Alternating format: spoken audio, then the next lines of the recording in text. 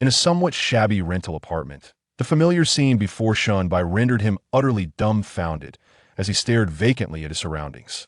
His expression was remarkably vivid, dominated primarily by astonishment. Is this a return? He pondered. Could it be that everything I experienced was merely a dream? Right, the system. Are you still there? Yet, no matter how fervently Shunbai called out, there was no response. It seems it truly was a dream. As he contemplated this, the wall before him suddenly vanished. No, it was not merely gone, he could still distinctly sense its presence. Yet he beheld the reality beyond it. By the heavens, this is the Byakugan. Shunbai hastily turned to glance at the mirror beside him. However, in the mirror, his eyes appeared no different from those of any ordinary person, with their dark, round pupils darting about, showing no signs of the Byakugan's characteristic white sclera or the pronounced veins. When Shunbai turned back to face the wall, he could ascertain through its still transparent form that he had indeed acquired the Byakugan ability, even though the appearance of his eyes had not altered in the slightest. It seems my experiences in the world of Naruto were truly real, and I have returned with the Byakugan. With this thought, a barely perceptible glimmer flickered in Shunbai's eyes. He clenched his fists tightly, emotions swirling within Hymen amalgamation of anxiety, excitement, and confusion. Simultaneously, some dormant aspects of his psyche began to stir and release. After a long pause, Shunbai concluded that this was indeed the day he had ventured into the Naruto world. He recalled that day vividly, having sustained grave injuries before inexplicably finding himself in the realm of Naruto, where he became an orphan and, tragically, was abducted by Orochimaru, subsequently entering his medical research division. Eventually, he became an assistant to Kabuto, preoccupied daily with various research endeavors. However, fortune smiled upon him when he awakened the system, which facilitated his rapid growth. During this swift advancement, he acquired a plethora of ninjutsu and bloodline limits from the system.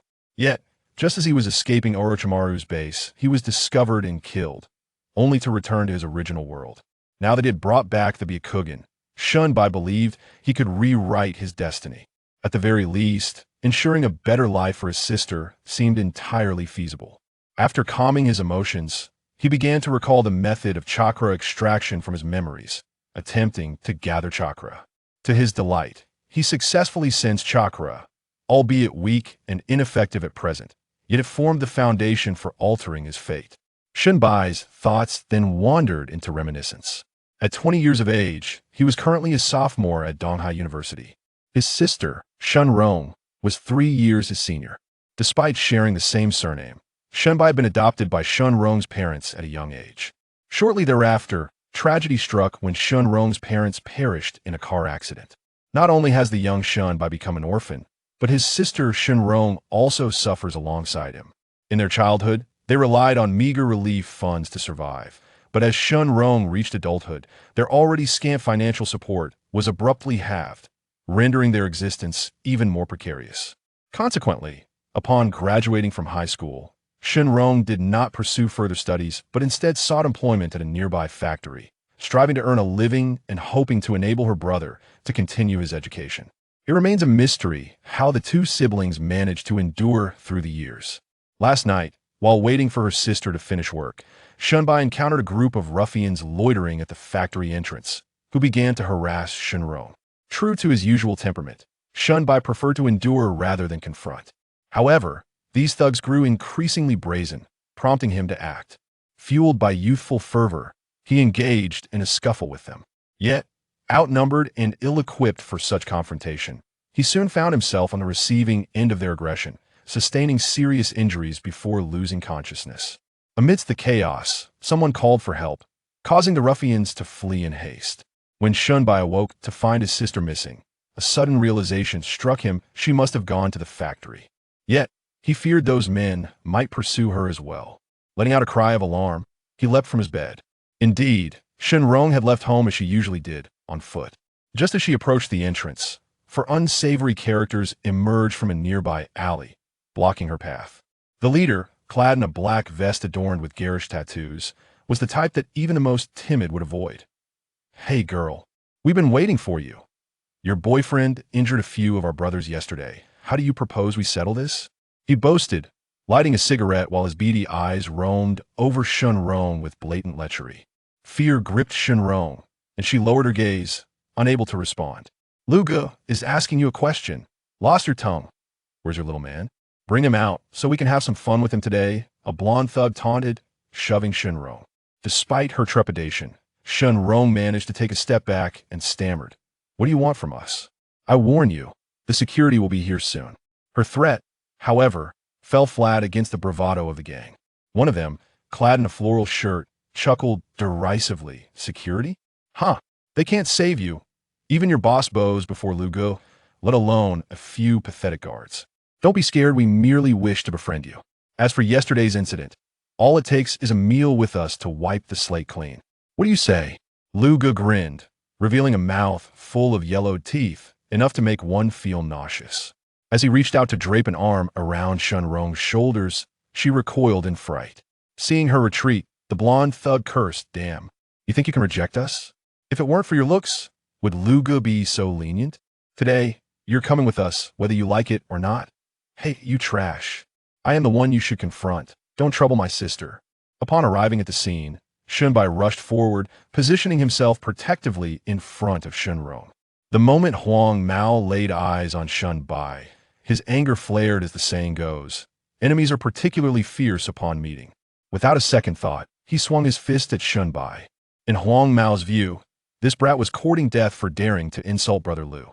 This was an opportune moment to assert himself in front of Brother Liu, so he intended to strike first, impart a lesson to this insolent youth, and simultaneously avenge himself.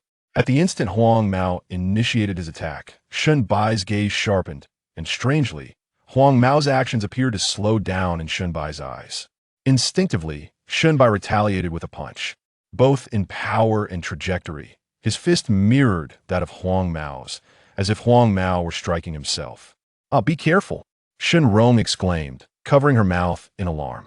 Just when everyone anticipated Shunbai would take a hit, he surprisingly launched his own punch, landing a solid blow on Huang Mao's face, while deftly tilting his head to evade the incoming fist.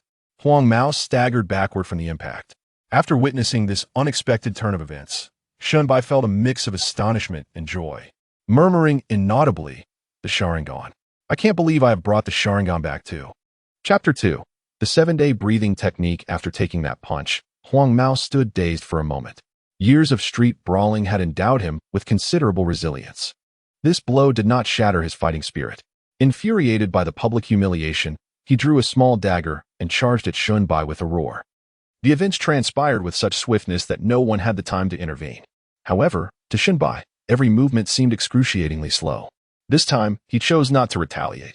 He had yet to fully acclimate to his new body, and the previous punch had already drained a significant amount of his energy. Moreover, he was unarmed. Yet, his combat experience remained intact, guiding him as he swiftly darted behind Lu Gu, shoving him forward. Lu Gu stumbled, directly into the path of the incoming dagger. Huang Mao failed to comprehend how Shunbai had evaded him, feeling as if Lu Gu and this boy had instantaneously swapped positions. Attempting to withdraw was too late. With a sickening sound, the dagger plunged into Lu Ji's thigh, blood gushing forth. Panic swept through the crowd. Huang Mao had crossed a line. Lu Gu howled in agony. Clutching his wounded leg, Huang Mao, you bastard, do you seek to take my life? If I don't break you today, I swear I am not Lu Wei. A man accustomed to bloodshed, he seethed with fury, causing Huang Mao to tremble in fear. I wasn't aiming to stab you. I intended to hit that boy. He pushed you into my path. Huang Mao stammered, terrified, knowing well that Lu Wei had blood on his hands. If he truly sought vengeance, escape would be futile. At that moment, everyone's gaze shifted toward Shunbai, especially Lu Gu, whose expression darkened as he glared at Huang Mao. He then directed his ire at Shunbai, saying, You dare use me as a shield? You court death. With that, Lu Gu yanked the dagger from his leg, blood spraying forth. His face paled instantly. But he remained stoic, barking, Take them away. Under Lu Gu's command, a group swiftly encircled Shunbai and his sister. Huang Mao lunged at Shunbai once more. Without hesitation, Shunbai delivered another punch, though this one was considerably more forceful than the last, indicating his growing familiarity with his current physique. This punch landed heavily on Huang Mao's face, knocking him to the ground. Yet, Undeterred, Wang Mao clutched tightly to Shenrong's ankle. She instinctively attempted to kick him off, but could not break free.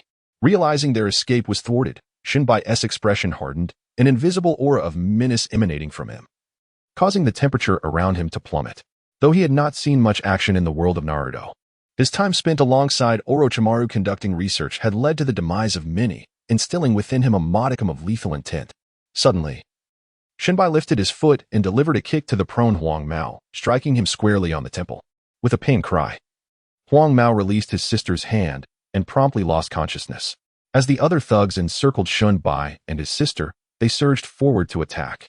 Shenbai swiftly shielded his sister behind him and aimed a powerful kick at the foremost assailant, sending him flying across the ground. Then, Shenbai slightly shifted to evade a punch thrown by another thug, mirroring the opponent's movement as he retaliated with a fierce blow to the thug's abdomen. A gasp escaped the thug as he doubled over, clutching his stomach. This punch employed the techniques of the Hidden Leaf's gentle fist, channeling chakra into his foe. In that brief moment, Shenbai instinctively infused the limited chakra he possessed into the thug's body, causing internal disruption. However, due to the meager amount of chakra, the impact was insufficient to inflict significant harm, merely causing him discomfort for an hour. With one thug down, the remaining miscreants grew increasingly furious, some even picking up stones and bricks from the roadside. Yet, Shenbai displayed no signs of panic. In those fleeting seconds, he resolved that unless he subdued these ruffians, they would continue to harass his sister. He couldn't possibly follow Shenrong around every day, as it would hinder his plans for financial gain. Despite his considerable combat experience, Shenbai's physical condition was inadequate, and he had yet to fully acclimate to this body. Thus, he decided to seize this opportunity to familiarize himself with his new form. With determination, he assumed a fighting stance. However, to the thugs, Shenbai appeared to be merely posturing, and they found his demeanor quite laughable. No matter how skilled he was, a single brick could bring him down, especially since just yesterday, they had left him battered and bruised. Unfazed, they charged at him en masse, fists and feet flying towards him. Seeing her brother in danger once more, Shenrong instinctively attempted to shield him, only to be met with his confident smile as he turned back to her. "Sister, stand back. Be careful not to get hurt." In such a tense moment, Shenbai's ability to smile bewildered Shenrong, who feared her brother might have suffered a concussion from the beating he took the day before. Before she could reach him, it was too late. Several fists the size of bowls were already descending towards Shenbai's head. Just as everyone assumed Shenbai was about to be overwhelmed, he retaliated with astonishing speed, matching the thug's movements but landing his punches slightly faster, never allowing them to touch the hem of his clothes. The sound of fists impacting flesh echoed through the air, as he adeptly predicted their actions, maintaining an unbeatable stance. Yet, despite landing blows on vital areas, Shenbai's poor physical condition hindered his ability to incapacitate these seasoned fighters without the benefits of his gentle fist techniques. Often, despite delivering numerous strikes, one may find it impossible to vanquish an adversary. A sense of urgency gripped Shenbai. He was acutely aware of his limited stamina and feared that prolonging the confrontation would ultimately lead to his subjugation. His mind raced as he evaded the punches aimed at him, seeking a solution. Suddenly, inspiration struck him as he recalled the 7-day breathing technique from the Naruto universe and the unique Chinese martial art known as the bone dislocation technique.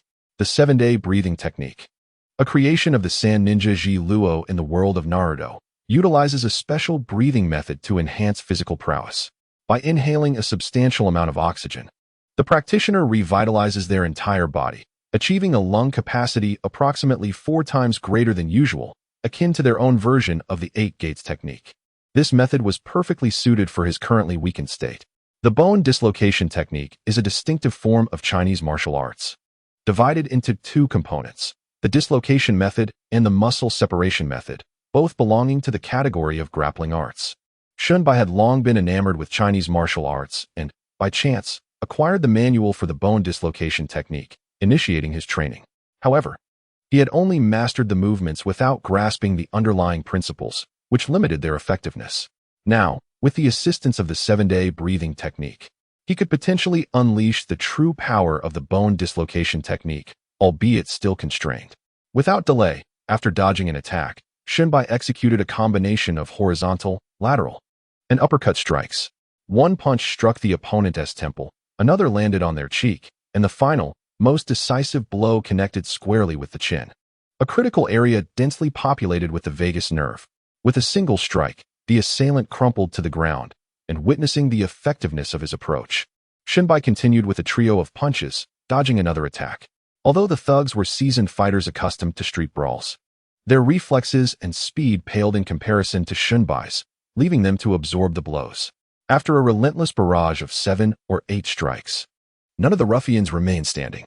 Lu Wei, witnessing the scene, cursed under his breath, perplexed as to how Shinbai, possessing such formidable skills, had been bested by the likes of Huang Mao the previous day. Clutching a bloody dagger and limping, he stealthily approached Shinbai from behind. Meanwhile, Shinbai reveled in the realization that the 7-day breathing technique could indeed harmonize with the bone dislocation technique, momentarily distracted and oblivious to the impending danger behind him.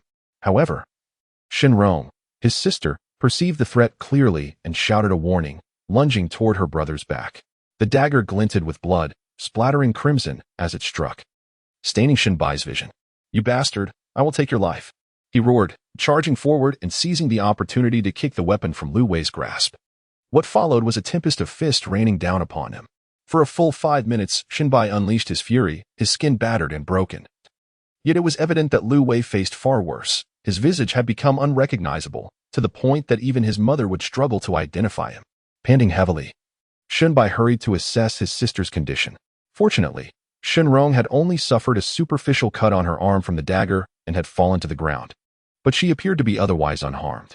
After removing his outer garment to bandage his sister's wound, he strode over to Lu Wei, pointing at him and declaring that if he dared to provoke his sister again, it would not merely be a matter of a single beating. His eyes radiated a murderous intent. Shinrong was his Achilles heel, and he would not tolerate anyone inflicting harm upon her.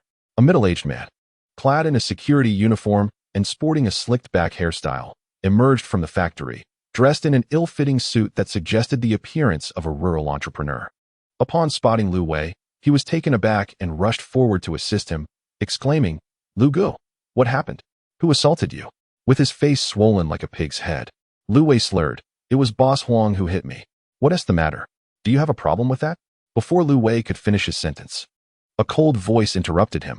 This time, Boss Huang turned his gaze towards the speaker, Shinbai. He was a shrewd individual and had witnessed everything from the shadows. Now that the matter was resolved, he emerged to mediate while seeking some advantage for himself. However, what he did not anticipate was that this young man named Shinbai would show him no respect, causing his expression to darken in an instant. Yet, he had no intention of confronting Shinbai, having observed the fate of Lu Wei and his associates. Seeing that Boss Huang had ceased to engage, Shinbai prepared to leave with his sister. However, he was unexpectedly halted by Boss Huang, who said, "Shaorong, your brother has assaulted someone and is just going to leave? What are we to do? Lu Wei is notorious for being a local bully and will certainly come to trouble us if he cannot find you." Glaring at Huang's unsightly yellow teeth, Shinbai forcefully shrugged off his hand and attempted to lead his sister away. Noticing this, Boss Huang quickly ordered several security guards to block their path. The audacity of this boss was astonishing. Earlier, he had not dared to speak up when his employee was bullied, yet now he sought to obstruct them. Fury surged within Shinbai. "What? Do you wish to fight me as well?" he bellowed, pointing at Lu Wei, who lay beaten. "Oh, my young master, please show some mercy. If you leave, my small factory will surely go under," Boss Huang pleaded, fearful of repercussions from the security guards and the prospect of medical expenses. Shinbai scoffed dismissively. Compared to a bully like Lu Wei, he found Boss Huang's character even more repugnant. Spitting contemptuously, he declared, "I, Shinbai, shall not change my name or my nature. If this man comes looking for trouble, let him come find me." As he continued forward, the security guards, having witnessed the fate of their fallen comrades, dared not obstruct him. They were honest individuals, burdened by families, and feared the consequences of any confrontation. After walking a few steps, Shinbai turned back and addressed Boss Huang. "Isn't it time to settle my sister's wages? I've heard you've been withholding 20% of her salary each month for years. Perhaps it's time we address this matter." This individual had frequently bullied his sister, concocting various excuses to impose overtime and deduct her pay.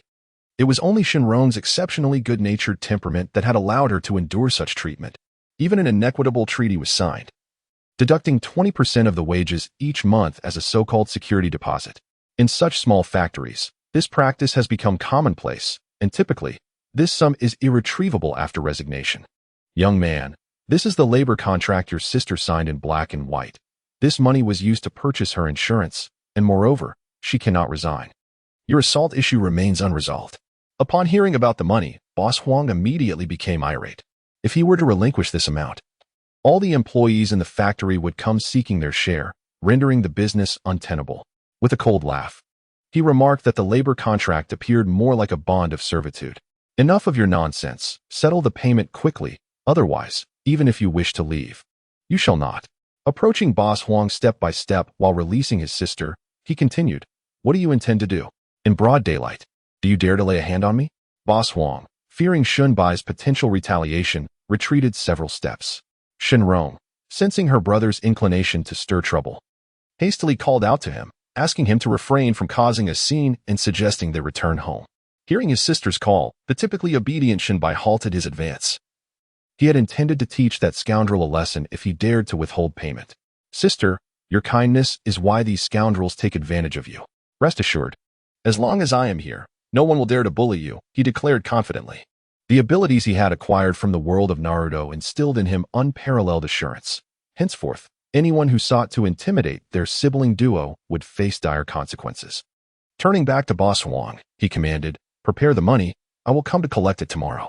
If there is even a cent missing, I shall set your factory ablaze. Do not think I lack the courage.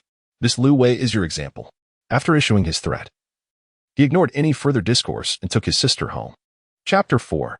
The beginning of earning money. The transformation of his brother was so swift and sudden that it compelled Shenrong to ponder deeply. In their rented room, observing Shunbai tending to his wounds, she resolved to have a serious conversation with him. The pain from her injuries was intense, yet her primary concern remained her brother. Xiaobai, you were exceedingly impulsive today. Those individuals are capable of wielding knives and could be lethal. When did your courage swell to such heights? The memory of earlier events filled Shenrong with trepidation. After applying the medication, Shunbai carefully wrapped his sister's wound in gauze before speaking softly. Sister, if we do not teach these ruffians a lesson, they will undoubtedly trouble us again. You see, I am quite formidable, despite their numbers. They did not even lay a finger on me. And you still say that? I was terrified, fearing you might end up unconscious like yesterday. How have you transformed overnight? Shenrong questioned, bewildered by her brother's sudden prowess. After putting away the medicine box, Shunbai sat beside her and replied, it wasn't that I couldn't fight before. It was merely that I was afraid of causing you trouble. But today, I had no choice. That Lu Wei was already bloodied. You needn't worry, sister. No matter how much I change, I will always be your brother. With secrets still clouding his own understanding, Shunbai dared not say more, opting instead to deflect with a vague response. Wishing to impart wisdom to her younger brother, she was abruptly interrupted. Sister, you need not worry. Stay at home and rest while I venture out for a while. With her current unemployment, their household had effectively lost its income. Their existence was already precarious, living meal to meal. If she did not seek some means of earning, they would soon face hunger. Where are you going? You are bound to stir up trouble. I must insist that you do not seek out Boss Huang. Though he is greedy and self-serving, without him, we might have perished from starvation long ago. One must learn to be grateful. Do you understand? Shenrong, with her innate kindness, was genuinely concerned about her brother getting into further trouble. After a brief moment of hesitation, Shenbai felt compelled to comply, assuring her, do not worry, I was merely scaring him. Today is Yanjin's birthday, and I plan to join the celebration. Yanjin's birthday? Why was I not informed? Very well, return home early. Yanjin was one of Shenbai's few friends at school, someone Shenrong had met before, and she trusted her brother implicitly, harboring little suspicion. After donning a jacket, Shenbai prepared to leave, but his sister called out, wait, it is someone's birthday, and you should show some gesture. Here, take this 100 yuan. See if you can find a small gift on your way. Over the past 2 years at university, you have benefited greatly from Yanjin's care. Shenbai chuckled. What sort of relationship do we have that requires such formality? I shall take my leave now, sister. We can save the money for something delicious instead. He often jested with his sister, simply wishing to bring a smile to her face. Enough of this nonsense. Take the money and hurry along, Shenrong insisted, forcing the money into his hands before allowing him to exit. Once Shenbai had departed, she resolved to visit the landlord to obtain the day's newspaper, intent on seeking employment anew. With only a high school diploma, Her options were limited to unskilled labor in factories, and such job listings were frequently found in newspapers. Unaware of his sister's intentions, Shunbai wandered aimlessly to the underpass, where the bustling street was alive with activity. The tale of a friend's birthday was merely a fabrication to placate his sister. As he pondered how to embark on his own venture for income, the raucous crowd drew his attention. Upon investigation, he discovered a scene of street gambling. The dealer was a young girl, perhaps 17 or 18 years old, with a cigarette hanging from her lips, exuding an air of streetwise confidence despite her appealing appearance. Place your bets, place your bets. Once you buy in, there's no turning back. The girl shook a dice cup, eyeing the crowd as if they were lambs awaiting slaughter. Yet, no one seemed to notice her demeanor. Their focus was solely on the outcome of the dice. I'll bet 500 on a small. I refuse to believe I can lose 5 times in a row. Watch me win back what I've lost. A particularly eager gambler produced 5 crisp 100 yuan bills and slammed them down. This form of gambling was known as sickbo. The adage where the phoenix does not fall, no treasure lies encapsulates the essence of the game, as players wager on the treasure. The rules were straightforward. 4 to 10 represented small, 11 to 17 represented large. If 3 identical dice were rolled, it was termed a leopard. And if no one had placed a bet, the house would claim all. As the man forcefully slapped down 500 yuan, the other gamblers eagerly followed suit. However, most were betting against him, for anyone with even a modicum of gambling knowledge understood that this individual had become the beacon of hope for all the players. After losing 5 rounds in succession, the man's luck had truly soured, making it exceedingly easy for others to profit by wagering against him. Before long, the betting table was adorned with 2 or 3 dozen notes. Standing at the sidelines, Shinbai focused intently on the dice cup, a faint glimmer of silver flashing in his eyes. The surrounding crowd was oblivious to this subtle change. 1, 1, 3 small. The state of affairs within the cup immediately became clear to him. It seemed that the unfortunate soul was about to turn his fortune around, Shinbai mused. However, as he validated his ability to see through the veil of luck, he felt an exhilarating rush, his gaze fixated on the dice cup held firmly by the girl. With a decisive halt to the shaking, the girl slammed the cup onto the ground, declaring, "Life and death hang in the balance. Fortune lies in the heavens." A chorus of curses erupted as the majority found themselves on the losing end. How could it possibly be small? We were promised big. Someone lamented. Damn it. I've lost everything and returned to square one. The girl, beaming, began collecting the cash, while the man who had initially wagered 500 on small remarked, I told you, there is no way one can be this unlucky. Even if they keep rolling big, the odds for the next round remain at 44%. As he reveled in his winnings while others suffered losses, his demeanor was nothing short of arrogant, as if he were a deity of gambling. His words naturally incited the ire of those around him, prompting several hot-headed individuals to continue challenging him to bets, embodying the classic gambler's mentality. The game persisted, with the man losing several rounds, yet ultimately managing to reclaim his fortunes with a single correct wager. Observing through his enhanced vision, Shinbai was now an insightful bystander. Having discerned their strategies, this was all a ruse. The dealer remained aloof, while the girl employed psychological tactics to provoke other gamblers into betting against her. Despite the simplicity of the scheme, those embroiled in it were thoroughly confounded within a matter of moments. They had collectively lost the money of 2 or 3 waves of bettors. The girl managing the dice was quite skilled, able to roll precisely what was desired. Yet, in Shinbai's case, with his ability to see through the game, all of this was rendered utterly ineffective, a mere fade. Watching her clutch a substantial handful of bright red banknotes, approximately 50 or 60, Shinbai's heart raced. If he could obtain that money, it would equate to more than 2 months' salary for his sister. Chapter 5. The bet. The girl shaking the dice noticed Shinbai. Seeing him observe for a while without placing a bet, she playfully inquired, Handsome, care to play a couple of rounds? Nodding slightly, Shinbai seized the opportunity, stating, I've never played this before. It looks quite intriguing. If I lose, I shall consider it 100 yuan well spent for a moment of joy. He then retrieved a 100 yuan note, recently gifted by his sister, feigning hesitation about where to place his bet. Concealing his cleverness within a guise of uncertainty was Shinbai's usual principle in life. Without a distinguished lineage or a position of superiority, he understood well that caution and prudence were essential for navigating the tumultuous waters of life. With a sharp call of buy-in, the girls ceased shaking the dice, and all eagerly placed their bets. Shinbai, with feigned nonchalance, cast a glance at the dice cup, activating his perceptive ability. Noticing a favorable roll, He promptly laid down his cash. As the girl, brimming with confidence, observed the completed bets, she unveiled the dice, revealing a triumphant 3 sixes, a total of 18. What the devil? How did that happen? I thought we were on a streak of low rolls. The surrounding gamblers erupted in curses, some departing while others joined the fray. In this round, Shunbai discreetly garnered a profit of 100 yuan. Over the next hour, Shunbai did not place a bet every time. Yet he emerged victorious in every round. His winnings swelled to 3 or 4,000 yuan. The girl's stack of cash dwindled rapidly, and perspiration beaded on her brow. No matter how low-key he remained, his fortune was undeniable. Witnessing Shunbai's extraordinary luck, the other gamblers regarded him as a beacon, following his lead in bets. Whatever Shunbai wagered, they mirrored. With such effortless gains, Shunbai's spirits soared as he contemplated indulging in a delightful meal upon his return home. Yet, outwardly, he maintained an air of composure. Unbeknownst to him, the principle that gambling should not bankrupt the house was lost on this novice. The girl, exuding a certain streetwise charm, was now glaring daggers at him, having consumed an entire pack of cigarettes since he joined the game. After losing again, she paused, casting a fierce glare towards Shunbai. Since his entry into the gambling scene, her funds had steadily diminished, and she had yet to secure a win. If this continued, it would be a fruitless endeavor for her. Come on, beautiful, don't stop now. The other gamblers urged, having just recovered a bit of their losses, unwilling to see the game end. Today, the house is truly unfortunate, but this handsome fellow is extraordinarily lucky. How about I take a big bet against him? Otherwise, my funds for hosting the game will dwindle.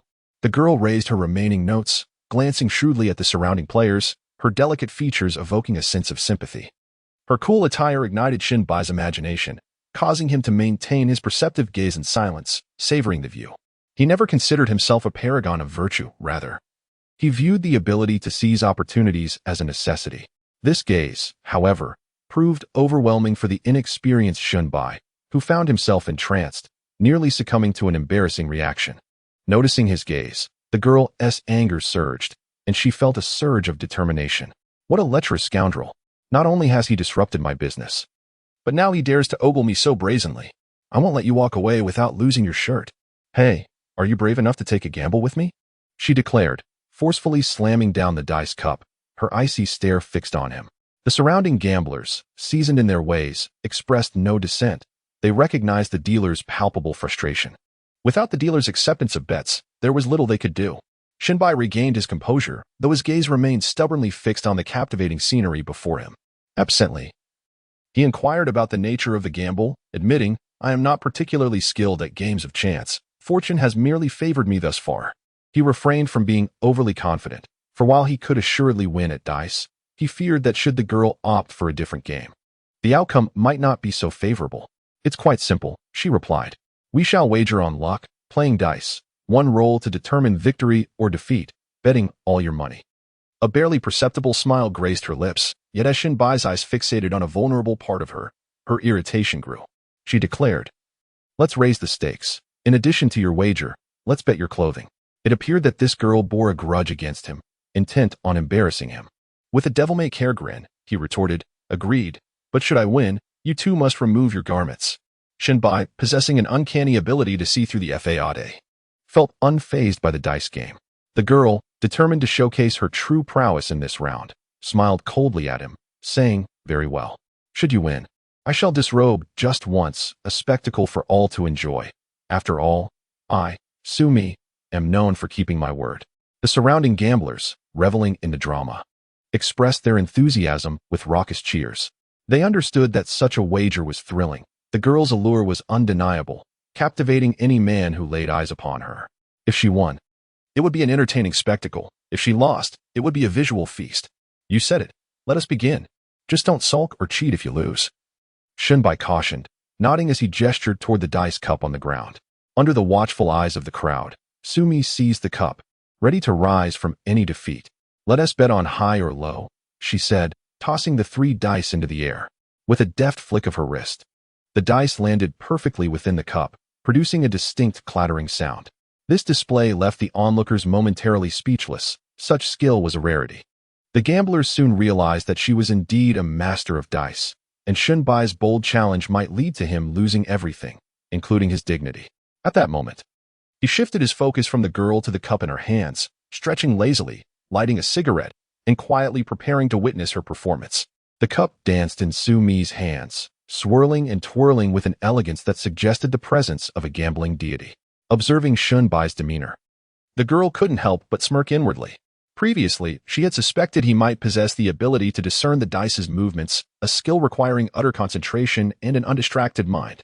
Yet, seeing his current state, she felt a sense of relief. Even if he did have such skills, he likely could not discern anything of significance. Despite this, Sumi remained cautious, unleashing her most formidable skill with a confident smile gracing her face. After a brief moment of suspense, she forcefully overturned the dice cup onto the ground, her hands unwavering as she declared her bet, fully aware of the stakes. She eagerly anticipated the spectacle of his humiliation. Just as Shinbai prepared to roll his eyes at the dice cup, he felt a nudge and heard a stranger's voice beside him. "Little brother, whether you can regain your dignity today rests on you. Teach this arrogant girl a lesson." Chapter 6. Wisdom triumphs over deception. The gamblers were eager for the girl to lose, but none were foolish enough to remain oblivious to her adeptness in shaking the dice. They all understood the risk of being deceived. However, the rules of gambling dictate that one must accept the outcome. If one fails to catch the cheat, it is merely a reflection of their own inadequacy. Nonetheless, Shinbai chose to disregard the jeers. Exhaling a slow smoke ring before he turned his gaze back to the dice cup. What unfolded within the cup was a bizarre scene that sent chills down his spine. The dice stood upright, each one balanced on a corner, spinning leisurely without any sign of stopping. It was impossible to predict the final outcome. The girl's confidence stemmed from this very technique, known as dancing of the demons, a nearly lost art among the skilled practitioners. The results of the game rested entirely in the hands of the dealer, designed specifically to counter those who could hear the dice. Having made such bold claims, Shinbai found himself in a dilemma, surprised that this young girl possessed such talent. Torn between indecision, he was unsure of how to proceed. A grin spread across his face, and upon observing Shunbai's expression, the girl realized he had uncovered the secret. However, it was too late for her to backtrack. This man must indeed face the consequences of his lascivious gaze. With this thought in mind, she urged him to hurry, suggesting that whether he advanced or retreated, it would only lead to trouble, and she seemed assured of her victory. Shinbai began to feel the tension rise within him. He took a couple of deep drags from his cigarette, watching the glowing ember flicker.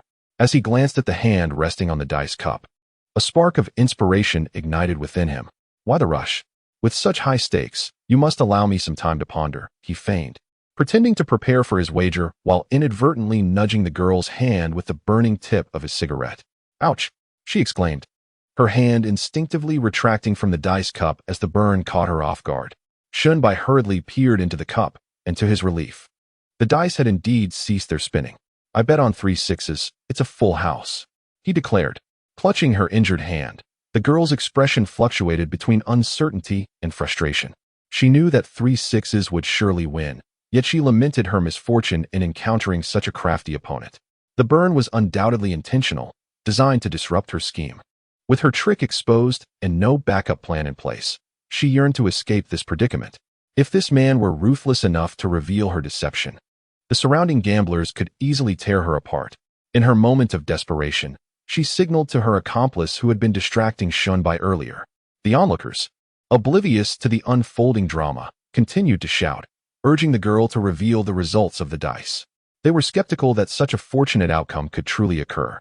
The arrival of the gamblers sent a sudden shockwave through the crowd, igniting a frenzy of chaos among the players. Shunbai turned to glance back, his heart racing. If he were caught, his sister would not easily forgive him for engaging in such risky behavior. In the midst of this momentary turmoil, the girl slipped into the throng, vanishing without a trace, taking all the money with her. Shunbai was the first to regain his composure, scanning the area for her whereabouts. He caught a glimpse of her silhouette disappearing around the corner of a narrow alley. Cursing under his breath, he immediately pursued her. The gamblers, scratching their heads in confusion, wondered about the sudden disappearance of the dealer and how she could have possibly been the victor in that round. Was it conceivable that the dealer had anticipated her loss and fled? It seemed impossible. The house was destined to win. As one man opened the dice cup, his words faltered in shock. Everyone had witnessed the unexpected outcome. 3 sixes, a perfect triple. What was happening? How did that boy know? Speculation ran rampant. and it was ultimately concluded that a small-time cheat had encountered a master con artist. The crowd dispersed in discontent, those who had lost money grumbling in frustration. In the winding alley, Shunbai, relying on his ability to see through walls, closely followed the girl. That little minx was employing a clever ruse to evade him. He was determined to catch her and reclaim his money. As for the matter of dignity, it mattered little to him now. Just as he was about to close the distance, the girl darted out of the alley and onto a bustling pedestrian street, teeming with people, where tracking her became nearly impossible. Pausing for a moment, Shunbai concentrated, channeling his vision to unveil the bodies around him, even discerning their internal states. Yet, he had no time to ponder these revelations. He resumed his search for the deceitful girl. Soon, he spotted her once more across the street. As she darted into another narrow alley, Shunbai attempted to peer further ahead, but his vision seemed to reach its limit, unable to penetrate beyond a certain distance. 20 meters. My sight can only extend that far, he murmured to himself. This was not the time for deep contemplation. The target had completely vanished into the slender passageway. However, he was certain she could not have gone far. With determination, he quickened his pace toward the opposite side of the street.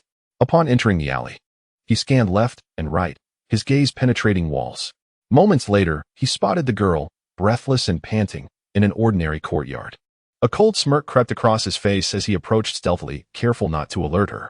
The door was unlatched, and even before stepping inside, he caught a whiff of a pungent medicinal concoction wafting through the air. Ah, how is it that you linger so persistently? The girl, caught off guard, gazed at Shunbai, her eyes flickering in uncertainty, clearly betraying her guilty conscience. You fled after your defeat. Such behavior is hardly befitting and disrupts the rules of our wager. Shunbai responded with a faint smile. Considering you are a young lady, I shall overlook the matter of undressing. Simply return my money. Upon hearing his demand for money, the girl's face contorted with disdain as she retorted, Who do you think you are? Today's affairs are settled, and I shall not let you off easily. Shunbai, growing impatient, interjected, Enough of your nonsensical ramblings. Return my money at once, or I shall not be so courteous. Frowning, he realized that he had spoken in the common vernacular of the underworld, an idiom known as black talk. He had previously exposed the tricks of the trade, leading her to believe he was one of their own. The essence of her words suggested camaraderie among peers, insinuating that they ought to share the spoils from his thwarted scheme. Is it not your elder who should have instructed you on the ways of the world before sending you out? How could you emerge here unprepared? The girl questioned, puzzled. Your skills in discerning the dice are not something one acquires overnight. Are you truly one of those sent to pursue me? You are indeed tenacious. Caught off guard, Shunbai chuckled at the girl's misconception, thinking she considered herself a trickster as well. Enough of this chatter. Who knows your rules? Just hand over the money. Before the girl could respond, a young man in a wheelchair emerged, his voice weak yet commanding. Who is causing such a commotion outside?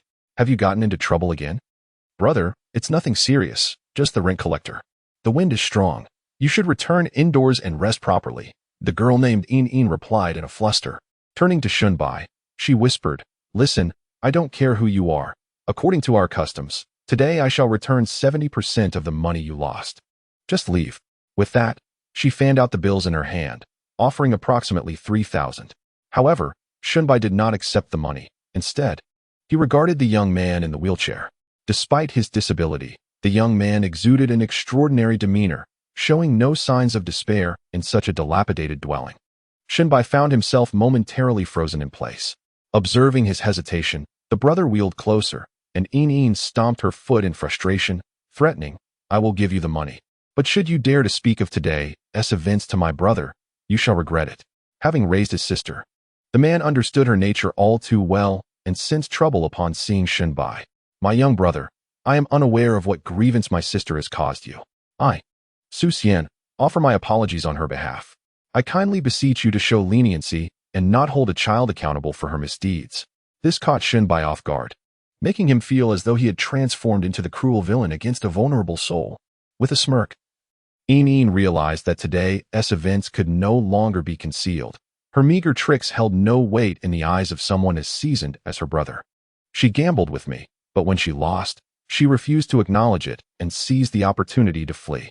I pursued her solely to reclaim my money, causing a disturbance. Shunbai was not unreasonable. All signs indicated that these siblings were far from ordinary. not to mention the girl's remarkable skill in controlling the dice, which was beyond the capabilities of an average person. Furthermore, the cryptic phrases she uttered at the beginning, though incomprehensible to Shunbai, were undoubtedly coded language. Then there was the man who introduced himself as Su Xian, whose gaze held an inexplicable depth, making one feel as though he could see right through them.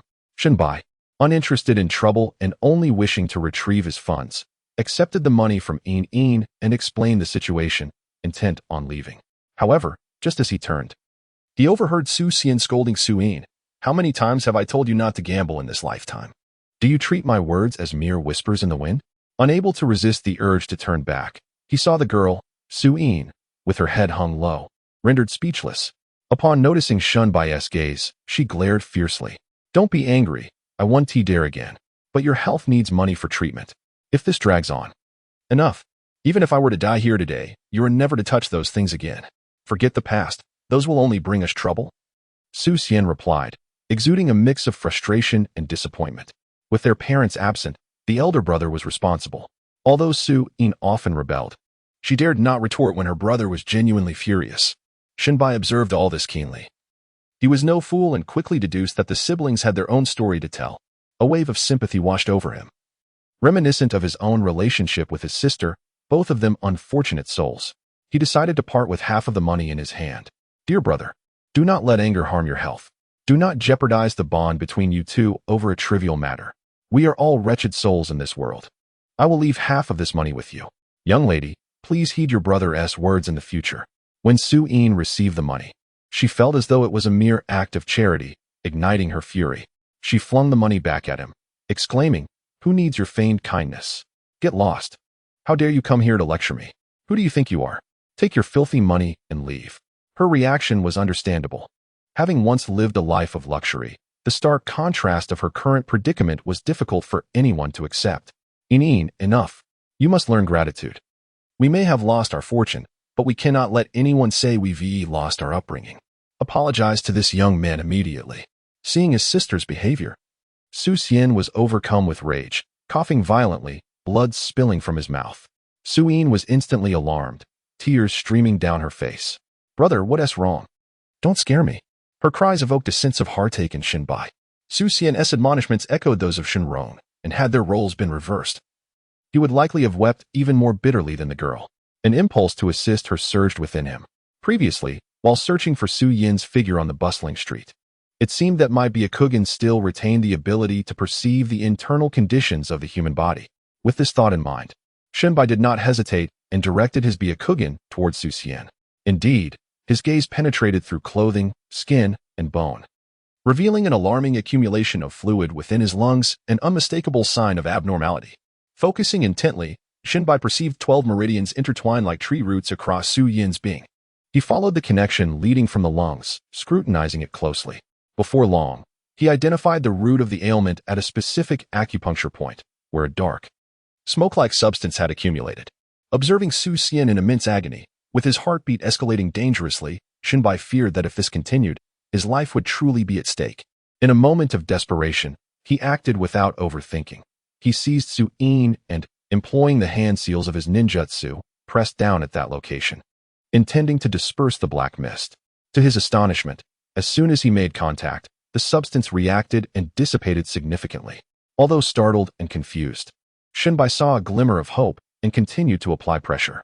Unexpectedly, Su Xian let out a pained cry and expelled a mouthful of black blood, nearly losing consciousness. Witnessing her brother's distress, Su In furiously shoved Shunbai aside and screamed, "What have you done to my brother, you scoundrel? If anything happens to him, I will take your life." Her eyes radiated murderous intent, reminiscent of the terrifying gaze Shenron had displayed when injured. However, Shunbai was equally perplexed by the situation. His sole intention was to save a life. Just as he was about to respond, Su Xian regained his composure and interjected, "In, do not be rude. This young man is treating my injury. His touch has alleviated my suffering. Brother, at this moment, you still defend this fellow? It's all my fault. Had I not provoked him?" Su In believed her brother was merely shielding Shunbai from her wrath. Gasping for breath, Su Xian appeared considerably better than before. "Why would I deceive you? Enough with the nonsense. Quickly help this young man to his feet. You are being excessively reckless." Dusting himself off, Shunbai stood up and pointed to the acupuncture point where the black mist had gathered, saying, "The issue originates from there. Though I am unaware of what transpired earlier, your physical condition is indeed dire. I advise you to seek treatment promptly." He chose not to dwell on Su Yin's outburst. After all, concern often leads to chaos. If it had been his sister in a similar predicament, Shunbai might have been even more frantic. "You can discern my physical condition? May I inquire as to your identity, young sir?" Su Xian, noticing that the acupuncture point was indeed the site of his previous injury, asked in astonishment. Smacking his lips thoughtfully, Shunbai replied nonchalantly, "I can perceive a bit, but I am not a doctor and cannot treat you. It would be best to head to a hospital." Not wishing to entangle himself in unnecessary complications, Shunbai turned to leave, adhering to his principle of avoiding trouble. His words left the Su siblings in stunned silence. Su Yin was acutely aware of her brother's condition. She had previously sought the expertise of countless esteemed physicians to attend to him. The family's meager remaining assets had been thoroughly liquidated due to her brother's illness. However, not a single doctor had managed to discern the root cause of Su Xian's ailment, nor had anyone been able to provide relief with merely a touch. "Hey, don't go. Stop right there." Su Yin immediately pursued him. Glancing back, Shunbai furrowed his brow. "If you have something to say, make it quick. Offering you half of the money is already my limit. I cannot part with any more." Seeing his demeanor, Su Yin couldn't help but scoff inwardly. This man was truly miserly. He had no idea how much wealth she had encountered before, and it was hardly worth contending for his paltry sum. "Can you help save my brother? If you can cure him, I'll pay you. I'll pay you handsomely." Su Yin recognized that he was a man driven by greed. For a mere sum, he would chase her several streets. It seemed that only money could persuade him to assist her. With a puzzled gaze, Shunbai surveyed the girl and her surroundings. She appeared far from capable of producing a significant amount of money. "I've already stated, I am not a doctor. I am powerless to help. Goodbye." Desperate, Su Yin began to cry, clutching the hem of Shunbai's clothing, refusing to let go, nearly sinking to her knees. "Please believe me, I can give you the money. If not, I can offer myself as collateral. Would that suffice? Just promise me you'll save my brother, and I will belong to you from then on." With pleading eyes, she gazed at the man before her, having just moments ago berated him internally as a loser. Now finding herself compelled to seek his aid, Shunbai scrutinized the girl. Despite her earlier insults, he found himself somewhat moved. In terms of both beauty and figure, Su Yin was indeed quite remarkable. Yet, he sighed and replied, "Child, I am truly powerless. What happened earlier was merely a coincidence. What must I say to convince you? Yin, it's all right. Our Su family still possesses some dignity. Let us not beg him any further. Perhaps this is simply my fate. But if I were to leave, what would you do?" Su Xian's expression was filled with deep melancholy. Yet he could not bear to see his sister humbling herself so desperately, even offering herself in servitude. Nevertheless, Su Yin was relentless. "I beg you, please.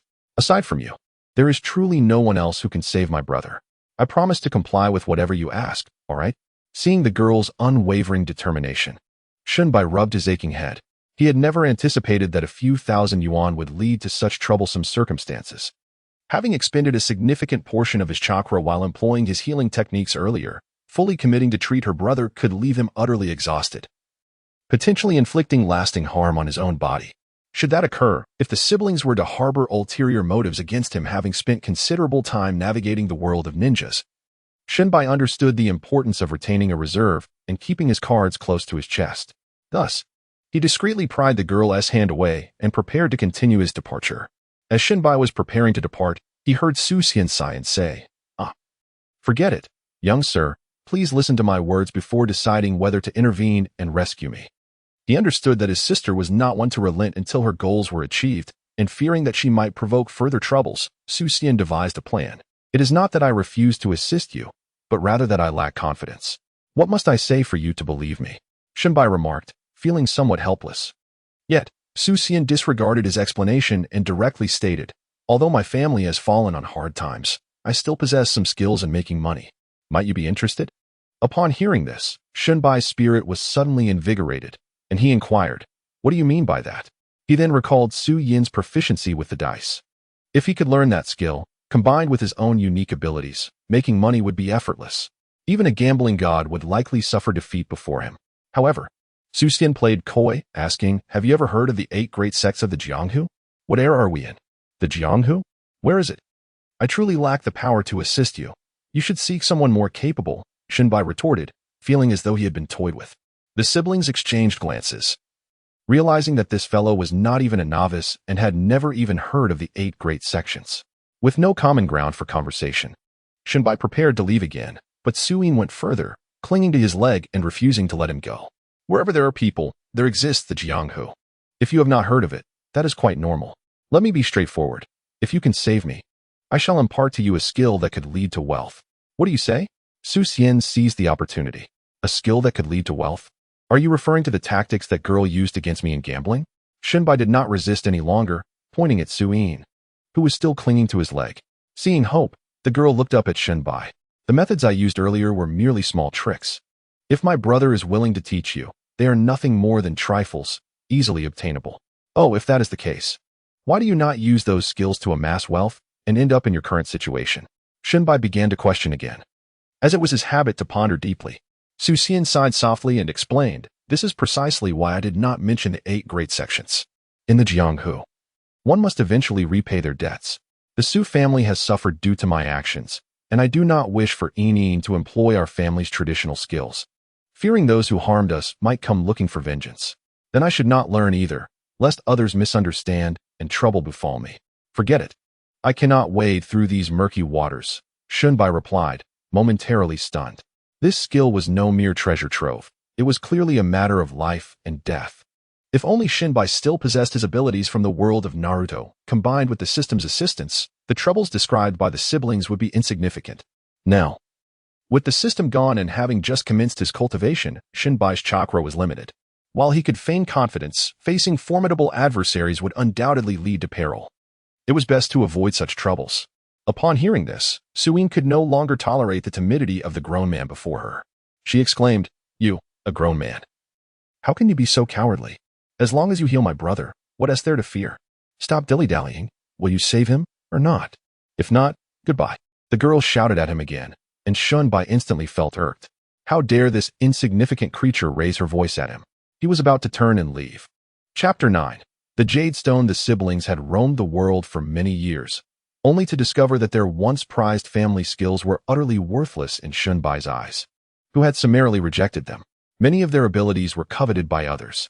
However, the Su family's decline could indeed be attributed to the malicious intent of those who coveted their skills. I merely wish to earn a modest living and lead my own life. Please do not make things difficult for me, Shinbai declared, shaking off Su Yin's grip as he strode toward the door without looking back. Initially, he had felt a twinge of sympathy, which was why he had tolerated their presence for so long.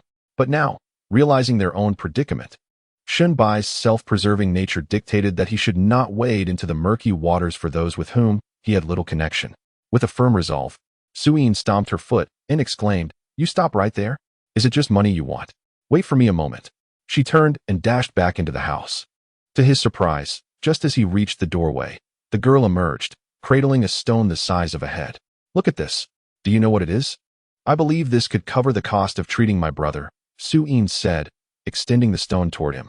Gazing at the unremarkable rock, Shinbai thought Suyin must have lost her mind. If this could be considered a treasure, then there would be no poor souls left in the world. Clearing his throat awkwardly, he replied, Girl, I understand your urgency, but if you keep pestering me, there is nothing I can do. Perhaps you should seek someone more skilled. Humph, truly unappreciative. This is a piece of jade rough from Myanmar's Langtang. Given its quality, even if left uncut, it could easily fetch 100 to 180,000. Do you understand? Seeing the unworldly expression on his face, Suyin felt exasperated. With a flourish, she produced a powerful flashlight, shining it upon the stone. Skeptical of the girl before him, Shinbai squinted. Regardless of her claims, he needed to verify for himself. His gaze swiftly pierced through the stone's exterior, revealing a vibrant green hue less than half a centimeter beneath the surface, with a clarity that was astonishingly pure, devoid of any cracks. Even without in-depth knowledge of jade, Shinbai could discern that this stone might indeed be worth as much as Suyin claimed, potentially reaching a value of over 100,000. As you gaze at the light shining upon it, the surface should reveal a vibrant green beneath the skin. The value of jade lies in its color, texture, and clarity. If this stone truly possesses the most esteemed hue, and if one can discern its promising quality, its worth could potentially multiply several times over. Upon observing Shunbai's expression, Su Yin felt a renewed sense of hope and promptly explained to him, in layman's terms. To be candid, Shunbai felt a stirring in his heart. Treating Su Xian was merely a trifling matter for him. If he could indeed receive such a generous reward, he would be willing to take some risks. After a moment of contemplation, he stated, "If I heal your brother, I must know the true nature of this stone." He recognized that Su Yin was not someone to be trifled with. Initially, this stone represented the capital for the resurgence of the Su family. But given her brother's current state, the prospect of revival seemed distant. However, he believed that once her brother recovered, Su Xian's prowess would allow the family to reclaim its former glory, even without this stone. Su Yin nodded, her expression revealing both reluctance and unwavering confidence. Shunbai had witnessed such determination in her before when they had gambled. Had it not been for his quick thinking, he might have faced defeat at her skilled hands. After further reflection, he agreed, "Very well. Seeing your sincerity, I shall make an effort. However, I must lay down 3 conditions." Feeling exasperated by his mercenary demeanor, Su Yin impatiently replied, "State your conditions. I will fulfill them as long as I am able. First, I genuinely cannot guarantee success. If I am unable to save him, you must not hold me accountable," Shunbai asserted, revealing his terms. Su Yin nodded, "That is acceptable. As long as you promise to exert your utmost effort, I will not blame you if you are unable to help. Second, if I do succeed in healing your brother, you must not share anything about me with anyone. It is clear that the troubles you face are beyond the reach of an ordinary person like me, and I wish to avoid them," Shunbai added, voicing his concerns. Su Yin understood this condition was reasonable and readily agreed. At this juncture, Shunbai chuckled, revealing a cunning expression, "Lastly, even if I fail, my efforts should not go unrewarded." He did not specify the fee but gestured towards Su Yin, implying that some form of compensation was necessary. Upon hearing this, Su Yin felt as though she might choke in disbelief. What kind of person was he? Truly a miser, unwilling to part with even a dime. However, at this moment, she had no choice but to acquiesce to your demands. "It seems you are indeed blinded by monetary concerns, yet I find myself devoid of funds. If you are unable to effect a cure, I fear for my brother's life. Once I have arranged his funeral, I shall submit to your will for a year in lieu of your remuneration." Reflecting on the previous scene at the gambling den, it seems this girl could indeed earn a considerable sum working for a year. Should trouble arise, I could simply hand her over. I imagine her family's adversaries would not be overly harsh. With a nod of agreement, I said, "Very well, since you have consented, I shall make another attempt." Observing the triumphant expression on his face, Su Yin felt a surge of frustration, yet found herself powerless. Her brother's affliction had been examined by skilled practitioners from the 8 great doors, all of whom deemed it beyond their capabilities. Upon returning to the courtyard, Shunbai appeared transformed, his face lit with a smile as he addressed Su Xian. "Brother, relax, I shall commence your treatment." Noticing his return, Su Xian's demeanor grew somewhat despondent. He gazed at the rough stone in his sister's hand and sighed. Once, the Su family had commanded the registry of the 8 great doors, possessing countless rare and exotic treasures. The registry was renowned in the Southwest for its expertise in antiques and paintings. Now, only this solitary stone remained. He was well aware of its worth, yet he had not anticipated his sister's ambitions regarding it. "Thank you, young sir. I overheard the terms discussed with Yin. Should my ailment prove insurmountable, I kindly ask that you look after my sister, shielding her from that world. It would alleviate one of my lingering concerns," Su Xian solemnly stated with a nod. Chapter 10. Tailed Beasts. Jinchuriki. Upon hearing this, Shunbai was taken aback by Su Xian's keen hearing. The conversation outside with Su Yin had been conducted in hushed tones, with a distance of at least 5 or 6 meters separating them, yet Su Xian had comprehended every word. This revelation prompted Shunbai to reflect on his own sister. The earlier notion of exploiting Su Yin for profit dissipated entirely. Though he had cultivated a pragmatic disposition in the world of Naruto, he still adhered to certain ethical boundaries. If he could not save the man before him, he would forego any discussions of compensation, considering instead the merit of accumulating some karmic goodwill for himself and his sister. Choosing not to speak further, he activated his Byakugan and observed the dark mist surrounding Su Xian. He employed the palm technique as before, but this time, the black mist showed no signs of disturbance. Alarmed, he pondered the situation. What could be the cause of this? Shunbai gritted his teeth and channeled more chakra, extending his hand once again, yet still, there was no response. After numerous attempts, Beads of sweat began to form on Shunbai's forehead. The combined exertion of the Byakugan and the palm technique had nearly exhausted his chakra reserves. He felt his mind growing increasingly foggy. Realizing his physical discomfort, he promptly ceased his efforts and closed his Byakugan, shaking his head vigorously to remain alert. He could not risk any irreversible harm to himself by pushing beyond his limits. How can I save him? Upon seeing Shunbai's weary expression, Suyin realized he had exerted himself to the utmost, yet her brother remained unresponsive. Anxiously, she inquired. Shunbai shook his head, still bewildered by the situation, unable to explain anything to the girl. He could only helplessly utter that he was unsure of what was happening, stating that he lacked medical expertise and that the earlier incident was merely an accident. Despite their disbelief, he was at a loss for what to do. Feeling somewhat disheartened himself, he lamented the precious treasure worth hundreds of thousands that seemed to slip through his fingers. Alas, it appears that my fate is sealed, he sighed. Brother has done all he could. Do not trouble yourself over me. Inin. You mustn't be sad. One must expect such days in the wandering life of a martial artist. Though brother is no longer here, it is you who suffers. Su Xian mistakenly believed Shunbai was worried about her and offered words of comfort. No sooner had she spoken than Su Yin's eyes brimmed with tears. Brother, don't speak nonsense. You will surely recover. Turning to Shunbai, she pleaded, please, think of another way. If you can heal my brother, I will devote my life to serving you. As she knelt before Shunbai, he became her only lifeline in this dire moment. Please rise. I will think of a solution, he urged. How could he refuse such a heartfelt plea from a young girl? Even if Shunbai had a heart of stone, it would surely soften at this moment. Moreover, he was not one to turn a blind eye to those in need. The bond between the siblings stirred within him memories of his own sister, Shenrong, and their shared struggles. With determination, he recalled the sensation he experienced while dispelling the dark mist earlier, focusing his mind. There had been a warm current that surged from his eyes straight to his palms. Yet it felt distinctly different from his chakra. As this realization dawned upon him, Shunbai concentrated once more, attempting to replicate the experience. Unbeknownst to him, his Byakugan activated again.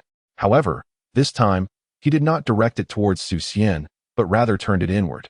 The Byakugan of the Naruto world could lack the internal vision effect, but after acquiring it, Shunbai had undergone an upgrade from the system. Initially, he had merely acted on instinct, unaware that he could actually gain internal vision. Within this inner sight, Shunbai clearly observed the blue and white energy coursing through his meridians. He recognized this as his chakra.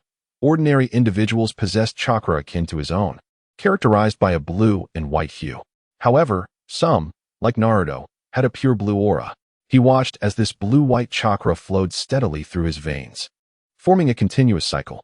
Yet at that moment, Shunbai noticed an anomaly within one segment of his chakra, a faint red hue, so subtle that it could easily be overlooked. Following this thread of chakra, he eventually discovered something unusual in his dantian. There lay 9 egg-sized orbs, and the faint red chakra emanated from one of these spheres. Goodness! A tailed beast. Have I become a Jinchuriki? Shunbai was utterly bewildered, grappling with the astonishing revelation. It is truly perplexing. During my time in the world of Naruto, I did not acquire any tailed beasts. Yet, upon returning to the city, I discovered a tailed beast egg inexplicably nestled within my dantian. Indeed, I am certain it is a tailed beast egg, for I can distinctly sense the round sphere emanating a crimson chakra, replete with emotions of hatred, slaughter, and brutality, an abundance of negative sentiments. It is the Nine Tails. Only the Nine Tails could harbor such an overwhelming array of adverse feelings. Fortunately, the nine-tailed beasts currently appear in the form of an egg, yet to fully take shape. It seems that the entity responsible for dispelling the dark mist moments ago is this very thing. Without further hesitation, I commenced my attempts to control the red-tailed beast chakra. After a brief moment, I was astonished to discover that I had successfully managed to harness the crimson chakra. Gradually, I guided and directed it towards my right hand. However, my narrow meridians impeded the speed of this process. As I gathered a considerable amount of red chakra in my hand, I pressed it against the black mist enveloping Su Xian. When these two peculiar energies collided, it was akin to a red-hot iron pot meeting ice, resulting in an intense reaction. To be precise, it was not merely a matter of melting. Rather, the tailed beast chakra enveloped the black mist, purifying it, and then proceeded to devour and absorb it. The scene before me was quite astonishing.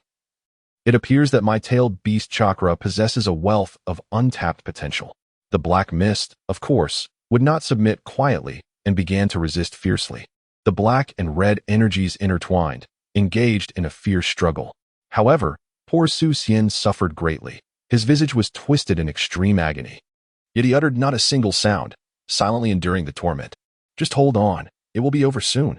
If this attempt fails, I fear there will be little I can do, I thought to myself, intensifying my control over the red chakra and striving to amplify its output. The black mist was insubstantial. With each bit consumed, it diminished. On the other hand, my red chakra flowed ceaselessly. In this ebb and flow, the crimson chakra began to gradually suppress the dark mist. Suddenly, as if sensing its impending defeat, the black mist fiercely surged, breaking free from the red chakra's grasp. It then began to flail about like a headless fly within Su Xian's meridians. In an instant, Su Xian felt as though his entire being were being torn apart, unable to endure any longer, and he let out a desperate cry. "Brother, what is happening? You must not be in trouble." Su Yin had likely shed enough tears today to fill a bowl. Observing the black mist attempting to escape, I was taken aback and immediately extended my left hand, channeling the red chakra to seal its path. However, what transpired next left me in a state of panic. Just as I pressed down on the route of the escaping black mist, I realized that what was emitted from my left hand was not red chakra at all. It was evidently another form of energy, strikingly similar to the dark mist. He wished to retract it, yet it was already too late. At present, aside from the blue and white chakra he had cultivated within himself, he found it exceedingly arduous to control the other energies within his body. Just as he feared that Su Xian might encounter grave peril, the dark mist within him seemed to have discovered an escape route, directly burrowing into Shun Bai's left hand. Following the meridians of his left hand, it swiftly infiltrated his body. This unforeseen turn of events left Shun Bai at a loss, and he attempted to shake his left hand in a bid to expel the dark mist, but to no avail. A bitter expression adorned his face as he comprehended that Su Xian's affliction was caused by this very entity. Yet now it had infiltrated his own body. Should it wreak havoc within him, the consequences would be dire. If he were to end up like Su Xian, resembling a frail specter confined to a wheelchair, it would be far more merciful to end his life swiftly. However, the situation did not unfold as he had imagined. Once the dark mist entered his body, it vanished without a trace, akin to a cow sinking into the sea. After a thorough reassessment, finding no abnormalities within his body, Shunbai allowed himself a moment of relief. At that moment, Su's skin was panting heavily, yet his complexion had regained much of its color. Although there was still fluid in his lungs, Shunbai observed that his bodily functions were gradually recovering, albeit at a minuscule pace. Despite not fully grasping the underlying principles, it appeared that his ailment had been self-treated. Letting out a long breath, Shunbai inquired about Su Xian's condition, realizing that his assistance was limited to this. "Thank you, my friend. I feel remarkably refreshed, and my body feels significantly lighter," Su Xian replied. "However, I still lack strength. I suppose it is due to this past year of confinement to bed, which has led to a decline in my physical capabilities." After introspecting on the changes within his body, Su Xian spoke once more. Beside them, his sister excitedly clutched her brother's arm and asked, "Brother, are you truly all right?" "I am fine now, truly fine. I can feel it. As long as I recover for a few days, I shall be able to walk and run as I once did," Su Xian reassured her, embracing his sister, tears glistening in his eyes. For an entire year, he had been tormented by illness, and had it not been for his concern for his sister, he would have long sought release. Observing the two siblings in their emotional embrace, Shunbai rubbed his nose, feeling somewhat awkward.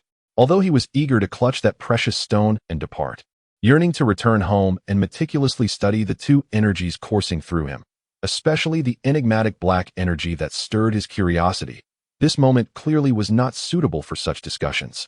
Suddenly, an idea struck Shunbai, a potential avenue for profit. If he could master the chakra of the tailed beasts and comprehend the nature of that black chakra, then pursuing a career as a traveling physician might indeed prove to be a worthwhile endeavor. Looking at Su Xian, one could readily discern the extraordinary lengths to which a person would go to preserve their life. Grateful for the gift of rebirth bestowed by his benefactor, Su pondered over the name he had yet to inquire about. Rest assured, Su would never breathe a word to anyone. However, not knowing the name of his savior left him feeling somewhat ungrateful. After comforting his sister, Su Xian solemnly addressed Shunbai. After a moment's reflection, he concluded that sharing a name was of little consequence. Shinbai replied, "You may call me Shinbai. Now that I have treated your ailment, I shall take the stone. The evening draws near, and if I linger, my family will surely worry." At that moment, the lanterns began to illuminate the surroundings, and the moon had just begun to peek through the clouds. Concerned about returning late and causing his sister anxiety, Shunbai noticed Suyin, who remained silent and pensive, handing him the stone without lifting her gaze. Taking a brief glance with his discerning eye to confirm the stone's exceptional quality, Shinbai said nothing further and prepared to return home. As he stepped outside, he heard footsteps approaching from behind. Assuming it was the girl reconsidering her decision, he turned and remarked, "What is this? We had agreed upon this arrangement beforehand. Are you having second thoughts?" Suyin, disdainful of his miserly demeanor, retorted, "Did we not agree that if you healed my brother, I would belong to you? Are you now attempting to deny that?" This clever girl was indeed a handful, and Shunbai, wary of provoking her further, quickly replied, "No, you must return. I cannot afford to feed another mouth. I am but a pauper. Take care of your brother instead." "Huh? Who needs your sustenance? Have you even looked at yourself? Tell me, what do you intend to do with that stone?" Suyin pressed as she pursued him, her intentions evident. Indeed, she seemed to be reconsidering the arrangement, clutching the stone tightly to her chest.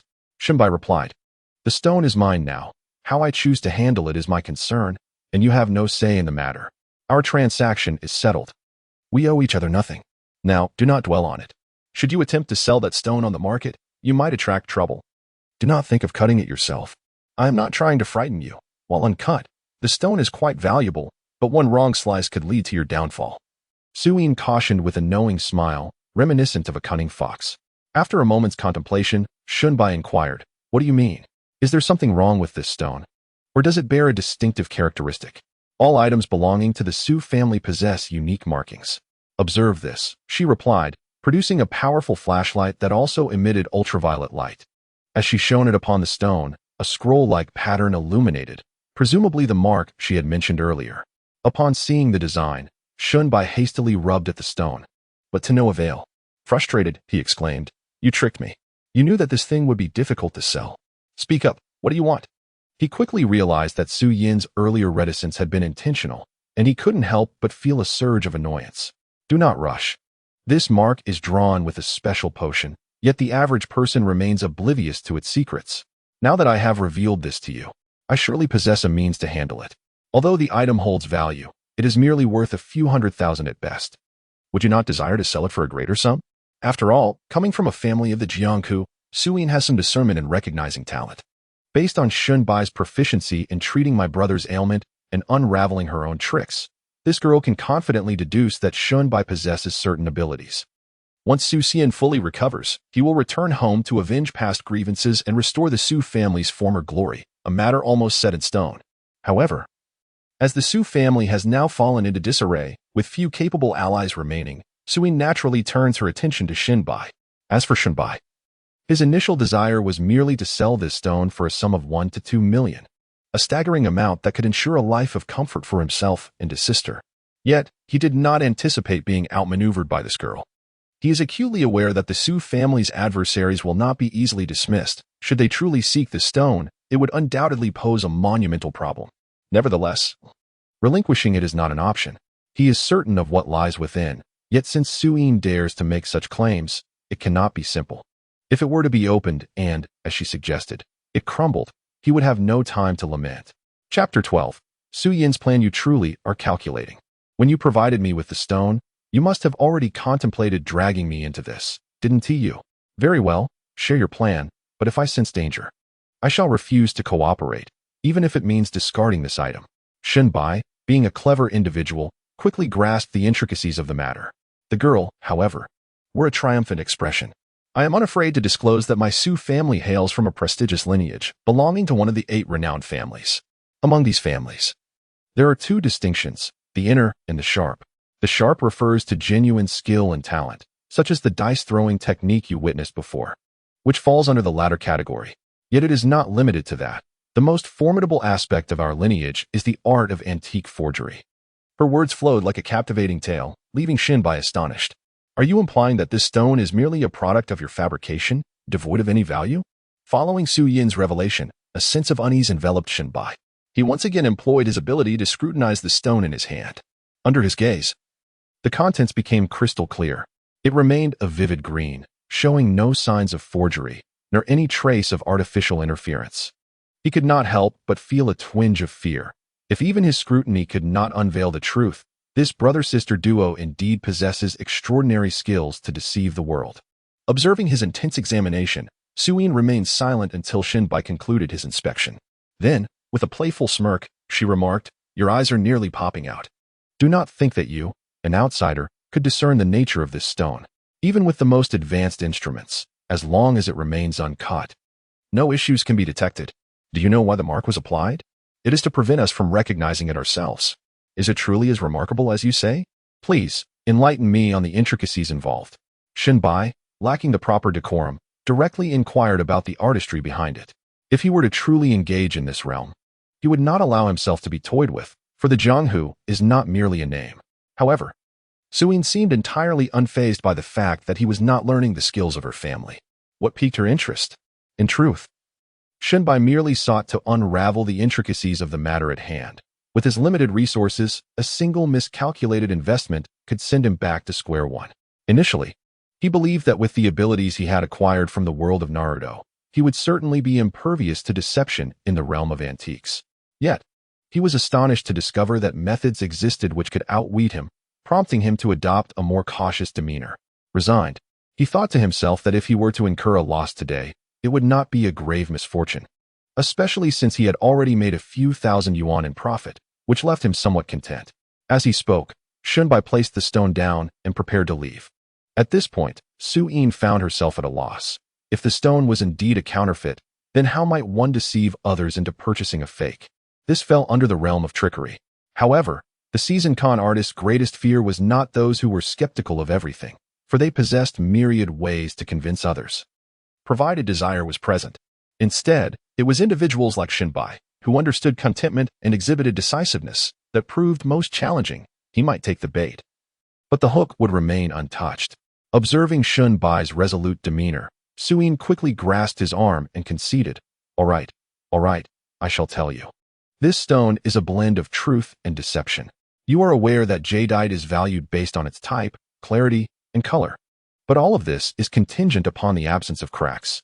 Once the stone bears a fracture, it becomes worthless, irrespective of its quality. Shinbai's skepticism deepened. With his Byakugan, he could discern no such fissures. However, he could not openly express this, for he kept this ability secret even from his sister, let alone from an acquaintance like Suyin. Thus, he opted to listen quietly. Externally, the stone appeared to be of the highest quality from every angle. Its surface texture showed no signs of cracking, and even upon making the first incision, no flaws were apparent. Yet, any attempt to extract material would result in its shattering. Our craft is to make these cracks imperceptible to the naked eye, Suyin explained, evidently proud of her family's expertise. Although she did not divulge her methods, Shunbai had gleaned the essence of the issue. The stone bore her family's mark, and to sell it, he would need to extract a renowned material. But as she had just stated, once extracted, it would be rendered useless, ultimately becoming a burden. To validate her claims, Shinbai focused intently, employing his Byakugan once more. This time, he summoned the chakra of the tailed beast to enhance his vision. The results were striking. He could now see the countless fine cracks that were densely scattered across the jadeite, so minuscule that even the keenest eye or a high-powered microscope might struggle to detect them. This technique was remarkable. Not even an expert could help but marvel at its efficacy. A stone that was originally valueless could, through the skilled hands of a con artist, be transformed into something worth millions. A truly impressive feat. Noticing his concentration, Suyin could not help but chuckle. Trust me just this once. If you disregard my advice, you will undoubtedly come to regret it. As you held onto that stone while I tended to your brother, you must have foreseen this outcome. Let us discuss the specifics of the operation. However, I must reiterate, I shall not engage in perilous endeavors. This is a matter of considerable sum, and Shunbai would never relinquish it easily. His earlier provocations were merely tactics to rouse my spirit. Suyin smiled reassuringly, declaring that there would be no danger involved. This stone was originally intended for a wealthy patron known for his penchant for gambling on stones. He is affluent and, more importantly, a heartless scoundrel. My intention was merely to extract some funds from him to assist in my brother's treatment. If you have it all planned out, why seek my assistance? If you desire this stone, I shall return it to you. However, let it be clear that should we succeed, I expect a share of the profits. You have yet to reckon with me for your previous calculations. Shunbai was disillusioned, believing Su Yin sought only the return of the stone, only to discover its true worth was negligible. With a dramatic eye roll, Su Yin retorted that he was indeed a glutton for free gain. She continued, stating that the reason this venture had not yet materialized was due to my need for a reliable partner. In our line of work, one cannot rely solely on kin. There is always the fear of betrayal from a partner. And why should I trust you? Given your delicate appearance, should you betray me? I imagine that wealthy patron would reward me handsomely. By the way, where is that accomplice of yours with whom you set up the gambling match? Shunbai chuckled, knowing full well he could not trust Su Yin entirely. Su Yin sighed, realizing his astuteness had seen through her earlier maneuvers. Although she was unsure how he had perceived her intentions, she refrained from questioning him, adhering to the unspoken rules of their world. She simply remarked that the previous incident was a minor affair, easily managed by anyone, merely common folk, oblivious to the intricacies of the game. Were it not for you, no one would have been able to see through it. Moreover, even if those individuals did uncover the truth, the worst outcome would be a repayment of the money, with no threat to life. However, selling this stone is a different matter entirely. Should the ruse be discovered, my life would be forfeit. Wait. If you believe this endeavor is still fraught with danger, then I shall return the stone to you and seek a more competent partner. I cannot undertake this, as you have stated that mutual trust is paramount, and I cannot place my faith in you. Before Su Yin could finish her thought, Shunbai interrupted her. What a jest! The threat to life, even if it merely results in injury, is a risk Shunbai would never entertain. As the saying goes, a gentleman does not stand beneath a precarious wall. No amount of money would tempt him to take such a chance. Chapter 13. Overthrown. Encountering such a character left Su Yin utterly speechless. She placed her hand on her forehead and implored, "Will you allow me to finish? The danger lies with me, not you. I will ensure everything is arranged. All you need to do is make an appearance and compete with that patron to drive the price up a bit." After a moment of contemplation, Shunbai replied, "Isn't it the same? If you falter, how can I escape? Forget it. Life is paramount. Earning money without the means to enjoy it is the greatest misery in this world." With keen perception, he envisioned countless methods to generate wealth, making the risk simply not worth undertaking. Observing your ability to unravel the schemes I devised during the day, I initially presumed you to be an astute individual. Yet, to my dismay, I discovered your foolishness. You, too, play the role of a victim. As long as you remain silent, who would trouble you? However, if you assist me, perhaps we can arrange a mutually beneficial outcome. Su Yin realized that only monetary incentive could sway this fellow. After a moment of contemplation, Shunbai resolutely declined to acquiesce. Since you refuse to accept my cordial invitation, prepare to face the consequences. Whether you like it or not, this task must be undertaken. Seeing his unwillingness to comply, Su Yin prepared to adopt a more forceful approach. In this courtyard, apart from the siblings, no others were present. Shunbai could hardly believe that such a young girl could exert any influence over him. After all, the ruffians he had bested earlier had been mere lowlifes. Yet, before he could voice his thoughts, he regretted his hesitation. Suddenly, Su Yin waved her hand, dispersing a cloud of white powder that swiftly enveloped him. Although his vision remained intact, his body could not react swiftly enough to evade the impending substance. He was soon overwhelmed by a pungent odor, and darkness enveloped him as he lost consciousness. In that moment, he comprehended the treachery of the world. The thugs he had defeated earlier were but trifling adversaries. True practitioners of the underworld relied on cunning and intellect. As his body slumped, Su Yin rushed to catch him, her touch unexpectedly gentle, contrasting sharply with her earlier demeanor. At that moment, Su Xian, seated in a wheelchair, emerged from the house. "Yin, have you truly resolved to proceed with this?" he inquired. "Mr.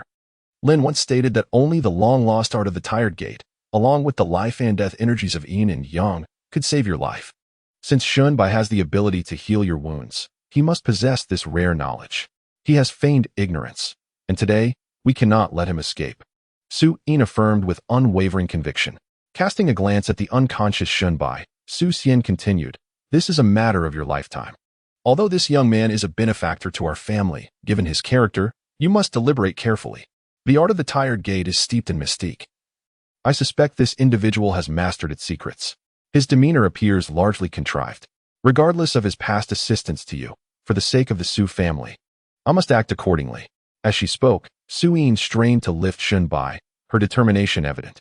Su Xian, still apprehensive, remarked, "If it were not for my hands being rendered useless, I would fear for your well-being."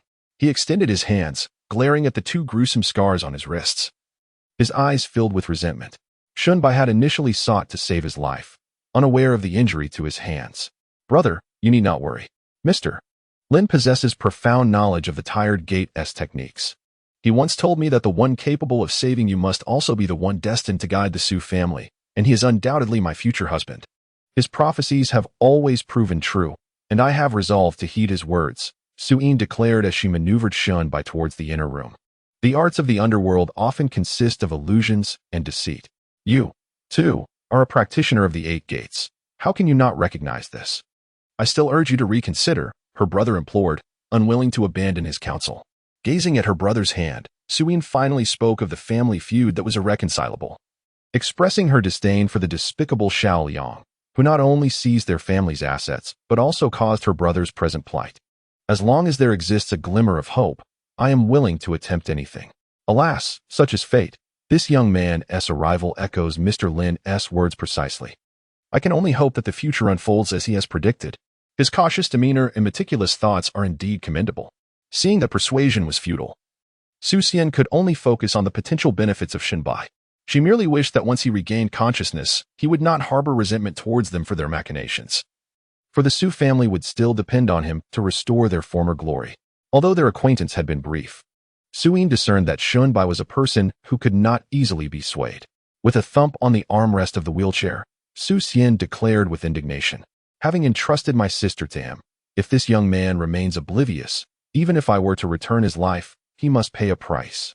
Indeed, once the Lord of the Book, Su Xian's decisive character had not changed in the slightest. Though he had fallen from grace, he still retained his former authority. "All right, brother. I shall take him inside now. The life and death yin-yang energy is the most enigmatic of the 8 gates. I wonder how long our mesmerizing incense will last. Let us hope we do not fail before he awakens, rendering all our efforts in vain." After their discussion, Shunbai felt a heavy fog clouding his mind. Yet he maintained a flicker of clarity. That evening, he dreamt a vivid dream, entwined with a delicate beauty, the encounter filled with tender longing. The scene was so intoxicating that it lingered in his memory long after. The following morning, Shunbai, nursing a throbbing head, awoke from his enchanting slumber. The dream had felt strikingly real. He could almost sense the fragrance of the maiden and feel the allure of her body. Upon opening his eyes, he instinctively searched for the goddess from his dream beside him. To his astonishment, he was shocked to find Su Yin, that whimsical girl, lying next to him. Had he truly succumbed to her? He hastily threw off the covers to discover, indeed, that he wore nothing below. A startled gasp shattered the morning tranquility. Su Yin, rubbing her sleepy eyes, did not bother to open them fully. She merely murmured, "What are you yelling for? Let me sleep. You kept me up all night. Be quiet, and allow me a few more moments of slumber. What on earth have you done to me? I was here all night." Shunbai leapt from the bed, hastily donning his clothing. At this moment, Su Yin finally opened her eyes, curiously observing him. "Where else would I be? It's early morning. Where are you off to? Have you finished your business and now wish to deny it? I recall now. Yesterday you sprinkled some unknown substance on me. What do you mean by this? Do you think I will obediently cooperate with you now?" Shunbai, regaining his composure, reflected on the events of the previous day and quickly understood. Seeing her future husband in such a flustered state, Su Yin appeared entirely unfazed. She also rose from the bed, casually throwing on a robe, exhibiting no modesty in front of Shunbai. Afterward, she spoke in a manner that suggested you had suffered a loss. "Let me tell you, if you do not obediently heed my words in the future, you shall face the consequences." Chapter 14, Acquiring a Wife. Observing Su Yin, one could not help but liken him to a triumphant brute, a cigarette dangling from his lips as he gazed upon Shunbai, the disheveled maiden. He declared his intention to take responsibility. I am not. My dear aunt, we have only known each other for a few hours. How can you be so indiscreet?" Shunbai was utterly perplexed, especially considering she had an elder brother. Su Xian did not strike her as the sort to engage in such frivolity. After lighting a cigarette, Su Yin remarked, "All right then, just yield to me.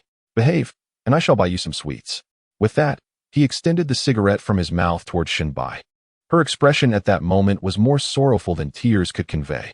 Trembling, she accepted the cigarette and took a deep inhale, only to suddenly remember something.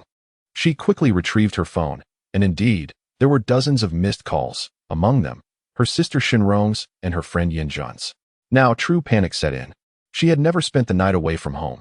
She hastily called Yinjun, knowing that she must concoct a plausible story, lest her sister become furious.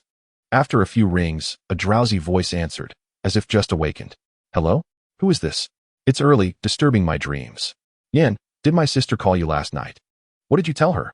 Shinbai exclaimed. Instantly, a flurry of commotion erupted on the other end, followed by Yin Jun's admonition, old fish. Where have you been gallivanting around? You didn't even answer your phone. Your sister is nearly frantic, do you understand? Enough. It's a long story. Just tell me how to explain things to my sister. Her face, once sorrowful, now appeared even more distressed. What else could I say? That you got drunk? Can't you be a bit more reliable? I have celebrated my birthday countless times each year, and you always use me as a scapegoat. Sooner or later, you will be the ruin of me. Yinjun's tone was decidedly displeased. Hearing this, Shinbai felt a measure of relief. All right. Who are we to each other? When I return to school, I shall treat you to a grand feast. That sounds splendid. To have you, the notorious miser, treat us is worth the trouble. Now, hurry and call your sister back. She must have been up all night worrying. With that, the two ended the call. After much hesitation, Shunbai finally dialed her sister.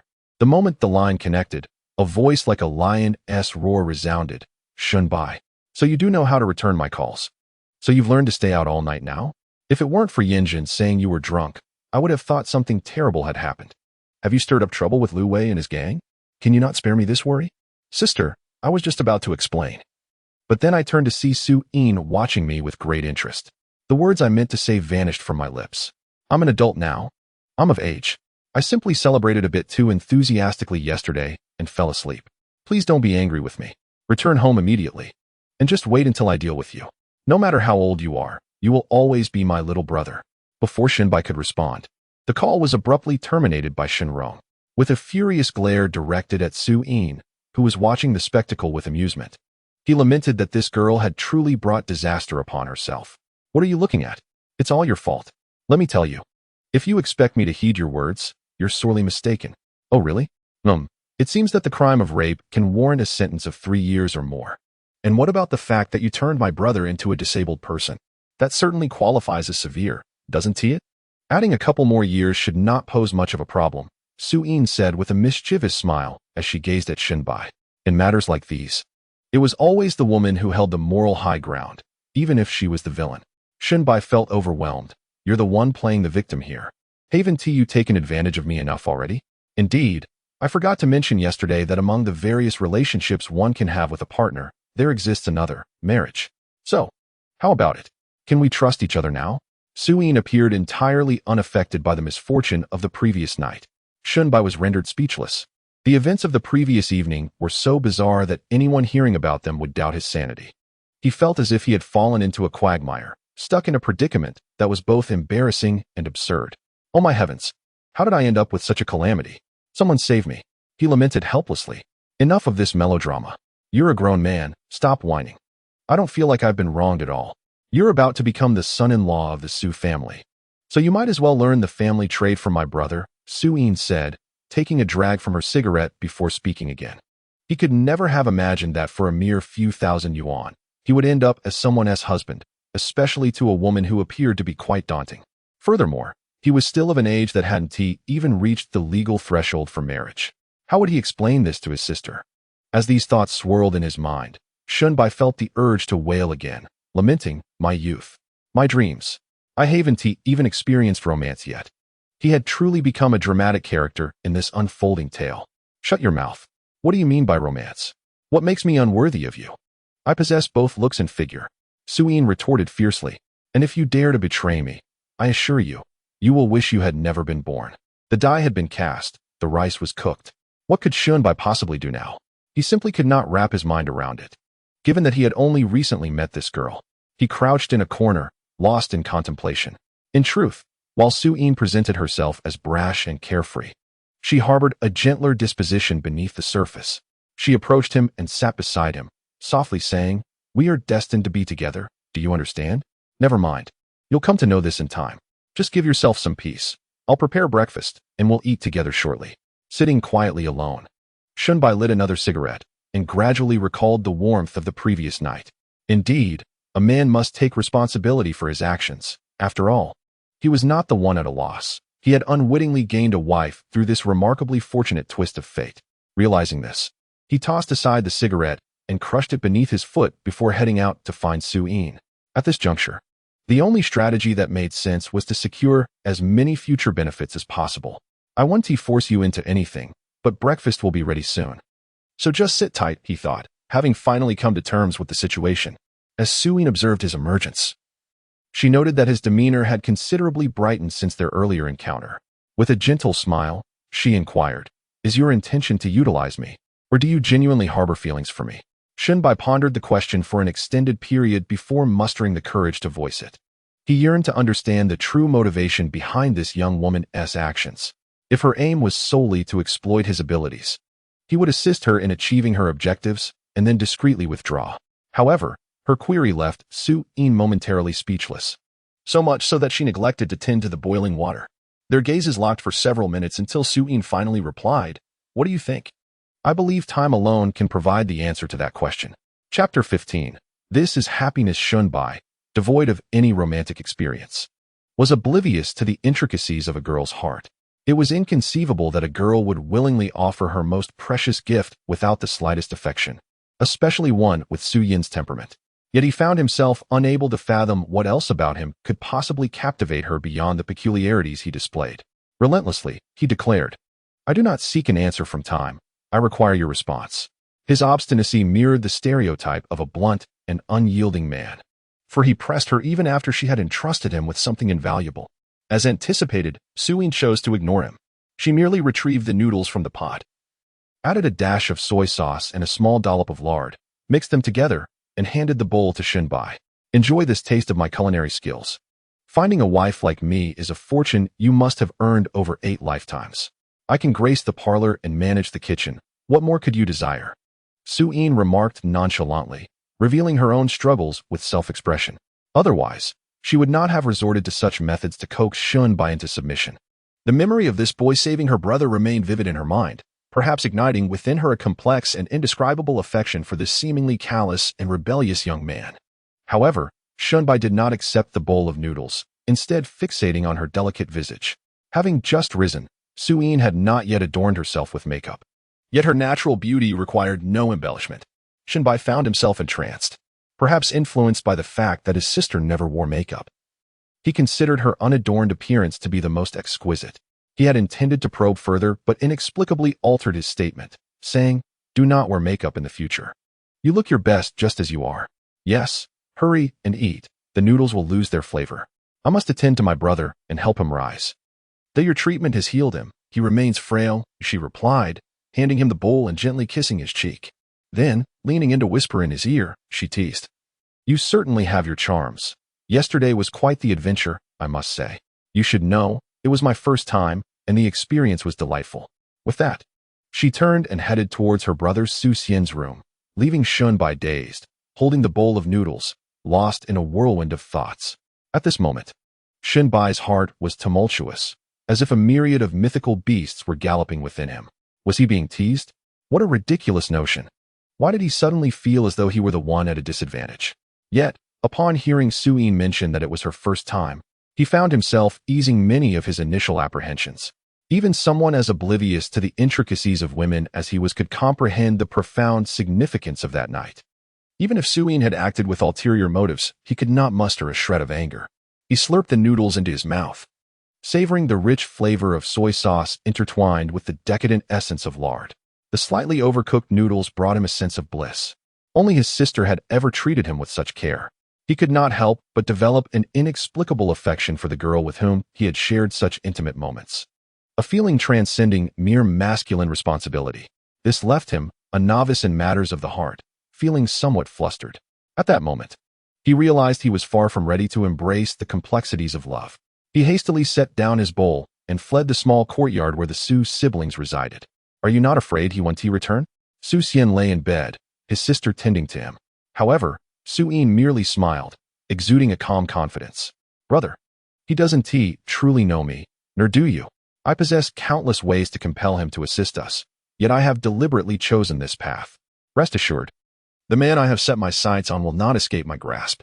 But with such an unfamiliar man, do you not fear? As a protective brother, he was reluctant to see his sister suffer in the future. Fear not, brother. A woman does not seek a man who comprehends her every nuance. Rather, she desires a man upon whom she can rely. I have faith in his capabilities. In the not-so-distant future, Su-in's words would indeed be validated. Though that would be a tale for another time. After all, he was still an immature man. Perhaps it would be more fitting to refer to him as a boy. Shinbai returned to the small rental apartment he shared with his sister, cautiously opening the door. He was contemplating how to explain the events of the previous day to her, his mind still occupied by thoughts of Su-in. Though Shinrong did not voice her doubts, it was clear she was skeptical of his excuse about being drunk on a friend's birthday and not returning home. As he stepped inside, he found Shinrong sitting before the bed, her face a canvas of weariness and complex emotions, anger, melancholy, and confusion. Before seeing Shinbai, she had contemplated 100 different ways to reprimand her disobedient brother. Yet, upon witnessing his playful entrance, much of her anger dissipated. So, you do remember to come back. I thought you had forgotten about your sister. Dear sister, please don't be angry. Anger does not suit you. Look what I've brought you, your favorite Yongji rice rolls, with beef sauce added. Come eat up. Why so worried? You Haven Tea slept all night. And I'm grown now. Nothing could possibly happen to me. He eagerly presented the breakfast he had specially purchased, hoping to lessen her reproach.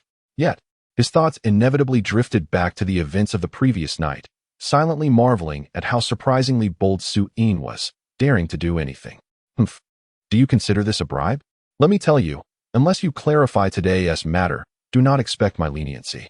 Honestly, did you engage in some nefarious deeds?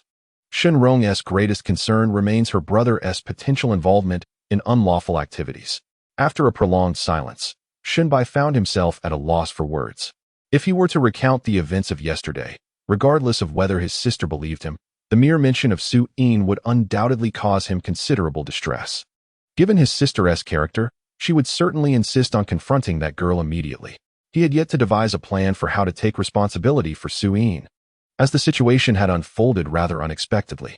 Despite having grown up with his sister and being relatively independent and mature, he was still just a young man. In a hushed tone, he murmured, "Didn't T-Yinjin already inform you? I was intoxicated yesterday. So how could I possibly believe the fabrications you two concocted? It's either he provides you cover, or you serve as his shield. Xiaobai, sister understands you're not a child anymore, but can you clarify things with me? I feel as if you have transformed into a different person lately. My silence is merely an attempt to grant you some space." Witnessing her brother's reluctance to be forthright, Shinrong couldn't help but feel a pang of sorrow. Seeing his sister's distressed countenance, Shunbai couldn't bear to worry her further. He touched the several thousand yuan in his pocket and swiftly concocted a plan. Chapter 16, Sister's Worries. He withdrew all the money he had on him. A little over 2,000 yuan, which represented half of his winnings from the previous night. The other half had already been given to Su-in, and he had no intention of reclaiming it. Sister, look, this is what I earned last night. You won't have to toil away at the factory anymore. Our livelihood will be secure, and your brother can earn money too. He extended the money towards her, maintaining a beaming smile. Upon seeing the money, Shinrong's expression shifted immediately. It was roughly equivalent to her monthly salary. She promptly twisted Shinbai's ear and demanded, "Be honest and tell me. What exactly did you do? Did you go to see Boss Huang? Are my words falling on deaf ears? Sister, please let go and allow me to explain. Although your boss is a terrible person, where would I find him at such a late hour? Besides, if I had sought him out, I wouldn't have returned with just this amount. I earned this through a night of hard work." Although he could easily evade Shinrong's grasp, he chose not to. Her pinching of his ear was reminiscent of her discipline when he misbehaved as a child. After catching her breath, Shinrong finally released her grip. Her fear for Xiaobai palpable. "Though we are impoverished, your sister will find ways to support you. You must not engage in reckless activities. If something were to happen to you, I would truly have no hope left." Her tone was filled with a considerable sense of disappointment and frustration. Rubbing his sore ear, Shinbai retorted, "What are you imagining? This money was earned legitimately. What do you mean by reckless activities? Although working in a bar may not be deemed a proper profession, at least I earned a substantial amount." The moment Shinrong learned that her brother had visited such an establishment, She immediately resumed twisting his ear. In her eyes, such places were frequented only by disreputable individuals. And the audacity of her younger brother to visit such establishments behind her back was utterly incomprehensible. Shinbai quickly recoiled, exclaiming, "Sister, please. What air are we in? Don't be so rigid. You're not that much older than me. Can we speak amicably? Do not call me brother. I have never patronized such places." Shinro, however, remained impervious to his explanations, tears streaming down her face. Cursing himself for his foolishness, Shunbai realized he had forgotten the painful memory of their adoptive parents' sudden demise, which had been attributed only to a few drunken ruffians emerging from a bar. This tragedy had left Shinro with a deep disdain for such venues, a lingering sorrow that she could not shake off. "Sister, please don't be like this. I acknowledge my mistake. I promise never to visit those places again. Let us, as siblings, live a good life together. Tomorrow, I will seek a part-time job to ease your burden," he pleaded, recognizing his error and offering an immediate apology. However, the mention of their parents had rendered Shunro's emotions uncontrollable, and she merely covered her face, sobbing and ignoring her brother. In that moment, Shunbai felt a true panic. His greatest fear was not his sister's anger, but rather her disappointment in him. He knelt before her, fervently striking his own face with his palms while repeatedly apologizing. His only desire was for her to lead a better life, as she had endured too many hardships on his behalf over the years. The sound of his slaps echoed through the rented room, each strike not only impacting Shunbai's face, but also striking at Shunro's heart. She understood that her brother's intentions were noble, wishing for her comfort. Yet she could not accept his means of earning money in such places. Only when Shunbai had reddened his face did she intervene, saying, "Enough. Do not strike yourself further. Remember your vow. Should this happen again, do not expect me to acknowledge you as my brother." Although the matter was not grave, it was utterly unacceptable to Shinro. She could not fathom the thought of her brother getting entangled in a conflict at such establishments, fearing a recurrence of their parents' tragic fate. "Yes, yes, sister. Look, the rice rolls are nearly cold. Stop crying and eat. I promise I will heed your words," Shunbai replied, relieved to see her forgiveness, and his demeanor shifted back to its previous carefree nature. Observing her brother's insouciant expression, Shinro found it difficult to maintain her anger. She took the rice rolls from his hands and began to eat, signaling that she bore no ill will. As she ate, she remarked, "You seem full of vitality. You should return to school tomorrow. I must go out to find work, or else life may become quite difficult for both of us." Shinbai paused, taken aback.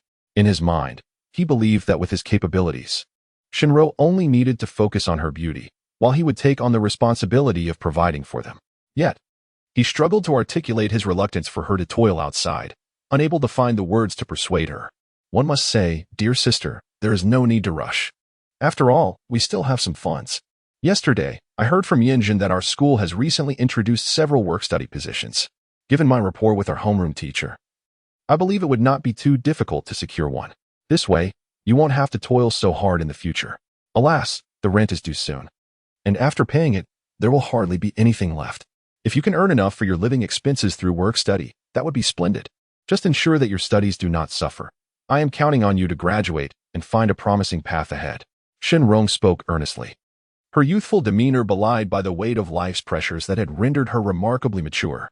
When it came to managing daily life, she was quite adept. In light of current prices, an income of over 2,000 yuan a month made it challenging for one to live independently, let alone cover Shunbai's tuition and living costs. This situation was not sustainable, Shunbai mused, contemplating a compelling reason to persuade his sister. The most effective solution would be to secure a respectable job with a stable income. However, as a student, the prospect of finding such employment felt daunting. The thought of earning money inevitably led Shinbai to think of Suyin. Her intentions were clear. She wanted his assistance, and given the circumstances, he felt compelled to help. Moreover, there was financial incentive involved. Resolute, he decided to investigate this so-called seaman and its remarkable capabilities.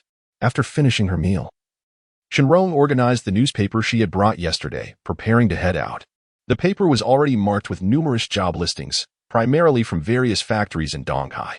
Having worked for Boss Huang for several years, she had become quite proficient. If not for her gratitude towards him for aiding her during her most challenging times, she could easily find a factory job as a team leader, given her experience. Chapter 17. Selling deer antlers. Once Shinrong left, Shinbai found himself unable to sit still. Though he had resolved to assist Su Yin with her plan, he understood that it would not be an immediate endeavor. Having witnessed the extent of forgery yesterday, he recognized that his ability to see through deceit was not infallible, and thus, his thoughts of exploring the antique market had been quelled.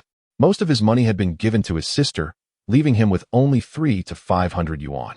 With his finances tight, he yearned to wander about in hopes of encountering new opportunities, aimlessly strolling down the street. His feet seemed to lead him towards Su Yin's small courtyard. The turmoil within him had not entirely dissipated. He had never believed in love at first sight. Yet Su Yin's presence evoked an indescribable feeling. He contemplated returning to her to seek clarity, yet he feared the outcome might lead to disappointment.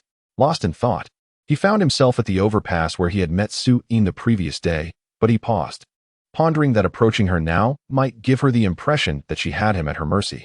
Such a notion could easily lead her to underestimate him. Just then, the sounds of street vendors caught Shunbai's attention, prompting him to turn and look. In this chaotic environment, a myriad of characters could be found. He spotted a tall, honest-looking man, dressed in an attire ill-suited for the weather, a conspicuous leather coat. He clutched a transparent box containing an assortment of coin-sized objects. He called out loudly to passers-by, urging them to come take a look. I hail from the northern regions, duped into journeying south to this East Sea to deliver medicinal herbs. Who could have foreseen that upon arrival, the proprietor would be nowhere in sight? Misfortunes abound. I fell into a deep slumber on the journey, and my belongings were pilfered. Thus, I find myself compelled to hawk my wares on the street. Come, everyone, take a gander. No need to seek out Su Yin, for I find myself idle as well. Shinbai, with arms crossed, simply stood by, observing the commotion. As the man's shouts echoed, a crowd soon gathered in curiosity. Noticing the increasing number of onlookers, he lamented the difficulties of commerce in these times, citing the scarcity of discerning customers. Behold this item in my hand. Genuine deer antler slices, a long journey to procure, so do not let this opportunity slip away. A curious spectator, with a distinctly southern accent, inquired about the purpose of the item. This individual, slender as a reed, seemed intrigued. However, the vendor struggled to comprehend the dialect, exclaiming, "Could you speak in Mandarin? Your southern tongue sounds foreign to me." A sympathetic bystander translated, "He is asking what this is used for." "Oh, understood. Deer antler is a medicinal herb. Naturally for treating ailments," the vendor replied, somewhat dismissively, implying that one should already know its purpose. Upon hearing this, the thin man switched to Mandarin, asking, "What ailments can it heal?" The antler seller shot him an irritated glance, retorting, "It can treat any ailment. If you are unwell, it will cure you. If you are healthy, it will enhance your vitality, especially beneficial for kidney strength and vigor, replenishing essence and blood, fortifying marrow and bones. Look at my robust physique. It is the result of years of consuming this potent supplement. Come now, if this were truly so miraculous, would you need to peddle it here?" The lean man countered, his skepticism piqued, yet showing a hint of interest. "Listen, I've mentioned I couldn't locate the recipient. Do you doubt me? Let us see if it works immediately. I wager you resemble a frail chick, perfect for this remedy." The seller's irritation mounted. After all, no merchant relishes hearing disparagement of their goods. Is this some elixir that produces instant effects? Very well, I shall give it a try. If it truly works, I will purchase a box, the thin man asserted, growing more animated. As the crowd observed his frail frame, they pondered whether the deer antler might possess miraculous properties. In this age of information, though many had heard of deer antler, few had encountered it firsthand. Was this merely a ruse? The atmosphere grew increasingly lively, with more spectators gathering. Agreed. You have made your claim. Let us bear witness. If you deny it later, it shall be on your conscience, the seller, brimming with confidence, declared. With that, he opened a box of deer antler, removed a slice, contemplated for a moment, and then hesitantly broke off half, handing it to the thin man. Place it in your mouth, but do not swallow it right away. Let us observe the effects. After a moment's hesitation, the lean man accepted the thin slice of deer antler and finally placed it in his mouth. With his eyes tightly shut, he waited a moment longer until the seller of deer antler asked him how he felt, urging him to share his experience. A warm sensation coursed down his throat. Yet it was insufficient. He couldn't discern much flavor. The thin man smacked his lips, savoring the remnants. Still wanting more? You truly underestimate the value of this precious item. One must not overindulge. He tightened his grip on the box of deer antler, as if fearing it might be snatched away. As soon as his words left his lips, the thin man who had consumed the deer antler began to noticeably flush, as though enveloped in heat, instinctively shedding his outer garment. What is happening? Why do I feel so warm? No need to panic. The medicine is taking effect. The seller of deer antler chuckled, his demeanor now devoid of the earlier modesty, revealing a rather lascivious air. Upon hearing this, everyone present grasped the implication. The young women blushed, while the men erupted in hearty laughter, all sharing an unspoken understanding. This is incredible. Could it be that the deer antler works so swiftly? Perhaps it contains some additional ingredients? It was well known that deer antler was highly nourishing, yet its rapid efficacy astonished all around. Shinbai, not far away, utilized his keen eyesight to confirm that the thin man had indeed swallowed the deer antler and noted nothing amiss. He patted the thin man on the shoulder, and the seller proclaimed, "Did you all see? His symptoms are indicative of deficiency. My product specifically addresses this." Unfazed by the crowd, the thin man exclaimed, "Goodness! This stuff is remarkable. I feel an inexhaustible surge of energy. I have been frail since childhood, easily winded after just a few steps. I never imagined such wonders existed in this world." At that moment, another individual squeezed through the crowd, declaring, "Let me see if this deer antler is genuine. I have worked in pharmacies for decades and have encountered countless deer antlers. You cannot deceive me." The seller handed him a box, stating, "We are all honest folk here. How could we sell counterfeit goods? Since we have a connoisseur among us, please examine it closely and enlighten us all." The man took the box, scrutinizing it for quite a while, flipping it over, opening it, and inspecting a piece with a professional air. Chapter 18. The initial encounter at the fatigue gate, the onlookers recognized him as an expert and awaited his verdict. "This is authentic, and it's wild. Good heavens. I haven't seen such a treasure in years. What's the price?" "You are a discerning buyer, but I want to deceive you. These deer are domesticated. Yet they differ from others. They are raised in the forest to mimic their wild counterparts. Though they graze, they are quite alert, unlike those kept in captivity. Harvesting their antlers is quite the endeavor," the seller explained, refraining from mentioning the price, emphasizing instead the challenges of raising deer. The expert nodded in agreement, continuing, "You are indeed honest. This is how business should be conducted. Ordinary deer antlers lack such depth of color. This must have been soaked in deer blood. Just a single harvest from one deer yields only a small bowl, and selling it separately commands a handsome price. It seems you were taking a significant risk. No wonder it worked so swiftly. Originally, this item would not fetch a price of 10 or 18,000. However, I find myself in a predicament, lacking even the fare to return to the north. Thus, I am compelled to offer it at a meager price of 1,000 per box, with limited quantity available, first come, first served." At this moment, the man selling deer antler had only just quoted a price. A moment ago, a man who had consumed half a slice of deer antler stood with wide eyes, radiating vitality, and eagerly rushed forward to snatch a box from me, exclaiming, "I'll buy one box." This frail man, often scorned by his wife, had previously spent a considerable sum on various ineffective remedies. Yet, this particular item seemed promising. With impatience, he withdrew a wad of cash from his bag, counted out 10 notes, and pressed them into the seller's hand, fearful of a change of heart. "Hey, you're losing out. 1,000 is hardly enough for the cost of this box, which weighs at least half a pound. A typical person could sustain themselves for a year and a half on it. Raising a deer from birth until it can yield antler takes at least 3 years, and one must consider how much fodder that beast consumes daily. Moreover, they are quite difficult to care for, requiring considerable labor as well." The man who had previously appraised the deer antler shook his head, feeling sympathy for the seller. Upon hearing this, the man selling the deer antler offered a rueful smile. "What can I do? This item is rare in the South, and there are not many discerning buyers. If I price it too high, no one will purchase it. A small loss is better than letting it all go to waste. Fortunately, there isn't much stock left. Otherwise, I would truly face a total loss." The lean man, holding the box of deer antler, turned to the appraiser and remarked, "This is indeed a worthy purchase. After all, nothing is more valuable than good health. There are no fields ruined, only cows that have perished from exhaustion. Truly valuable.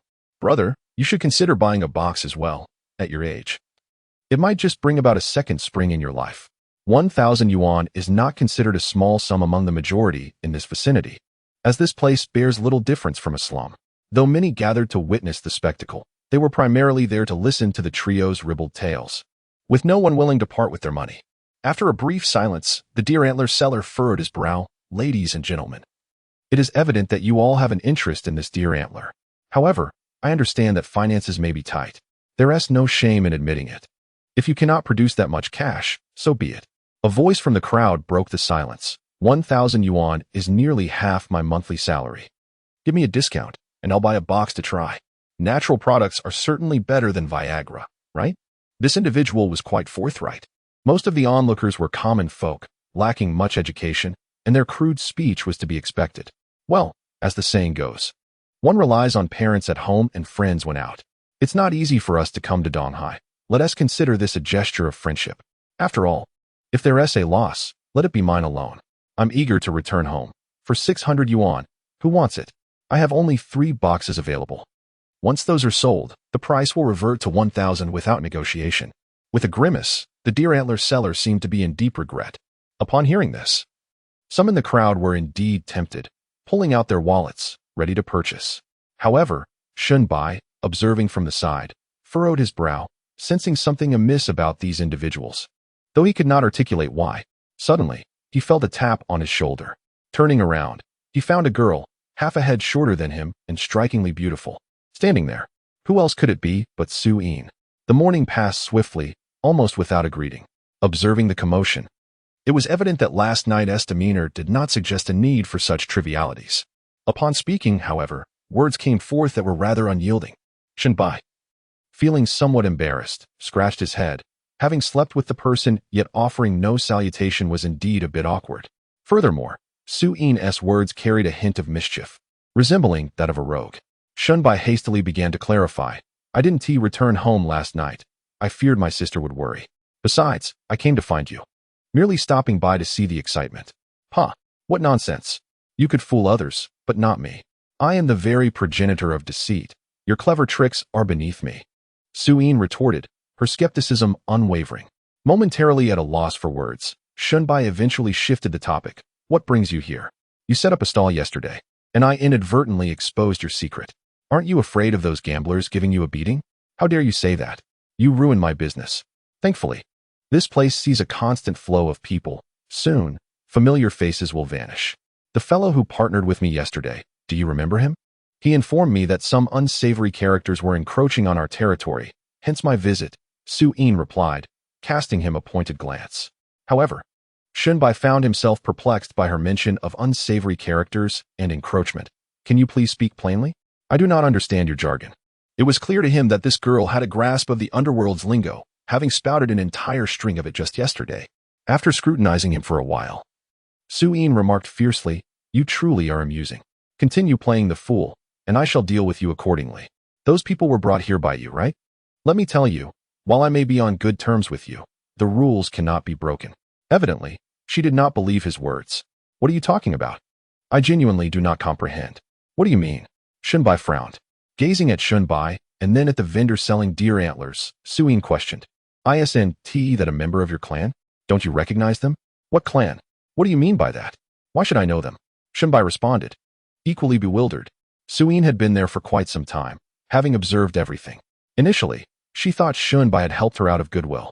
But considering his expertise in the clan's secrets, she suspected he might be attempting to extend his influence into her territory. Do you truly not understand? Why do I get the feeling you are being dishonest? She pressed. Can you be clear? You speak in riddles. What are these secrets you refer to? How am I supposed to comprehend? Shun Bai felt somewhat aggrieved. Reflecting on his demeanor, it was apparent that he was not one to grasp her secrets easily. Yet, knowing that the clan was notorious for their cryptic ways, Su Yin remained skeptical. Chapter 19. The Secrets of the Jianghu whenever individuals from the Jianghu meet. If one mentions secrets, the other must respond in kind. This is a method by which kindred spirits identify one another. One may feign anything, but to be in the Jianghu and pretend to be oblivious is a grave transgression. Such behavior, if known, would lead to scorn from peers and could even jeopardize one's livelihood. In essence, no member of the Jianghu would ever deny their identity. Clearly, Shun Bai was oblivious to these rules. Su Yin couldn't help but ponder whether this fellow was genuinely innocent or merely feigning ignorance, as empty signifies an ordinary person. Yet, how could he possess such a profound energy of life and death? Very well, let me enlighten you. Lang Bujing denotes someone tiresome. Kai Pansy implies crossing boundaries, while Heezy Bei refers to one's peers. Now, Do you comprehend? As she spoke, Suyin turned her lips to translate for Shunbai, observing his reaction with keen interest. At that moment, Shunbai began to grasp the situation. It appeared that this girl had mistakenly grouped him with those individuals. He recalled Suyin mentioning that they belonged to the 8 great sects, and the tired sect she had mentioned was indeed a branch of these sections. Shunbai, not lacking in intelligence, quickly made the connection. Look at you, leading me in circles for ages. I came here merely to observe. Wait a minute. Did you imply they are also con artists here? Shunbai had sensed something amiss, but Suyin's words brought clarity. It dawned on him that the 3 individuals were indeed collaborating in deception, though he initially hesitated to probe into Shunbai's background. Suyin found it necessary to inquire now. You possess the skills of the tired sect yet lack understanding of its principles. How did you acquire the ability to heal my brother? This question left Shunbai at a loss for words.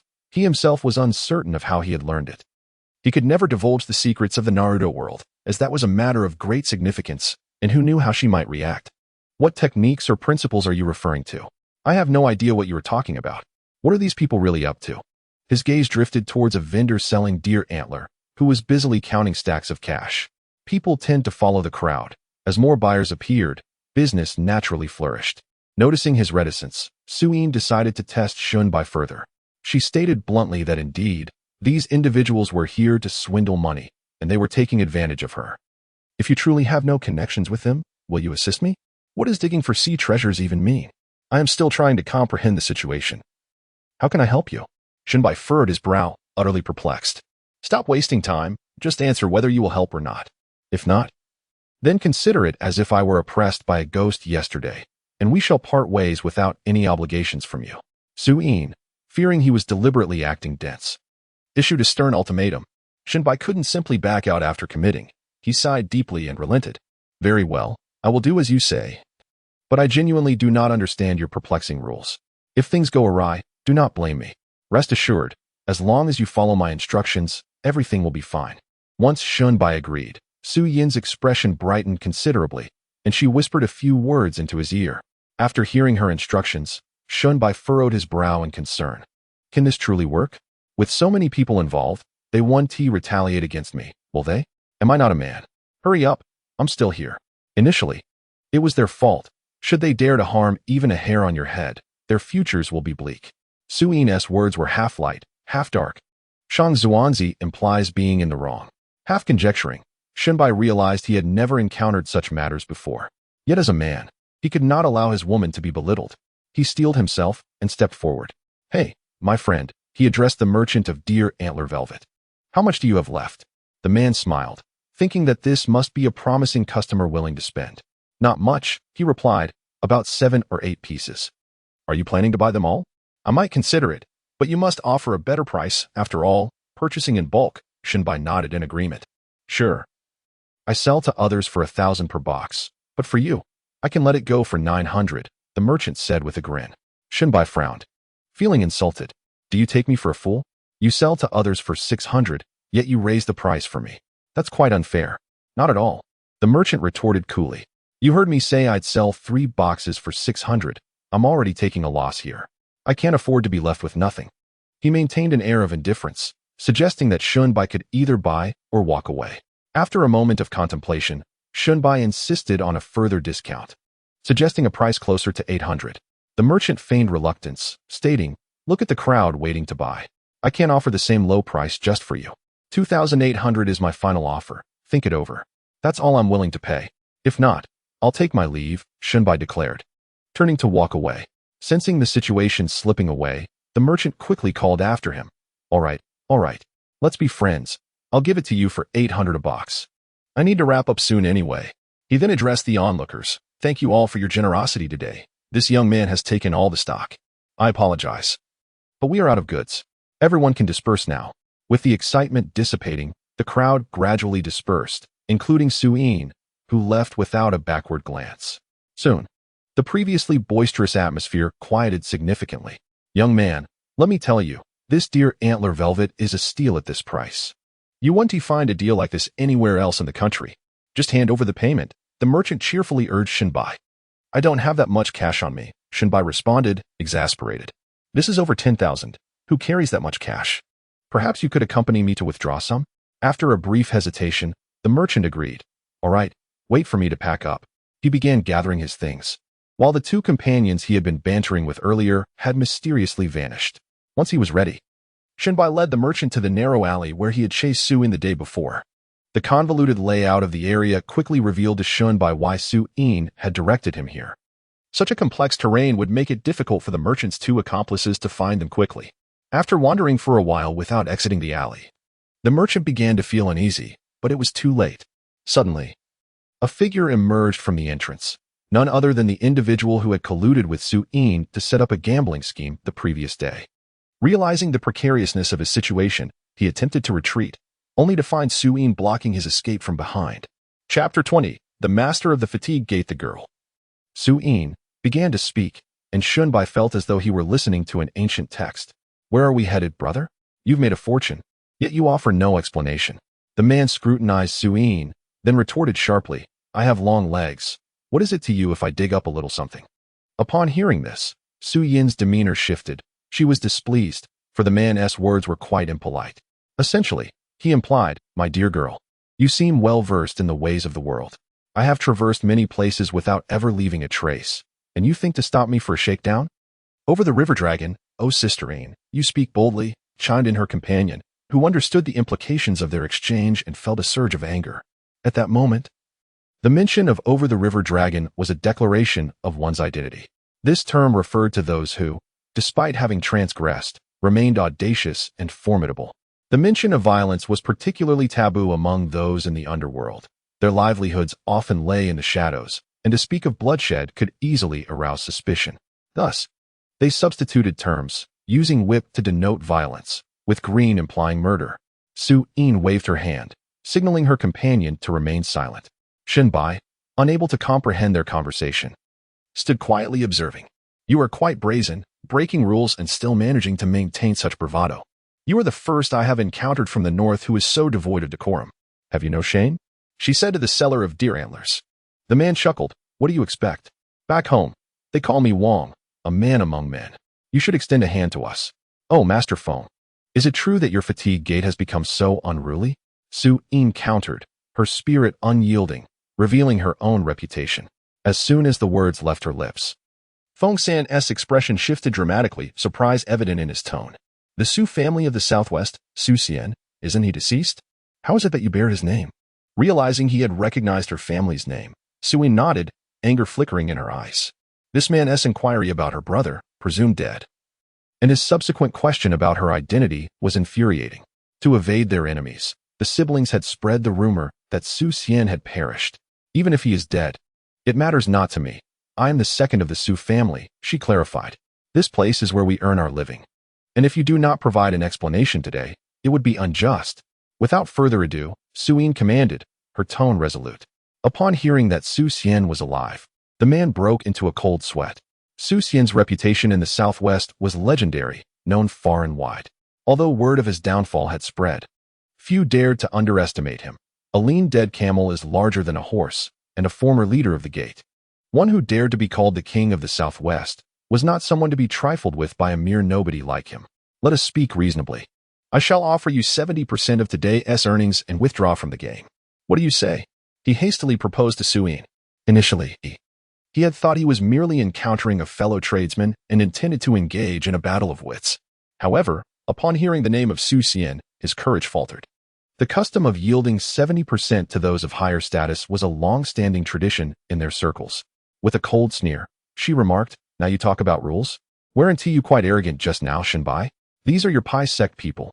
Handle them yourself. She needed to confirm whether Shinbai was truly aligned with these men. Hearing that there was someone from his own sect present, Feng San felt a slight relief, thinking the other party wouldn't be too harsh on him. Yet, resentment toward Shinbai simmered within him. He said bluntly, so there's one of our own here. Brother, siding with outsiders, that's hardly honorable. What outsiders? This is my wife. You think I'd help you over her? What nonsense! Shinbai frowned, not expecting Su In to drag him into this. He knew nothing of sects or factions, only that if he didn't stand by Su In today, their bond would be severed. The moment he spoke, everyone, including Su In, furrowed their brows. Shinbai's words had just invited trouble. Before the matter could be addressed further, Hurried footsteps echoed from the alley, interrupting the confrontation. All eyes turned to see Feng San's two accomplices rushing in. Seasoned in the ways of the Jianghu, they had sensed something amiss when Feng San didn't return. The lanky man spoke first. "Their brother, what's the trouble? Got exposed?" "Exposed. Not an easy mark," Feng San replied, emboldened by his ally's arrival. He barked at Shinbai. "Kid, do you even know the rules? Sect loyalty comes first. Even if she's your wife, you don't turn against your own. This is betrayal. In the old days, you'd face 3 blades and 6 wounds. Seeing only 3 opponents, one a frail woman, and with his own reinforcements present. Feng San's demeanor shifted. No longer deferential, he sneered. "We're all men with one head on our shoulders. Who fears whom?" Moreover, from Shinbai's words, he instantly recognized the man as an outsider. In the Jianghu, principles often outweighed blood ties. Even defending kin, one never openly defied the code. "Oh, you speak of sect loyalty?" Su Yin smiled faintly, stepping in. "The Pai Sect's leader stands before you. Who are you to defy him?" She knew Shinbai had misspoken and swiftly tried to mend the misstep. Ignorance of the rules often led to such unintended blunders. Feng San and his companions exchanged glances before bursting into laughter. "You must be mad. Everyone knows the Pai sect has long been scattered. Who dares claim its leadership? You'd court death. This brat lacks honor, yet you shield him? Don't think the Su family's reputation still holds weight. You're nothing but strays now." Shunbai was utterly lost. Since when had he become the Pai sect leader? Before meeting Su Yin, he hadn't even heard of the 8 great sects. He had no idea how to respond. Facing their mockery, Su Yin spoke calmly. "As I recall, the Pai sect has a saying, when yin and yang qi converge. The Pai sect unites. Do you acknowledge this?" Unexpectedly, Feng San and his companions burst into even louder laughter. "Yin-yang dual qi? Where is it? Let me see. This is utterly ridiculous. If you're going to deceive someone, at least do it convincingly. All right, today was our mistake. We won't hold this young man's nonsense against you. We didn't know this place was claimed. How about we call it even and go our separate ways?" Upon hearing the term yin-yang dual qi, Shunbai immediately recalled the tailed beast chakra and the dark energy he had used to treat Su Xian the previous day. It dawned on him that Su Yin must have noticed something amiss long ago. Her sudden affection, was it because of this? A surge of irritation rose within him. But given the current circumstances, confronting her was hardly the right move. Chapter 21. Entering the Jianghu, seeing that no one believed them. Su Yin turned to Shinbai and said, "Show them what you've got. In the Jianghu, you can't afford to be looked down upon." Clearing his throat awkwardly. Shinbai hesitated. He had no idea what yin-yang dual qi even was. How could he possibly demonstrate it? Besides, when he had saved his brother-in-law yesterday, he had used tailed beast chakra. As for that sinister black energy, he still hadn't figured it out. Watching Shunbai's discomfort, Feng San laughed even harder. "You claim he knows our Piman's pinnacle techniques? Hilarious. He looks like a complete novice, pretending to be some grandmaster. Who are you trying to scare? I heard the Shao family is hunting down the Su clan, and you dare show your faces now?" Courage swelled with every word. Initially wary of the Su family, Feng San grew bolder the more he spoke. The Su clan was like a clay idol fording a river, barely able to save itself. What could they possibly do to him? Moreover, most members of the Piman were skilled in healing, earning them great respect in the Jianghu. Even the most ruthless outlaws wouldn't indiscriminately kill Piman members. Those who wander the Jianghu must expect to face the blade wasn't just a saying. Who could guarantee they'd never fall ill or get injured? Seeing Shunbai remain motionless, Su Yin frowned. Is he still holding back at a time like this? It seems she'd have to push him further. With a venomous glare, she snapped, "A bunch of worthless riffraff, daring to yap in front of me? I'll say it again. If you don't give us an answer today, none of you are leaving." "Fine by me," Feng San sneered. "Let us settle this the Jianghu way. Whoever loses forfeits this territory. How about it? Do you dare?" His proposal followed the established rules. The Jianghu was crowded, and everyone needed to make a living, but clustering together was unwise. The more cons one ran, the higher the chance of exposure. If one group was exposed, everyone nearby would suffer, for who would be foolish enough to walk knowingly into a trap? Thus, territorial disputes were common. When neither side would yield, they'd compete in a duel. In Jianghu slang, territory was called the Luanzi, evoking the grandeur of the imperial throne. Control meant to gamble, essentially, a wager over territory. The loser had to withdraw and never return. The reason Su Xian and his sister had come to Donghai City was precisely because they had lost such a wager years ago. Perfect. That suits me just fine. Su Yin retorted coldly. Name your terms. Control the point or control the inside. Suyin readily agreed. Since the Su family had decided to make a comeback, it was essential to make a resounding impact. Encountering a member of the Eight Gates now provided an excellent opportunity to proclaim their return to the martial world. The term controlling the tip refers to the duel's two aspects, the skills of the combatants and the stakes involved. Generally speaking, tip signifies a contest of skill, evaluating who possesses superior technique, while inside pertains to a prearranged contest where both parties agree on a time frame, and the one who earns more within that period emerges victorious. This is akin to the distinction between literary and martial contests. One is direct and straightforward, while the other is intricate and elaborate. The tired gate has always abhorred those who betray their own. This fellow considers himself one of their own, yet has broken the rules. If he wishes to engage in a duel, he must understand that time is a luxury they cannot afford. Thus, they shall focus on the contest of skills, which hardly qualifies as bullying him in his novice state. As for Feng San, he seems to adhere to certain principles. A battle of skills is deemed legitimate once one has been taught, whereas a battle of wits heavily relies on experience. After all, it is a contest of verbal prowess. Upon hearing Feng San's pointed remarks directed at him, Shunbai felt a wave of frustration, realizing that this individual was merely targeting the weak.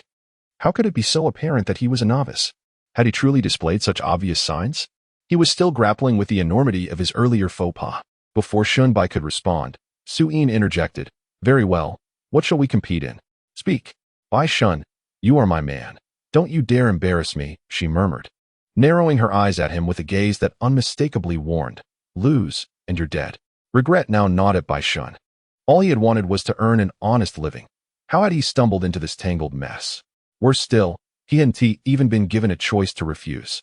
Once this ordeal was over, no matter how eloquently Suyin pleaded, he resolved never to involve himself with her again. After all, she only valued his skills. Why delude himself otherwise? This would be his final favor to her. Those of the Pieman must outwit their own kind. I administer the poison. He neutralizes it. If he succeeds, he wins. If not, victory is mine. Fair enough? Feng San declared with unshakable confidence.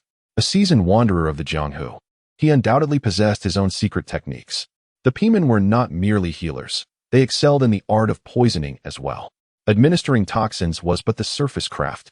The true skill lay in extorting exorbitant prices for the antidote. Every move was calculated, every action designed to yield profit. The so-called Eight Great Gates might sound illustrious, but in truth, they were anything but honorable. Beneath their respectable facades, they thrived on deception and exploitation, and within their ranks, such underhandedness was not scorned, but celebrated. The more one swindled, the greater the prestige. Take the seamen, for instance, outwardly dealers of antiques and paintings, yet covert masters of forgery, turning trifles into treasures. And the Pieman? Ostensibly physicians, yet in the shadows, they wrought as much harm as healing.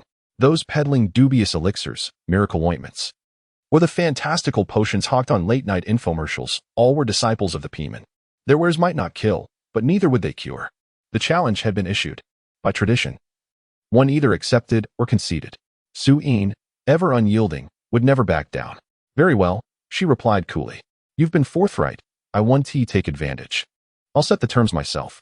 That way, even if we lose, you needn't fear betrayal. I'm afraid, Sister Yin, given the situation with Brother Xian, you absolutely cannot afford any misfortune. The ideas must come from me, even though I owe the Su family a great deal, especially after assisting Suyin." That person immediately raised an alarm. I didn't quite grasp the significance of the situation at first, but upon hearing the words of the one who sounded the alarm, the meaning became clear. Suyin is indeed risking herself, and even Shunbai is breaking into a cold sweat. His body has yet to fully recover and be under his control, and he is unsure if he inadvertently saved Su Xian yesterday. Should he fail to rescue Suyin, the consequences would be dire. Fortunately, someone has stepped forward to take the blame, and from that person's demeanor, it seems they are wholeheartedly loyal to the Su family. Such individuals are rare among the Eight Great Gates. Just as Shunbai was relieved and preparing to exhale, he saw Suyin shake her head. "Abin, I appreciate your goodwill, but our Su family has not been active in the martial world for too long. Some have forgotten our prowess. Since I bear the surname Su, I naturally have my responsibilities. If this matter arises from me, it is only fitting that I bring it to a close. Why must you incessantly press me, knowing that I would not remain indifferent?" You previously claimed that time would provide me with answers. I believe I have found the answers I sought. From the very beginning. You were merely drawn to my abilities, weren't you? Even if it were someone else, you would have acted the same way. At this point, Shinbai's mindset was on the brink of exploding. Chapter 22. Testing the Waters. Shinbai came to realize that Su Yin had never truly liked him. She was merely interested in his skills, intending to leverage them to restore the Su family's former glory. This woman is truly terrifying. It seems she had formulated her entire plan the moment she discovered she could heal her brother. He initially intended to play the coward and avoid any confrontation with Feng San and his group, but now he found himself cornered by Su Yin. Even without Feng San today, it wouldn't be long before others like Ma San and Nyo San appeared, to drag him into her troubles. This woman was even willing to use her most precious asset as a bargaining chip. However, Su Yin merely shrugged. Aside from last night, have I ever truly pressured you? Everything has been your choice. If you feel this is unsuitable, you can simply disregard me. It's not too late to leave now. But I must inform you that by involving yourself with me, you have entered the martial world, and escaping will be quite challenging. What a ridiculous martial world. Filled with deceivers scheming for their own gain. Why must you drag me into these messes? I have no desire to be entangled in such nonsense. I merely wish to live my life well. Shinbai's voice began to grow increasingly frantic.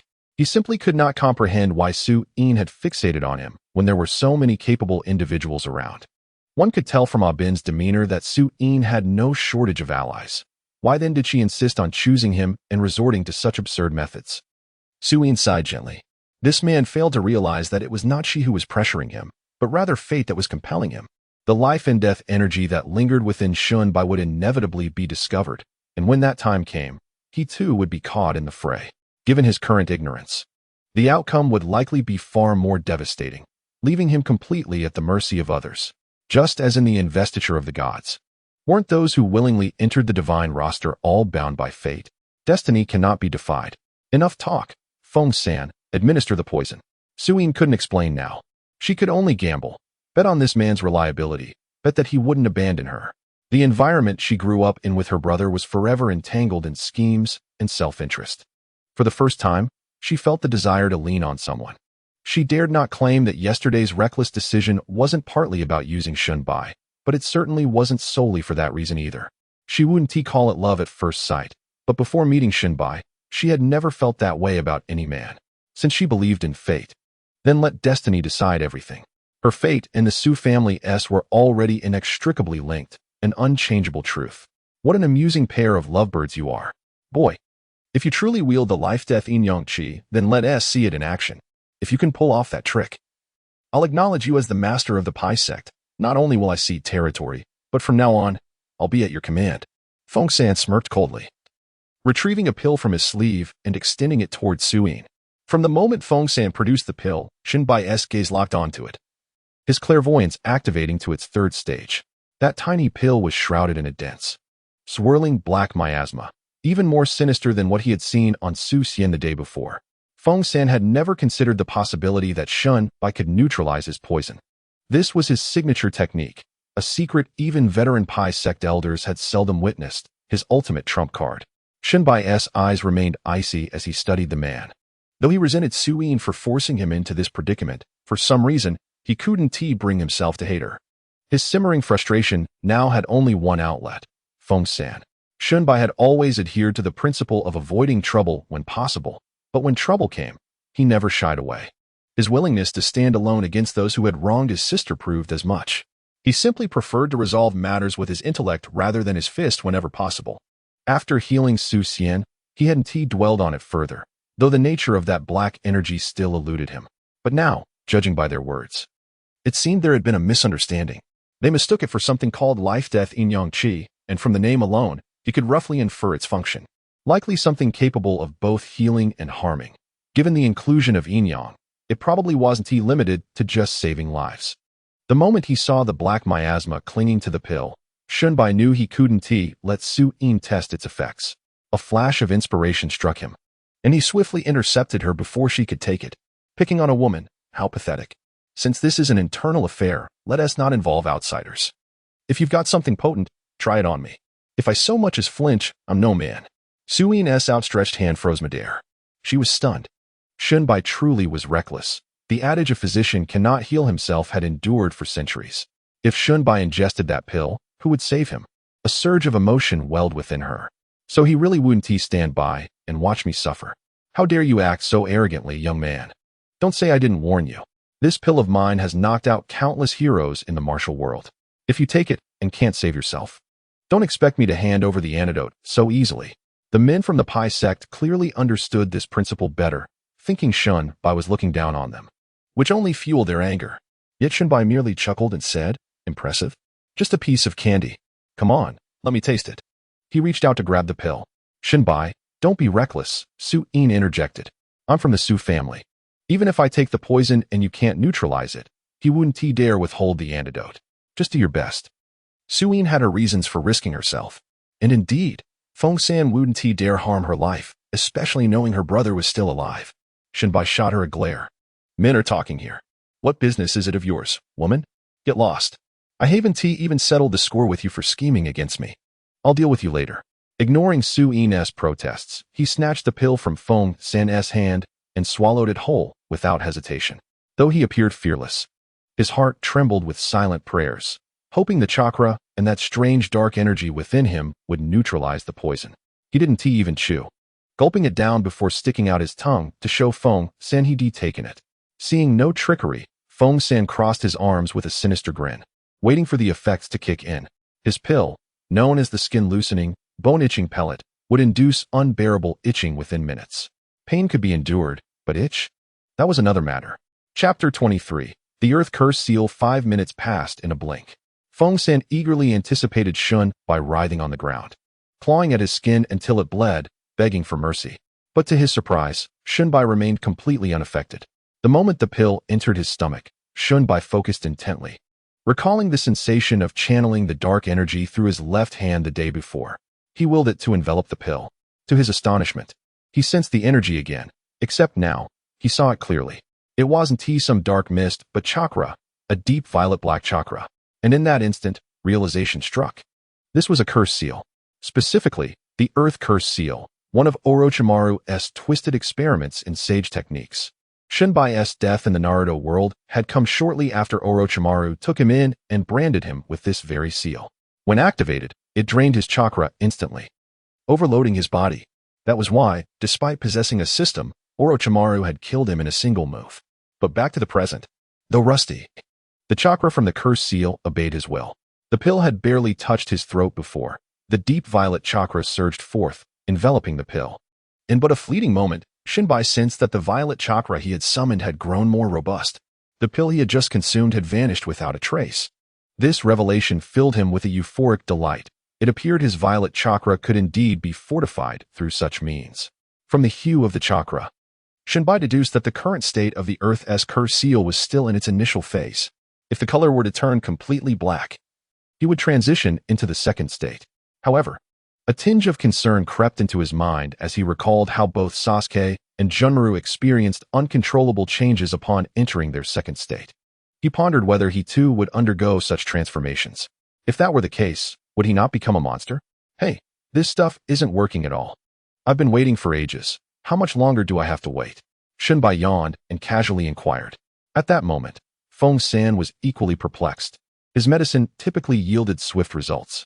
What was amiss today? He had distinctly witnessed this fellow expel the pill moments ago. Could it be that this rascal was employing some form of sleight of hand? The 8 gates contained a technique known as the floating gate, which they excelled at. Unable to believe that his medicine could fail against Shunbai, he exclaimed, "Kid, are you pulling some tricks? I suspect you never ingested my pill at all. Huh, with so many eyes upon us, you're quite shameless. All right, to prove your point, I shall grant you another chance. Come on then." Shunbai chuckled, opening his mouth in anticipation of Feng-san feeding him another pill. With the previous discovery in mind, Shunbai understood that while the substance might be lethal to others, it was undoubtedly a boon for him. With a firm stomp, Feng-san retrieved another pill, though he appeared somewhat pained. The formulation of the pine skin and bone itch pill was intricate, and its ingredients were rare. Typically, it would not be utilized unless faced with a dire situation. Observing the pill in his hand, Feng-san approached and tossed it into Shunbai's mouth. This time, Shunbai did not swallow it whole. Instead, he savored it, chewing thoughtfully while mumbling, The flavor is decent, a bit tangy with a hint of sweetness. Do you have more? Give me 2 more. I enjoy nibbling on them during my leisure, watching Shinbai crush the pine skin and bone-itch pill with his own teeth. Feng-sen felt a sense of relief wash over him. Listening to Shinbai's words, he clenched his jaw, thinking, this little brat won't be able to pull any more tricks this time. Soon enough, you shall be itching like mad. If you want the antidote, you better cough up a considerable sum. 5 minutes passed, yet Shinbai exhibited no abnormal reactions. It was evident that the dark energy from the pill had been absorbed once more. Come on, don't be stingy. Is the potency of your concoction insufficient? Why not bring forth all you have? I haven't had my fill yet. The expression on his face was utterly disdainful, inciting an urge to strike him. In that moment, Feng-sen transitioned from confusion to shock, unable to believe that Shinbai, a person who appeared to be a mere opportunist, could so nonchalantly unravel his clever scheme. Gritting his teeth, he produced a ceramic medicine bottle, shaking it vigorously. The sound of numerous pills rattled within. He glared at Shinbai and declared, if you can consume all of these without any consequences, I shall concede today. With a sinister grin, Feng-sen believed he had the upper hand. However, Shinbai, enticed by the prospect of supplements, showed no hesitation. As Feng-sen unscrewed the cap and tilted the bottle towards his mouth, Shinbai began to gulp down the contents voraciously. Su-in and Abin exchanged glances, for even after years of traversing the martial world, they had never witnessed anyone daring enough to consume the medicine given by the likes of Feng-sen in such a reckless manner. They could not help but feel a bead of cold sweat for Shinbai. The saying goes, medicine is 3 parts poison, and even if the pills were merely sugar-coated, ingesting such a quantity could lead to trouble. In a matter of moments, Shinbai had swallowed approximately 30 to 40 pills in just a few bites. He then shook the bottle vigorously to confirm it was empty before finally ceasing his actions.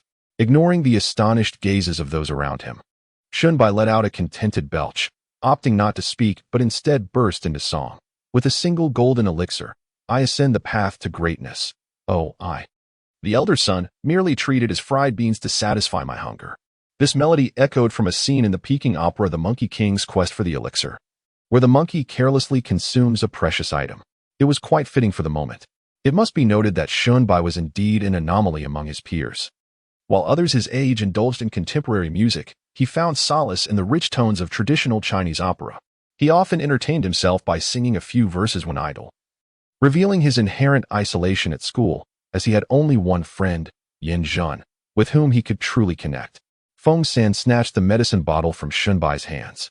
Nearly on the verge of tears, he had initially intended to put Shinbai in a difficult position, but to his dismay, Shinbai had consumed what he held dear as if it were mere candy.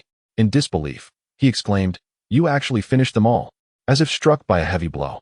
There's nothing left, he lamented dramatically, adopting a theatrical tone.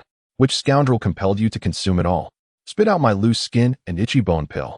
Do you have any idea how difficult it is to refine this? I barely managed to acquire the formula. At this moment, Feng-sen had completely disregarded whether Shinbai would suffer any ill effects from consuming such a quantity of pills. His gaze remained fixed on the empty bottle. Wailing in despair, he then lunged at Shinbai, grasping for his throat, appearing quite menacing. Startled by the sudden aggression, Shinbai raised his left hand to block him, retorting, wasn't he at you, you scoundrel, who made me consume them all? In his frenzy, Feng-sen failed to realize he had inadvertently insulted himself. Though he had momentarily calmed after being blocked, Shinbai's words reignited his fury, and he raised his fist, ready to strike. In a moment of desperation, Shinbai had no choice but to push him away. Who would have known that in an instant?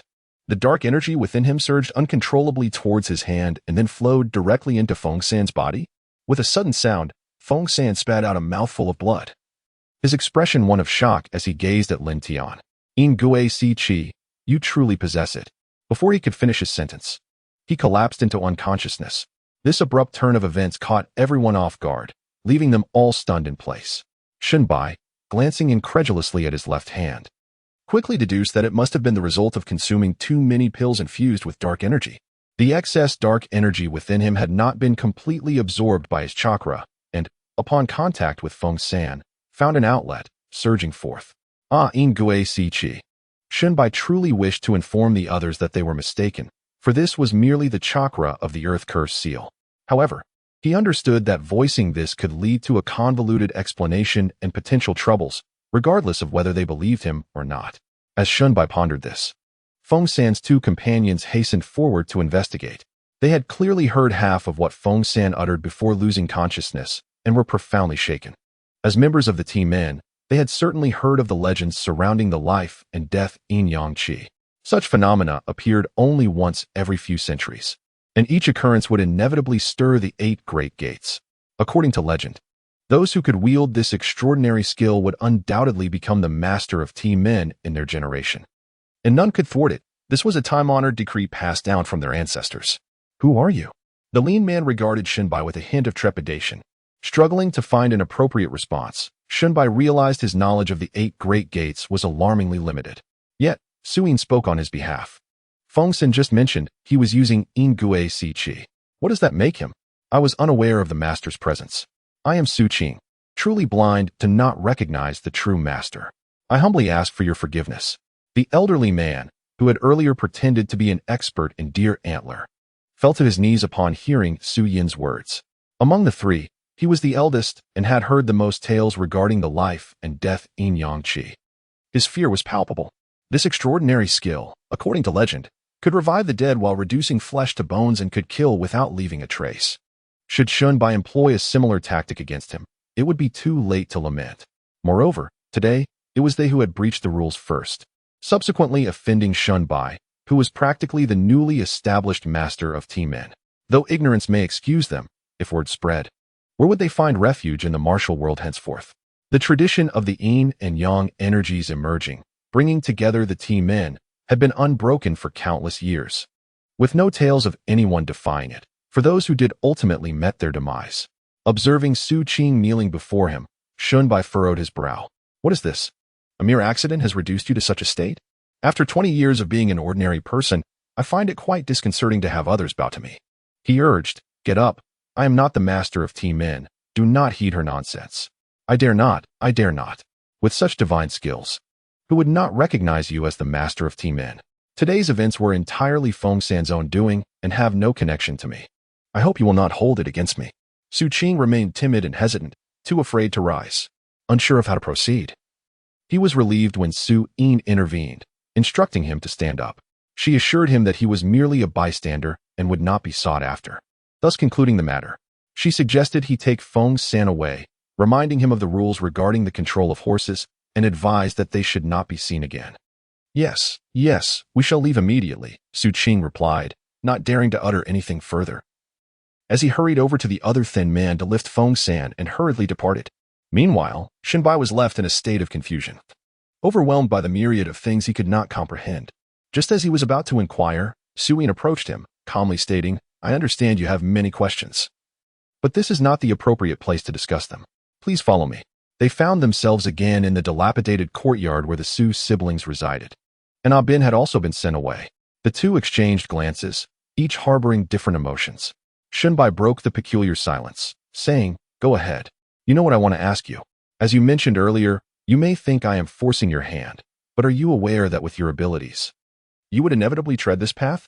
Suyin observed him intently, speaking softly. The feeling of being kept in the dark was uncomfortable for Shunbai, who countered. When treating your brother, you must have understood what was happening. Why not clarify things with me?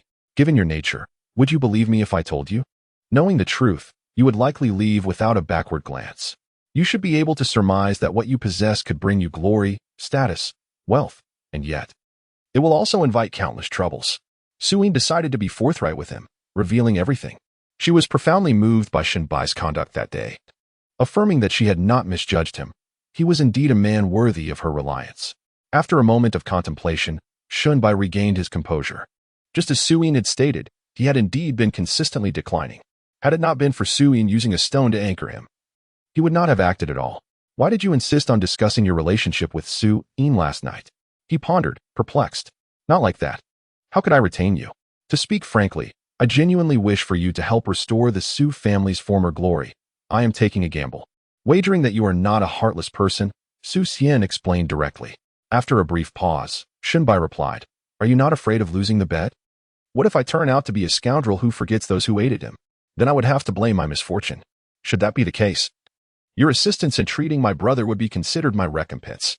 However, it is evident that I have won my wager." Suyin laughed lightly, her seemingly absurd actions having been thoroughly contemplated.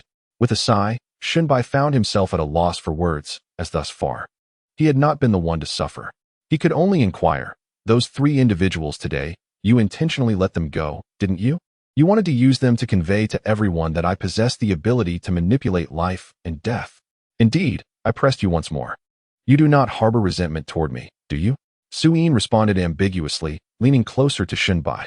To his surprise, the girl was remarkably candid, showing no signs of denial whatsoever. Shunbai felt utterly inadequate in the presence of her. Every time he finally grasped the situation, it was already too late. With a wry smile, he remarked, "Look at that Su Qing. He seems so afraid of me. I suspect my status among the 8 great sects is not trivial." "You want everyone to know that the Su family is backing, don't you?" Suyin, however, replied, "Your status is indeed not low, but within the 8 great sects, we judge heroes by their successes and failures. Do not be deceived by the extraordinary things you possess. Had you encountered someone else from the martial world instead of me, you might very well have found yourself imprisoned, becoming the subject of someone else's research. Surely not. Am I that foolish? I can avoid trouble," Shunbai thought to himself. Confident that he was no simpleton, he considered that had Suyin not bound him in such a manner, he would have left without a backward glance long ago. In Chapter 25, A Man Should Not Be Passive, Suyin cast a meaningful glance at Shunbai, her gaze revealing an unfamiliar expression. "You made me play the hero for a moment, but now there's no turning back." "That was your coercion," Shunbai retorted, clearly still resentful of Suyin's earlier attempt to use him as a test subject in her experiment with Feng-san. Hearing his words, Suyin's expression grew noticeably melancholic. After a prolonged silence, she gradually coiled around Shunbai's body like a water snake. He involuntarily shivered. He wondered what this whimsical girl was planning now. "Can you please clarify your intentions? What exactly do you want?" It dawned on Shunbai that he was genuinely intimidated by her, realizing he had never perceived the complexity of a woman's thoughts. Suyin remained silent, merely breathing softly near his ear, her fragrant scent wafting into Lin Tian's nostrils, evoking memories of their tender moments from the night before. Just as he was lost in the reverie of warmth, Suyin abruptly ceased her actions, speaking softly. "You have seen the treachery of the martial world. While I may have pressured you before, you still harbor no defenses against me." "What do you mean?" Shunbai suddenly recognized his earlier lapse in composure, pushing Suyin away and shaking his head to regain clarity. Observing his serious demeanor, Suyin couldn't help but chuckle, her laughter ringing like delicate silver bells. Her slender fingers brushed against Shunbai's cheek as she gazed at him. "Matters of the heart are indeed difficult to articulate. If you ask me whether I like you, I honestly cannot say. Often, I am unsure which of my words are genuine and which are mere pretense." Feeling bewildered, Shunbai struggled to comprehend her cryptic message, that she herself was uncertain of her feelings for him. Before he could respond, Suyin continued, "Fate is truly a capricious force. Born into the 8 great sects, I had no other choice, and I believe you have no choice either. Let us revisit last night's events." "Wait," Shunbai began, but was interrupted as Suyin cupped his face and kissed him. The fantasies that had been swirling in his mind were now vividly intensified, only moments later. Shunbai was utterly captivated, his hands exploring Suyin's form without his conscious consent. A soft moan escaped her lips. The sound was akin to celestial music, an irresistible temptation for any man who approached. Shunbai was consumed by his desires, and Suyin willingly reciprocated. They intertwined, as if time itself had come to a standstill. To hell with the martial world, to hell with the 8 great gates. They had cast aside all those chaotic thoughts. It was unclear how long they remained in that state, but as dusk began to fall, they finally paused, leaning against the edge of the bed. Suyin lit a cigarette and handed it to Shunbai. He took it, inhaling deeply and exhaling smoke rings. "Is this all we share?" he pondered. "Desire is indeed the most terrifying force. It renders one susceptible to manipulation. I, too, possess desires, and thus I exploit others to achieve my ends. My brother disapproved of yesterday's events, yet I acted on my own accord. Without you, the Su family cannot regain its former glory, but with you, my brother, and I may face irreversible consequences." Suyin lit another cigarette and continued, "Is this your version of honesty?" Shunbai inquired. "Honesty is a concept I have never truly understood throughout my life. Every day, I either deceive or am deceived. This world, rife with lies, schemes, and desires, has become tiresome. I wish time could freeze at this very second. Her words were still perplexing. Furrowing his brow, Shinbai wondered if the girl was truly as she appeared. Leave now. I have come to realize that world is unsuitable for you. Although the tales of life, death, and the dualities of existence will echo throughout the martial realm, no one knows you. The clues lie solely with my brother and me. If you depart, we too will vanish. Fear not. No one will disturb you, Suin said, her tone indifferent. We watched Suina's heartache. Yet Shunbai was at a loss for words to console her. Consider these past few days a mere dream. Once you leave, do not seek me out again. It serves no one. Live the life you desire. Remember, your secrets must remain unspoken unless absolutely necessary. My previous words are not to be taken lightly. As she gazed into Shinbai's eyes, Suin felt a sincerity she had never experienced before. With a deep sigh, Shinbai was overwhelmed by an indescribable discomfort. Tell me the answer I seek. What answer? Selling your body to win me over for the Su family's vengeance? If the Su family were not in its current state, I doubt I would find you intriguing, Suin replied ambiguously. Although this had been Shinbai's lingering thought, hearing it spoken aloud left him feeling a sense of desolation. After a prolonged contemplation, Shinbai extinguished his cigarette. He took the one from Suin's hand and snuffed it out as well, drawing her naked form closer. He asked, Do you know what the greatest insult to a man is? Huh? Are you implying that I've taken advantage of you? Please. This is not the age for such responsibilities, Suin replied with a bittersweet smile, realizing she truly did not wish to draw Shinbai further into her world. The man, perhaps capable of thriving in that environment, did not wish for him to lack choices like himself. No, you have misunderstood my intent. I do not seek to hold you accountable, yet you must bear responsibility towards me. Since the moment you made your decision yesterday, the course of events has irrevocably altered. As Shinbai spoke, he mimicked Suin, leaning in to kiss her, utterly captivated by the essence of the girl. However, Suin promptly pushed him away. I granted you the opportunity to choose. Let us cease here. You are unaware of the trials my brother and I must confront. Regrettably, I now wish I had not involved you, and I am sincerely sorry. 2 encounters between us are quite sufficient. Are you implying that I am inadequate? Let me tell you, a man can say anything, but he must never admit defeat. Have you forgotten? I still have not settled the score with you. This debt remains unpaid. Yet, Shinbai paid her no heed, continuing his advances. Isn't this simply being a rogue? Who cannot engage in such behavior? Shinbai suddenly realized that this matter was not merely about whether Suin liked him, but rather about his own feelings for her. Even if it were just an attraction to her physical form, it was still affection. Do you even comprehend your actions? You cannot even navigate my little tricks and yet dare to boast. Have you seen my brother? His capabilities far surpass yours, yet he has met with a dismal fate. I assure you, this could lead to dire consequences. As she persistently rebuffed him, Shunbai's advances felt like the grasp of an Lushan, and Su Yin's previously calm heart became tumultuous once more. Chapter 26. Unpleasant memories. The surroundings fell silent again, an atmosphere that Shunbai found unappealing. He smiled faintly. Isn't it merely fate? Here, take it. Tremble. After provoking me, you wish to escape so easily? If a woman dares to treat you this way again, how many lives do you possess to spare? Suin retorted coldly, casting a look at the man before her, as if wishing to keep him at a distance. To her surprise, Shunbai laughed heartily. Of course, there is only one life to live. It cannot be divided. Therefore, you must teach me how to avoid being ensnared by women in the future. With that, he forcibly pressed Suin beneath him. Shinbai, you are truly a scoundrel. With an indignant scream, another passionate night commenced. 24 hours is a fleeting moment, yet it can yield countless transformations. 2 individuals, initially worlds apart, found themselves entwined as a couple driven together by desire. Many years later, whenever the inception of love was mentioned, couples would share knowing glances, simultaneously pointing at each other and exclaiming, "It was this rascal who tempted me," followed by joyous laughter. This reasoning may appear absurd, yet it is imbued with such purity, a connection that defies explanation, only to be interpreted in such a manner. The following day, Shunbai slowly opened his eyes. Now armed with the experience of the previous day, he had already made a call to his sister the night before. Knowing that working at a bar would meet with her disapproval, a rationale he could no longer invoke. Accompanying the girl who claimed to be a con artist, Suin, he managed to bamboozle his typically honest sister, Shenrong, quite effortlessly. Under her guidance, Shunbai only mentioned spending time with friends. refusing to disclose the identity of these companions, regardless of how persistently his sister inquired.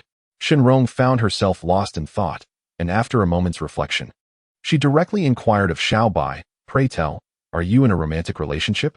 After a prolonged silence, he remained unresponsive, neither answering nor terminating the call. It was evident to him that she was demanding honesty. "Be forthright with me, treat the young lady well, and bring her home tomorrow for my appraisal." Given her background from the prestigious 8 great families, Su Yin possessed an astute understanding of human nature. A mere suggestion from her, and Shunbai would be liberated henceforth. Yet, the prospect of meeting the parents so soon was daunting. Shunbai felt overwhelmed. Clearly, this girl had deliberately concocted such a scheme, ensnaring him in her machinations. As he gazed at the sleeping figure beside him, he couldn't bear to disturb her. He observed her serene expression, a gentle smile gracing her lips, indicating she was still lost in sweet dreams, mumbling indistinctly, with only the words father or mother discernible. Suddenly, Su Yin's peaceful demeanor shifted. Fear, anger, sorrow, and anguish cascaded across her exquisite face. Shunbai felt helpless. Would waking her from this nightmare truly liberate her from its grasp? Just as he hesitated, Su Yin awoke, her gaze settling upon the man who had steadfastly remained by her side, an indescribable emotion swelling within her. Throughout her life, the only man she had relied upon was her brother, Su Xian. Now, there was another. After such a nightmare, I wonder what you have truly endured. Is the world you speak of really so terrifying? Shunbai asked, embracing Su Yin. Nestling against him, she replied, the world is far more dreadful than one could imagine. The human heart is the most elusive yet the easiest to deceive. Look at you. Haven't you been tricked by me? Who has deceived whom? I have not suffered any losses. I have merely gained a clever wife, Shunbai retorted with his usual playful demeanor. Shifting closer to him, Su Yin smiled. Are you taking advantage of me and then playing coy? Do you not realize the troubles that accompany having a wife like me? Yet, even if you fear now, it is too late. A man must pay the price for his desires. Are you trying to intimidate me? Do you think I am so easily frightened in your eyes? Shunbai laughed heartily, seemingly unfazed. Yet, Su Yin, transforming into a more serious persona, sat upright and solemnly stated, do you recall what Feng San said yesterday? My brother and I are likely even worse off than a stray dog. Shunbai's expression shifted to one of concern. He perceived that Feng San still held some trepidation towards her, suggesting that the Su family must have once enjoyed a period of grandeur. He had long been curious about what forces could possibly bring such talented siblings to their current plight. Would you kindly elucidate your family's circumstances? As you indicated, it seems I cannot evade this reality. I must understand who our adversaries are. After all, one must confront the harsh truths of existence with rationality. Even after moments of sentimentality, observing Su Yin's demeanor, it was clear she did not wish to reminisce about that particular experience. After a prolonged moment of contemplation, she finally spoke. You are not originally from the martial world. You may not have heard of the Xiao family, but you must be familiar with Yulong Industries. After some reflection, Shunbai nodded. His major in university had been commerce, and he possessed a certain awareness of well-known enterprises across the nation. He promptly replied, it is the largest multinational trading company in the southwestern region. It is said that all import and export trade over there is conducted by them. Indeed, you have heard us mention the term lip point before. Such points often stem from associations. The character Xiao symbolizes clear and profound waters, which can naturally lead one to the phrase Yulong. Now, you should comprehend the magnitude of what we are facing, she stated. This revelation sent a shiver through Shunbai. He was aware that the Su family was entangled in significant troubles, but he had not anticipated that they had provoked such a colossal entity, Clear Waters, Yulong Industries, which was, in fact, a venture of the Xiao family. Goodness, this is quite an impressive background. Can one truly attain such wealth in the martial world? From his encounters with those he deemed martial individuals, Shunbai had predominantly witnessed figures struggling at the fringes of society, resorting to deception for survival, such as Feng San and others. Influenced by these initial impressions, he had naturally assumed that all martial people were of a similar disposition. Rolling her eyes dramatically, Su Yin continued, what did you expect? My brother has told you, wherever there are people, there exists a martial world. The few you saw yesterday were merely the dregs. You have likely heard of Qingji and Lzio, which represent the original assets of the Su family. Regrettably, they are no longer in our possession. Qingji and Lzio, the century-old brand you mentioned when you registered your name. Who would have thought it belonged to your family? Shinbai's brow furrowed tightly, realizing that his understanding of the martial world was indeed rather superficial. With a hint of sadness, Su Yin reflected. The century-old foundation of the Su family was destroyed by my brother and me. I am truly reluctant to accept this fate, yet I find myself powerless. However, in the moment you healed my brother, I glimpsed a glimmer of hope. Chapter 27. The fated will. Though he had solidified his resolve to assist Su Yin, Shinbai remained perplexed as to why she had so readily identified him. Unable to contain his curiosity, he inquired, "Is it solely because I healed your brother? Is this some sort of life and death yin-yang energy?" He coughed awkwardly, feeling somewhat guilty as he spoke, lighting a cigarette. He barely had time to take a puff before it was seized by Shinbai. Su Yin smacked her lips in annoyance and lit another for herself. "Shinbai, if I were to say that our union is predestined by the heavens, would you believe me?" Su Yin inhaled deeply before meeting Shinbai's gaze. Uncertain why she would pose such a question, Shinbai's brow furrowed even deeper. "Whether it is fate or not, I cannot say, but since I have chosen you, I will shoulder all burdens for you. I mention this not as a ploy against you. The story is long and intricate. Allow me to first discuss the matter of the 8 great sects," Su Yin said, deftly shifting the topic. "As it is inevitable to step into the world of Jianghu in the future, it is prudent to acquire more knowledge about it." Shinbai nodded, awaiting Su Yin's elucidation. "Indeed, your earlier assertion was not unfounded. The 8 factions of Jianghu can be succinctly described as a collective of beguiling charlatans, well-versed in the nuances of human interactions and the principles governing them. This brings to mind the terms Li and Jian that I previously mentioned, which are derived from the articulation of the lips. In truth, they should be referred to as Shu and Dao. Until now, I had not fully grasped the distinction between Li and Jian, but upon hearing Su Yin's explanation, Shinbai swiftly comprehended that the essence of life and death, the yin and yang qi, pertains to Shu, while the deceptive tactics employed by Feng San and his associates yesterday belong to Dao. Precisely. The term Shu refers to unique skills that cannot be easily replicated by others, akin to what we would now call technological competitiveness. Conversely, Dao, also known as the art of persuasion, encompasses the methods of packaging, marketing, and garnering trust. In contemporary vernacular, this could be articulated as core competitiveness. The 8 factions have persisted through time by harmonizing these 2 elements. Shinbai listened with growing clarity, astonished that even deception could be underpinned by such a comprehensive theory. Shu manifests in myriad forms, while Dao encompasses myriad intricacies. Their mutual support and benefit give rise to deceptions that are seamless and impeccable. Dao evolves from Shu, for instance. If we create a counterfeit object using Shu, we must tailor our discourse or tactics based on the characteristics of the object to achieve optimal outcomes. Nodding in understanding, Shinbai grasped the fundamental principles, pondering whether this so-called essence of life and death also has corresponding Dao, though he refrained from interrupting Su Yin with questions. The earliest of the 8 factions, categorized by their respective trades, divided into the literary and martial schools. The literary factions consist of Jing, Pai, Su, and Yao, while the martial factions are comprised of Feng, Hua, Piao, and Yao, working in harmony. You have begun to understand some of this. Let me first introduce you to the foremost faction, the Jing men. The Su men possess extraordinary skills in counterfeiting, and the Pai men are adept at saving lives. Shinbai had personally experienced the prowess of these 2 factions. He could not help but wonder what exceptional qualities allowed them to command the allegiance of the other 7 factions. As if sensing Shinbai's curiosity, Su Yin continued to elaborate on Jing men, stating that their mastery lies in understanding fortune and misfortune, guiding individuals away from calamity towards fortune.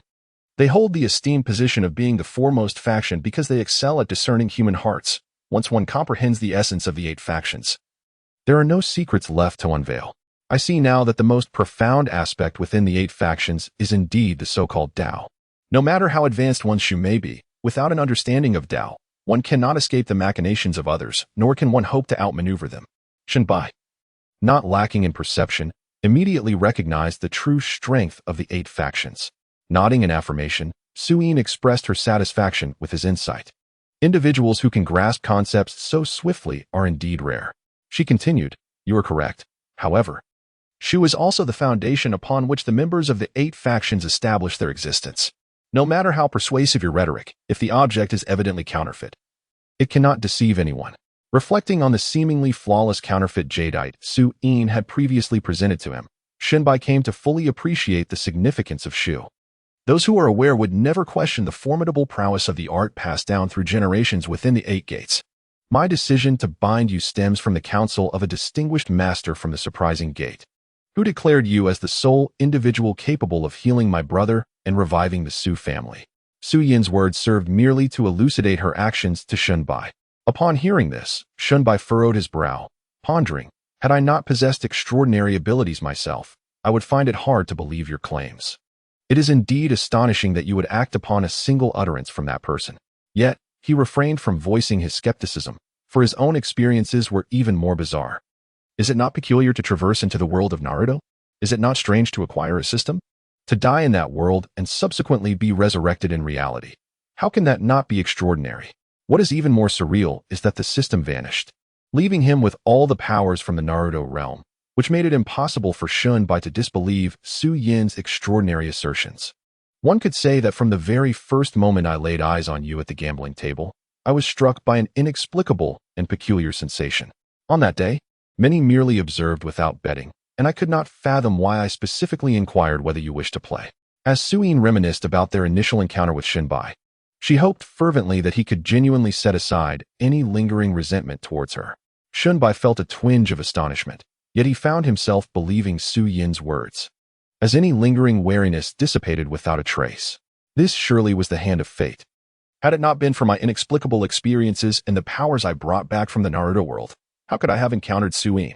Among the multitude on the street, why was it that my gaze was solely fixated on her? An unbroken string of coincidences ultimately led to their union. Perhaps this is what one might call an unfathomable destiny. Very well. Let us simply cherish our time together from now on, regardless of whether it be fate or destiny. As I have chosen you, I shall not waver in my commitment. Shenbai reiterated his promise. Su Yin nodded in agreement, returning to the matter at hand. You are now aware of the challenges that lie ahead. The current head of the Xiao family, Xiao Liang, is undoubtedly a figure of immense power and ruthless nature. With the recent events concerning Fengsan and the others, our information will likely reach his ears imminently. We must devise a strategy to respond effectively. Rest assured, with me by your side. Anyone who dares to bully my wife will find themselves facing me instead, Shenbai declared, patting his chest confidently. I trust you completely, however, given your current capabilities. You may not yet be a match for that individual.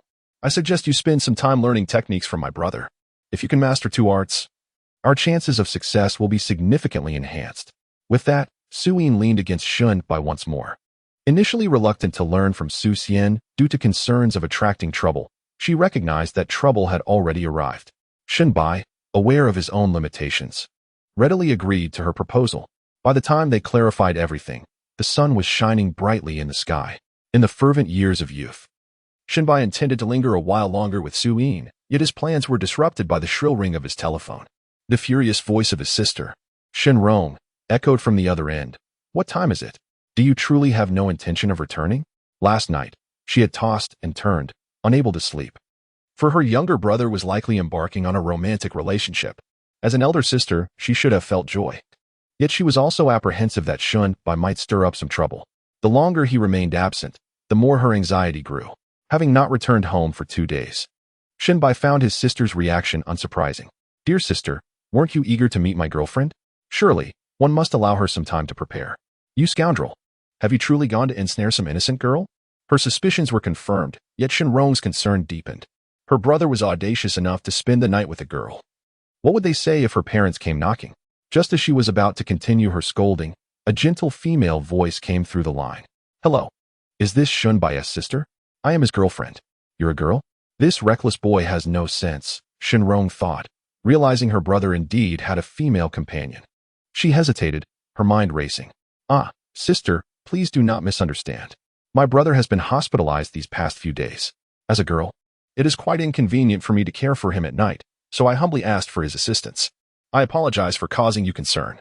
Su Yin's voice, initially filled with surprise, transformed into shyness, and ultimately sincerity, each transition seamless and without flaw. Although they had concocted a plan together, Shenbai stood by, utterly astonished, thinking that she was an exceptional actress, capable of deceiving with such ease. Upon hearing this, Shinrong was momentarily taken aback, scolding Shunbai for not clarifying things, nearly leading her to say the wrong thing. Once he returned, she would certainly give him a thorough talking to.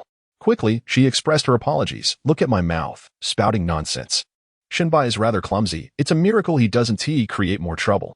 It's fortunate you have faith in him. Sister, Shinbai is indeed quite considerate. He mentioned you wanted to meet me, so please wait at home.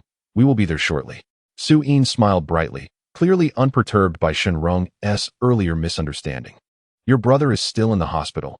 How can I trouble him to come and see me? Shinrong hurriedly replied. I thought this rascal was merely playing games with me.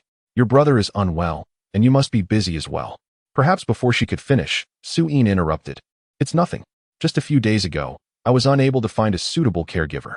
Besides, my brother is not seriously ill. Please wait at home for me. Oh, take your time. I shall wait for you both. However, please have that scoundrel Shunbai answer the phone. I need to have a few words with him. Shinrong, caught off guard, realized the importance of meeting Su-in for her brother's lifelong affair, and thus, she decided to acquiesce. As soon as he answered the phone, Shinbai said, Sister, we will be home shortly. Don't worry, you will soon meet your sister-in-law. Aren't you excited? You little rascal, can't you just be straightforward? You two aren't even married yet. There's not even a hint of it. Be mindful of your words. You know how important a girl's reputation is? Hearing her brother's usual playful tone, Shinrong couldn't help but feel a flicker of annoyance. Shinbai, however, remained unfazed. What does it matter? She is already your sister-in-law. By the way, she wants to treat you to a meal, so get ready. We will pick you up soon. It seemed he was quite certain about Su-in. After exchanging a few more words, they hung up. Shinbai set down his phone and turned his attention to Su-in, who had already gotten out of bed and was rummaging through the wardrobe for clothes. Observing her choose a white shirt and a pair of jeans, finishing off with pink sneakers, he was astounded. Today, she looked completely different from the streetwise girl he had seen yesterday. Even the purest of starlets would find themselves overshadowed by her charm. Get up quickly, it's already late. Aren't you afraid of making your sister anxious? Su-in called out when she saw Shunbai staring at her without any intention of getting up. Rubbing his head, Shunbai asked, Was that you yesterday? If not me, then who? These are the basics of the 8 great doors. You'll understand in time. Hurry up and get dressed. It's indecent to lounge around like that. Su-in retorted, settling at the makeup table. She picked up some cosmetics, pondered for a moment, and then set them down without applying anything to her face. Logically, one would expect a bride-to-be to feel a bit nervous when meeting important family members for the first time. Yet, Su-in seemed entirely unfazed, exuding calmness. Shinbai couldn't help but voice his confusion. We are about to meet the parents, yet you seem completely relaxed. Haven't you met my brother? Why would I be nervous? Su-in replied nonchalantly. That's not the same. When we met your brother, we hadn't before he could finish. Su-in interjected, Stop rambling. Hurry up. If you delay any longer, I'm not going.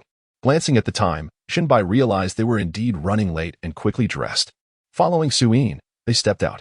On the way, Su-in stopped by the market to buy some simple fruits to carry along. Shinbai initially intended to protest, but she insisted, It's better to be polite. We need to leave a good impression on your sister. Don't you understand the basics of etiquette? We're all family. Is this really necessary? Besides, you don't have much money, Shinbai retorted, feeling a bit disgruntled. In his view, his sister wouldn't care about such trivialities. Money isn't saved, it's earned. I find it quite petty that a grown man like you is so calculative. I'm not spending your money. Besides, this is my gesture. Let's go. We can't keep your sister waiting, Su-in said, frowning. If there was anything she found unappealing about Shinbai, it was his stinginess. With a dismissive wave, Shinbai chose not to argue further. Although he felt it was unnecessary, he recognized from this small episode Su-yin's earnestness regarding meeting his sister. The 8 great doors were indeed skilled in the art of social interaction. The essence of interpersonal relationships often lies in the subtleties of interaction. It wasn't long before the two arrived at the entrance of the modest rental apartment where Shunbai resided. This self-built structure in the urban village was dilapidated. Any girl who beheld it would likely turn away. Even Su-in frowned upon seeing it. With your abilities, how could you allow your sister to live in such a place? In Chapter 29, the preordained script, observing Su-yin's reaction, Shinbai assumed she felt a bit uncomfortable and awkwardly remarked, My sister and I have always lived quite frugally. I usually hesitate to bring friends over. Who cares about such desolation? I mean, with your skills, earning a living should be effortless. Before encountering me, You were likely unaware of the intricacies of the world. Suyin mused, intrigued. Although she and her brother refrained from profiting from the ancestral heritage, sustaining their livelihood through various means was feasible, as evidenced by her ability to earn thousands from her gambling stall in a single day. After a moment's contemplation, Shunbai replied, "My abilities were acquired unexpectedly. You see, my first attempt led you to discover them. I haven't even had the chance to utilize them for profit yet. What you possess is not something taught by others." Suyin remarked, astonished.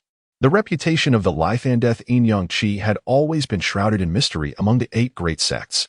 It was known to be associated with the art of the exhaustion sect, yet the means by which it was transmitted remained unknown. Every 1 or 2 centuries, a practitioner of this art would inexplicably emerge in the martial world, subsequently leading the exhaustion sect. However, once that individual passed away, the art would gradually fade from prominence. Shunbai rubbed his head, opening his mouth but finding no words to express himself. Though he had established a connection with Su-Yin, he was uncertain whether she might harbor negative thoughts about his peculiar experiences. After all, Su-Yin had once been willing to sacrifice her own future happiness for the sake of the Su family, binding herself in the process. Noticing Shunbai's reluctance to speak, Su-Yin pouted, "Fine, if you don't want to share, then don't. We all have our secrets. Let us head upstairs." Resolving not to dwell on it, she was content knowing that whatever Shunbai's abilities were, they would be applied towards the resurgence of the Su family. Upon opening the door to the rental apartment, Shunbai was taken aback. Generally, his sister was preoccupied with work while he attended school, leaving the place in disarray over time. However, it had been tidied up remarkably by his sister in such a short span. Glancing at Shunrong, she wore a floral long dress, which, despite its somewhat outdated style, accentuated her already striking beauty. Even Su-Yin, upon seeing her for the first time, couldn't help but compliment Shunrong's appearance. Shunbai, however, recognized that this was his sister's favorite outfit, one she rarely wore due to its sentimental value. Shunrong, naturally shy, felt bashful meeting her brother's girlfriend for the first time. When she heard Su-Yin's praise, her embarrassment deepened. After making introductions and exchanging pleasantries, Shunrong's initial impression of Su-Yin was exceedingly positive. Upon observing Su-Yin's appearance and demeanor, a wave of doubt washed over me. I discreetly pulled my brother aside and inquired, "Xiaobai, this girl does not appear to be from an ordinary family. Are her parents aware of your relationship?" Although my voice was barely above a whisper, the small room allowed Su-Yin to overhear. Before Shunbai could respond, she eagerly interjected, "Sister, my parents have long since passed away.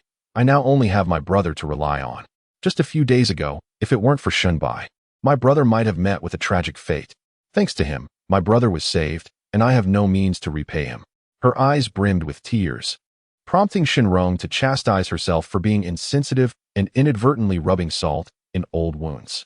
However, upon hearing Su-Yin's words, Shunrong felt a sense of relief. Traditionally, marriage values compatibility, and in this regard, the girl seemed well suited for her brother. My careless tongue has betrayed me once more. From now on, I shall call you Yin, I said. Shunbai has likely informed you about our family's circumstances, which are quite similar to yours. Alas, we are all unfortunate souls. By the way, you mentioned that Xiaobai saved your brother.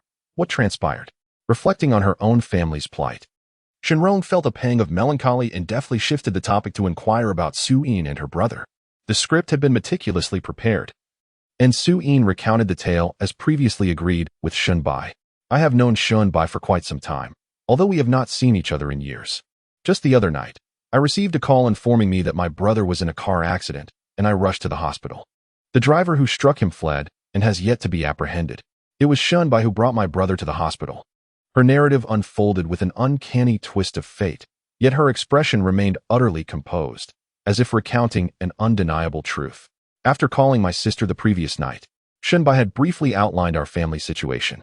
He was about to embark on learning the trade from Su Xian and soon would be preoccupied. To alleviate any concerns for the future, Su-Yin devised a plan to keep her brother's mind at ease. "Xiaobai, how could you not share such a significant event with your sister?" She lamented. "Though such misfortune has befallen you, it has fortuitously intertwined your fates." As Su-Yin animatedly narrated her story, she remained oblivious to any discrepancies. Meanwhile, Shunbai stood silently by, unable to interject, until he finally responded to his sister's inquiry. "I intended to tell you that day, but upon hearing I worked at a bar, You immediately turned against me. How could I dare to speak up? Fearing it would only cause you more worry? His feigned grievance prompted Su-in to train him for over half an hour, anxious that Shinrong might detect a flaw in their story. Indeed, upon observing his demeanor, Shinrong's lingering doubts dissipated entirely.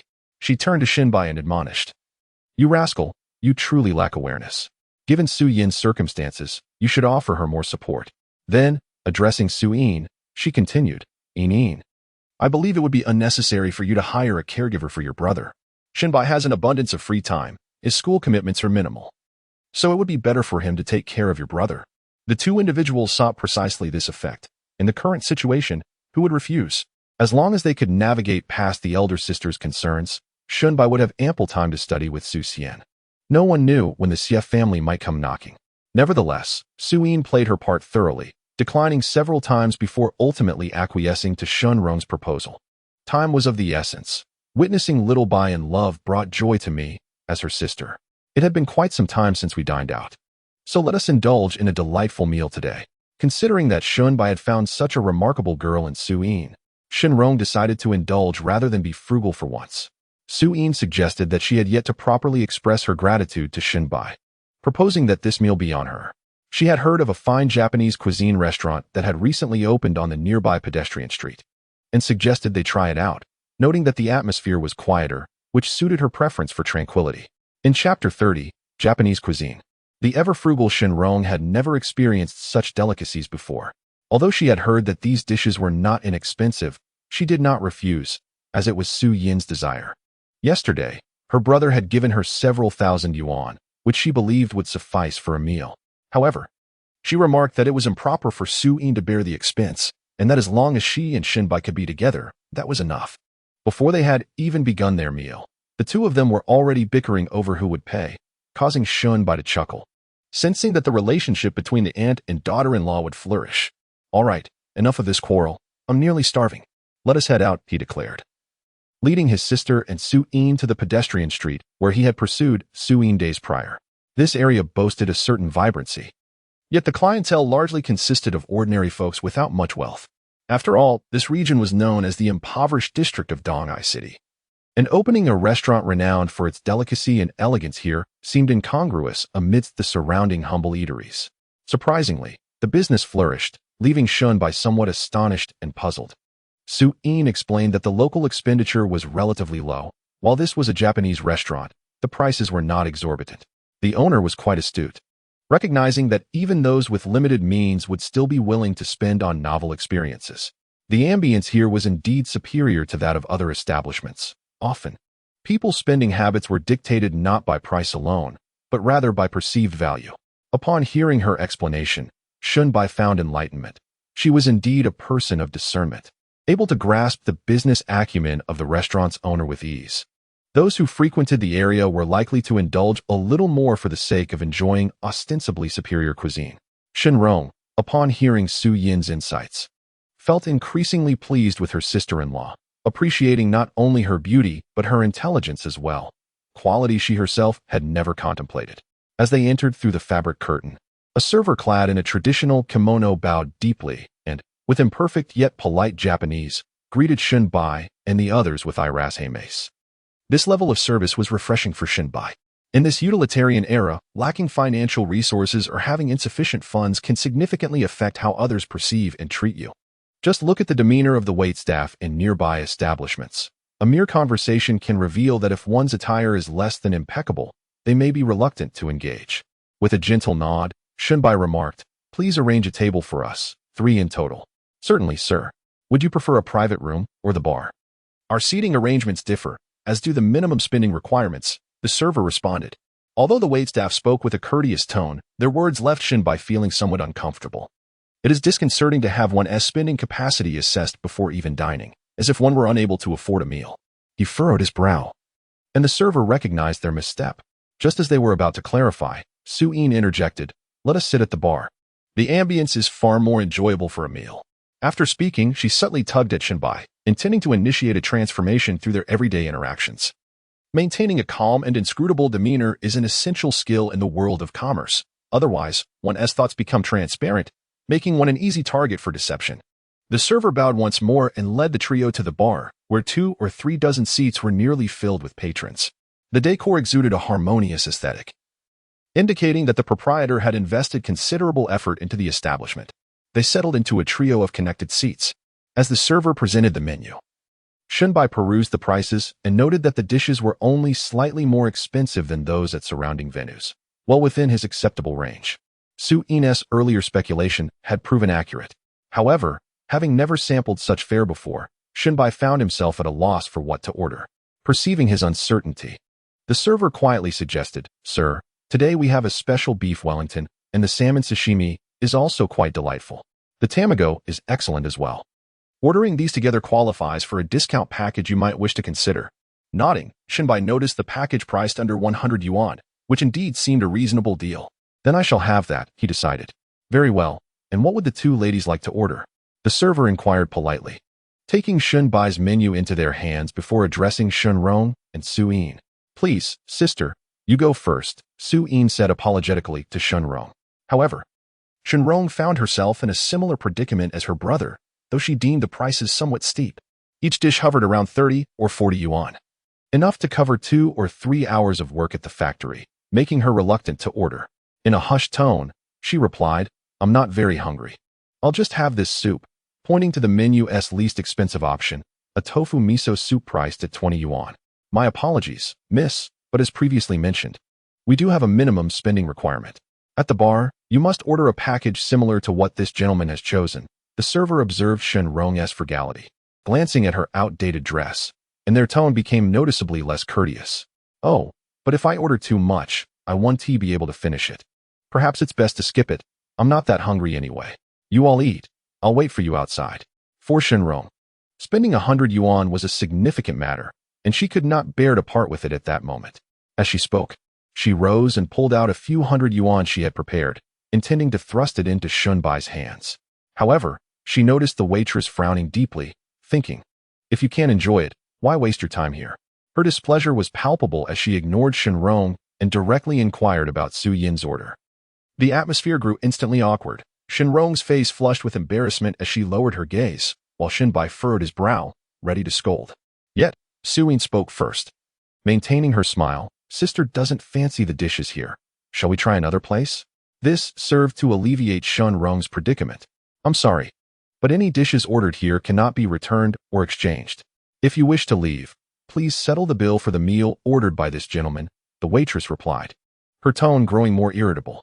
Their establishment based its commissions on the number of orders placed by customers. Shunbai could no longer contain himself and raised his voice indignantly. "What kind of tyrannical clause is this? Minimum consumption? Non-refundable? Don't you even allow returns on the menu items sent to the kitchen?" His outburst drew the attention of several diners nearby, causing Shunrong to feel even more mortified, thinking she had embarrassed her brother. The waitress, unfazed, snorted dismissively, "Sir, I truly apologize, but I am merely a server. The restaurant's regulations are beyond my control. I am simply stating the facts. Please lower your voice so as not to disturb other patrons." Shunbai's anger intensified, and he was about to lash out further when Su Yin gently placed her hand on his, signaling him to remain calm and let her handle the situation. "If you cannot make decisions, then let someone who can come forward. Why should we, as paying customers, have to endure your displeasure?" she stated with remarkable composure.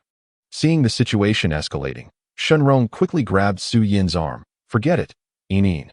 It's my fault. If they have rules, let's not make it difficult for them."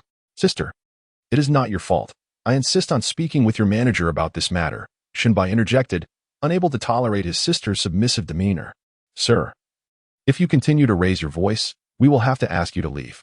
Our establishment prides itself on providing a serene dining environment," the waitress retorted defiantly, refusing to call for a manager.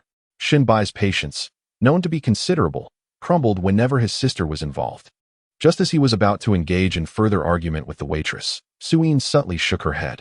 In the world they navigated, the principle of not showing favoritism towards one's relatives stemmed from a desire to conceal one's vulnerabilities from others. Thus, she maintained an air of indifference.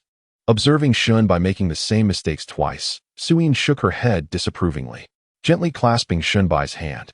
She urged him to remain silent and watch how she would resolve the matter. Despite their current misfortune, Suyin hailed from a prestigious family and had experienced the finer things in life. She had dined on numerous occasions at establishments serving exquisite kaiseki cuisine, far surpassing the mediocrity of this establishment. She smiled gently at the waiter and inquired, "So, are you going to let us leave or stay? We are not at a black market establishment. You are free to come and go as you please. However, before departing, please settle the bill, which amounts to 98 yuan. Thank you." The waiter, already disinterested in serving, thought it more beneficial to attend to other customers rather than engage in idle chatter with Shinbai and his companions. The exchange was observed by all the diners, with some whispering that if one could not afford the place, they ought not to be there, feeling embarrassed for their compatriots. Such behavior was regrettably common among our people, disrupting what could have been a pleasant dining experience. Hearing such remarks, Shinrong wished she could find a crevice to hide in. Under normal circumstances, it might have been bearable, but with Su Yin present, she feared that this incident might tarnish Su Yin's view of her family, leaving her with a sense of irrevocable regret. In a hurry, she handed over the money, hoping to quell the disturbance, only for Su Yin to swiftly take the cash from her hands, saying, "Sister, please wait, I shall handle this." Su Yin glanced at the gentleman who fancied himself superior simply because he dined at a certain establishment and cast a flirtatious look his way, then smiled sweetly at the waiter, saying, "You claim to be an authentic Japanese restaurant, but where has your spirit of hospitality gone? Are you attempting to usher us out? Miss, I have no intention of rushing you out, but you have not met the minimum spending requirement, which puts me in a difficult position." The waiter replied with a dismissive expression. The diner who had previously murmured now found himself captivated by Su Yin's charm, and seizing the opportunity, he exclaimed, "Beautiful lady, how about I cover your bill? Just a few hundred yuan. No problem at all, haha." "Oh, then thank you. Did you hear that, waiter? Someone is treating us."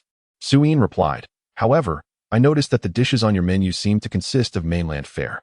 Do you have anything of higher quality?" She turned back to the man, offering him a sweet smile that could enchant anyone.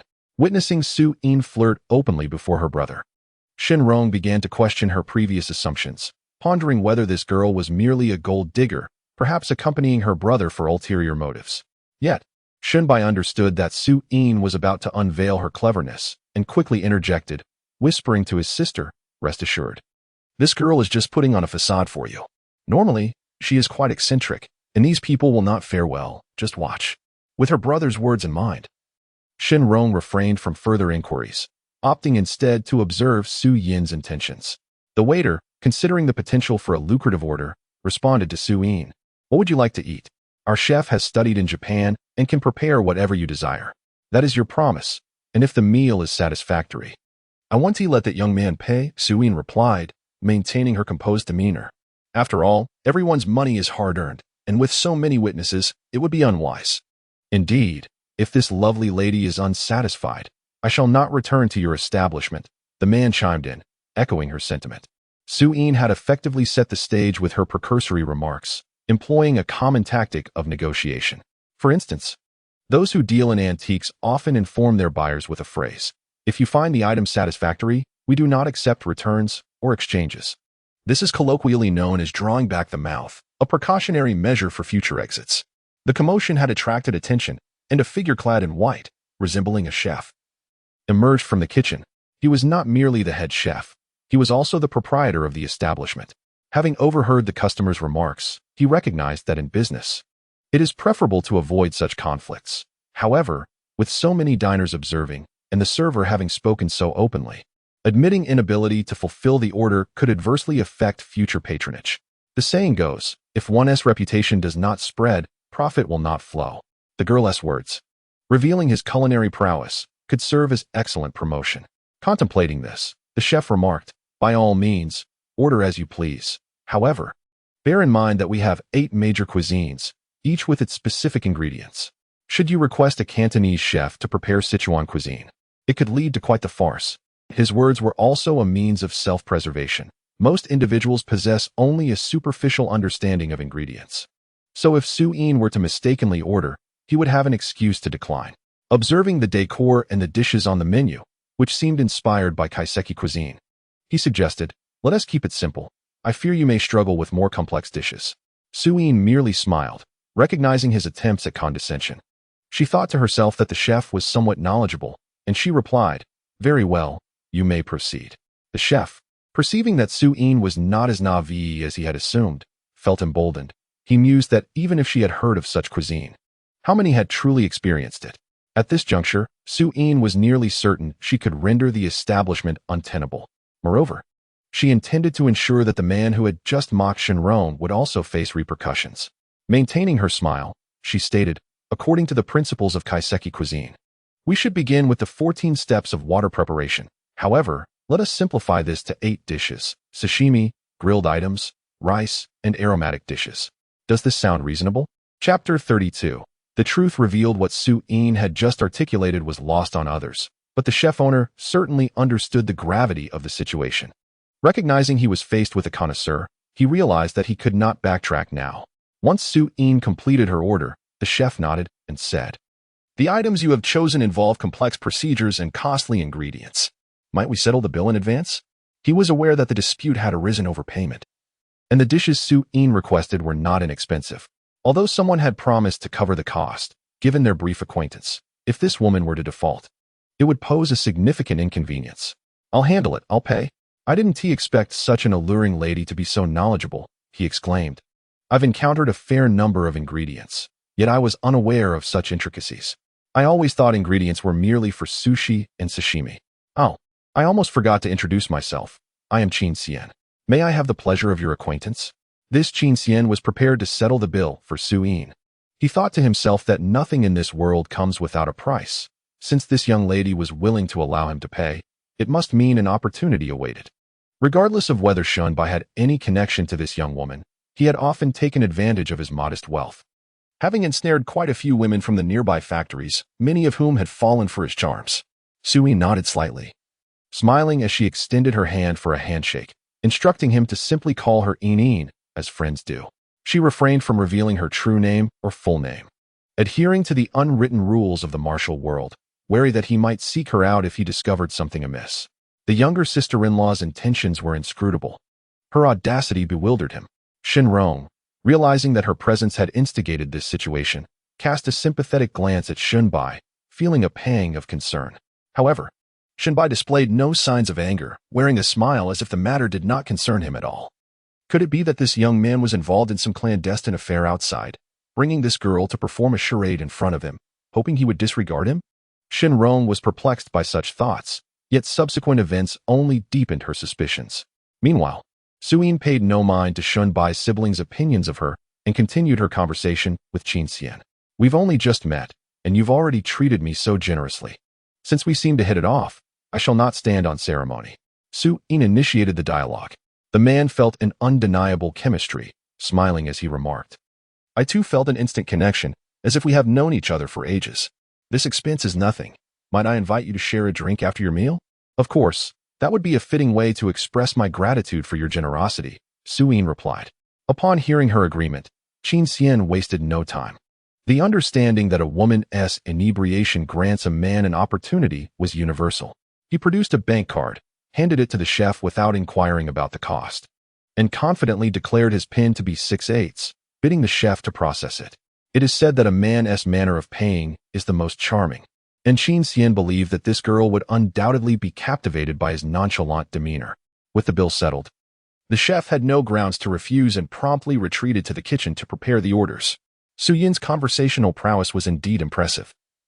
Although the chef took some time in the back, the two never faltered in their exchange, as if they were longtime friends with an inexhaustible supply of topics. As they chatted, the chef personally delivered the dishes Su Yin had ordered, one by one. Upon seeing the array of delicacies before her, Su Yin's smile deepened. She was now entirely confident in her ability to bring this establishment to its knees.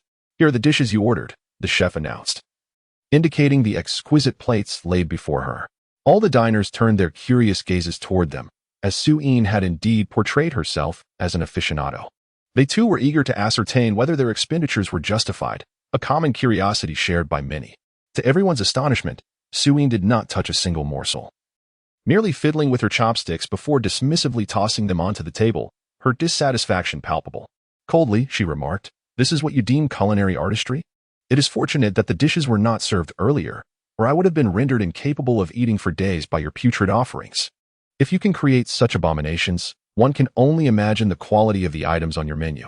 What nonsense are you spouting? Do you even know anything about culinary standards? What is wrong with my dishes? The chef retorted sharply, taken aback by Su Yin's critique.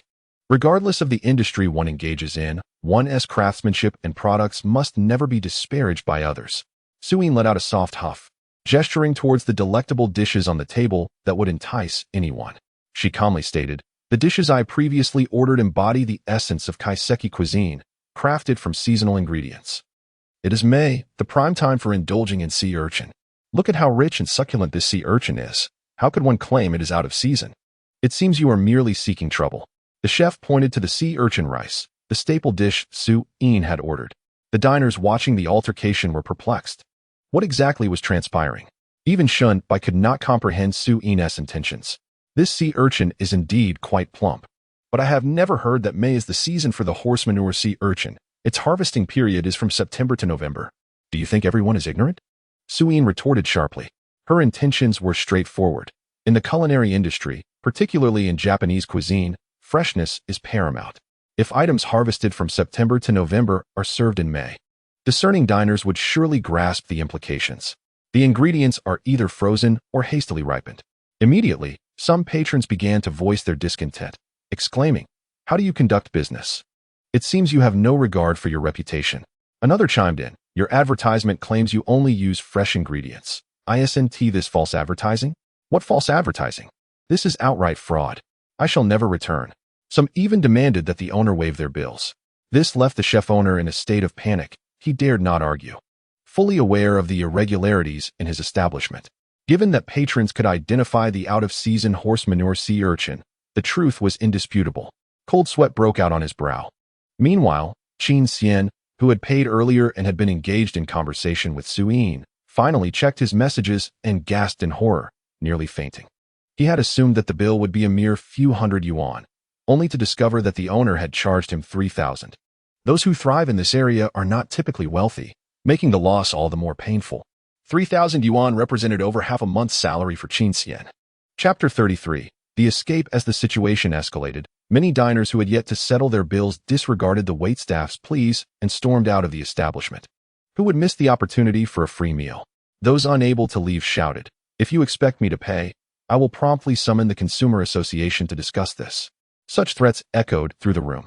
The chef owner glared menacingly at the waitress who had taken orders from Shun Bai and the others.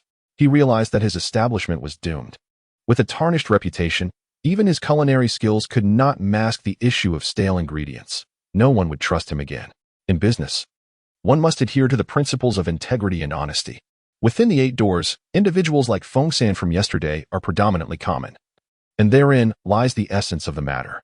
In a particular locale, over time, there will invariably be those who discover the deceit.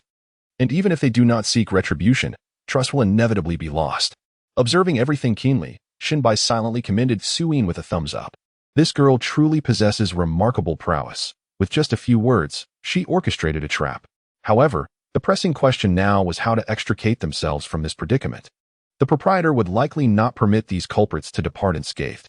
Upon hearing Qin Xian's anguished cries, Su Yin feigned concern and approached, inquiring about the situation.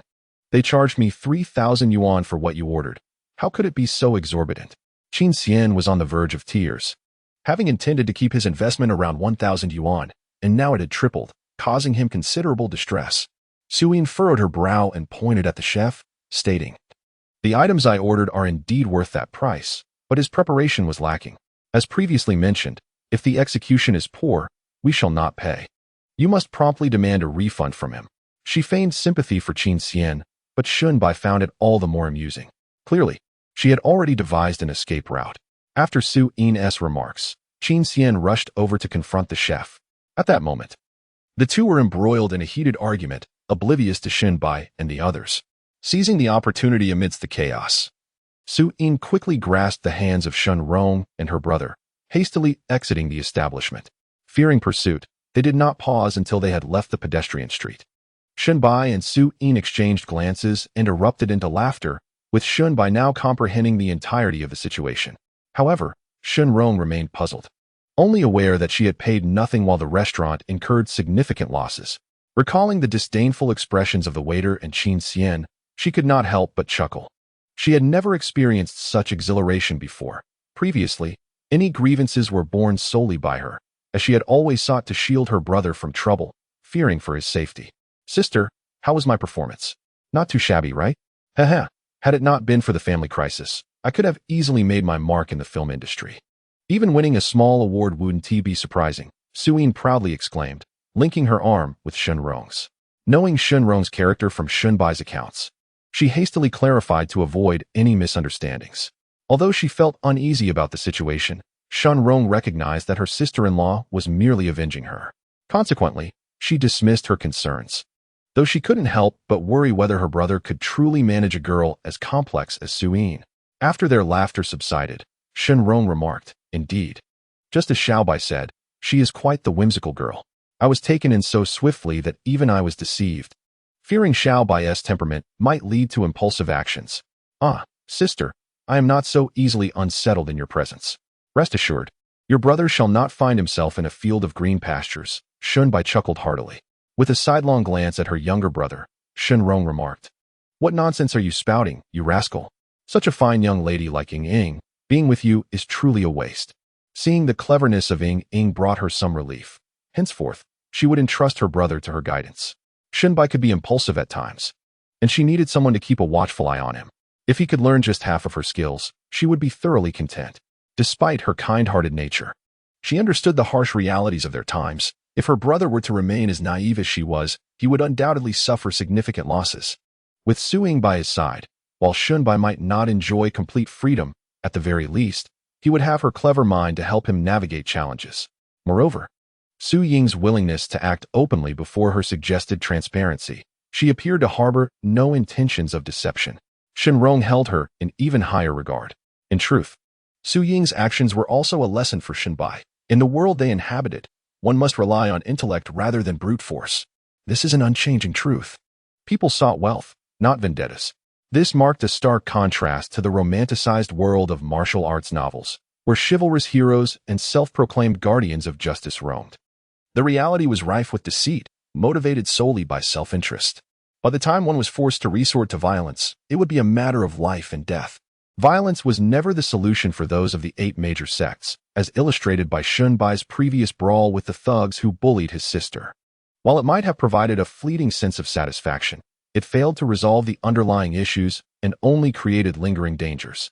Sis, since you've said that, I won't hold back. But if you end up spoiling your brother, don't blame me, Suing quipped half-jokingly. The likelihood of Shunbai being led astray was inevitable, and she was merely preemptively addressing it. To her surprise, the typically stern Shenrong smiled and replied, if he turns out like you, I would be laughing in my dreams. We have been too honest, which is why we find ourselves in this predicament. Perhaps today's events had inspired her, for she no longer clung to the outdated notion of being merely honest and straightforward in her teachings to her brother. Shunbai observed the subtle transformation in his sister. He now found himself entrenched in this world where cunning and deceit would be indispensable. It was certainly beneficial for his sister to adopt such a mindset, alleviating his concerns about her future interference in his affairs. As they exchanged banter, a rumble emanated from Shenrong's stomach, leading to an awkward moment, despite her earlier claims of not being hungry.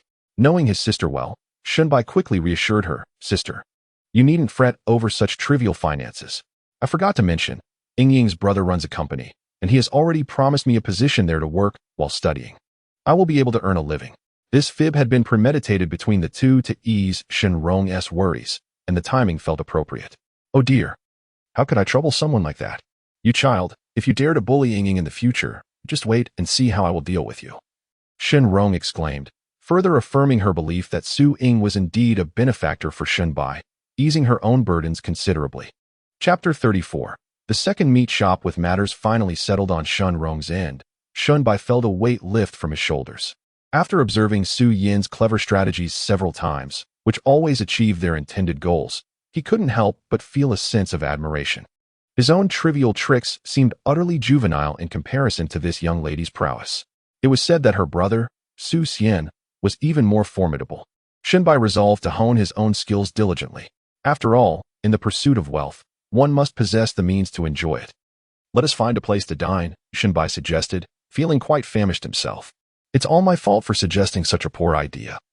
I merely wished for my sister to enjoy herself, but I never anticipated such chaos would ensue. Suyin rubbed her stomach as she spoke. From her formative experiences, Shinrong had always regarded individuals like herself as mere pigs for slaughter, destined to be exploited by those so-called practitioners of the underworld. However, having interacted with them today without ulterior motives, she realized how wonderful it would be if her surroundings were filled with such individuals.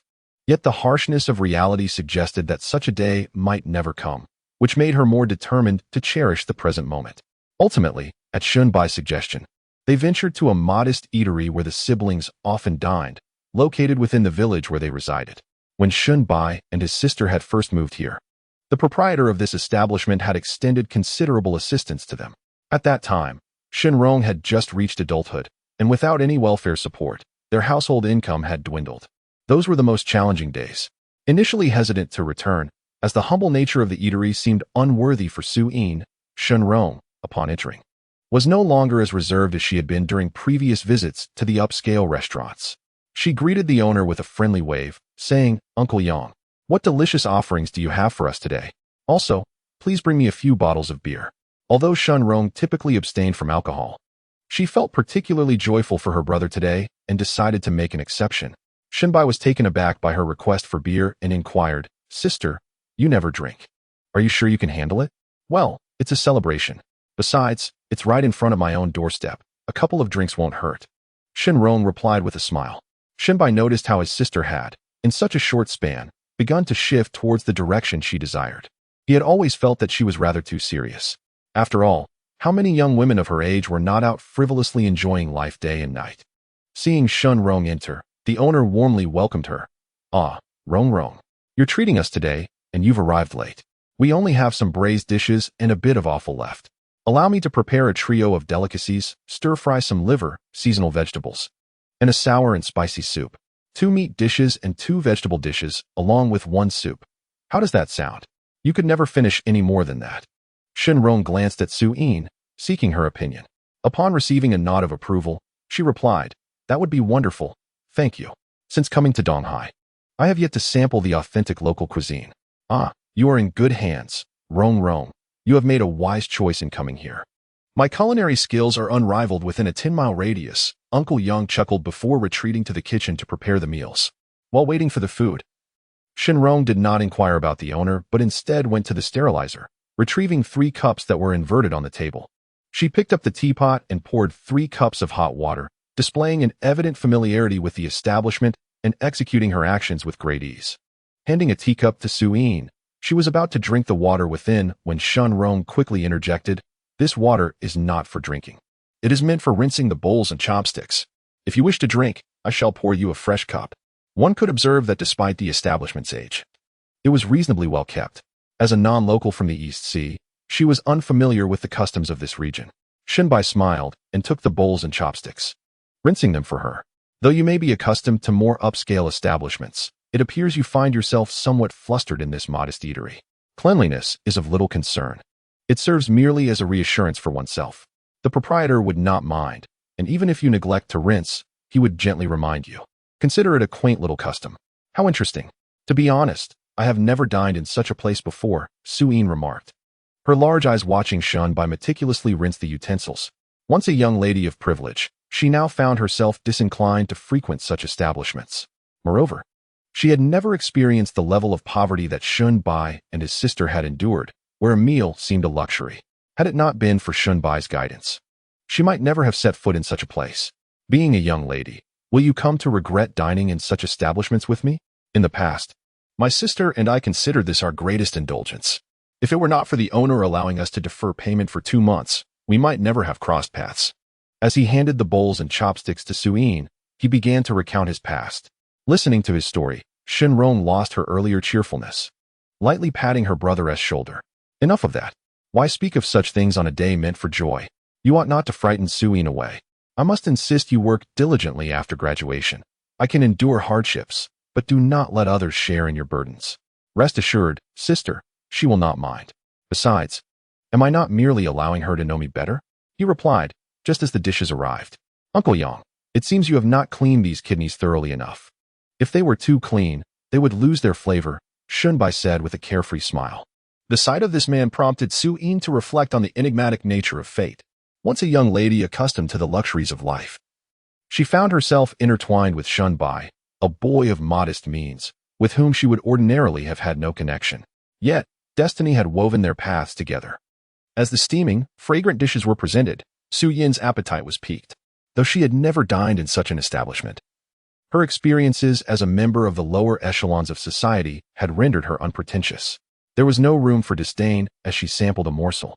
The unique flavor of the animal entrails burst forth in her mouth. Wow, this flavor is exquisite.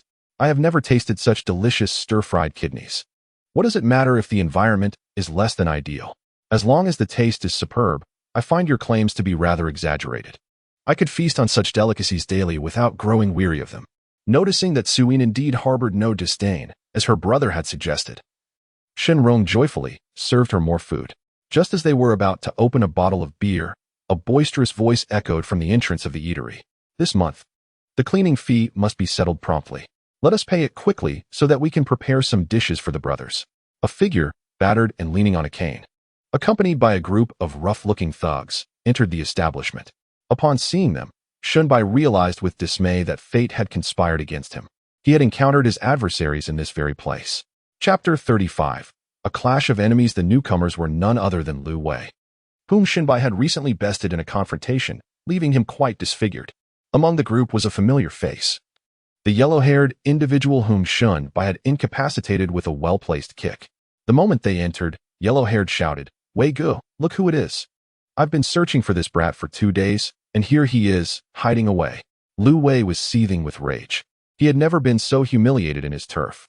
Having suffered such a defeat, he was determined to seek retribution against Shunbai. Meanwhile, he had been troubled by the fact that he couldn't locate Shenrong since the owner of the factory she worked at had informed him of her resignation. Little did he know that fate would lead him to his nemesis in this very spot. With vengeance in his heart, Lu Wei had no intention of engaging in idle chatter. He sought to brutalize Shinbai, intending to capture his sister and make an example of him, ensuring Shunbai understood the consequences of crossing him. Su Yin, perceptive as ever, sensed the brewing conflict and cast a worried glance at Shinbai, her brow furrowing in concern. Assessing the disparity in strength between their group and Lu Wei's, she understood that a direct confrontation would be ill-advised. Instead, she believed that cunning would be their only recourse. Observing the demeanor of the thugs, who exuded an air of bravado, Su Yin contemplated whether a few well-chosen words might sway them. She leaned closer to Shinbai and whispered a strategy. Shinbai nodded, albeit skeptically. Yet, he recognized the necessity of attempting diplomacy before resorting to violence. Rising to his feet, he faced Lu Wei, extending his left hand to form a 6 gesture while his right hand embraced his left thumb, a signal recently imparted to him by Su Yin. In the world of martial arts, a plethora of individuals exist, and not all are affiliated with the prestigious 8 great sects. As the saying goes, a hero is supported by 3 companions. In this realm, lacking a skill to earn one's keep often leads to the formation of alliances as a means of survival. However, to the 8 great sects, these individuals were deemed the least skilled, engaging solely in violence. While they might intimidate the average person, they would think twice before provoking a member of the 8 great sects. Shinbai's gesture was a universal signal within the martial arts community, signifying a greeting. Without understanding the nuances, an overt display of hostility could easily lead to misunderstandings. Yellow-haired had been poised to charge at Shinbai, but Lu Wei, upon witnessing Shinbai's gesture, immediately halted him. He wedged his cane under his armpit and gestured towards Shinbai, mimicking a gesture akin to the subtle nods exchanged among those of the martial world, a sign understood only by the initiated. Even among peers, one must afford the opportunity for dialogue. "What is your surname, esteemed leader?" Lu Wei called out with a commanding voice. Each sect possesses its distinctive nuances and gestures, and this was undoubtedly the clandestine jargon of individuals like Lu Wei. Observing the impact of his actions, Su Yin discreetly whispered a few more words to Shinbai. Shinbai nodded subtly and proclaimed loudly that at home he bears the surname Shun, while in public he identifies as Pan. The name Shun refers to his family lineage, whereas Pan signifies his alignment with his interlocutor. Lu Wei furrowed his brow. How could this lad, after just 2 days, have acquired such knowledge of the intricacies? Why had he not mentioned it during their earlier confrontation? With a hint of suspicion, he inquired about which threshold he belonged to. questioning whether he was affiliated with any faction. Among the 8 great sects, internal strife is permissible, yet externally, they present a united front. With his skills, Shunbai could indeed be considered one of the 8 great sects. Thanks to Su Yin's teachings, he confidently responded that the 8 great Vajras endure in this world, embodying both literary and martial prowess. Lu Wei was taken aback, realizing that this young man had now integrated himself into the ranks of the 8 great sects. This made him wary. After all, those from that faction never engage in direct confrontation, preferring to employ underhanded tactics from the shadows. Moreover, each member possesses formidable abilities, making them not only challenging to provoke, but also nearly impossible to evade. Even if Lu Wei had not encountered members of the 8 great sects personally, he had heard tales from his predecessors. He intended to ascertain precisely which sect Shunbai belonged to before proceeding further. My ancestors were formidable, my abilities are modest. Specializing in the art of selling medicine, Shunbai continued, implying that he possessed skills in alchemy, while also referencing forgery, indicating a connection to the sect of records. Should he have merely been skilled in alchemy without the ability to forge, he would not have made such claims. He could only assert that his ancestors were mighty, and he had not inherited their prowess. This distinction served as a precaution against any attempts by the other party to entrap him, selecting skills he did not possess. If one falsely claimed capabilities they lacked, news of such would lead to expulsion from the 8 great sects, condemning one to a lifetime of unlearning. Thus, it is rare for individuals to make reckless assertions. At this revelation, Lu Wei was thoroughly intimidated. Had Shunbai been a mere practitioner of the 8 great sects without skills, perhaps he could have held his ground.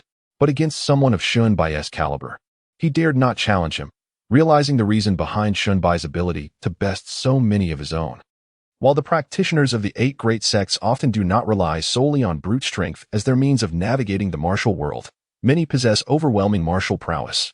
The literary factions like alchemy and forgery may seem benign, but those of the wind and fire sects wield deadly skills. Lu Wei's expression shifted more rapidly than a chameleon. Moments ago, he appeared intent on eliminating Shunbai, but now he wore a contrite smile, exclaiming, "A great flood has swept through the Dragon King Temple. My friend, why did you not inform me earlier? We are only acquainted through conflict. Let us forgive and forget." Among those present, besides Shunbai and Su Yin, only Lu Wei could be considered a member of the martial world, leaving the others perplexed by their exchange. The young man with yellow hair stood astonished at his elder brother's sudden display of obsequiousness. Inquiring about the situation, Wei Guo questioned the young man about his incessant chatter. Seizing the opportunity to confront Shunbai, he was unexpectedly struck on the knee by Lu Wei's baton, causing the young man to kneel before Shunbai in pain. "Who do you think you're speaking to? Do you wish to provoke me further? It's your incompetence that has brought this trouble upon us."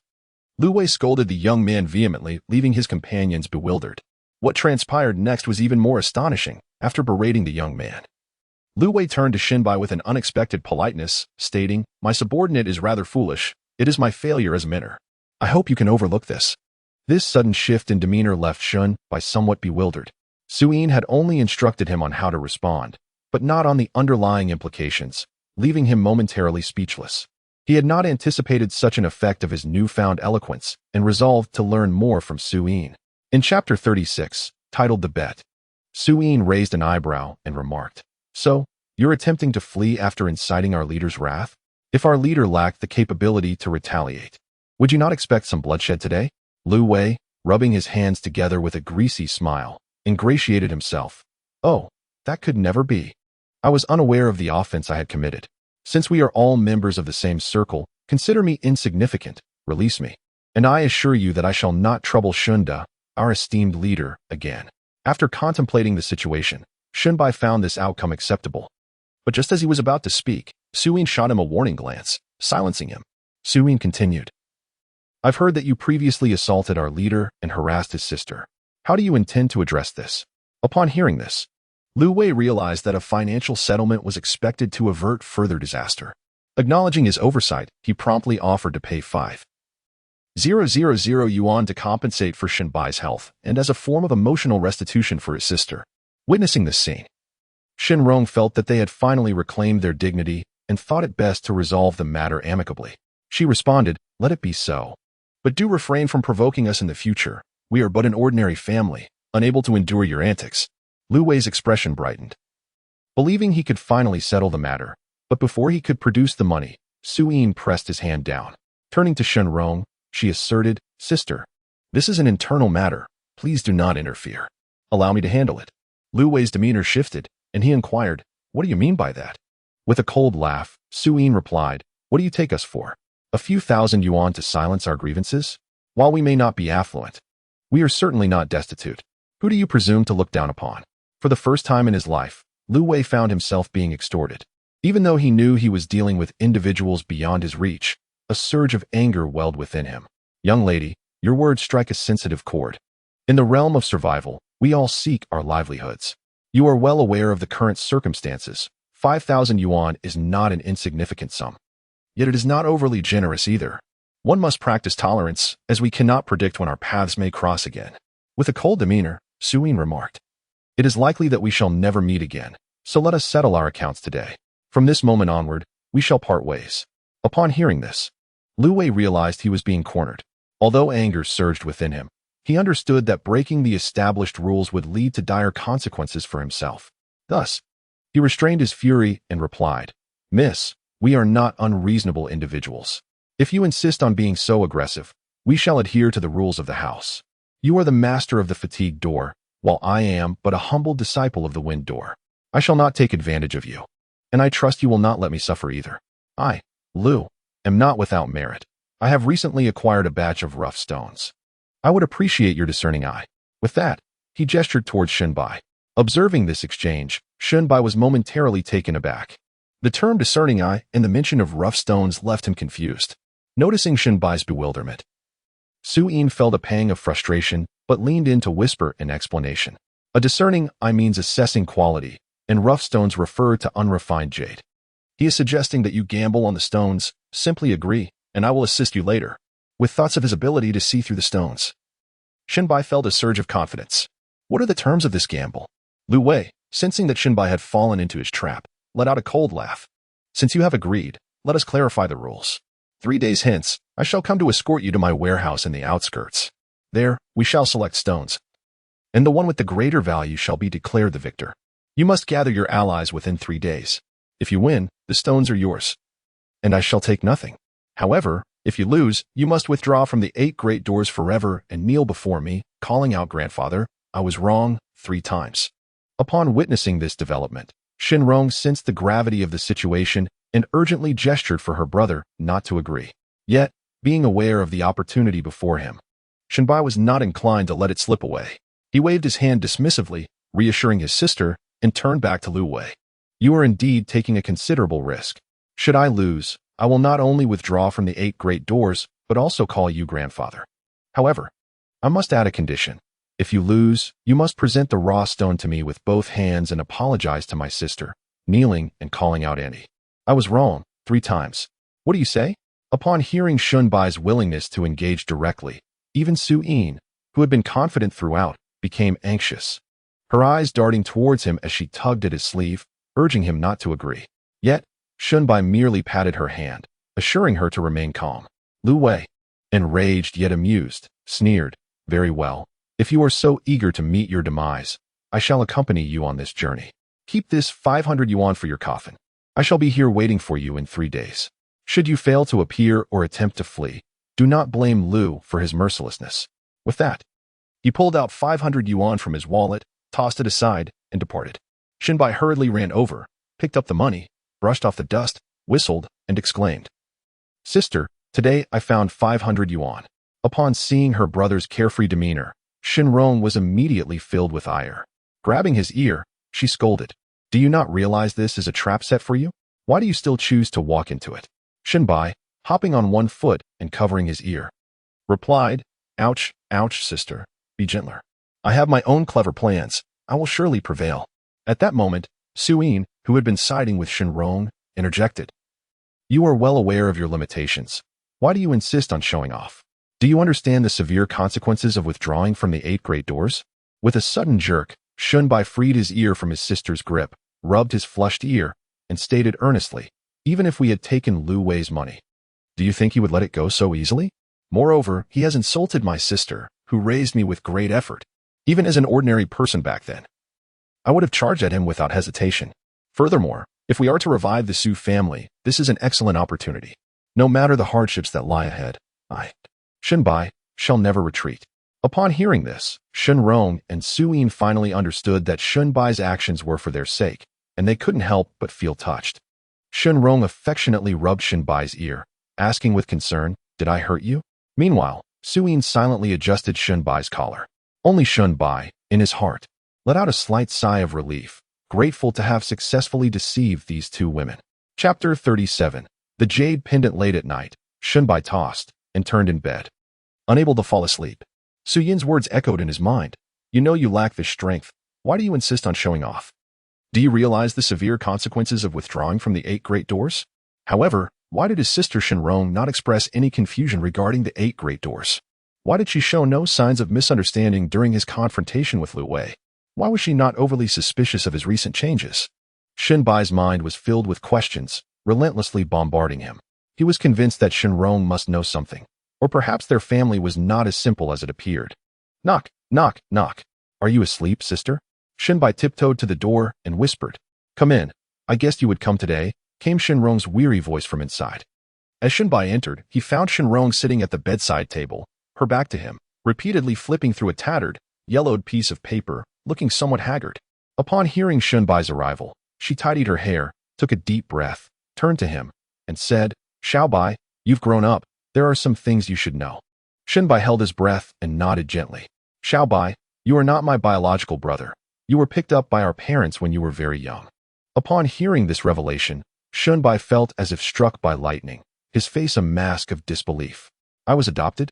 "Yes."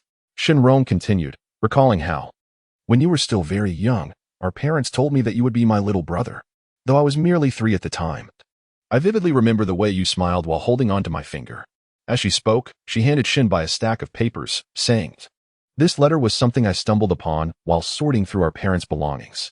It was kept alongside the swaddling cloth that once wrapped you, as well as your jade pendant, which has been around your neck since you arrived in our family. Take a look at this letter." Shinbai accepted the letter and began to read its contents. "Xiaobai, by the time you read this letter, I trust you have grown. I wonder how you have fared over the years, what you have eaten, how you have dressed. The very fact that you are reading this means that your second set of parents has treated you well. Please forgive us. We never intended to abandon you. Your father and I still love you dearly, but we were compelled by circumstances beyond our control. Child, remember to safeguard the jade pendant. In time, as you reach a certain height in life, someone will find you and reveal our identities, our whereabouts, and the history of our family. If you cannot attain that stature, then continue living a simple and ordinary life, without seeking answers. Just be a good child from an ordinary family and live your life in peace. Ultimately, we hope for our precious one to grow up healthy and happy, to live openly in the sunlight, and to have a fulfilling family, free from the burdens of wandering and hardship. With love, your parents." Upon finishing the letter, Shinbai stared at it with a contorted expression. 20 years have passed, and now I am told I have another set of parents? I am told you are not my biological sister? To abandon me while offering excuses, that is simply abandonment.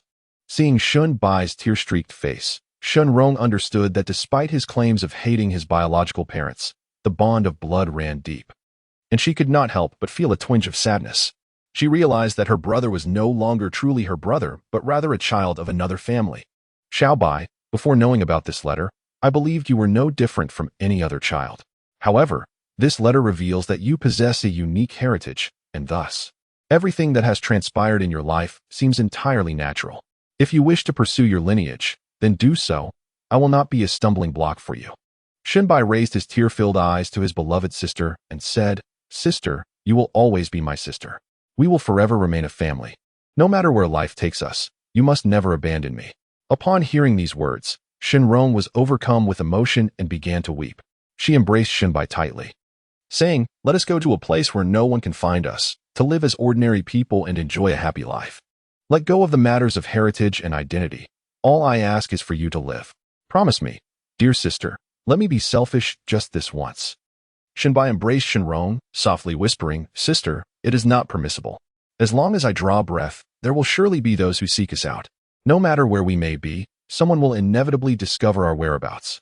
Did Suyin not say that countless individuals covet what I possess? If I lack authority, strength, and wealth, How can I safeguard you? If even you were to be taken by others, what meaning would my existence hold? Shinbai knew that he must enter the 8 great gates to grant Shinrong a life of opulence and to locate the biological parents who had forsaken him. He was unwilling to resign himself to mediocrity after seizing this opportunity. Upon hearing his words, Shinrong forcefully pushed him away, crying out, "Am I not permitted even a single act of willfulness? All I desire is for you to live. What will you use to contend with those from the 8 great gates? How could you possibly stand against them?" Gazing at his distraught sister, Shinbai felt an unprecedented sense of resolve. "Sister, evasion is not the optimal solution to our predicament. This knot can only be unraveled by my own hand. I have matured, and I believe I possess the capability to resolve this matter. And please, sister, you must have faith in me, in your brother." As Shinrong beheld her brother, who for the first time defied her, she suddenly realized that the little boy who once trailed behind her, tearfully calling her sister, had grown into a man of stature, no longer needing to hide behind her for protection from the storms of life. In a state of despair, Shinrong collapsed onto a chair, her eyes devoid of light as she murmured, "Since you have grown, I shall respect your decision. You may go. But remember to close the door behind you." Seeing his sister in such a state caused a pang of pain in Shinbai's heart. He opened his mouth to speak, but only a sigh escaped his lips as he silently exited the room and closed the door. Outside, Shinbai looked up at the sky, which bore neither moon nor stars, much like the uncertain path that lay ahead of him. He was unsure of where to go or how to proceed. All he could do was forge ahead with determination. He was oblivious to his sister's thoughts, and he knew that retreating would lead to an abyss. One misstep could even drag her down with him. After an indeterminate time of contemplation, he noticed the light in his sister's room had extinguished. Shinbai shook his head, dismissing the tumult of thoughts in his mind, and entered his room. Lying on the bed, he picked up the jade pendant he had worn since childhood, examining it intently for a long while. The pendant bore ancient patterns, the meaning of which eluded him. Yet he felt a connection between his ability to traverse into the world of Naruto and this jade pendant. Lost in thought, he eventually drifted into a restless slumber. Chapter 38. Learning to Bet on Stones. Xiao Bai Zi, rise and shine. The sun is warming your behind. Shinbai, still in a daze, heard Su Yin's voice and initially believed it to be a dream. Rubbing his eyes, he exclaimed, "What are you doing here? Quickly, get out. I have yet to dress." As he spoke, he pulled the covers tightly around himself. "What time is it? Can't you wait until I awaken?" Su Yin playfully tugged at the blanket with Shinbai, her face adorned with a teasing smile.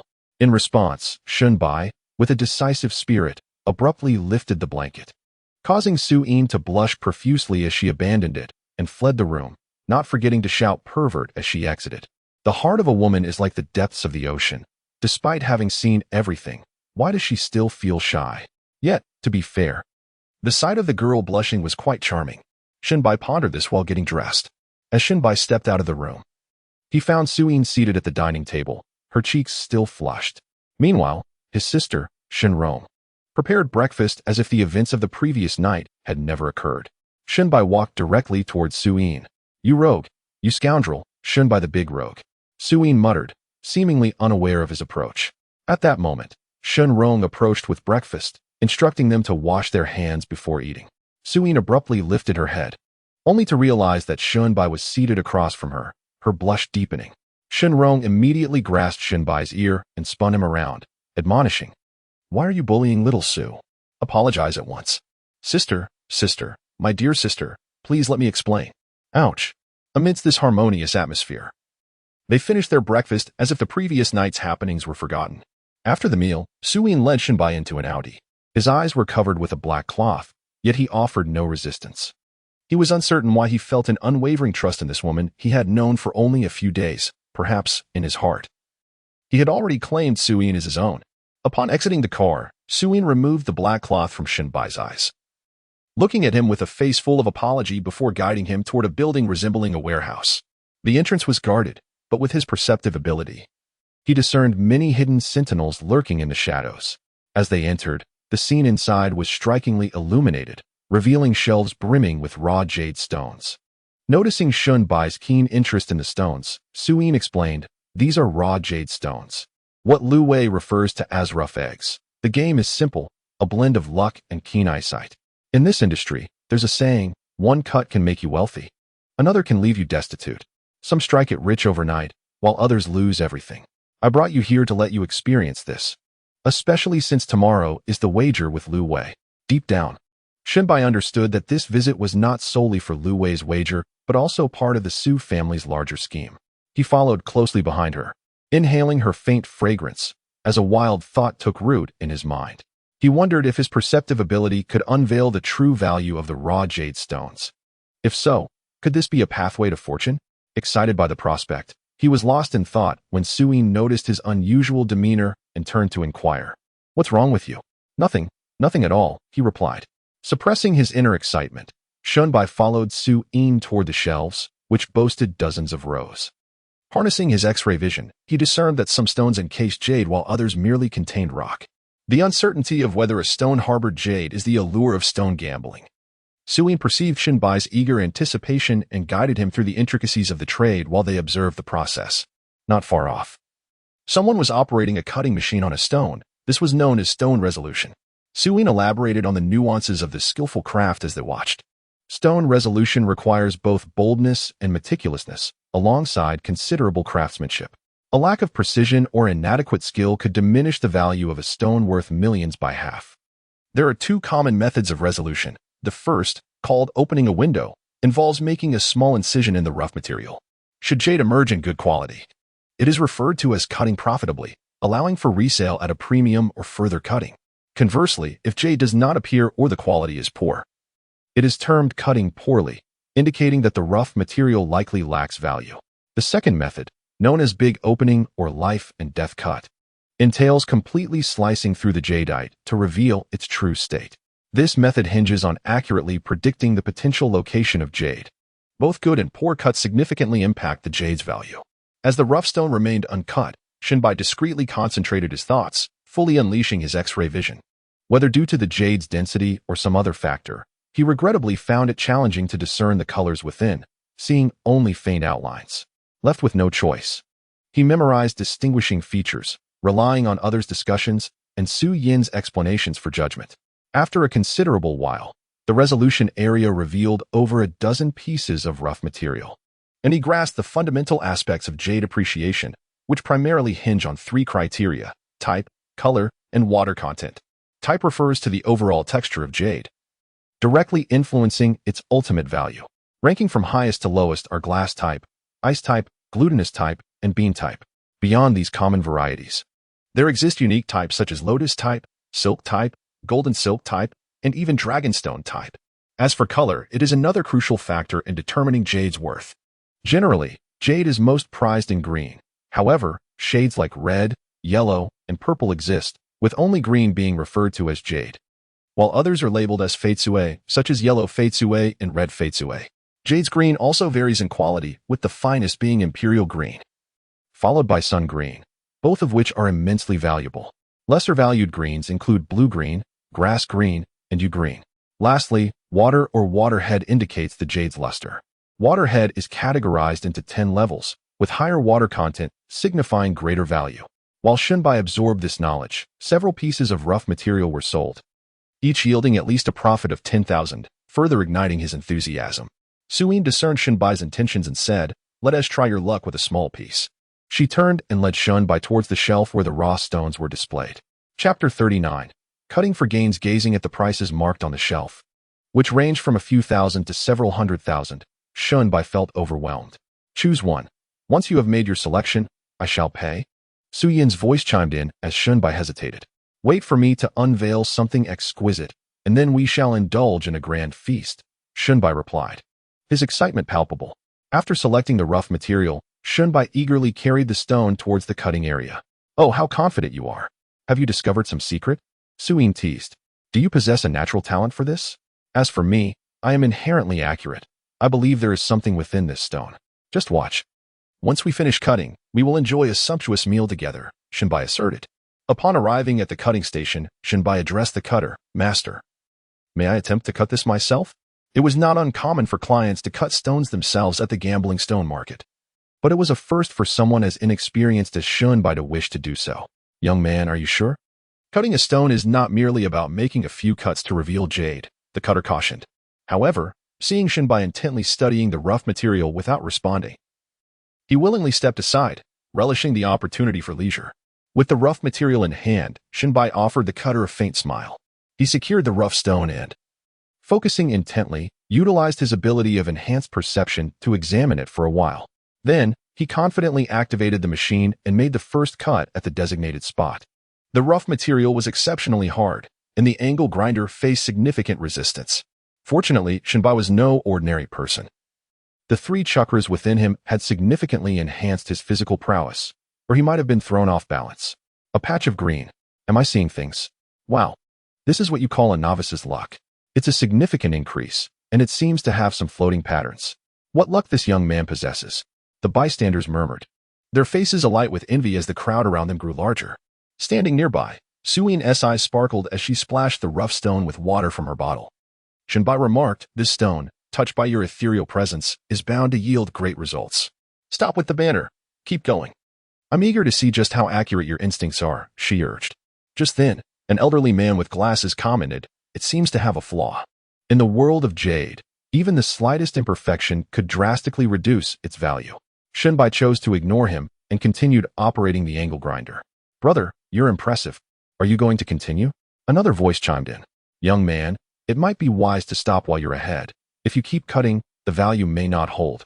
The elderly man warned again. Don't listen to them. Keep cutting. They don't know a thing. This will surely yield great results.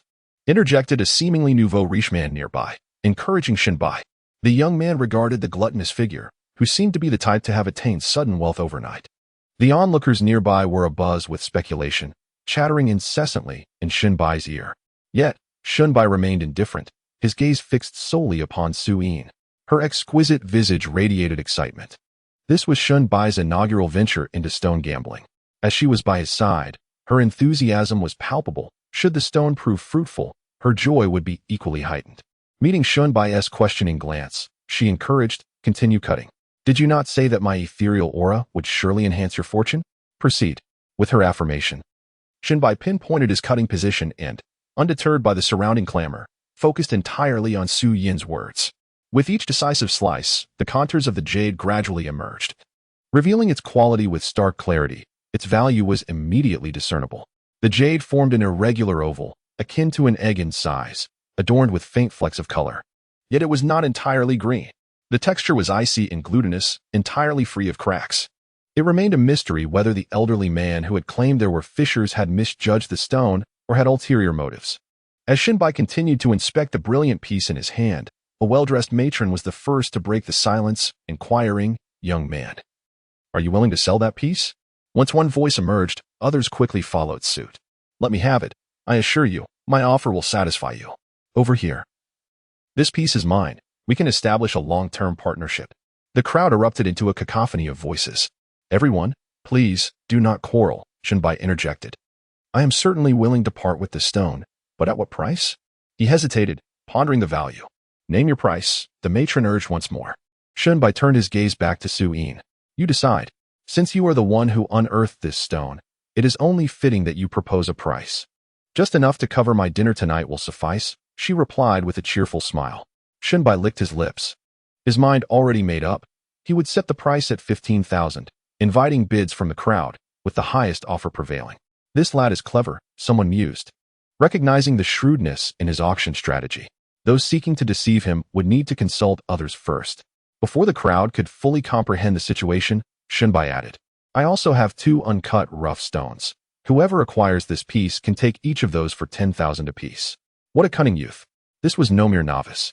He was astute, regardless of whether the rough stones held value. The sheer fortune of unveiling such jade on his first gamble was enough to attract everyone's attention in the stone gambling world. Brother, enough talk. I'll buy all your stones for a total of 100,000, said the rotund man who had previously urged Shinbai to continue cutting. The announcement sent waves of excitement through the crowd. 100,000 for a piece worth perhaps 50 to 60,000, not to mention the uncertainty surrounding the rough stones. 15,000. The matron interjected once more, silencing the room. The boisterous man looked incensed. Ultimately, they settled on a bank transfer. The noblewoman first nodded at Shinbai, then turned to the taciturn Suin and inquired, In, has your brother recovered? If so, please invite him to visit my home. It had been quite a while since their last meeting. After speaking, without waiting for Su Yin's response, She instructed her secretary to take the materials purchased from Shunbai and departed. Shunbai observed Su-in, sensing an underlying connection between her and the noblewoman, undoubtedly beyond mere acquaintances. The noblewoman's willingness to pay above market price for his materials was evidently influenced by Su-in. Noticing Su-yin's hesitance, Shunbai took the initiative, saying, "Come, today I am affluent. When I say I will treat you to a grand meal, I shall certainly keep my word." With a smile, Su-in wrapped her arm around Shunbai's, teasingly declaring, "Today, I will drain you dry, you nouveau riche." Chapter 40. The feeling of wealth. Shunbai gazed at the stack of money before him, unhesitatingly pushing half towards Su-in.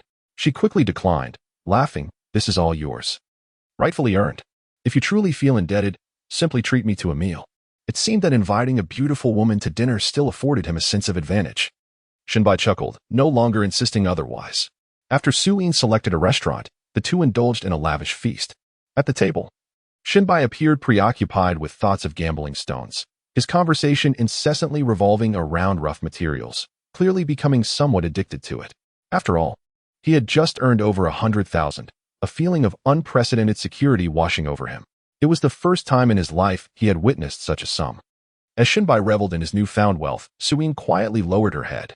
Since their venture into gambling stones, she had resolved to suppress her own concerns and to enjoy the joy of victory alongside Shunbai. Yet, this was a burden on her heart. At that moment, Shunbai emerged from his joyous reverie, lifting his gaze to Su-in. He contemplated sharing his aspirations of earning great wealth together with her, to provide a better life for her and her sister. However, seeing the distress etched on Su-in's face, he instinctively closed his mouth. The silence between them plunged the atmosphere into an icy stillness. Perhaps it was the nature of a sensitive woman. During Shunbai's silence, Su-in felt increasingly overlooked, her sense of grievance deepening. Her head drooped lower, her cheeks flushed, as if she were on the verge of tears. Shunbai quietly approached Su-in from behind, gently enveloping her in his arms. Still, no words were exchanged, only the simplicity of their physical connection. Su-in broke down, clinging tightly to Shunbai, weeping openly in his embrace. The weight of her responsibilities was overwhelming. Ever since her brother's incapacitation, she had shouldered the burden of the entire family. She was but a small woman, yet she longed for solace. Shunbai remained silent, simply holding her close. At that moment, an unspoken understanding blossomed between them. Su-in was no longer alone. She entrusted her future to this man named Shunbai. Soon, dinner concluded. As they prepared to part ways, Su-in took out her phone. "Hello, Xiaobai Z. Please share your phone number with me. Next time, let us go gambling stones together. I refuse to believe your instincts are sharper than a woman's." Having grown familiar with him, Su-in had taken to directly calling Shunbai by his nickname. Just like Zhao Gang, Shunbai dialed the number, and Su-in answered promptly. Father, your child is calling." Upon hearing Shunbai's ringtone, Su-in was momentarily taken aback, only to quickly change it, finding it quite bothersome.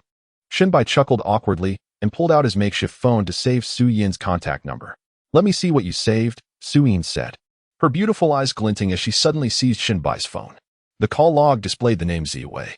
"If you wish to court disaster, just say so." Su-in glared at him, realizing that this fellow harbored ulterior motives. "Your Highness, I was wrong." Shunbai hastily pleaded for mercy, promising to change it to In. "No, it shall be Sister Su," Su-in insisted with authority. Shunbai feigned compliance, manipulating the device a bit before putting it away. Su-in, vexed, bit her lip in silent frustration, her enchanting gaze drifting off in contemplation. Upon exiting the restaurant, Su-in activated her white Audi 4 and inquired, "Where do you live? Allow me to drive you home." Shunbai shook his head, insisting, "No need. I can take a taxi." "What are you being so polite for?" "I insist on driving you," Su-in replied earnestly. However, her insistence only made Shunbai more anxious. He chuckled nervously. "No. I'm afraid you might unceremoniously dump me in a trash bin along the way." Su-in burst into laughter. "Clever of you. Well then, I'm off." "Hey, wait. Sister. Can I just change it back?" Shunbai blocked her path, his face contorted in a grimace. "A taxi would cost a fortune. How about we compromise? I'll add sister to your name, and you can take me home. What do you say?" "Now that's more reasonable," Su-in pondered. "But I'll need to inspect it afterwards." Under the pressure of her demands, Shunbai reluctantly altered the name in his phone to Jia. There was no other option. His integrity was worth no more than the fare. Upon returning to his empty home, Shunbai felt no pangs of loneliness this time. He swiftly dashed into his bedroom, tossing a stack of cash onto the bed, a broad smile stretching across his face. After surveying the money several times, he still felt unsatisfied and pulled out his subpar phone, a relic with a mere 5-megapixel camera, to take countless pictures. In the end, feeling a surge of excitement, he emptied the cash and spread it across the bed, covering the entire surface. Gazing at the sea of pink notes, he let out a cheer and dove onto the bed with exuberance. Ouch, I bumped my head. Hee, with a carefree grin. Shinbai tossed a handful of cash into the air, reveling in the sight of notes fluttering like leaves in the wind. The sensation of wealth was exhilarating. No longer would he have to subsist on instant noodles for breakfast, lunch, and dinner, nor would he feel the sting of reluctance in finishing an expensive pack of cigarettes. Searching for remnants in the ashtray during the midnight hours. Gone were the days of frugality, wearing counterfeit brands like Adi Wong, Nike, and Jean Pinghua. Those concerns could vanish into oblivion. That night, Shinbai blissfully drifted into a deep slumber amidst his newfound fortune. The following day, he was rudely awakened by the shrill ring of his phone. To his surprise, it was a call from his aunt, whom he had not spoken to in ages. Rubbing the sleep from his eyes, he stood up, and several 100-yuan bills slipped from his grasp. "Aunt, it's me, Shinbai," he murmured. "Shinbai, are you in class? I need to discuss something important." Her voice sounded slightly hoarse on the other end. "What is it?" "Please go ahead," Shinbai replied, concealing the fact that he was still in bed, for he well remembered his aunt's stern demeanor when addressing serious matters. "Your third aunt has been hospitalized at the provincial tumor hospital. They found a tumor near her liver, and surgery is imminent. If you have time, you should go and visit her." Shinbai's heart sank at the news, and he immediately inquired about the nature of the tumor. Was it benign or malignant? "The hospital hasn't provided the test results yet, but surgery is necessary, and it will be quite costly. It's uncertain whether she can pull through," his aunt lamented. Upon hearing this, Shinbai felt a ringing in his ears, and he was left in a daze, unable to recall what else his aunt had said or when the call ended. Although he had not been in close contact with his third aunt's family recently, he remembered how they had cared for him and his sister during their childhood, often bringing meals when their meager funds ran low. The news of her illness weighed heavily on his heart. Chapter 41. Why treat it? I won't. The cost of treating a tumor is exorbitant, often reaching hundreds of thousands. Given the precarious financial situation of his third aunt's family, pursuing treatment could lead to financial ruin. Beyond the monetary burden, the suffering endured during chemotherapy and radiotherapy could leave one emaciated and devoid of vitality. A plethora of side effects could render life unbearable. Fortunately, Shinbai had recently acquired a modest sum through gambling, or else he would have been utterly lost upon hearing such distressing news. Shinbai swiftly resolved to treat his Aunt San's illness, determined to ensure her recovery. With the abilities he acquired from the world of Naruto, he found that earning money was no longer a daunting task. He was confident that with the right opportunities, wealth would flow to him effortlessly. Even if Aunt San's treatment for her tumor required expenditure in the hundreds of thousands, Shinbai was assured he could earn that amount back for her family. As the saying goes, a drop of kindness should be repaid with a fountain of gratitude. In his childhood, when Shinbai and his sister were often hungry, it was Aunt San's family that provided them with food. On several occasions, Aunt San even gifted them her own carefully saved provisions. This kindness, in whatever form, demanded repayment from Shinbai. However, he chose not to disclose his intentions to his sister, Shinrong, who possessed a tender heart. If she were to learn of his plans, her worry would be unbearable. After acquiring the ability of X-ray vision, Shinbai's mindset subtly shifted. He believed that any responsibilities he could shoulder should not be placed upon his sister. Over the years, she had faced her own challenges. It was time to allow her some respite. As his thoughts wandered further, he inevitably recalled his biological parents. He had never imagined that his origins were so enigmatic. Who were they, and where could they be? These questions stirred a deep desire within Shinbai for answers. Yet he recognized that the moment was not right for such pursuits. The letter he had received clearly stated that he should not seek his parents until he had grown sufficiently strong. This notion puzzled him. Could it be that his biological parents were under someone else's control? In that moment, Shinbai truly grasped the meaning of the adage, with great power comes great responsibility. He now had to protect his sister and restore the Su family name. Aware of Aunt San's plight, he felt compelled to assist in resolving her situation. Shinbai meticulously organized all his cash, planning to visit the tumor hospital the following morning to assess Aunt San's condition and contribute towards her medical expenses. Soon, morning arrived, the sky overcast and heavy, as if rain were imminent, creating a somewhat oppressive atmosphere. Shinbai had hardly slept, his mind racing with thoughts like a wild horse. Sister, there's an event at school today, and I need to leave early. I want to be having breakfast at home, he announced after a brief wash-up. He noticed his sister, Shinrong, bustling about in the kitchen, preparing breakfast, and hurriedly bid her farewell. Shinrong, wearing her apron, quickly emerged. It's still early. Having a bite won't delay anything. She replied, I have a meeting scheduled at the school gate at 8:30. It's already 7:50, and with the bus ride taking at least half an hour. I truly cannot afford to dawdle. Shinbai crafted a perfect excuse for himself. Upon hearing his words, Shinrong refrained from further persuasion, fearing it might jeopardize his school matters. Just wait a moment, she said, turning to enter the kitchen, where she retrieved a steaming vegetable pancake. Take this with you to eat on the way. It's no trouble at all. You'll finish it in just a few minutes as you walk to the bus stop. Concerned that Shinbai might choke, Shinrong also fetched her own water cup and filled it with cool boiled water for him. Shinbai understood that his sister would be uneasy if he left without these items, so he accepted them graciously, taking a bite of the vegetable pancake and sincerely complimenting her. This is excellent, sister. Your skill in making vegetable pancakes rivals that of a 5-star chef. Shinrong was delighted by her brother's praise and replied with a smile, all right. Since you have matters to attend to, hurry along and don't dawdle. Once her brother departed, Shinrong's brow furrowed. Having grown up together, she knew him better than anyone else. Observing the subtle expressions that crossed Shinbai's face, she sensed he was certainly concealing something. Perhaps he was struggling to accept the truth of his origins. However, she felt it inappropriate to press him for answers. She recognized that the best course of action was to allow her brother the space to reflect on his own. Offering him solace might not be the most effective approach. After Shinbai stepped out, he moved to a spot where his sister could not see him and swiftly hailed a taxi. Previously, he had refrained from taking cabs due to a lack of funds, as a single ride would cost nearly a meal's worth. However, his circumstances had changed. With his newfound ability to see through things, his perspective and mindset had evolved. He believed that money should be spent wisely, as it is earned, not merely saved. Well, young man, that pancake smells delicious. Where did you get it? The taxi driver inquired curiously. Shinbai beamed with pride and replied, It's homemade by my sister. You can't find it anywhere else. Oh, by the way, I'm heading to the provincial tumor hospital. I'm in a hurry, so could you please drive a bit faster? Rest assured, the driver said, pressing the accelerator.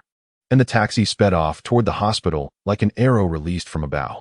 Upon arriving at the tumor hospital, even before entering, Shinbai caught a whiff of the antiseptic scent. People were bustling in and out, many wearing expressions of concern, likely there for medical reasons. He inquired about his aunt's hospital room and learned it was on the 7th floor, room 503. He took the elevator and soon reached his destination. The odd-numbered rooms were to the right of the elevator, and following the signs, he quickly arrived outside room 503.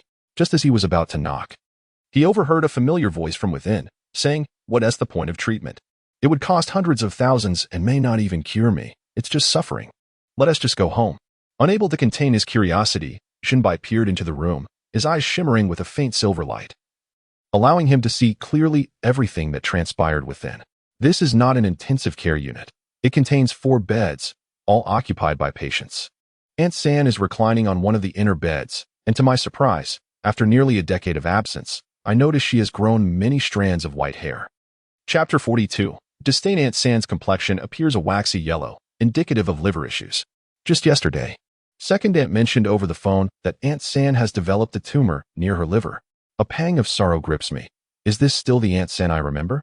Retracting my gaze from the ward, I gently knock on the door and step inside. Most of the patients in the room are awake, except for one who remains cocooned in a blanket. Before I can greet Aunt San, I overhear the patients in beds 3 and 4 engaging in gossip. That old woman looks like she's from the countryside, so unsophisticated. She's been here for quite a while, yet no relatives or friends have come to visit her. Remarks the patient in bed 3 with a tone of disdain. She can't even afford to buy food, the patient in bed 4 interjects, dripping with contempt. A few days ago, she made her daughter, who came to care for her, share a bed with her to save money. These 2 women clearly represent the urban elite, harboring a visceral contempt for those from the countryside seeking medical attention. I had hoped that their chatter would cease upon my entrance, but they continue their quiet discussion, seemingly oblivious to my presence. Why would she come to a tumor hospital if she has no money? Isn't that just trying to save face? Scoffs the patient in bed 3. The medical expenses here are beyond the reach of the average person. Didn't you hear that old woman say she doesn't even want treatment? She probably has a sense of her own limitations with the little money she has. She can't even afford to bribe a regular doctor, let alone a specialist, the patient in bed 4 coldly adds. Suddenly, the patient in bed 3 recalls something and excitedly gestures to the other. You know, her hospitalization fees are being begged for day by day. How humiliating. And when she pays, she pulls out a handful of change from a plastic bag. Isn't that ridiculous? A surge of anger wells up within me. These 2 middle-aged women, in their 40s or 50s, are truly capable of saying anything. I deliberately create some noise, intending to interrupt their conversation, initially. I wanted to reprimand them harshly. However, remembering that Aunt San has to share the same ward with them, I decide to hold my tongue. The 2 middle-aged women glance at me, perhaps thinking I am merely a delivery person, and dismiss me, continuing their lengthy diatribe. Unable to contain myself any longer, I coldly remark, have some decency, at least for the sake of your descendants. Upon hearing my words, the 2 women shoot me disgruntled glares but choose not to respond further. Aunt San, I've come to see you. I raise my voice deliberately, announcing my presence. The woman in the hospital bed against the wall jolted at the sudden shout and turned her gaze toward Shunbai, uncertainly inquiring, Are you Shinbai? Shinbai promptly approached, greeting his aunt's daughter before addressing his aunt. Auntie, it's me, Shinbai. It's been so many years. Have you forgotten me? Oh my, it's truly you, Shinbai. His aunt exclaimed, her excitement palpable as a smile spread across her face. Look at you, all grown up. How have you and your sister been all these years? Shinbai felt a surge of emotion, his eyes misting over. He quickly nodded and replied, We're doing well. My sister and I. She has been swamped with work today and couldn't make it, but she'll visit you tomorrow. Don't trouble yourselves, his aunt replied. A hint of reluctance in her voice. Hospitals aren't pleasant places. I wouldn't want you to waste your money coming here. If it weren't for your sister Tsuehua insisting, I wouldn't have spent a penny on this. She cast a disapproving glance at her daughter.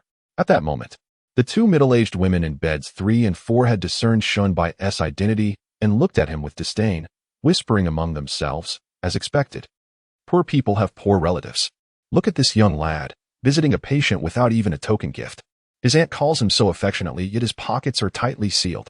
How embarrassing, one remarked. You have no idea. Country folks always appear so shabby. They wouldn't dare spend any money, the other added. Though there was no deep-seated animosity between them, the 2 women relished the opportunity to gossip.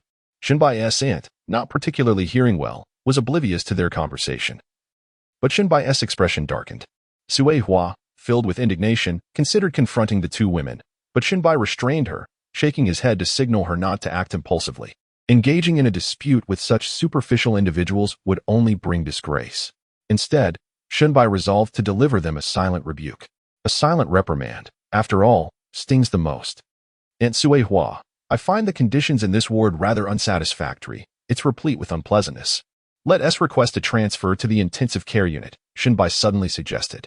Li Suehua, perplexed by Shunbai's intentions, exclaimed with astonishment that it might be best to refrain from pursuing the matter. Given the exorbitant costs associated with private intensive care units and the necessity of connections for admission, the middle-aged women occupying beds 3 and 4 looked on with disdain, unperturbed by the possibility of Shun by overhearing their scornful remarks.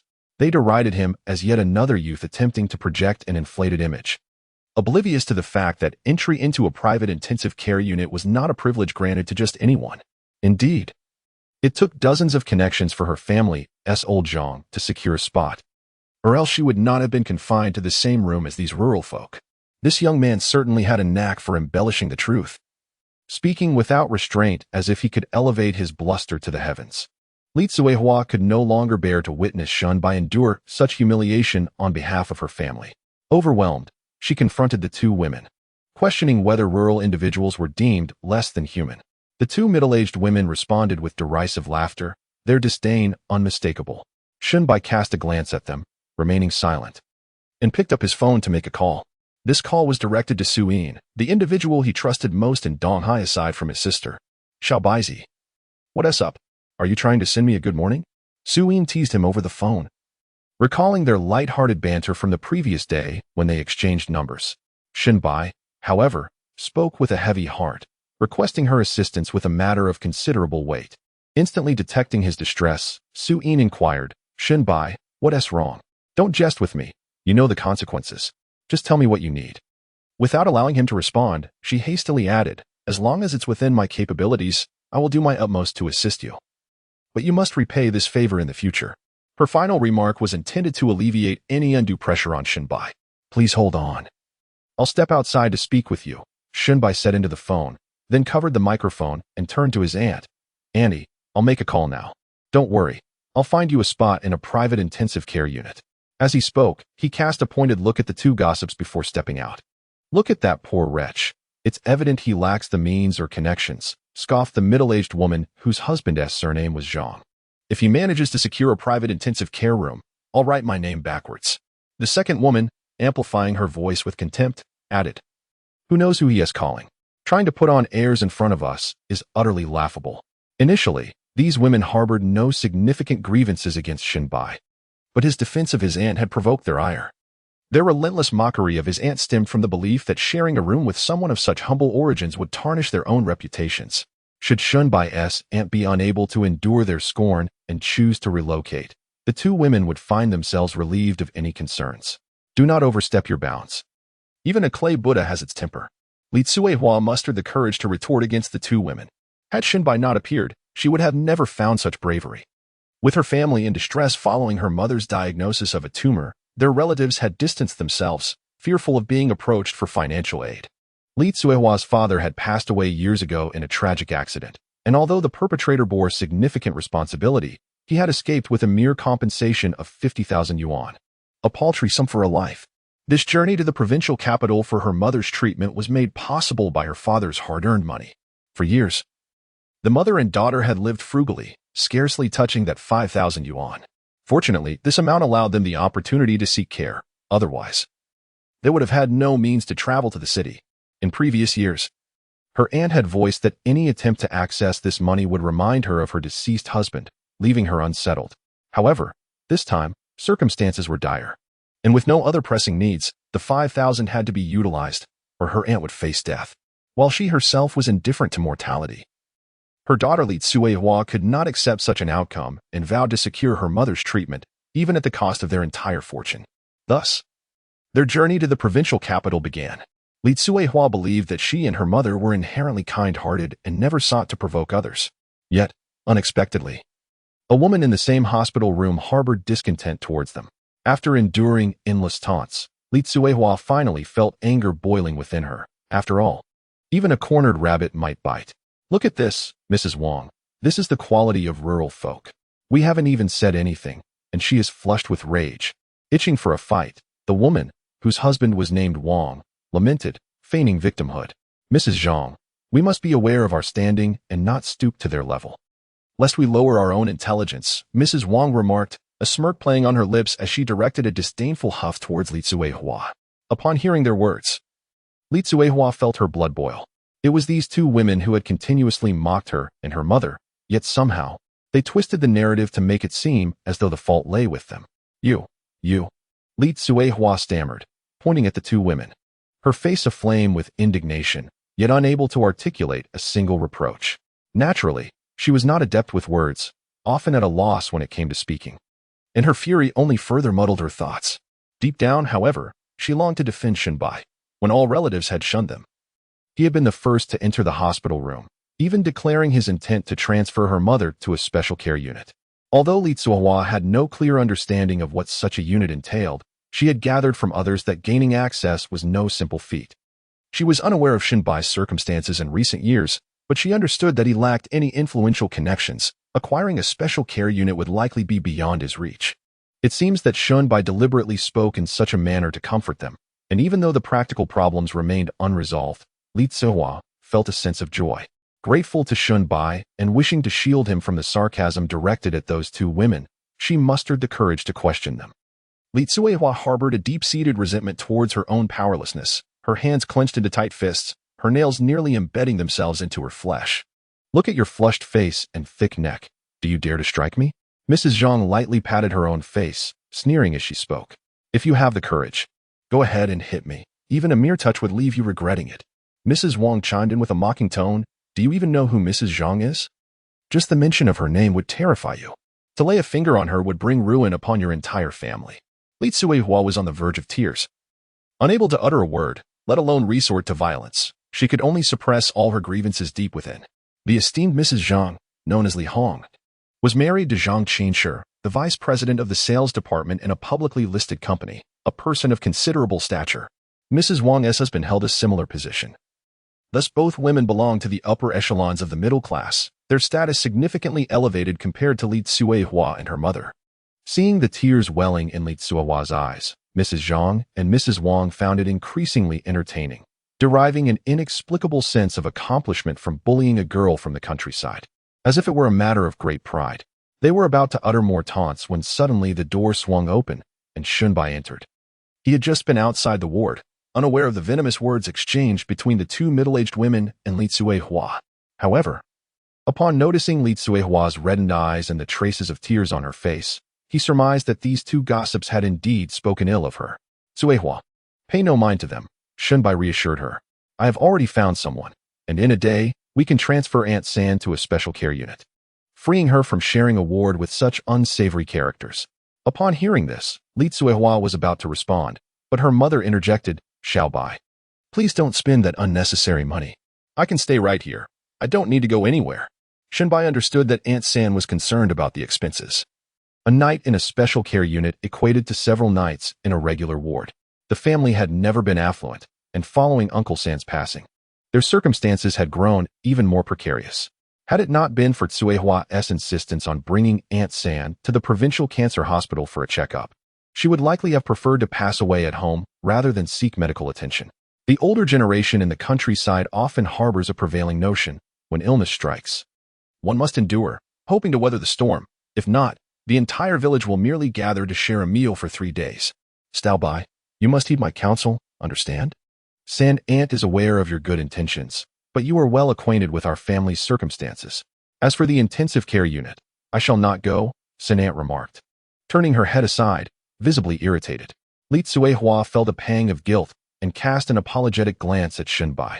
At that moment, 2 middle-aged women in the adjacent bed began to snicker mockingly. The 3 of them were indeed performing their roles convincingly. It was a pity they were not pursuing acting.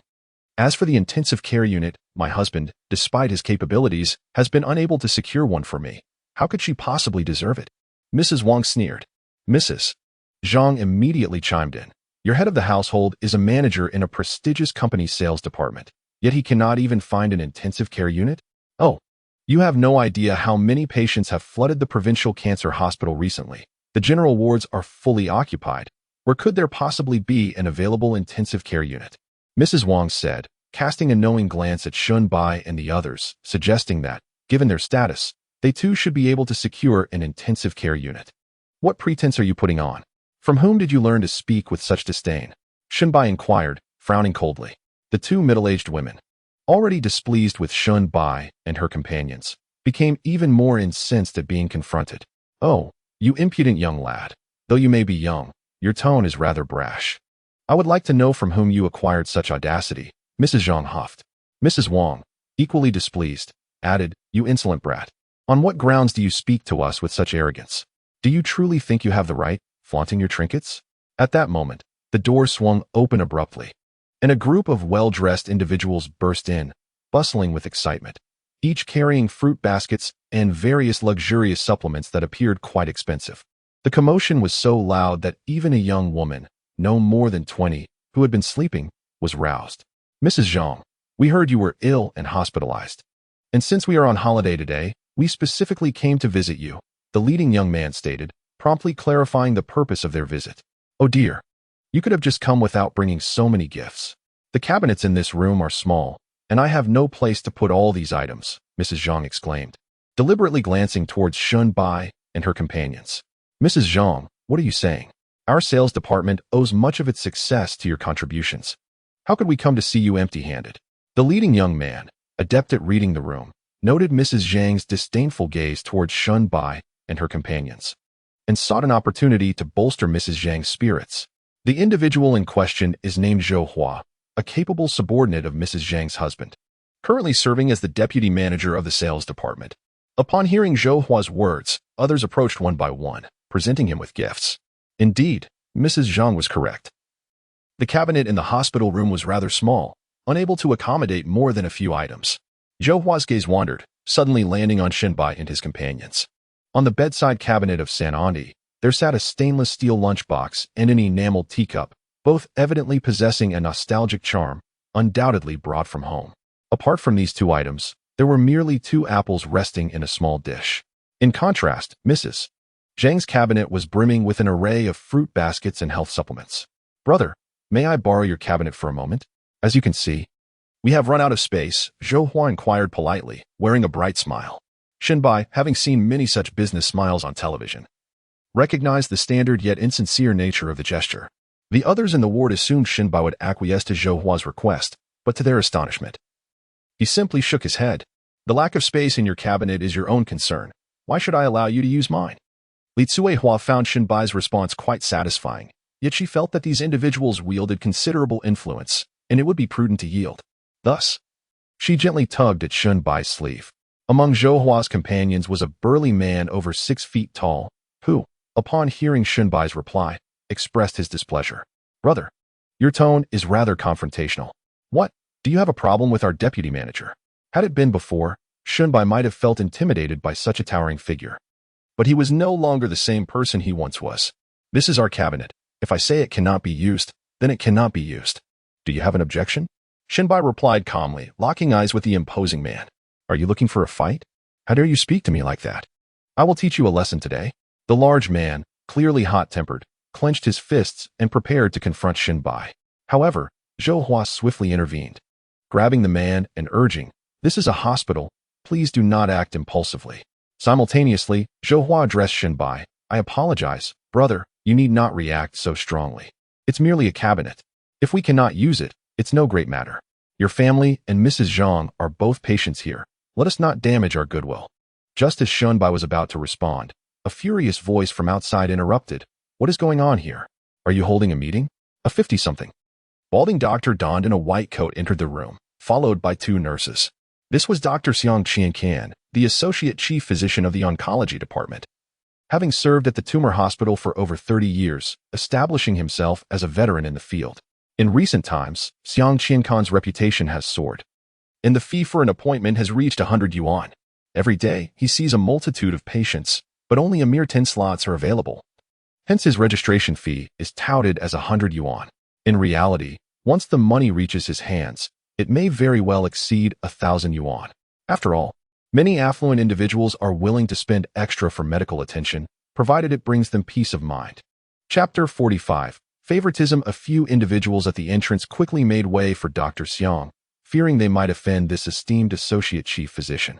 "What are you all clamoring about in the ward this early in the morning? If you disturb the patient's rest, can you bear the responsibility?" Dr. Xiang cast a disapproving glance at the crowd. "Indeed, you are absolutely right, Director Xiang. This morning, the patients by the window and their families have been quite loud. It's impossible for anyone to rest," Mrs. Zhang chimed in, pointing out the noise. Mrs. Wang, in the adjacent bed, quickly supported her. "Yes, Director Xiang. I was sleeping soundly until I heard those 3 incessantly talking. It's utterly impossible to find peace. I must inform you that the hospital's bed availability is exceedingly tight. If any of you cannot behave, you will be moved to the corridor," Xiang Qiancan stated coldly, without discerning the situation, addressing Shenbai and the others. Li Hua was startled. Securing this bed had been a challenge, and being moved to the corridor would undoubtedly worsen her circumstances. "Director, it's not as you think. We haven't been making noise," she stammered, her face flushing as she felt the weight of the gazes upon her. "What? Am I to believe you are wronged?" Mrs. Zhang scoffed, her disdain unmistakable. "Director Xiang, you should relocate this patient. With her here, we cannot feel at ease." Mrs. Wang expressed her dissatisfaction. The visitors of Mrs. Zhang quickly echoed her sentiments. "Indeed, Director, our vice president sought assistance from that young man, only to be met with his brusque tone, leading to this disturbance in the ward. Such a person is like a rat dropping spoiling the whole pot of soup. You cannot let them off lightly," the crowd clamored, placing all blame on Shenbai and his companions. The young girl in bed number 1 wore a cold smile, having observed the unfolding events. Not wishing to get embroiled in the turmoil, she refrained from exposing Mrs. Zhang and her cohort. "Are you a family member of the patient?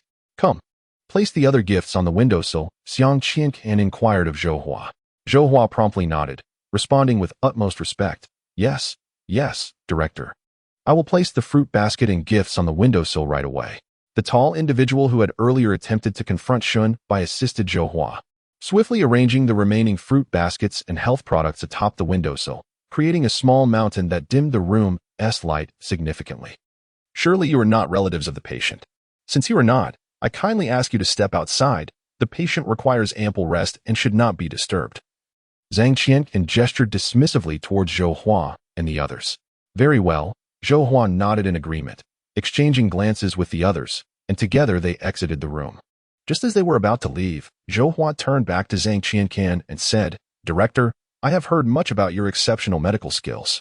Our manager Zhang will certainly make a point to visit you at his earliest convenience. Zhang Qiancan merely acknowledged him with a faint nod, choosing not to elaborate further. With the departure of 7 or 8 individuals, the once crowded ward felt significantly more spacious. You two, please administer the injections and medications to Mrs. Wang and Mrs. Zhang. I shall check on the condition of the patient in bed number 4, Zhang Qiancan instructed the 2 nurses. The nurses promptly complied, for Zhang Qiancan, as a deputy chief physician, commanded not only the respect of many patients, but also held great esteem in the eyes of the nursing staff. Chen Yuzhen, please sit up so I may assess your condition, Zhang Qiancan called out to Shunbai's aunt as he approached their bedside. Shunbai's aunt held the physician in high regard and quickly propped herself up to allow Zhang Qiancan to conduct his examination. He placed the stethoscope on her heart, listening closely to her heartbeat, and subsequently measured her blood pressure. Once the basic checks were completed, Zhang Qiancan suddenly remarked, Your condition is gradually improving. Both your heartbeat and pulse have returned to normal. There is no need for you to remain in the ward. You may be moved to the corridor. What? Upon hearing this, Li Tsuehua was instantly taken aback, and Shinbai's expression darkened considerably. The 2 nurses administering the injections could not help but cast a glance in their direction. Do you harbor doubts about my judgment? Zhang Qiancan inquired of Li Tsuehua. Just as she was about to muster the courage to respond, Shunbai pulled her behind him, confronting the deputy chief physician directly. Doctor, how can you be so certain that my aunt's condition has improved? Upon hearing the term doctor directed at him, Zhang Qiancan furrowed his brow. Ever since his promotion to deputy chief physician, both patients and nurses had referred to him as director, a title that carried a degree of respect. It had been quite some time since he had been addressed simply as doctor, and he found it rather grating. What? You, so young, do you presume to question my medical expertise? Zhang Qiancan scoffed disdainfully, a cold snort escaping his nostrils, clearly displeased with Shinbai. Mrs. Zhang, who had just finished her injection, gleefully interjected, Director, did I not tell you the truth? These 3 are nothing but troublemakers, turning our ward into a cacophony. Indeed, Director, just look at this impudent youth. He clearly holds you in no regard, Mrs. Wang chimed in, further inciting the situation. The 2 nurses, entirely bewildered by the unfolding drama, remained silent, merely observing with quizzical expressions directed at Shunbai. Do you not comprehend my words? Regardless of the circumstances, you must move out today, declared Xiang Qiancan, making a final decision without allowing Shunbai and the others any opportunity for rebuttal. Shunbai was somewhat puzzled as to why this associate chief physician exhibited such favoritism towards Mrs. Zhang. The explanation for Shunbai's confusion is rather straightforward. Xiang Qiancan was acutely aware of Mrs. Zhang's status and recognized that her husband was a sales manager at a prominent company. As an associate chief physician, Xiang Qiancan was competent in his role, yet his fondness for material possessions surpassed that of an average individual.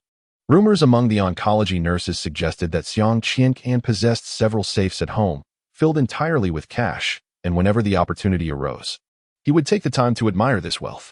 In this regard, Xiang Qiancan bore some resemblance to Shinbai. The latter's avarice stemmed from a fear of poverty, whereas Xiang Qiancan's affection for wealth showed no signs of diminishment despite his substantial income. Chapter 46. How to avoid relocation. In an effort to secure a superior hospital room for Mrs. Zhang, her husband discreetly bestowed numerous gifts upon Xiang Qiancan, which explained the latter's apparent bias. However, amidst the earlier crowd, Xiang Qiancan had restrained his inclinations, but with the absence of other onlookers in the ward, he felt no need for restraint. The 2 nurses, as his subordinates, were aware of certain matters but dared not share them with others in the hospital. Given that both Mrs. Zhang and Mrs. Wang required his assistance, it was unlikely they would speak ill of him. Feeling reassured, Xiang Qiankan revealed his true nature, intent on expelling Shun Bai's aunt from the ward. However, in reality, Xiang Qiankan lacked the authority to do so, despite his position as an associate chief physician.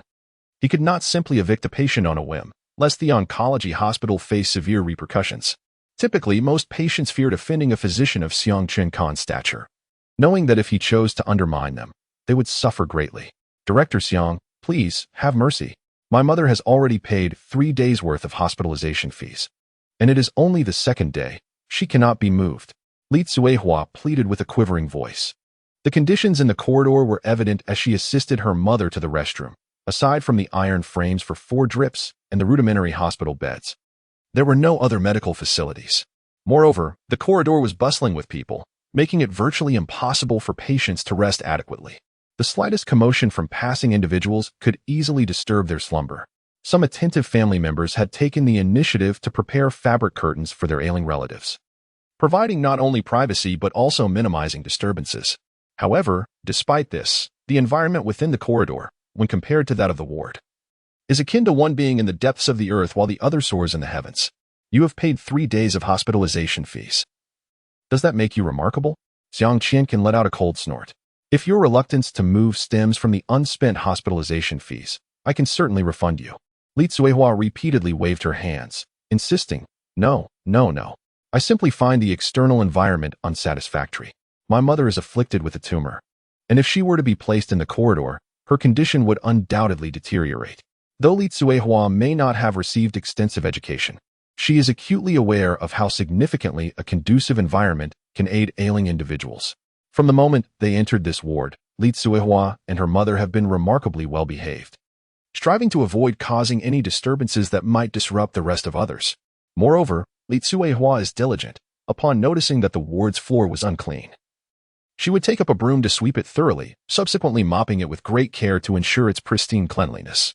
Under normal circumstances, such considerate family members would be welcomed by other patients regardless of the ward. Regrettably, however, Mrs. Zhang and Mrs. Wang could not abide the presence of this rural mother-daughter duo, perceiving their shared ward as a tarnish upon their own status. Xiang Qiankan was well aware of Mrs. Zhang's sentiments and, eager to maintain a steady flow of benefits from her husband, aligned himself firmly with her. As an associate chief physician, Xiang Qiankan possesses a keen eye. He understands which patients are affluent and which are miserly, thereby discerning who might yield him no advantages. Shenbai's aunt is undoubtedly one of those patients from whom Xiang Qiankan anticipates no profit, compelling him to see her removed. Had Shenbai donned a designer suit today, perhaps his presence beside his aunt would have cast doubt in Xiang Qiankan's mind, prompting him to refrain from such overt actions. Alas, Shenbai's attire, reminiscent of market goods, immediately signaled to Xiang Qiankan that he lacked any status or background, thus rendering him incapable of advocating for the patients in the ward. Furthermore, Xiang Qiankan noted that during the 2 days of hospitalization, Shenbai's aunt had received no visitors from her relatives. As the saying goes, even a beggar has 3 impoverished relatives. The absence of visitors indicated her poor standing among her kin, marking her as an easy target for bullying. With no pressure on Xiang Qiankan to compel her departure, I have already stated that your mother's condition has improved. Do you still doubt my judgment? Xiang Qiankan shot Li Tsuehua a cold glare, exuding an air of authority. Naturally timid and introverted, Li Tsuehua felt a surge of anxiety under his scrutinizing gaze, instinctively retreating 2 steps. Dr. Xiang, that is not what I meant, Li Tsuehua stammered, struggling to articulate her thoughts further. Xiang Qiankan finally lost his temper, sharply reprimanding Li Tsuehua for her lack of decorum. Who dares to call me Dr. Xiang in this entire provincial tumor hospital? You should have inquired first. Even Li Tsuehua, despite her usual dullness, grasped Xiang Qiankan's intent and hurriedly bowed in apology. I am sorry, Director Xiang. My words were clumsy. Please do not take them to heart. Oh dear, some people are simply born without any discernment. Mrs. Zhang interjected suddenly. Each time she spoke, her habitual oh dear was ever present. While her comments seemed to defend Li Tsuehua, it was, in truth, a veiled insult aimed at her, all while ingratiating herself with Xiang Qiankan. Mrs. Wang chimed in with a cold laugh. What kind of person dares to show disrespect to Director Xiang? Do you even realize that he is a renowned expert throughout the province? The 2 women, in harmonious mockery, belittled Li Tsuehua, treating her as a mere punching bag. Li Tsuehua stood helplessly, glancing at Shun Bai, who, despite his usual amiable demeanor, remained silent, observing Xiang Qiancan and Mrs. Zhang with a quiet intensity. Pack your belongings and vacate within an hour, Xiang Qiancan issued his ultimatum. Shenbai suddenly inquired, what must we do to avoid moving out? Although Shenbai had remained silent until now, it did not indicate his indifference. Rather, he was seething with anger at the actions of Xiang Qiancan and Mrs. Zhang. In an effort to defend his Aunt San, Shenbai sought to teach Mrs. Zhang and her ilk a lesson, yet he realized that brute force alone would not suffice. Directly confronting them with violence would certainly lead to his arrest by the hospital authorities. While Shenbai's world had expanded significantly since acquiring his abilities, he had no desire to court unnecessary trouble. He was determined to ensure that Xiang Qiancan and Mrs. Zhang would remember their transgressions, but first, he needed to assist Aunt San and her daughter in securing their treatment. Much like Li Tsuehua, Shenbai understood that the corridor, bustling with noise and chaos, was no place to stay. It would be far more preferable to return home. How can we avoid moving out? Xiang Qiancan chuckled. Well, that is indeed a pertinent question. Allow me to clarify. Every patient in this ward requires surgery. Do you intend to undergo surgery? Do you have the financial means? Xiang Qiancan had asked Li Tsuehua directly when she and her daughter first admitted to the hospital whether they planned to proceed with the surgery, to which she had expressed her fear of insufficient funds. Shenbai had not anticipated Xiang Qiancan's frankness. It spared him considerable effort. Had this situation arisen 3 days prior, he indeed would not have had enough money. However, now he had managed to gather over 100,000. While 100,000 may not seem like a substantial sum, it should suffice for the preliminary expenses of the surgery. Shenbai merely needs to produce this amount, and subsequently, he can devise ways to cover any remaining costs. Oh dear, Director, you certainly hold them in high regard. Just look at their attire. Do they appear to be individuals capable of affording surgery? Your time is precious, and many patients await your attention. It would be prudent not to squander time on these individuals, suggested Mrs. Zhang to Director Xiang. At that moment, the usually silent third aunt suddenly spoke up, urgently addressing Shenbai. Xiaobai, we do not possess enough funds for the surgery. If the doctor advises us to leave, we should take our leave. Truth be told, I am not keen on remaining in the hospital any longer. It is quite stifling. Those from the countryside are accustomed to a multitude of chores and daily busyness, and when faced with an abrupt lack of tasks, they find it utterly intolerable. I told you so, Director Xiang, listen to me. This is what the old woman herself has stated. She lacks the finances for the surgery. If that is the case, what purpose does it serve to keep her here, taking up space without contributing? Mrs. Zhang remarked, concluding with a rather coarse expression. Mrs. Wang cast a sidelong glance at third aunt, disdainfully huffing. Director Xiang, let me be frank. These two country bumpkins even hesitate to splurge on slightly more expensive fruits. How could they possibly afford a surgery? Oh dear, I completely overlooked this matter, Mrs. Zhang said, pointing disdainfully at the cabinet beside third aunt's hospital bed. Director, look at this. They even split one apple over 2 days. Isn't that an invitation for bacteria? As she spoke, Mrs. Zhang shivered, as if fearing germs might alight upon her. Li Tsuehua's face flushed. The half apple on the table was actually a remnant her mother insisted she consume. Yet she could not bring herself to do so, hence it remained. Now, that half apple felt akin to a glowing ember, scorching her cheeks with embarrassment, making her wish to disappear into the ground. Director Xiang also glanced at the half apple but refrained from comment, instead directly inquiring of Shenbai. You must be a relative of the patient. Do you truly wish to proceed with the surgery? Shenbai understood well why Director Xiang was so eager to question him. As long as there were patients undergoing surgery, he could reap profits, whether through anesthetics, surgical fees, or the consumption of various medical supplies. Director Xiang could employ subtle means to benefit, easily evading detection by those unversed in the field. From a surgery costing over 100,000, at least 20 to 30,000 would find its way into Director Xiang's pocket, not to mention the red envelopes often presented by the patient's family. Director Xiang had a penchant for wealth. As long as the remuneration was ample, he would exercise greater diligence, thereby instilling more confidence in the patients and their families. Many relatives, seeking peace of mind, would typically offer Director Xiang some form of incentive. He had grown accustomed to this practice, which made him particularly dissatisfied with the lack of acknowledgement from Li Tsuehua and her mother, perceiving it as an implicit challenge to his authority. Indeed, I am a family member of the patient, and I can now assert that we have firmly decided on this surgery. Suddenly, Shenbai seemed to transform, resolutely declaring this with an unwavering tone. Everyone in the ward turned their gaze towards Shinbai, including Li Tsuehua and her daughter, all displaying expressions of astonishment. Do you have any idea how much this surgery costs? Qianqin inquired coldly, narrowing his eyes. Shinbai shook his head, responding with a calm demeanor. I am not aware of the specific figures, but judging by the size of the tumor, I estimate it will not exceed 200,000. Shinbai's confidence stemmed from the moment he first laid eyes on his aunt. He had used his unique ability to perceive the human body's meridians, meticulously examining her condition. Aside from the tumor adjacent to her liver, there were no other ailments present, and the tumor had not yet begun to deteriorate, categorizing it as benign. The surgical procedure would be relatively straightforward, merely requiring the excision of the tumor. His aunt felt weak and experienced pain in various parts of her body. Not due to the tumor spreading throughout, but because it was pressing against a major blood vessel near the liver, causing the discomfort, particularly in her abdomen, to be most intense. Were it not for the limited chakra within Shinbai at that moment, he would have resolved the issue himself. As for the chakra derived from the tailed beasts and cursed seals, he had yet to fully master it.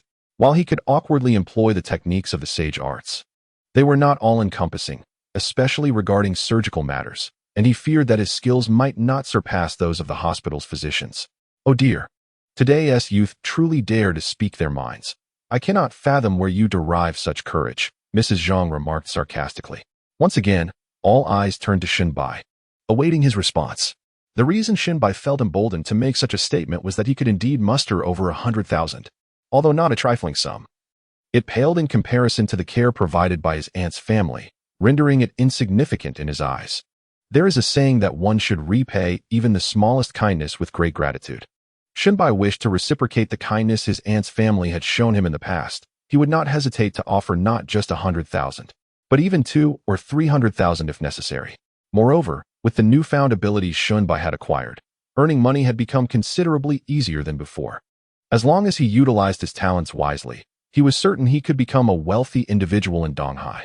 While accumulating wealth was undoubtedly Shinbai's greatest aspiration, he was also determined not to forget his true self and to remain grounded throughout the process. Xiaobai, listen to your aunt. We should not pursue this treatment. What illness requires a surgery of 200,000?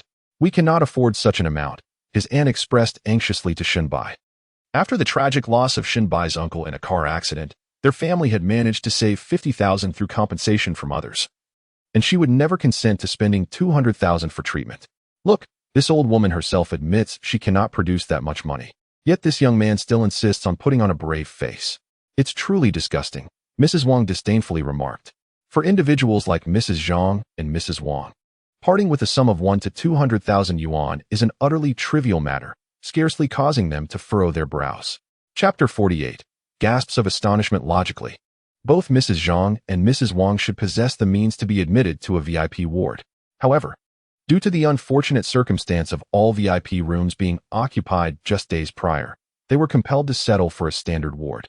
The daily fee for a standard room is 600 yuan, while a VIP room commands 3,000, more than 5 times the amount. This amalgamation of factors has led to considerable dissatisfaction from both Mrs. Zhang and Mrs. Wang towards Shinbai's aunt. Young man, if you can indeed produce 200,000, I shall consume the remaining half of that apple on your table, Mrs. Zhang remarked coldly, given her mild obsession with cleanliness. The thought of eating someone else's leftover apple was exceedingly hard for her to bear. At this juncture, Director Xiang also interjected, scrutinizing Shinbai from head to toe. Young man, I am here to negotiate earnestly with you. Do not take me for a fool, or I assure you, you shall face dire consequences. Director Xiang. Just look at him. How could he possibly come up with 200,000? Mrs. Zhang's face was a portrait of disbelief as she assessed Shinbai's attire, which bore no semblance to that of a wealthy individual. Indeed, Director Xiang, it seems this young man is merely stalling for time. If not, why not just expel that old woman? It would be better for us all, Mrs. Wang chimed in. Director Xiang shook his head, stating, as long as this young man can indeed produce the 200,000 for the surgery, I would not mind allowing him to stay in the ward for a couple more days. However, if he cannot, he shall reap the consequences. Ultimately, it was clear that Director Xiang was motivated by financial gain. He was willing to do anything as long as it involved making money. Although Mrs. Zhang and Mrs. Wang felt considerable dissatisfaction towards Shinbai, they found themselves without effective recourse, unable to physically remove him from their midst. To exert further pressure on Shinbai, Mrs. Zhang and Mrs. Wang relentlessly urged him, "Young man, why don't you bring out the money? What are you still doing here without funds? Hurry up and leave. By the looks of you, it seems you likely don't even hold a decent job. Where do you expect to acquire 200,000? Words alone won't suffice." Neither Mrs. Zhang nor Mrs. Wang, nor even Shinbai's aunt and her daughter, believed that he could truly come up with such a sum. Despite their limited interactions with Shinbai, they were aware that he was still in university, lacking any substantial source of income. In such circumstances, how could he possibly procure 200,000? Even a bank loan would not be granted to him, and borrowing from friends or relatives seemed even more implausible. In today's world, borrowing money has become an arduous task. Unless one has an exceptionally strong connection, no one would dare lend you funds. Moreover, those who borrow money are the elders, while the creditors are akin to children. The two women, Aunt San and her daughter, were keen to prevent Shunbai from embarrassing himself in front of others. Thus, they fervently urged him to leave the hospital and refrain from involving himself in any further matters. However, Shunbai was resolute. His purpose for coming today was to assist Aunt San, and to depart from the hospital without achieving anything would be utterly unbecoming. "Hey, you little rascal. What on earth are you dawdling for? Just hand over the money. We are all waiting for you." Mrs. Zhang expressed her dissatisfaction vehemently. "Indeed, if you are unable to produce the funds, perhaps you could utter a few kind words. We might extend our assistance," Mrs. Wang mockingly suggested to Shinbai. The two nurses observed him with curiosity, eager to ascertain whether he could indeed produce the sum of 200,000. In the ward, another patient, appearing to be in her 20s, had been asleep until now. Upon waking, she said nothing but quietly regarded Shunbai, curious about how he would navigate this predicament. Shunbai retrieved a small backpack he carried, preparing to extract the money from within. Ideally, this cash should have been deposited in the bank for convenience in transactions. However, due to his urgency, he had not done so. Presently, his backpack contained a total of 120,000, which constituted all the funds he possessed. "Well, I simply cannot believe you would dare conceal your money in such an inconspicuous backpack," Mrs. Zhang remarked disdainfully, glancing at Shinbai's bag. This backpack was a cherished gift from his sister on his 18th birthday. Having been used for nearly 2 years, its edges now showing signs of wear. Shinbai held this backpack in high regard, often carrying it to significant occasions. "Young man, your backpack seems rather heavy. It wouldn't be filled entirely with cash, would it?" Mrs. Wang laughed heartily, viewing Shunbai as nothing more than a jester. Xiang Qianqin cast a sidelong glance at Shunbai's backpack, yet regrettably, he could discern nothing. "I hope you are not jesting with me. Otherwise, I assure you, moving this patient out of the ward will be the least of your troubles. I will see to it that she is expelled from the hospital." Xiang Qianqin warned Shinbai of the gravity of the situation. At this moment, Li Tsuiwa's face flushed crimson, unable to meet Shinbai's gaze. She had closed her eyes, bracing herself for further ridicule from the crowd. Suddenly, a series of gasps reached Li Tsuiwa's ears. Whether it was Mrs. Zhang, Mrs. Wang, or even Dr. Xiang Qianqin, all wore expressions of utter astonishment. The two young nurses, along with the youngest woman present, also appeared incredulous. Shinbai's Aunt San and Li Tsuihua, in particular, could only stare in disbelief at the scene unfolding before them. In his hand, Shinbai held a thick bundle of cash, bound with ordinary nylon rope. Although the binding was not particularly secure, the size of the bundle was quite substantial. All notes were 100 yuan, their familiar light red hue evoking a sense of intoxication. Mrs. Zhang and her companions were no strangers to large sums of money. They had encountered vast amounts of cash countless times, be it such a modest bundle or even millions. Xiang Qianqin, being particularly fond of wealth, had 5 safes at home containing at least 5 million in cash. Thus, this mere bundle of 100 yuan notes would typically not warrant his attention. Their astonishment stemmed primarily from the fact that such a sum was presented by Shinbai, a young man clad in humble attire, who had nonchalantly extracted nearly 200,000 yuan from his bag. It was astonishing to think that this simple backpack contained such wealth. Could it be that he was a wealthy heir, previously maintaining a low profile merely to deceive others? No one could discern Shinbai's true intentions, not even his third aunt or Li Tsuihua, all of whom were equally perplexed by his motives. Chapter 49. A crucial decision. Though I had not meticulously counted the money, I was certain it was approximately 120,000. "Dr. Xiang, you may have someone verify it with a counting machine," Shunbai said as he placed the money on the table. At that moment, Xiang Qianqin found himself at a loss. He had deliberately posed a challenge to Shunbai in hopes of using the opportunity to have both himself and his third aunt leave the hospital room. Yet, who could have anticipated that Shinbai would produce such a considerable sum? Xiang Qianqan hesitated, unsure how to proceed with the conversation. At this juncture, Mrs. Zhang uttered her trademark exclamation, scoffing, "Young man, do you think you can fool us? Do you really believe we haven't seen the world? This paltry bundle of cash cannot possibly amount to 200,000. Upon hearing Mrs. Zhang's words, Xiang Qianqan snapped back to reality.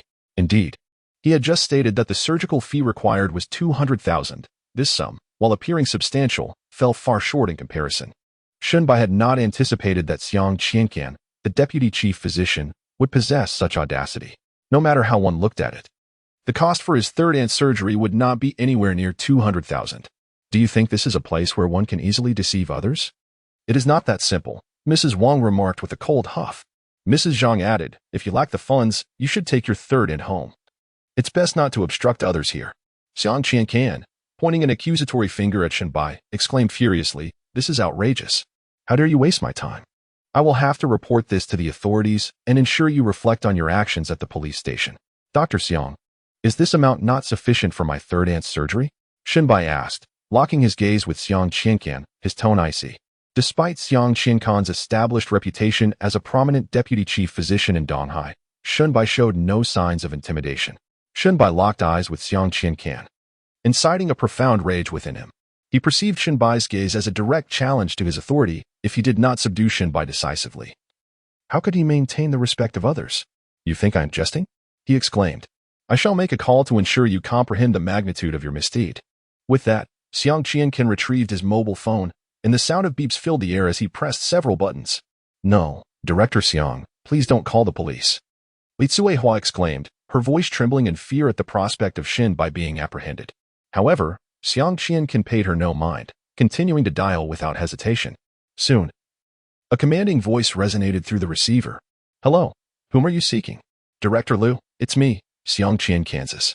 The situation is as follows. I have a patient's family member here who, unable to pay for the surgery, has resorted to deceit. I hope you can intervene. Xiang Qianqan conveyed his message succinctly. Are you suggesting fraud? Inquired the voice on the other end. Xiang Qianqan nodded, affirming, indeed.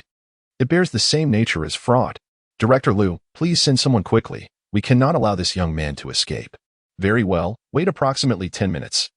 I will dispatch someone to investigate, replied Director Liu, concluding the call. Madame Zhang hastily began to flatter Xiang Qianqan, exclaiming, I never anticipated that Director Xiang would be acquainted with Director Liu. Your network is truly expansive in Donghai. Madame Wang chimed in. Director Xiang possesses remarkable medical skills and a high level of professionalism. It is understandable that he would have numerous friends, having saved countless lives on the brink of death. No one resists flattery. If someone does, it only indicates that the praise was misplaced. Madame Zhang and Madame Wang had evidently honed their skills in this regard to perfection. You should brace yourself, young man, Xiang Qianqan warned sternly. When Director Liu's people arrive, you will be apprehended. Open your eyes and recognize whom you should not provoke. Witnessing the behavior of Madame Zhang and the others, as well as Xiang Qianqan's actions, Shunbai felt an intense anger swell within him. At that moment, he yearned for power. If he were connected to a prominent figure in Donghai, perhaps a mere word from that individual would resolve his aunt's predicament. Yet now, not only had he failed to assist her, but he had also attracted new troubles for himself. Shunbai was still too young, unaware that individuals like Xiang Qianqan would always devise various means to undermine him. In the past, Shunbai might have chosen to endure in silence. But now he refused to remain quiet. With newfound strength, his character seemed to have evolved slightly. Once timid, he now often contemplated how to shoulder his own responsibilities. Isn't it just 200,000? Shunbai laughed lightly. What is so impressive about that? By the end of the day, I shall deliver the entire sum of 200,000 into your hands. Mrs. Zhang clicked her tongue in disdain, saying, Kid, just admit defeat. Stop pretending to be tough. You lack the capability. Li Tsuehua felt a pang of discomfort seeing the others targeting Shinbai. After a moment's contemplation, she arrived at a significant decision. Shinbai's unwavering support for her family deeply moved her. She truly did not wish for him to be apprehended, as that would weigh heavily on her conscience. Doctor, how much precisely is the surgery fee? Li Tsuehua suddenly inquired. No one anticipated that she would have the presence of mind to raise such a question at this juncture. and the crowd regarded her with curiosity, puzzled by her motives. Xiang Qiankan narrowed his eyes, looking at Li Tsuehua with confusion, wondering if she had lost her senses. As Li Tsuehua felt the collective gaze upon her, her face flushed crimson, akin to a ripe apple. She managed to utter only 2 words, yet found herself unable to continue. Xiang Qiankan huffed, his expression darkening. What do you mean? Sensing the hostility in his tone, Li Tsuehua hastily waved her hands, saying, Director Xiang, I mean no harm. I simply wish to convey that if my mother's surgery truly costs 200,000, and the funds that Xiaobai has presented fall short, I have some money that I could contribute. Having mustered the courage to express her thoughts, Li Tsuehua felt faint, her legs trembling as if they might give way beneath her. In a bustling metropolis like Donghai, and even in her rural hometown, she would never dare to voice such sentiments in front of so many people. Stop trying to amuse me. Are you all doing this on purpose? I warn you, my time is exceedingly precious. Can you afford to waste it? Xiang Qiankan was thoroughly enraged. Upon first seeing Li Tsuehua yesterday, he had recognized her as a village woman. Such a person would hardly part with thousands for medical treatment, let alone haggle over groceries at the market. Chapter 50. A loss of composure. Oh dear, Director Xiang. I didn't misspeak, did I? These country folks simply lack perspective. They'll say anything. Mrs. Zhang scoffed derisively. Mrs. Wang shot Li Tsuehua a contemptuous glance, asserting, Lack of funds is lack of funds. Why pretend to be affluent? Do you think your empty words will convince Director Xiang to waive your surgery fees? Though Shenbai's third aunt had been in the ward for less than 2 days, it was evident to Mrs. Zhang and Mrs. Wang that Li Tsuehua and her daughter were unwilling to spend money in any regard. The bundle of cash Shenbai had just produced had yet to be counted, but it was apparent to all that it would not exceed 150,000. The surgery fees Xiang Qiankan had mentioned were around 200,000. Even if Shenbai had indeed brought forth 150,000, there would still be a shortfall of 50,000. Li Tsuehua is certainly not the type of person who could produce 50,000. Without a doubt, neither Dr. Xiang Qiankan, the deputy chief physician, nor Mrs. Zhang and Mrs. Wang could possibly believe she could come up with that amount. I have money, Li Tsuehua stammered. Dr. Xiang, please check how much is still needed. I will cover the rest. However, I have one condition. Do not let anyone take Xiaobai away. I beg you. Dr. Xiang Qiankan was notably incensed. He had not anticipated that this mother-daughter duo from the countryside, along with the impudent young man, Shenbai, would repeatedly challenge his authority. Although each surgical procedure's expenses are meticulously accounted for by dedicated staff, Dr. Xiang, with his years of experience, was confident in his estimations. In any case, the surgical fee for Shenbai's aunt was approximately 200,000. So you two are determined to defy me, is that it? Doctor. Xiang shot a cold glare at Li Tsuehua and then directed a fierce look at Shenbai. He perceived their actions as a blatant attempt to pit themselves against him, which greatly displeased him. Dr. Xiang, didn't you state that the surgical fee was 200,000? Shenbai feigned surprise. Is there still an issue with us gathering the funds? You insolent boy, how dare you speak to Dr. Xiang like that? Mrs. Wang began to chastise Shenbai for his lack of manners and respect. Mrs. Zhang added a reprimand. Look at you, so young and presumably educated. Didn't your teachers teach you to respect others? Dr. Xiang is a renowned physician. How can you address him in such a manner? Shenbai had no desire to engage in a futile argument with these two middle-aged women. He recognized that their greatest amusement stemmed from belittling others. Perhaps in this process, they derived a sense of satisfaction. Dr. Xiang, please do not be angry. I truly have money. You said you need 200,000. I will give it to you. Li Tsuehua said anxiously, fearing that Mrs. Zhang and Mrs. Wang would continue to mock Shenbai, and she hurriedly redirected everyone's attention back to herself. Upon hearing Li Tsuehua's assertion, Dr. Xiang's expression darkened, as though the entire 200,000 in surgical fees were destined to line his own pockets.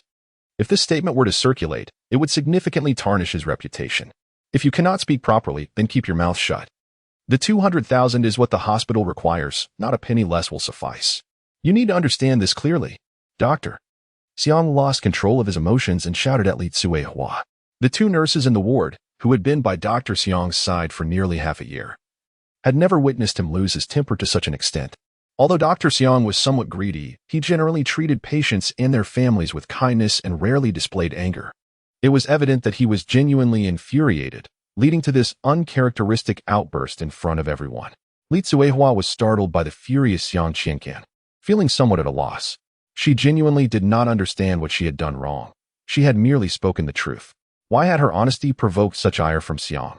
Oh, you country folk truly lack insight. Not only can you not manage affairs, but you cannot even articulate yourselves. If you cause Director Xiang to become unwell, can you bear the responsibility? Madame Zhang coldly interrogated Li Tsuehua, pointing a finger at her. Naturally, Madame Wang seized the opportunity to reprimand Li Tsuehua as well. You, young lady, are utterly oblivious.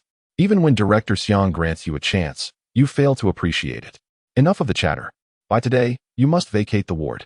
Xiang Qiankan's voice resounded throughout the entire room, revealing an unyielding will. A cold smile crept across Shunbai's lips, his discontent reaching a peak. Did Vice Director Xiang truly believe this hospital belonged solely to him? If Shunbai had not returned from the world of Naruto with his abilities, he might have felt intimidated by someone like Xiang Qiankan, whose influence was beyond his imagination. Lacking status and connections, Shunbai could easily have been manipulated at will. However, Xiang Qiankan had gravely underestimated Shunbai by regarding him as nothing more than a naive recent graduate, easy to bully. In reality, although Shunbai had yet to complete his undergraduate studies, the trials he faced in the Naruto world had matured him far beyond the average university student.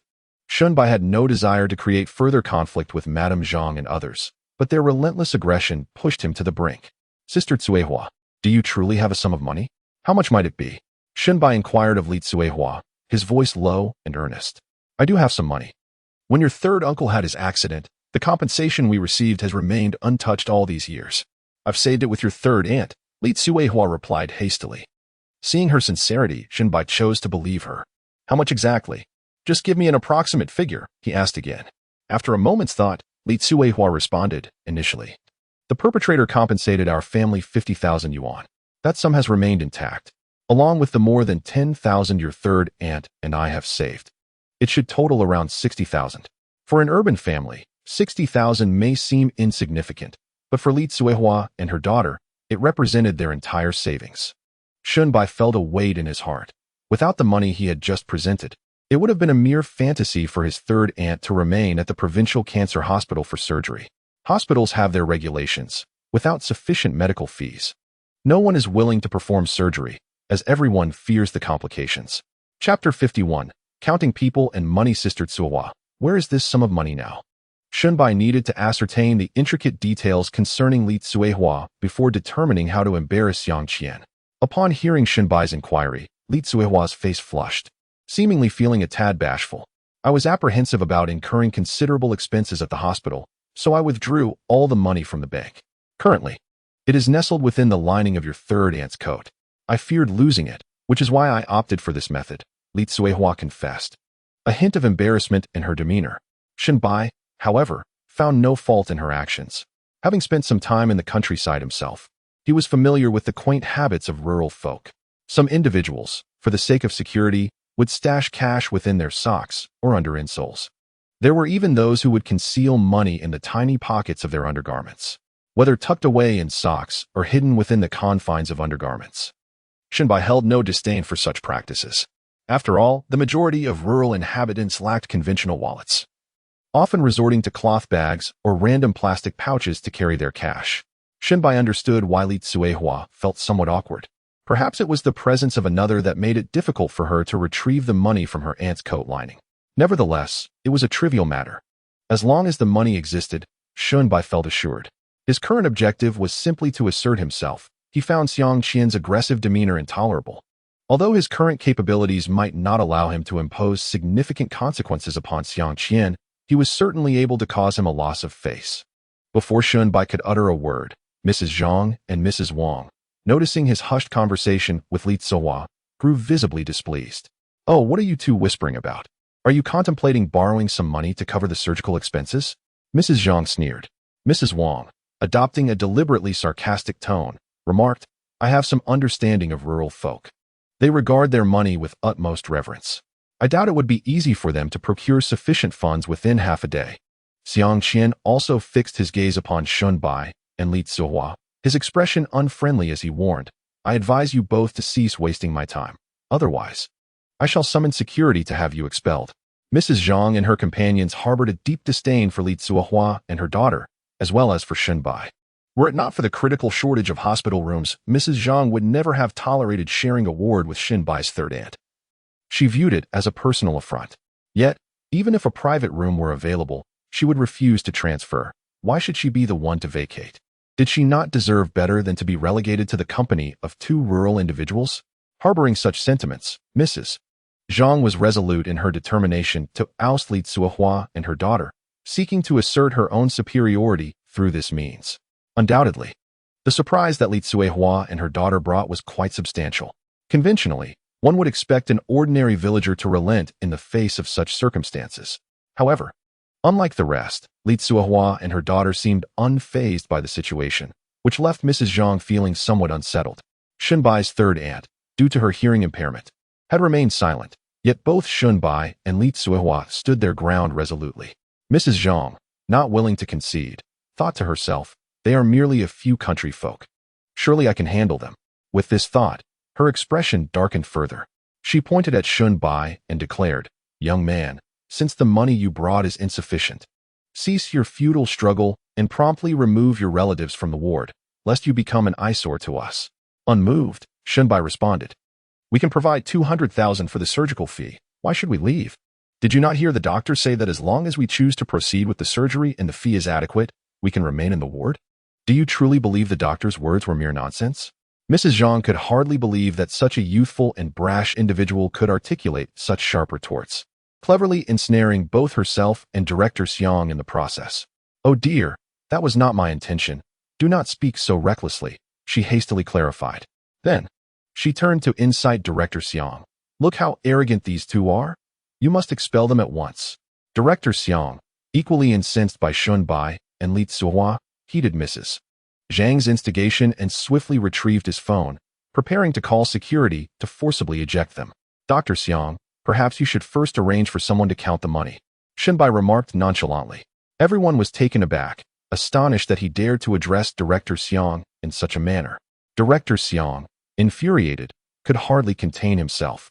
It was one thing for Shunbai to refer to him as Dr. Xiang, but to speak to him so disrespectfully ignited a desire within him to abandon his composure and give Shunbai a good beating. "Young man, are you incapable of understanding human speech? I have stated that your funds are inadequate, yet you persist in this nonsensical dispute. Is there something amiss in your mind?" Director Xiang nearly roared at Shunbai. The two young nurses, witnessing Director Xiang's fury, were visibly frightened. Meanwhile, Mrs. Zhang and Mrs. Wang reveled in the unfolding drama, believing that the more Shunbai antagonized Director Xiang, the less likely they would remain in the ward. Although Director Xiang was merely an associate chief physician, with higher-ranking chief physicians, specialists, and even the deputy director and director above him, expelling a patient from the ward was indeed a simple task. Yet, he had not anticipated that Shunbai and his companions would prove so obstinate and pervious to reason. Of course, had it not been for the substantial benefits provided by Mrs. Zhang's husband, Director Xiang would have preferred to remain comfortably in his office. Now, thoroughly enraged by Shunbai's repeated provocations, he vowed to use whatever means necessary to ensure the removal of Shunbai and his companions. The hospital proved to be rather accommodating. Yet the individuals accompanying Shunbai appeared to possess an unyielding resolve, unwilling to relent easily. Xiang Qiancan, however, was determined to defy the odds. As the deputy chief physician of the oncology department, it was inconceivable that he could not manage a few rural folk. The shame of such a failure would be unbearable if word got out. Initially, Xiang Qiancan could have summoned security and concocted any excuse to expel Shunbai and his companions. However, he placed excessive faith in his own status, under the illusion that mere words from him would compel them to comply. Little did he anticipate the unforeseen outcome that lay ahead. Thus, summoning security was not Xiang Qiancan's intention. He preferred to leverage his own authority to coerce Shunbai and the others into submission. After hearing Shunbai's words, he furiously stowed away his phone and, pointing at Shunbai, coldly declared, "You have some nerve. Very well, I will ensure you are thoroughly convinced. Shall you? Please retrieve a counting machine from the front desk." One of the two nurses promptly nodded and hurried out of the ward to fetch the counting machine. The remaining nurse was reluctant to engage in such a dispute, yet felt unable to leave, caught in a state of discomfort as the tension mounted. If Xiang Qian managed to subdue Shunbai and his companions, it would be manageable. However, should he fail, the repercussions could resonate throughout Donghai, potentially making headlines. The other nurse, being a newcomer to the hospital, was unwilling to jeopardize her position due to Xiang's actions. Consequently, she remained silent, merely observing the unfolding drama. Similarly, a 20-something female patient watched as if mute, refraining from expressing any opinions throughout the ordeal. Once the counting machine arrives, I will ensure your defeat is undeniable, Xiang coldly proclaimed to Shenbai. He then placed all the money Shenbai had brought onto an empty table, stating, "Everyone, take note. This sum remains untouched. If it does not amount to at least 200,000, I shall relish seeing how you extricate yourself from this predicament." Oh dear, Director Xiang. You are indeed meticulous in your duties. There is truly no need to count this money. It is evidently insufficient to reach 200,000, Mrs. Zhang remarked, casting a provocative glance at Shenbai. As events unfolded, her disdain for Shenbai grew increasingly palpable, surpassing even that for Li Tsuehua and her daughter. Every step Shenbai took and every word he uttered seemed to tread carefully within the confines of propriety, leaving no room for reproach. This left Mrs. Zhang, accustomed to wielding her influence, feeling exceedingly vexed. She even began to question her own capabilities, wondering why she could not easily subdue someone as seemingly inconsequential as Shenbai. "My dear boy, I have visited the bank numerous times. I am well aware of the thickness of 200,000. You cannot possibly possess such an amount. Let us not waste each other's time." Mrs. Wang echoed Mrs. Zhang, vehemently rebuking Shenbai. Shenbai, maintaining his composure, cast a calm glance over Mrs. Zhang and her companion, finally fixing his gaze upon Xiang Qian and coldly retorting, "Who said I only have 200,000? Did you not hear? Sister Tsuehua has another sum. Combined, the two amounts would certainly exceed 200,000. Ah, you truly are one who only learns through misfortune." Xiang Qian glared fiercely at Shenbai. "Since you insist there is another sum, why not produce it?" Determined to humiliate Shenbai, Xiang Qian resolved to employ every means necessary to bring him down if he failed to present the money. "Sister Tsuehua, please reveal your funds." Shenbai addressed her first, then turned to the others. "Could everyone please step aside? The money is tucked in my aunt's jacket lining. Your gaze makes her uncomfortable." "Oh, a mere country bumpkin still clinging to dignity. What matters more, your pride or our time?" Mrs. Zhang posed her icy inquiry to Shenbai. Li Tsuehua quickly interjected on Shenbai's behalf. Xiaobai meant no offense. Since you refuse to step aside, it matters not. Let us proceed to observe. Although Li Tsuehua felt a flicker of anger at their obstinacy, she was powerless to change their minds. Her voice held little sway, and no matter her entreaties, they would not relent. "Mother, please rise. I need to retrieve some money." Li Tsuehua leaned close to her mother, raising her voice. Ever since the discovery of a tumor near her liver, Shenbai's aunt had suffered increasingly from poor hearing. Most of the time, she could only respond to shouts directed at her ear. What are you saying?" Shenbai's aunt looked quizzically at her daughter, clearly unable to comprehend. Li Tsuehua had to elevate her volume again. "Mother, please stand. I need to take money from your jacket pocket." This time, Shenbai's aunt finally understood. But her expression darkened. "What money? This is your father's hard-earned money. No one can touch it. Continue your act. You perform so well, Mrs. Zhang could not restrain her mockery upon witnessing the scene. "Such a master of pretense," Mrs. Wang added disdainfully. Xiang Qian bellowed in anger. "Boy, what are you trying to accomplish?" Shenbai ignored their taunts and approached his aunt, seemingly with a purpose. Kneeling before her, he chose not to mention the money immediately, but instead inquired gently, "Aunt, how is your health?" Since the tumor's emergence, Shenbai's aunt had endured relentless suffering. For the past 2 years, she had hardly enjoyed a full meal, as even a slight excess would cause her immense pain. "Listen, Xiaobai, there's nothing serious. Trust me, let us not pursue treatment," she insisted, urging Shenbai not to spend any money. In the eyes of Shenbai's third aunt, he remained that little child, with no money to afford his medical treatment. "Aunt, listen to me. If Uncle were watching from above, he would certainly wish for you to live well. So don't hesitate to spend money on your health." Shenbai did not mince words, directly expressing his intentions. His statement was not aimed at extracting funds from his aunt, but rather to confront Qian with a sense of vindication.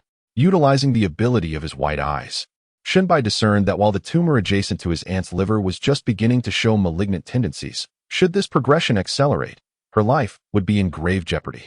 Shenbai had already exhausted all his savings. To continue raising funds, he would have to turn to his sister Shenrong or Suyin. However, due to certain peculiar reasons, he was reluctant to seek their assistance, as it would instill a sense of guilt within him. Yet in Donghai, apart from his sister and Suyin, he found himself devoid of reliable friends, which left him feeling somewhat discontented. Take this situation for instance. Had he been acquainted with a powerful figure in Donghai, perhaps a mere word from them would compel Qian Kan to relent. Shenbai was confident that with his unique ability, he could soar to great heights in Donghai. Nevertheless, he was determined to overcome the immediate challenges. Especially considering how kind his aunt had been to him in his youth. He could not abandon her now. Little Bai, I am aware that I suffer from cancer. There is no need for you to waste your efforts. I've heard from others that cancer is incurable. His aunt sighed, clearly expressing her reluctance to succumb to death. Life had improved significantly, no longer characterized by hunger and deprivation. Who would willingly choose to fade away? Often, the poor choose not to seek treatment not out of resilience, but due to an utter lack of funds. Shenbai could not bear the thought of his aunt facing a similar plight. He was resolute in his commitment to restore her health. Chapter 53. Preserving dignity indeed, after activating his white eyes. Shenbai could see the tumor on his aunt's liver with remarkable clarity. However, he was powerless to perform the surgery himself. The doctors and nurses would not heed his suggestions, and should he reveal his ability to them, he might be deemed insane and forcibly committed to a psychiatric facility. With no other recourse but to persuade his aunt, Shenbai resolved to lay his thoughts bare before her. "Aunt, you must promise to survive, all right?" He whispered in her ear.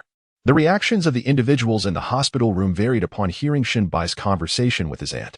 Mrs. Zhang and Mrs. Wang exchanged glances of disdain, perceiving Shenbai's plea as merely a self-serving attempt to preserve his own face by coaxing his aunt into parting with her last remaining funds. Xiang Qiankan wore a cold smile, convinced that no matter what, Shenbai would be unable to produce any extra funds.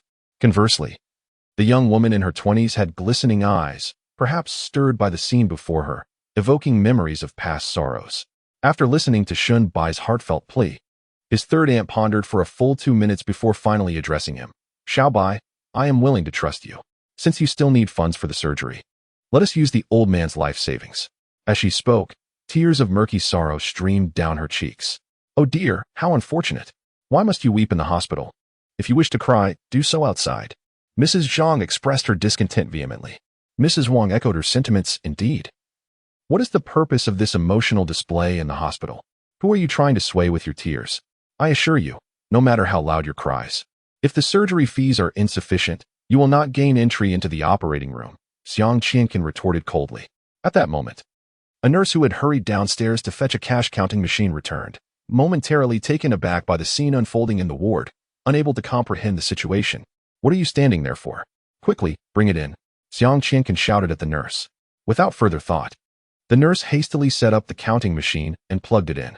Soon, the machine whirred to life, counting stack after stack of 100 yuan bills. And it was not long before the total was revealed. Shenbai had managed to gather 146,300 yuan. This amount fell significantly short of the 200,000 yuan that Xiang Qiankan had mentioned. Although Shenbai's third aunt struggled with her hearing, she understood the significance of the counting machine. Weak in body, she could no longer extract the money from her garments and had to urge her daughter to assist her. "Everyone, could you please step outside for a moment? Allow my aunt a bit of dignity," Shenbai suddenly interjected. Upon hearing his request, Mrs. Zhang was the first to express her displeasure, responding coldly, "Your aunt wants dignity. Do we not deserve the same?" Xiang Qiankan added, "We must remain here to feel assured." Shenbai clenched his teeth and tightened his fists, yet soon relaxed his hands. Mrs. Zhang, Mrs. Wang, and Xiang Qiankan would certainly not find it easy, and although he could not act on it now, he vowed that they would eventually comprehend the enormity of their mistake today. Li Tsuehua, possessing a modicum of cleverness, noticed that the others were reluctant to leave and promptly covered her mother's upper body with a blanket before swiftly retrieving a plastic bag filled with money. The entire process took less than 20 seconds, showcasing Li Tsuehua's agility. The once white plastic bag was now marred with a layer of black grime, presumably from being tucked away within Shenbai's third aunt's clothing for an extended period. "Xiaobai here," Li Tsuehua solemnly presented the plastic bag to Shenbai. He accepted it with both hands, nodding at Li Tsuehua and his aunt, signaling that they could place their trust in him. "Doctor, please continue counting the money," Shenbai instructed as he retrieved the funds from the plastic bag and placed them upon the adjacent table. The sound of the counting machine soon filled the air once more, yet no one could ascertain the exact amount contained within this sum. The rhythmic clinking of coins reverberated throughout the ward, and before long, the total from Aunt San's contribution had been fully accounted for. Shenbai's amount amounted to 146,300 yuan. To meet the required 200,000 yuan for the surgery, they still needed an additional 53,700 yuan. If Aunt San's funds were sufficient to cover that shortfall, then Xiang Qiankan would have no grounds to evict them. To everyone's astonishment, the money previously stashed in the plastic bag totaled 61,200 yuan, excluding several 50 yuan and 10 yuan notes that had not yet been counted. Dr. Xiang, do you have anything left to say? We have the full 200,000 yuan for the surgical fees. On what basis do you demand that we vacate the ward? Shunbai coldly interrogated Xiang Qiankan. With the facade of politeness now stripped away, Shunbai felt no obligation to show deference to someone like Xiang Qiankan, who did not merit his respect. As the counting machine finalized the tally, Xiang Qiankan's expression darkened significantly. He had appeared self-assured moments before, but now his arrogance had dissipated. The surgical fee of 200,000 yuan had originated from his own lips, and regardless of the circumstances, he could not retract his statement. As the deputy chief physician of the provincial tumor hospital, if his words held no weight, who would place their trust in him thereafter? At the very least, his authority in the eyes of the two nurses would undoubtedly diminish. I never anticipated that this young man would manage to gather the 200,000, Mrs. Wang remarked, her surprise evident. Mrs. Zhang, harboring similar sentiments as Xiang Qiankan, retorted with a hint of disdain, it's merely 200,000. I can't believe it required such a scramble. How embarrassing. Although Mrs. Zhang felt as though she had been slapped in the face, she was unwilling to concede, her words dripping with sarcasm. Xiang Qiankan had initially aimed to support Mrs. Zhang. Yet this endeavor had backfired, costing him a measure of pride. He had confidently declared that Shinbai and his companions could never procure the 200,000. Yet now the evidence was irrefutable. Even if Xiang Qiankan hesitated to acknowledge it, defeat was still defeat. He had not expected to be publicly humiliated by a mere upstart. Xiang Qiankan, lacking in magnanimity, found his dignity compromised in front of so many witnesses. He vowed to reclaim his honor. Young man, since you are capable of presenting 200,000 from medical expenses, the ward shall remain yours. However, I will not be the one to perform the surgery. You will need to seek a more esteemed physician. Xiang Qiankan declared, his voice laced with disdain as he scoffed, clearly displeased with Shinbai. Chapter 54. No need for you upon hearing Xian Qiankan's words. Li Cuihua was taken aback. She had believed that only Xian Qiankan could perform this surgery. Thus, she began to plead with him. Director, you cannot stand idly by. My mother is relying on you for treatment. If you refuse to help, what will become of her? Xian Qiankan cast a meaningful glance at Shunbai and replied, since your relative is capable, let him assist you in finding someone. I am curious to see who else can undertake such a procedure with a success rate exceeding 30%. What? 30%? Li Cuihua's face paled instantly. Tears welling up in her eyes as she anxiously inquired of the director, you cannot be mistaken, can you? Is the success rate for this surgery truly that dismally low? When discussing his area of expertise, Xian Qiankan exuded newfound confidence. To be frank, 30% is already considered high. For an average surgeon, a success rate of 20% would be regarded as commendable. This tumor is pressing against the major artery, supplying blood to the liver. A misstep could lead to catastrophic bleeding, rendering the risks exceedingly grave. Li Cuihua trembled, feeling as though all her strength had been sapped in an instant. Her body weakened, and she nearly collapsed. Fortunately, Shunbai caught her just in time, preventing her from embarrassing herself in front of the crowd. Shunbai understood that Xian Qiankan spoke the truth. Indeed, the tumor afflicting her aunt was compressing the major artery. The likelihood of successfully excising such a tumor was indeed low, with a significant risk of mortality for the patient. In truth, simply removing a tumor is not particularly challenging. Many young doctors could competently perform such a surgery. However, when it comes to the major arteries, many would hesitate to proceed. Perhaps only the seasoned, experienced surgeons could maintain their composure during such operations. Now you comprehend the prowess of Director Xian, do you? Earlier, you dared to show him disrespect. I'm curious to know if you now regret your actions, if your remorse runs so deep that it turns your insides green. Mrs. Zhang incessantly made sarcastic remarks. It was not for any particular reason. She simply took delight in witnessing the misfortunes of Li Cuihua and her mother. This sentiment was somewhat abnormal, yet Mrs. Zhang felt utterly powerless to control it. As Mrs. Wang, a close friend of Mrs. Zhang, was well aware of the intricacies surrounding Director Xiang Qiankan, she began to extol his medical prowess and ethical standards, asserting that he was among the top practitioners at the oncology hospital. To think you could entice Director Xiang to perform the surgery for a mere 200,000. How naive. You would be better off seeking cooler pastures, she sneered. Upon hearing Mrs. Zhang and Mrs. Wang praise him, Xiang Qiancan's countenance brightened with self-satisfaction. With a derisive chuckle, he turned to Xinbai and remarked, "So, young man, do you believe you have triumphed? True, you may have won the bet, but what you have forfeited is your third aunt's life." "Oh, how astutely Director Xiang has spoken," Mrs. Zhang promptly retorted, directing her ire at Xinbai. "You are but in your 20s, with such limited life experience. What gives you the audacity to challenge us?" Mrs. Wang, equally haughty, interjected, 200,000 is a paltry sum for you to gather after such an extensive duration. My son spends more on toys in a year than that amount. Country folk like you can hardly compare to us." Both Mrs. Zhang and Mrs. Wang hailed from affluent families, indeed far removed from the current circumstances of Xinbai and Li Hua. Yet, there would come a day when they would find themselves looking up to Mrs. Zhang and her companion, though that was a matter for another time.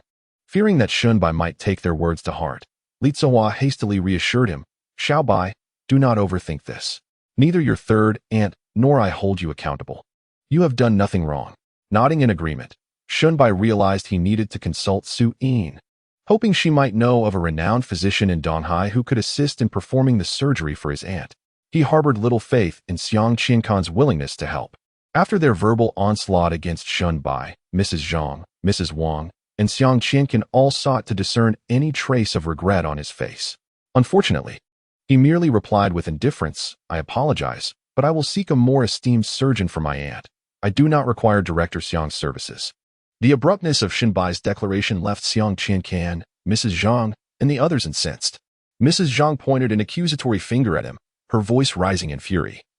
"You insolent boy, your arrogance knows no bounds. I refuse to believe that if Director Xiang does not operate, you could possibly find a more capable surgeon. You audacious brat. Daring to speak to Director Xiang in such a manner." Mrs. Wang echoed her condemnation. Xinbai regarded them with disdain, unwilling to waste his breath on these two gossips. "Do you truly believe yourself formidable? What pretense is this before us? Are you implying that you can summon someone of great stature?" Xiang Qiancan's face was a mask of scorn, his words dripping with sarcasm. Xinbai cast a glance at Xiang Qiancan, sensing disbelief. "Very well. Allow me to broaden your horizons," he declared, retrieving his phone and dialing a number. "Director Su, indeed, this is Xinbai. My aunt is ill and currently hospitalized in room 302 on the 7th floor of your esteemed hospital. Could you kindly come and take a look?" After concluding the call, Xinbai's gaze swept over Xiang Qiancan, Mrs. Zhang, and Mrs. Wang, biding his time for the arrival of the tumor hospital's director. "Ha ha." Xinbai's words elicited a hearty laugh from Mrs. Zhang, who, upon hearing what she deemed a ludicrous joke, could not contain her mirth until her face flushed a deep crimson. "You continue to pretend, you little rascal," she exclaimed. Mrs. Wang shot Xinbai a contemptuous glance, expressing disdain for his seemingly impressive appearance, which belied his status as an empty braggart. Even the usually stoic Xiang Qian wore a smirk of derision, coldly remarking, "Young man, this is not how one deceives. I am unaware of how you discovered that the director of the tumor hospital is surnamed Su. But do you truly believe a mere phone call can summon him? Who do you think you are?" Xinbai had no intention of engaging in a war of words with these individuals. He crossed his arms, standing beside his aunt's hospital bed, stating matter-of-factly, "You may observe for yourselves whether my claims bear truth." "Very well," Xiang Qian retorted, his teeth clenched in agitation. "If Director Su does not arrive, I shall relish witnessing your fall from grace." The two nurses accompanying Xiang Qian into the room wore expressions of keen interest, eager for the director's appearance while harboring doubts about Xinbai's credibility. It was evident to all that Xinbai was neither a scion of wealth nor the offspring of a prominent figure. What merit did he possess to summon Director Su? The director of the provincial tumor hospital was a genuinely busy individual. Not only Xinbai, but even many notable figures would find it exceedingly difficult to secure an audience with him. Xiang Qiancan, Mrs. Zhang, and Mrs. Wang awaited Xinbai's impending embarrassment. And should Director Su fail to appear, they would not hesitate to ensure his downfall in Donghai. The combined influence of these three was sufficient to impose significant pressure on Xinbai. Chapter 55. A convergence of experts in less than 3 minutes. Footsteps echoed from outside, suggesting the presence of more than one individual. "Young man, let us see how you maintain your bravado," Mrs. Wang smirked. "By all means, continue your charade. Do not falter." Keep your composure, Mrs. Zhang added with a tone laced with sarcasm. Xiang Qianqian narrowed his eyes, coldly declaring, regardless of what transpires, I will instruct security to expel you. With a sudden force, the door to the hospital room swung open. An elderly man clad in a white coat entered, his round face exuding a kind demeanor, though it was adorned with a multitude of wrinkles that clearly indicated his advanced age. Upon seeing the elderly gentleman, Xiang Qianqian's mouth dropped open, wide enough to accommodate an egg. Mrs. Zhang and Mrs. Wang mirrored his astonishment, their expressions reflecting sheer disbelief. The esteemed director Su Kaidi of the tumor hospital unexpectedly encountered Shen Xiaoyu. To his astonishment, Director Su immediately recognized Shun Bai and greeted him with notable warmth. Witnessing this scene, Xiang Qianqian felt a profound shock, his mouth agape in disbelief. Mrs. Wang unconsciously covered her mouth, biting down hard to combat the intense pain that reminded her this was not a mere dream. Meanwhile, Mrs. Zhang craned her neck, eager to ascertain whether this director was genuine. After all, how could he be so cordial towards Shenbai? It was well known that even Mrs. Zhang and Mrs. Wang had no means to secure an audience with Director Su. Yet here was Shenbai, a mere youth, who managed to summon the director with a single phone call, truly inconceivable. This had to be a coincidence, both Mrs. Zhang and Mrs. Wang thought simultaneously, though they were soon dealt a staggering blow. Shen Xiaoyu, upon receiving your call, I came immediately. I hope I haven't caused you any inconvenience. Director Su inquired with a smile. Shenbai waved his hand dismissively, saying no, not at all. Your timing is impeccable, otherwise, I would have been thrown out. And my third aunt would have been left to await her demise at home. Being a person of great stature, Director Su quickly discerned the underlying resentment in Shenbai's words. His expression turned icy as he asked, Shen Xiaoyu, what exactly is going on? This Director Xiang sure has a great deal of authority.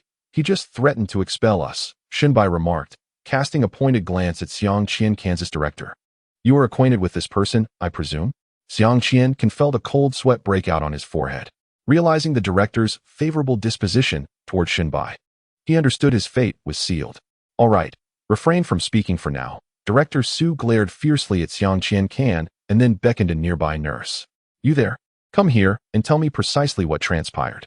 The nurse approached the director, bowing respectfully. Good day, director. Enough with the formalities, skip to the crux of the matter. Relate everything that occurred in detail. Should you lie, prepare to submit your resignation, Director Su said coldly. The nurse, startled, glanced at Xiang Qianqian before lowering her head, and, after a moment of steeling herself, recounted every detail. Compared to Xiang Qianqian, the nurse clearly held a greater dread of Director Su. Upon concluding her account, the director's expression turned as frigid as ice. Xiang Qianqian, you certainly possess extraordinary capabilities. We cannot retain someone like you at our tumor hospital. Go to the finance department to collect your paycheck and leave. Director, I wish to explain. Xiang Qianqian attempted to interject, but Director Su abruptly slammed his hand down on the table, coldly stating, Did you not hear my words? Leave. Everyone in the ward was taken aback, and Mrs. Zhang and Mrs. Wang were especially intimidated by Director Su's imposing presence, daring not to utter another word. Understanding that his tenure at the tumor hospital was likely over, Xiang Qianqian could only exit the ward. Upon reaching the door, he was momentarily stunned by the crowd awaiting outside. Outside the ward stood a line of esteemed chief physicians from the oncology hospital, each a distinguished expert in their field. Moreover, several venerable directors from the People's Hospital had also been summoned. Despite Xiang Qianqian's earlier display of authority in front of Shun Bai and his companions, he was now dwarfed in stature compared to these renowned specialists. Who exactly was this Shun Bai? With a mere phone call, he had summoned the hospital director and gathered a multitude of experts waiting outside the ward. Should this news circulate, it would undoubtedly astonish the entire Donghai city. At that moment, Xiang Qianqian regretted his actions deeply. Had he known Shun Bai's connection to the director, he would have never acted against Shun Bai on behalf of Mrs. Zhang. Such a move was akin to courting disaster. Oh dear, Dr. Xiang, why such a sorrowful visage? What ailment has you so troubled? A colleague remarked, recalling how recently Xiang had boasted of soon achieving the rank of chief physician. Why are you leaving the oncology hospital now? Regardless of where you go in the future, let us keep in touch. It was evident that the crowd outside had already heard Director Su's decision and realized that Xiang Qianqian would be dismissed. Typically unliked, Xiang was now subjected to a few jabs from his peers, who hoped he might learn a lesson and cease his condescending demeanor. Burdened with his own frustrations, Xiang found himself unable to respond to the assembly of esteemed experts. His face flushed as he slinked away from their presence. At the elevator, he cast a venomous glare at room 302, his fists clenched tightly, filled with resentment. Meanwhile, the gathering of distinguished experts outside engaged in fervent speculation regarding Shunbai's identity. Intrigued by the esteem with which Director Su regarded him. Who exactly is this Shin Xiaoyu that earns such regard? Why is he so significant that he could summon us all here? Even renowned figures in Donghai would envy such treatment. Director Su, usually so aloof, has always had important figures lining up just to meet him. Have you ever seen him so affable? Someone jested, provoking laughter among the crowd. Yet, despite the lively atmosphere outside room 302, many doctors and nurses chose to circumvent the area, too apprehensive to intrude upon the presence of such medical luminaries. Inside the ward, after Xiang Qiankan's departure, the atmosphere felt markedly lighter. Shin Xiaoyu, do hurry and collect this money. It's merely a small procedure, no need for such a sum. Director Su hastened to assist Shunbai in organizing the cash. This scene left those within the ward utterly astonished. Chapter 56. The success of the surgery. Is this your third aunt? Rest assured, young friend, I shall personally perform the surgery. Moreover, I have invited the foremost experts in the province's oncology field to ensure that the success rate exceeds 90%, Director Su declared with unwavering confidence. While such pronouncements might be dismissed as mere bravado from others, when articulated by Director Su, they instilled a deeper sense of belief. Earlier, Xiang Qiankang had mentioned that the success rate for this procedure was merely 30% at best, highlighting the stark contrast between a typical associate chief physician and the illustrious director. Let us proceed as you suggest, Shunbai nodded in agreement. Director Su's face brightened with delight as he chuckled. Ah, I was just lamenting the lack of an opportunity to showcase my skills before you, and now, lo and behold, the chance has presented itself. He called out, Old Shin, you and the others, please come in. Upon his invitation, 7 or 8 experts entered the room. All of considerable age, with the youngest among them still in their 50s. This is Shunbai, whom I have mentioned to you, Director Su introduced him. A round of pleasantries ensued among the group. Observing so many distinguished experts, Madame Zhang and Madame Wang's hearts trembled. Each individual present was a prominent figure in Jiangnan province. In the realm of oncology, their reputations extended nationwide. It was a fanciful notion for an ordinary individual to summon such experts, for at their age, fame and fortune held little allure. They would not undertake surgeries for mere monetary gain. Furthermore, Director Su's demeanor towards Shunbai left Madame Zhang astounded. As a true luminary in the medical field of Donghai, he addressed Shunbai as an equal. Shunbai, in turn, displayed no overt obsequiousness towards Director Su, almost as if he were the one guiding the interactions between them. This revelation stirred the same curiosity in Madame Zhang that had been harbored by Xiang Qiankang. Who, exactly, was Shunbai? Before Madame Zhang could ponder further, Director Su's tone shifted, revealing a stark contrast in his attitude towards her and Madame Wang. You two, please transfer to another hospital immediately. You have 1 minute, he stated coldly, casting a glance at the pair. Initially, Madame Zhang had intended to plead for leniency. But upon seeing the multitude of experts present, she faltered, saying nothing as she took Madame Wang by the hand and exited the hospital room. What on earth is his background? Madame Wang inquired, her voice laced with apprehension once they were outside. Madame Zhang shook her head, her mind racing with turmoil. After a moment of reflection, she urged, let us keep a low profile from now on and refrain from provoking this individual again. In the hospital room remained one patient, towards whom Director Su exhibited a semblance of courtesy. Miss Song, I only just saw that you have come to the oncology hospital. Allow me to arrange a special care room for you. He gestured, prompting 2 nurses to begin the arrangements. Witnessing this, Shunbai felt a flicker of curiosity, pondering the true identity of this woman. The subsequent events unfolded with relative simplicity. Director Su, accompanied by 7 or 8 esteemed experts, convened to deliberate on a surgical plan for his aunt, aiming for the highest possible success rate. Such a formidable assembly could rival even the attention given to a mayor's illness. With Director Su personally overseeing the proceedings, the entire oncology hospital extended a warm welcome to Aunt Shun, and within a mere 30 minutes, she was ushered into the operating room. Among the accompanying specialists, 2 entered alongside Director Su, and the nurses assisting in the surgery were carefully selected for their over a decade of clinical experience. Though Shunbai initially contemplated entering the operating room to observe, he ultimately reconsidered, apprehensive about the potential for unforeseen complications involving his beloved aunt. 3 hours later, the operation concluded. Li Tsuehua and Shunbai awaited anxiously outside the surgical suite, finally relieved when the ominous surgery in progress sign extinguished. As Director Su unfastened his surgical gown, he turned to Shunbai and said, "Youngshin, I am pleased to report that your aunt is in excellent condition. With 2 weeks of rest at the hospital, she will be discharged." Shunbai nodded appreciatively, expressing his gratitude. "Thank you, Director. When time permits, we shall pay a proper visit to the stone." Hearing this, Director Su's fatigue seemed to vanish, and he smiled. "Wonderful. Your words bring me great comfort." Following Director Su's assurance, Aunt Shin was promptly transferred to the hospital's most luxurious private ward, equipped with a refrigerator and television, spacious and bright. Standing at the window of the private ward, Li Tsuehua pinched her own cheek, feeling as though she were in a dream. Xiaobai, Director Su of the oncology hospital, is indeed a significant figure. How did you manage to enlist his help? Li Tsuehua finally voiced her lingering curiosity. Shunbai chuckled. It was merely a fortunate coincidence. Please, do not bear any psychological burden. I assure you, I shall not engage in any nefarious dealings. Sensing Shunbai's reluctance to elaborate further, Li Tsuehua refrained from pressing the matter and reiterated her gratitude. Xiaobai, we are immensely grateful for your assistance. Please accept this 50,000 as a token of our appreciation, Li Tsuehua offered. Shunbai, however, could not accept the money. Instead, he withdrew a stack from his own modest sum and presented it to Li Tsuehua.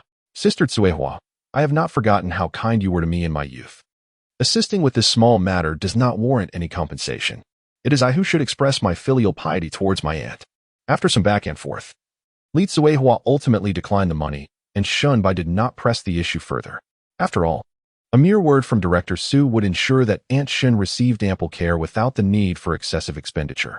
As the clock approached noon, Shunbai's phone suddenly rang. To avoid disturbing his aunt's rest, he stepped outside the ward to answer. Sister, it's me. What is it? Shunbai inquired. On the other end of the line, Shinrong said, Suyin has come to your house. Why haven't you returned for dinner? I was just having a meal with friends. You needn't worry about me. I should be back in an hour or two, Shunbai replied, ultimately withholding the truth. After offering a few simple reminders for safety, Shinrong hung up. In the conference room on the second floor of the hospital, Director Su, who had just completed surgery on Shunbai's aunt, was seated with 7 or 8 experts he had invited. Old Su, can you finally enlighten us? Who exactly is Shunbai? You've kept us in suspense long enough. Are you still reluctant to speak the truth? One of the experts remarked. You sly old fox, the older you get, the trickier you become, slippery as an eel. And not a word of honesty escapes your lips. With no outsiders present, these experts were no different from ordinary individuals, freely expressing their thoughts without any constraints of status. Let me tell you the truth to alleviate your suspicions. Do you remember the bloodstone displayed in my home? Director Su asked the group. Of course. It's the one you intentionally showcased in the living room, an elderly gentleman named Chun responded. Goodness, how did you manage to acquire such a large piece of bloodstone? Chapter 57. The path to wealth. Everyone present understood that aside from his passion for purchasing and gambling on stones, Director Su had few other interests. Outside of work, he spent nearly all his time in the jade market, never tiring even after a full day immersed in it. Despite his frequent visits to the jade market, most of the stones he purchased, 8 out of 10, held no collectible value, revealing themselves to be mere debris upon being cut open. Yet, Su's stubborn nature compelled him to continue seeking the elusive good stone. For Su, gambling on stones was not a significant expense, but over time, the shopkeepers in the jade market recognized him as an easy target, prioritizing him when new stones arrived. Su was quite accommodating. If he deemed a raw stone to possess decent quality, he would typically acquire it. However, once these raw stones were sliced open, they invariably yielded nothing of worth. Due to Su's discreet demeanor, the people in the jade market only knew him as a doctor, unaware of his exact place of employment. Many even mocked him, saying that evaluating stones was not as simple as treating patients. Recently, Shunbai had been contemplating how to leverage his ability to see through things to earn money and decided to test his luck at the jade market, where he fortuitously encountered Director Su. At that moment, a shopkeeper was attempting to persuade Director Su to buy a stone that appeared flawless in shape, color, and density. Many boasted that cutting it open would undoubtedly reveal exquisite jade. As Director Su was on the verge of making a bid, A voice nearby cautioned him against purchasing a particular piece of raw stone, claiming it contained cracks. Upon hearing this warning, Director Su was unable to place his bid in time, and the stone was swiftly acquired by another, leaving him deeply regretful. However, his feelings soon shifted to gratitude. The individual who had purchased the stone before him proceeded to cut it open in front of an audience. Indeed, it contained jade, but alas, it was marred by visible fissures. This revelation filled Director Su with immense appreciation for the young man who had advised him, even leading him to refer to him as a friend. That young man was Shinbai. Subsequently, Shinbai assisted Director Su in selecting a rather inconspicuous raw stone, approximately 1 square meter in size, with a hefty price tag of 2 million. Even for Director Su, the prospect of such an expenditure elicited a flicker of apprehension. Nevertheless, Shunbai assured him with unwavering confidence that this stone would undoubtedly yield something extraordinary. Before long, the raw stone was sliced open, and the onlookers were left in astonishment. As they delved 2 fingers deep, they discovered an abundance of premium bloodstone, its lustrous crimson hue leaving Director Su utterly astounded. The 2 million purchase was now valued at a minimum of 20 million. The most pivotal aspect was that this marked Director Su's first venture into such a significant gamble. And he had triumphed. One can only imagine the exhilaration he felt. The shopkeeper who had intended to deceive him, along with those who had previously mocked him, were now etched with expressions of shock. After over 20 years of gambling on stones, Director Su finally had his moment of vindication, thanks to Shunbai's assistance. This act of kindness remained etched in his heart, and he contemplated how he might repay Shunbai in due course. For an expert of his caliber, money had lost its significance. The joy of achieving recognition in a cherished field was what truly delighted him. Upon concluding his account, someone expressed skepticism, questioning whether that young man was indeed as remarkable as described. Director Su recounted to his old friends the circumstances under which he had met Shinbai. But doubts about Shinbai's abilities lingered amongst some. Director Su slammed the table, exclaiming, "Old Shin, what do you mean? Are you implying I lack discernment?" "That is not my intent," Old Shun replied earnestly. "I merely harbor doubts about whether that lad employed some underhanded tactics to get close to you." Others echoed similar concerns. With a sweeping gesture, Director Su declared, "You know nothing. Since you remain unconvinced, I shall invite him to my home at a later time so you can witness his capabilities firsthand." The others readily agreed, and thus the plan was set. When Shinbai returned home from the hospital, it was already past 3 in the afternoon. Suyin had left before his arrival, worried about leaving her brother alone at home. "Xiaobai, where have you been? It's good to see you back. There's hot food in the pot. Just heat it up, and there are plenty of dishes left, all saved especially for you," his sister Shunrong reminded him. Shunbai felt genuinely touched. But having already eaten a little from a street vendor earlier, he was not hungry at that moment. "Sister, I've already eaten. I'm not hungry right now," he replied, then turned and entered his room. Shunrong was not particularly meticulous. Even when she sensed something amiss with her younger brother, she refrained from probing further, acknowledging that he had grown and required his own personal space. Upon returning to his room, Shinbai sprawled on his bed, his mind consumed by a singular question: how to earn a substantial amount of money. Ever since Shunbai acquired the abilities reminiscent of a certain ninja world, he realized he could leverage these powers for financial gain. However, the pivotal dilemma remained: how to amass great wealth. If he wielded power and influence, would Mrs. Zhang and others dare to treat Aunt San with such disdain? Absolutely not. This was a realm governed by the affluent. In such a world, wealth or authority granted one the freedom to act without restraint, impervious to any limitations imposed by others. Was there a method to quickly acquire wealth without transgressing the legal statutes of Huaxia? Shunbai pondered to himself, racking his brain for solutions. This was a matter he would never disclose to his sister. Firstly, the nature of his ocular abilities was far too extraordinary for her to comprehend, and it might inadvertently invite trouble. Secondly, Shunbai himself was at a loss, unsure of where to begin articulating his thoughts. Perhaps he could assist others in appraising antiques instead. Antiques were among the most valuable items in the present day. If he could help others identify genuine pieces, he would undoubtedly earn a handsome profit. This thought invigorated Shinbai. Utilizing his Byakugan for antique appraisal would not significantly deplete his chakra, and outsiders would remain oblivious to his methods, thus achieving dual benefits.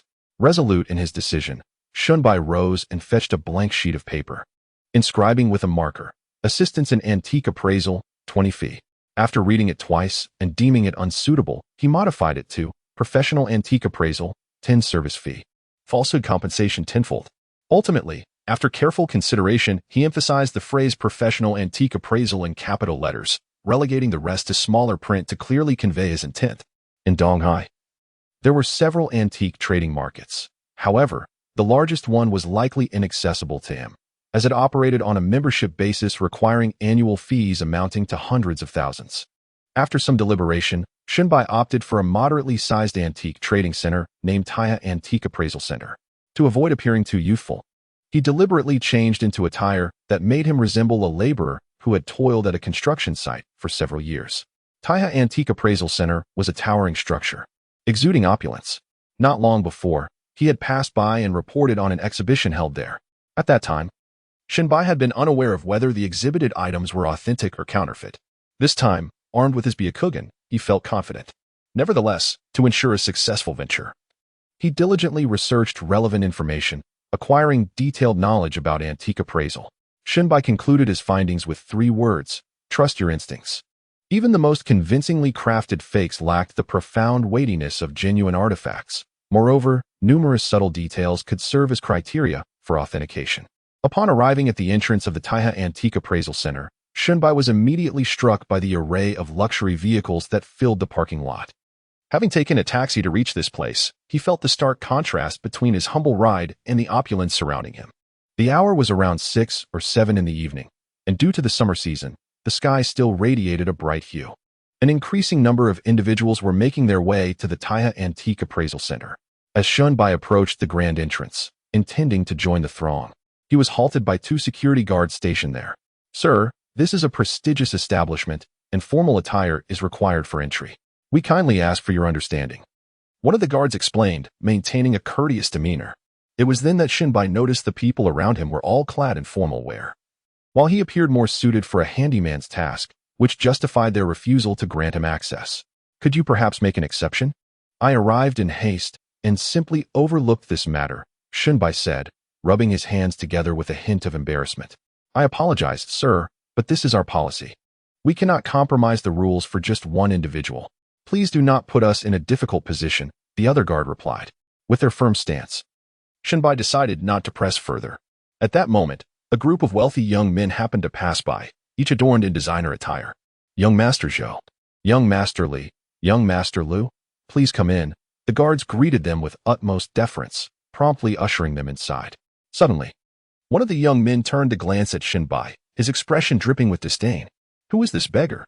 Dressed like that, he dares to seek entry here? Indeed, he should reflect on his own status. Is this place truly meant for someone like him?" Another young man chimed in. "Let us not waste time on him. I've heard that the White Jade Guanyin will make an appearance tonight. I am determined to secure it, so why squander time with a nobody?" With that, the group of young men dismissed Shunbai and continued on their way. Watching their retreating figures, Shunbai gained a profound clarity regarding the concept of social hierarchy. However, he also recognized that gaining entry into the center seemed unlikely. Not one to give up easily, he resolved to adopt a different approach. He found a piece of sturdy cardboard by the roadside and affixed a small advertisement he had written. Subsequently, he settled himself not far from the entrance, holding up the sign, awaiting potential employers to seek his services. This action quickly drew the attention of passers-by, not because of the elegance of his advertisement, but rather due to his peculiar presence, which piqued their curiosity. Before long, a crowd had gathered around Shunbai. "I've never seen a scammer at the Taiha Antique Appraisal Center before. Everyone, come and take a look." The brand prominently displayed the words professional appraisal, which elicited laughter. Even the experts from the appraisal center would never dare to make such a claim. In the pursuit of profit, some individuals will stoop to any level. The staff at the Taiha Antique Appraisal Center seemed indifferent, allowing a fraud to flaunt his deceit with impunity. After a flurry of discussions about Shunbai, the crowd quickly lost interest and wandered into the building in small groups. However, newcomers would inevitably mock and ridicule Shunbai, regarding him as a charlatan. And no one was inclined to seek his assistance in appraisal. Shunbai felt perplexed. Was his approach misguided? Yet apart from this method, he lacked alternative strategies. Although utilizing his ability of X-ray vision to assist Director Su in surgery could undoubtedly be a lucrative avenue, it also carried the risk of arousing suspicion. Shunbai was averse to becoming a subject of scrutiny, Thus he must conceal his ability, even from his sister and Su-in, at least for the time being. In truth, knowing too much can sometimes be a burden, and Shunbai viewed this as a form of protection for them. Before long, a Rolls-Royce pulled up outside the Taiha Antique Center, and a designated staff member promptly emerged to assist with parking. A middle-aged man disembarked from the vehicle, appearing to be in his 40s or 50s, with a square face that exuded authority, flanked by several bodyguards. Like Shunbai, this man was not dressed in formal attire. Instead, he wore a loose robe that resembled the garb of an ancient innkeeper. Despite the somewhat endearing outfit, no one dared to mock him. Rather, they regarded him with palpable trepidation. Those familiar with the circumstances began to flaunt their knowledge. It was unexpected that Big Brother he had made an appearance. It seemed he was determined to acquire the exquisite white jade guanine statue that evening. Recently, Big Brother he had boldly proclaimed that he would purchase the center's prized possession at any cost, should they be willing to sell. Few in Donghai possessed the audacity of Big Brother he, and the onlookers were left to merely observe the spectacle. Big Brother he, the very man who had just alighted from the Rolls-Royce, was recognized by Shunbai through the murmured conversations around him, indicating his prominence. After being regarded as a mere jester for so long, without any tangible gain, Shunbai decided to test his fortune and see if he might glean something from this influential figure. As the crowd's attention was captivated by Big Brother he, Shunbai directed his gaze towards him, his eyes shimmering with a faint silver light, clearly employing his X-ray vision. In a fleeting instant, he perceived that Big Brother he's attire vanished before his eyes, revealing numerous scars upon his body, some long and serpentine, resembling a centipede, and quite unsightly. It appeared that Big Brother he was likely involved in the underworld. However, Shunbai remained curious as to why others regarded him with such fear.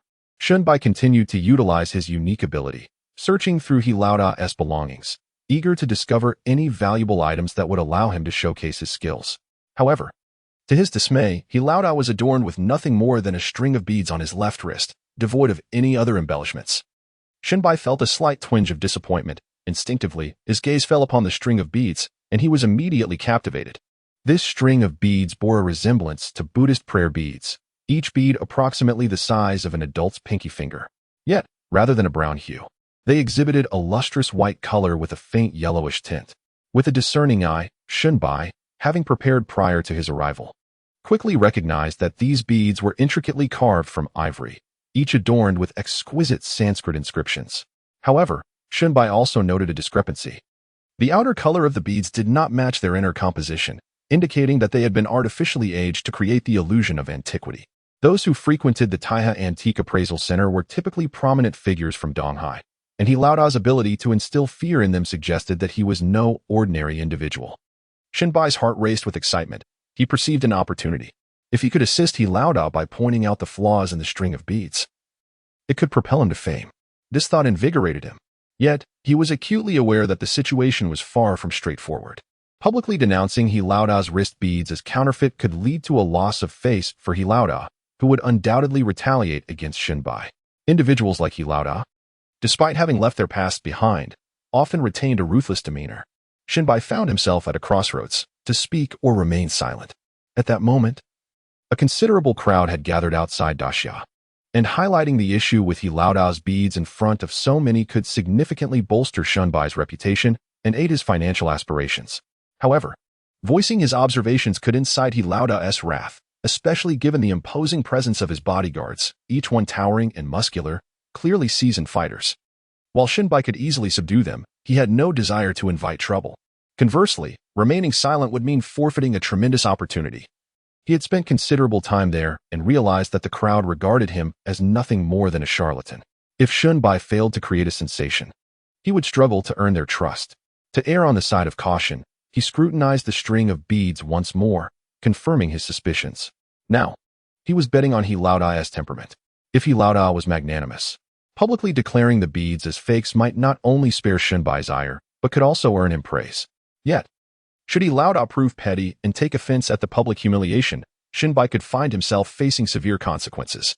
Although he wished to avoid trouble, he was equally reluctant to squander a lucrative opportunity.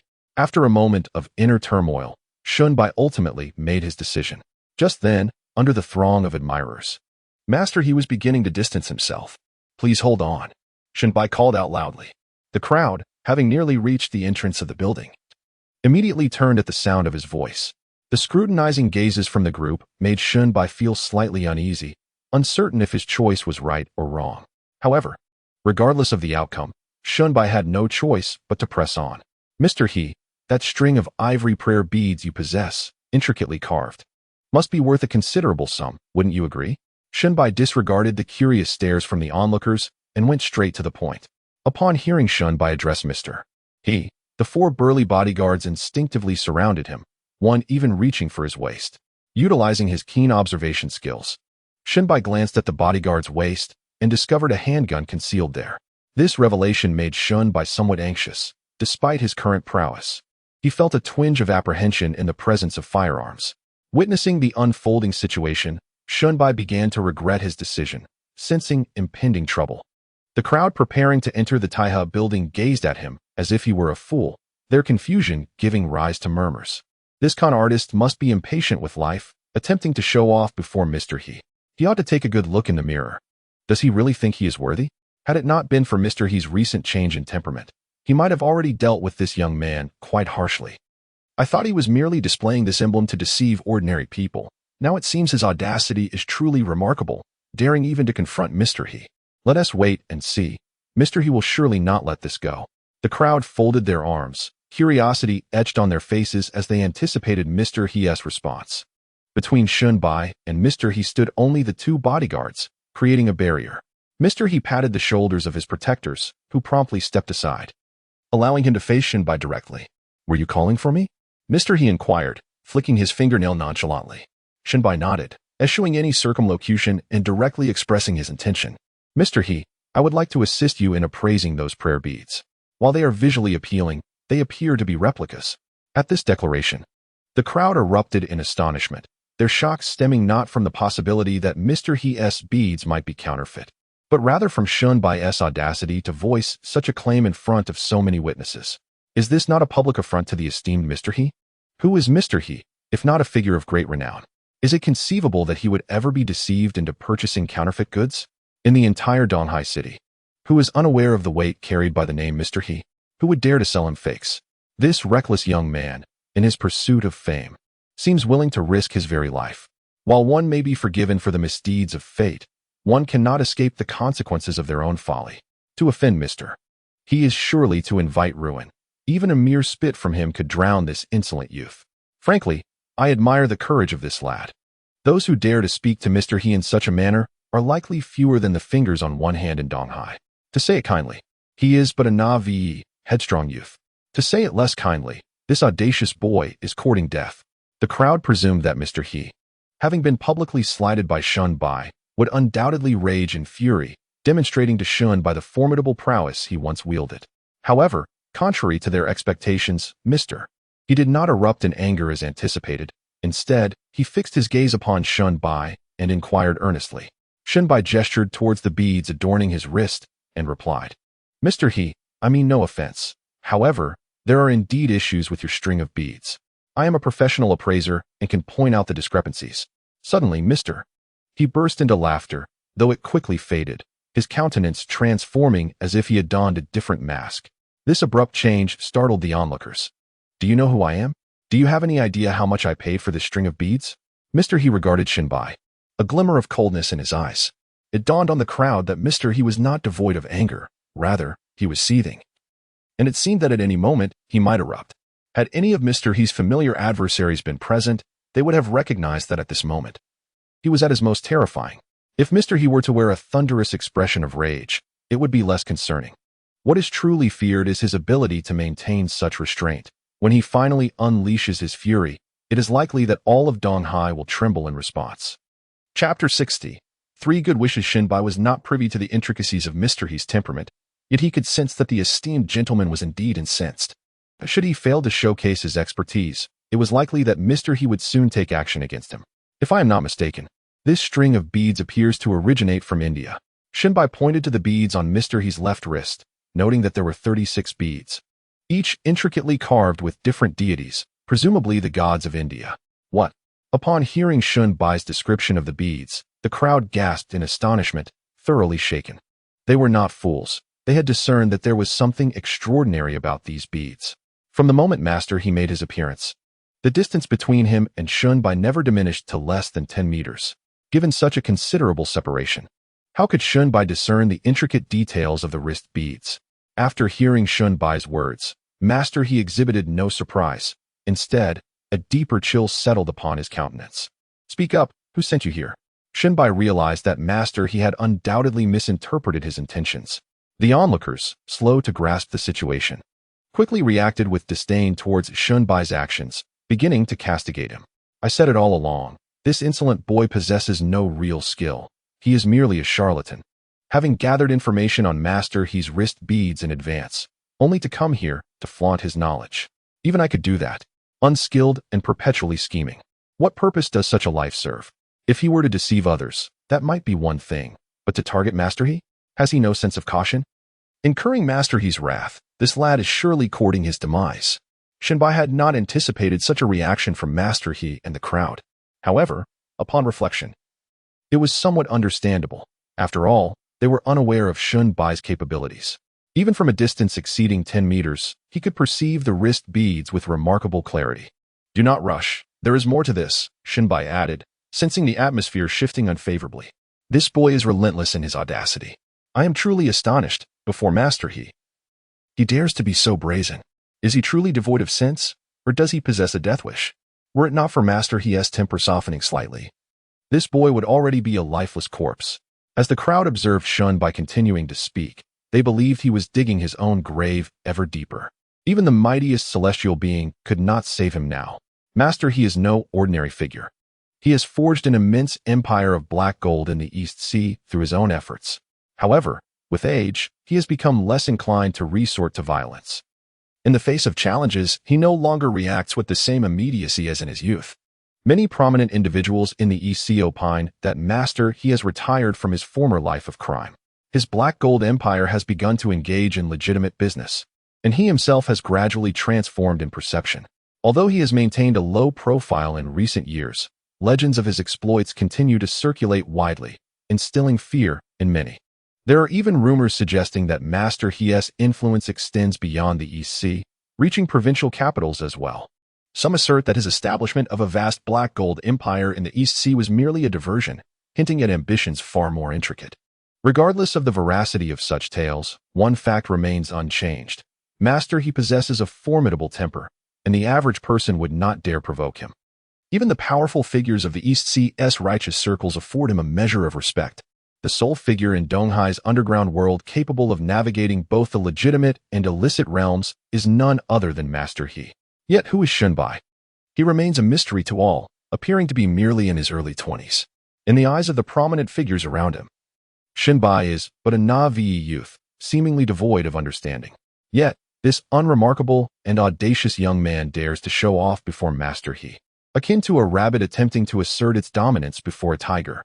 Furthermore, one could note that Master He glanced at his bracelet, not in anger but with a smile, casually uttering a remark to Shunbai. Those familiar with Master He's temperament understood this to be a sign of his utmost fury. Although Shunbai was not well acquainted with Master He, the expressions of those around him conveyed the gravity of his situation. He was treading on a razor's edge, where a single misstep could jeopardize his life. Even if Shunbai could handle the few bodyguards Master He had summoned, what about his sister? What about Suin? Shunbai was not alone. He had to consider the safety of his loved ones and friends. Moreover, as the mastermind behind the Black Gold Empire, Master He could summon a considerable force, far exceeding the mere presence of a few bodyguards. "Mr. He, let me be frank with you. That string of bracelets you wear is undoubtedly counterfeit," Shunbai declared boldly. The onlookers were left astonished, many with mouths agape, as if a whole egg could fit inside. It was likely that in all his years, Master He had never encountered anyone brave enough to publicly declare that his adornments were fakes. To take it a step further, given Master He's clout, even if someone were aware that his jewelry was indeed a forgery, none would dare voice such a claim. Master He raised a thumb to Shunbai, acknowledging, "Young man, you possess a modicum of courage. I shall make myself clear to avoid any accusations of bullying the weak. If you cannot prove that my bracelet is false today, I shall take one of your legs. That seems reasonable, does it not?" Shunbai's heart raced. Master He's indifferent tone made it abundantly clear that he was a man of his word. Conversely, the spectators did not exhibit much surprise at this ultimatum. This was the Master He they knew all too well. Mr. He, since this matter arose due to my words, I can assure you that if that bracelet is genuine, you need not lift a finger. I shall personally sever my own leg as an apology, Shunbai asserted with unwavering conviction. The crowd erupted in astonishment, never expecting Shunbai to display such fortitude in the presence of Master He. Very well, Master He responded thrice, clapping his hands in approval, before casting a serious gaze over Shunbai for the first time. Shunbai felt as if he were being scrutinized by a predator. Fully aware of the authority that Master He commanded as a long-standing figure of power. After scrutinizing Shunbai, Boss He inexplicably remarked, "Not bad. Indeed, a hero emerges from the youth." Many were perplexed by Boss He's statement, yet they refrained from delving deeper into its meaning. Chapter 61. Boldness and courage. From the very first glance at Shunbai, Boss He discerned a distinct lack of fear in Shunbai's eyes, which took him by surprise. When Shunbai declared that his bracelet was a counterfeit, Boss He became even more intrigued. Had he not been curious about Shunbai's true identity, his character would have prompted him to order his bodyguards to take action long ago.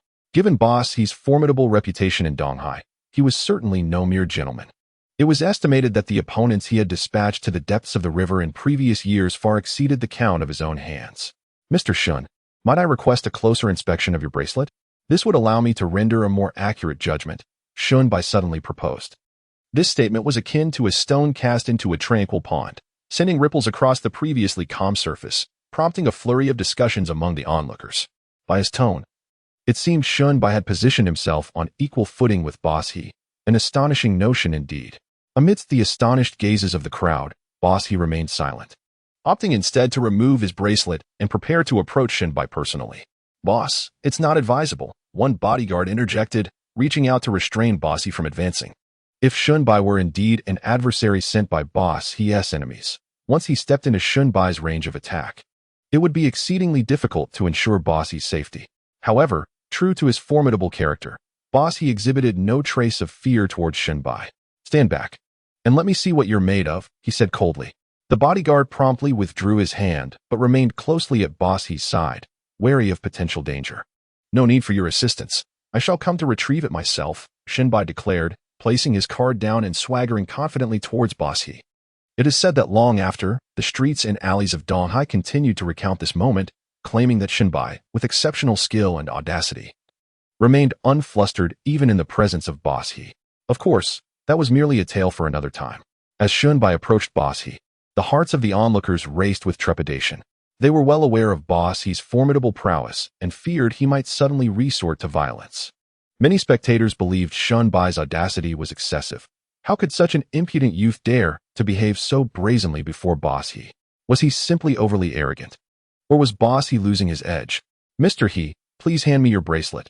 I wish to examine it closely." Shunbai extended his right hand, palm open, before Boss He, while his left hand remained concealed behind his back. This gesture was intended to assure Boss He's bodyguards that he bore no concealed weapons and posed no threat to Boss He.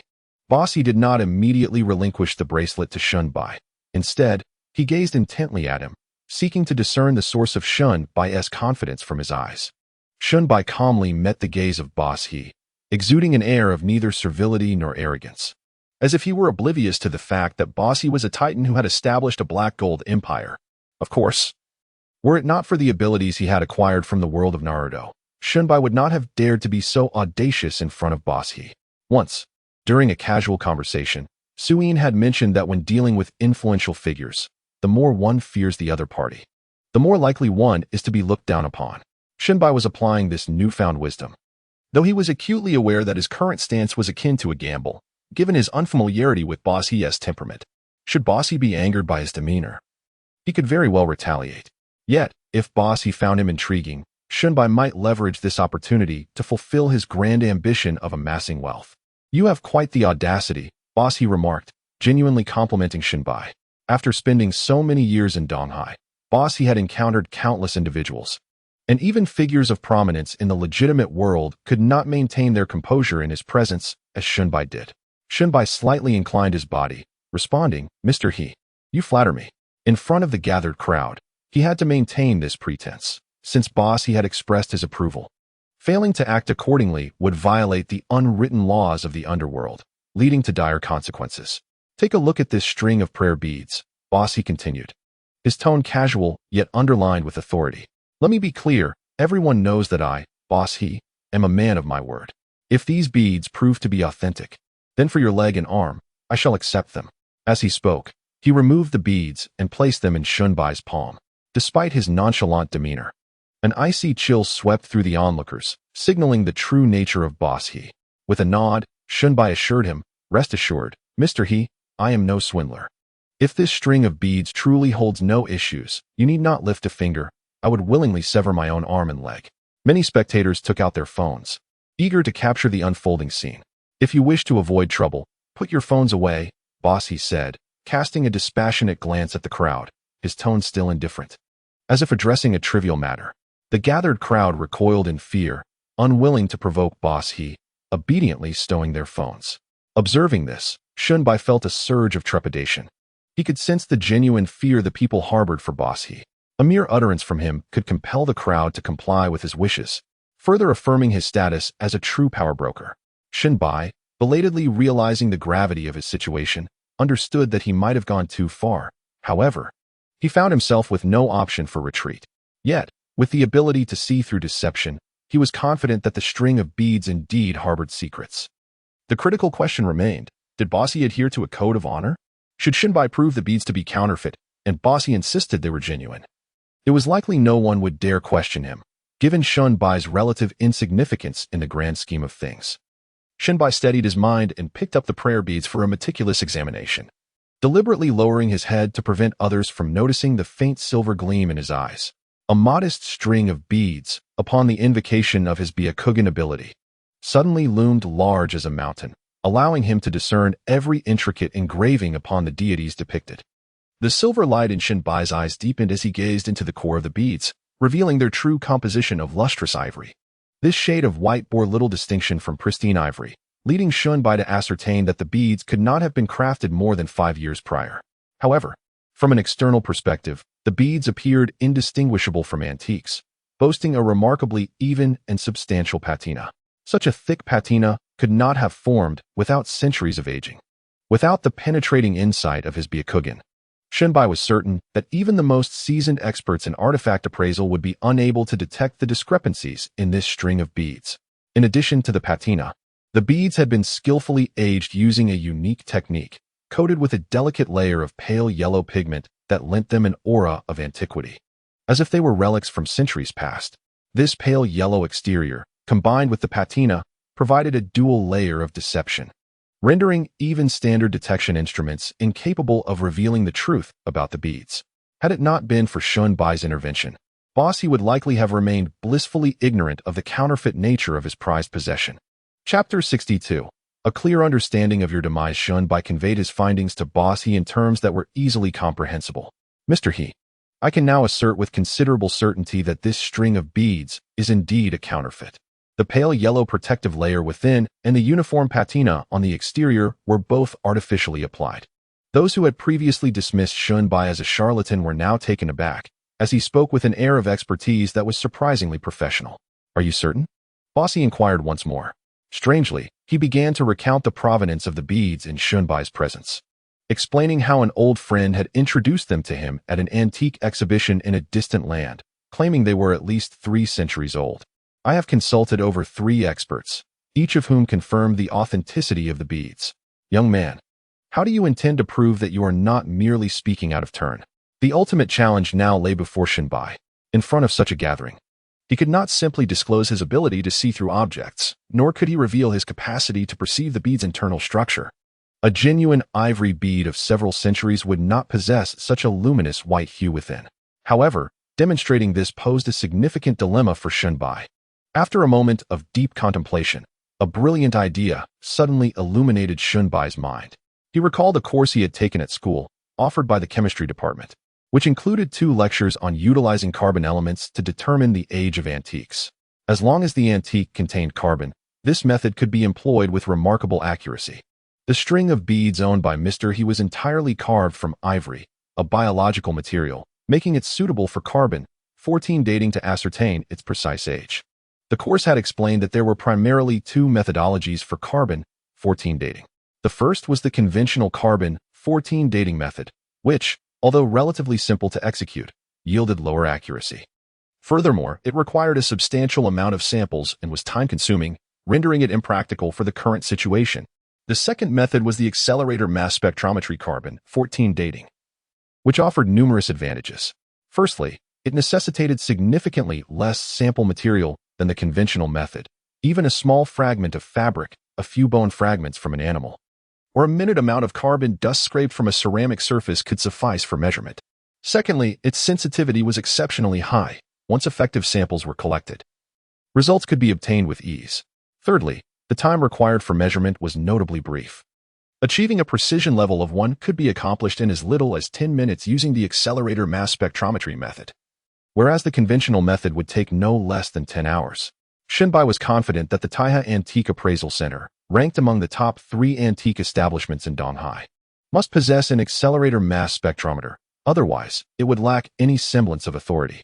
Given that Mr. He had tasked Xunbai with proving the age of the beads, all he needed to do was scrape some powder from the beads, place it in the instrument, and within 10 minutes, he would have the answer. Mr. He, since you require proof from me, it is not impossible. However, I lack the specialized instruments. Might we proceed to the Taihe Antique Appraisal Center? Once there, I shall undoubtedly provide you with the evidence. Xunbai expressed his thoughts candidly. The onlookers, likely well-versed in the basics of antique appraisal, began to grasp Xunbai's intent. However, this led many to perceive him as a mere opportunist seeking fame. They wondered why he needed to involve himself if he could prove it with instruments. It seemed evident that he was attempting to create a spectacle, leveraging Mr. He's influence to gain access to the Taihe building. Indeed, although this young man appeared to be of tender years, he exhibited a cunning intellect. Earlier, observing his calm demeanor, some had considered he possessed genuine skill. But now it was apparent that he was nothing more than a charlatan. The murmurs among the crowd grew louder, with no one willing to believe Xunbai's claims. Mr. He, who had initially harbored some curiosity about Xunbai, found that curiosity gradually dissipating as the latter spoke. You may be unaware that prior to purchasing this string of beads, I conducted a specialized assessment. At this juncture, Mr. He refrained from elaborating further. Yet all present comprehended his implication. Given that Xunbai could not evade scrutiny, it was evident that one of his arms, along with a leg, would soon be severed. However, the crowd observed no trace of anxiety or fear upon Xunbai's countenance. Quite the contrary, he exhibited remarkable composure. Mr. He, I cannot ascertain whether there was an error in your previous evaluation, but I am confident that this time, a retest will yield accurate results. Xunbai stated with serene conviction. Upon hearing his declaration, the onlookers erupted in disbelief. How could a mere youth dare to refute Mr. He's assertions? It was baffling to them, as they pondered the consequences of such audacity. This lad is exceedingly arrogant. I shall relish the moment when Mr. He removes his arm and leg, and we witness whether he maintains this calm demeanor, one scoffed. Few dared to negotiate with Mr. He in the entirety of Donghai.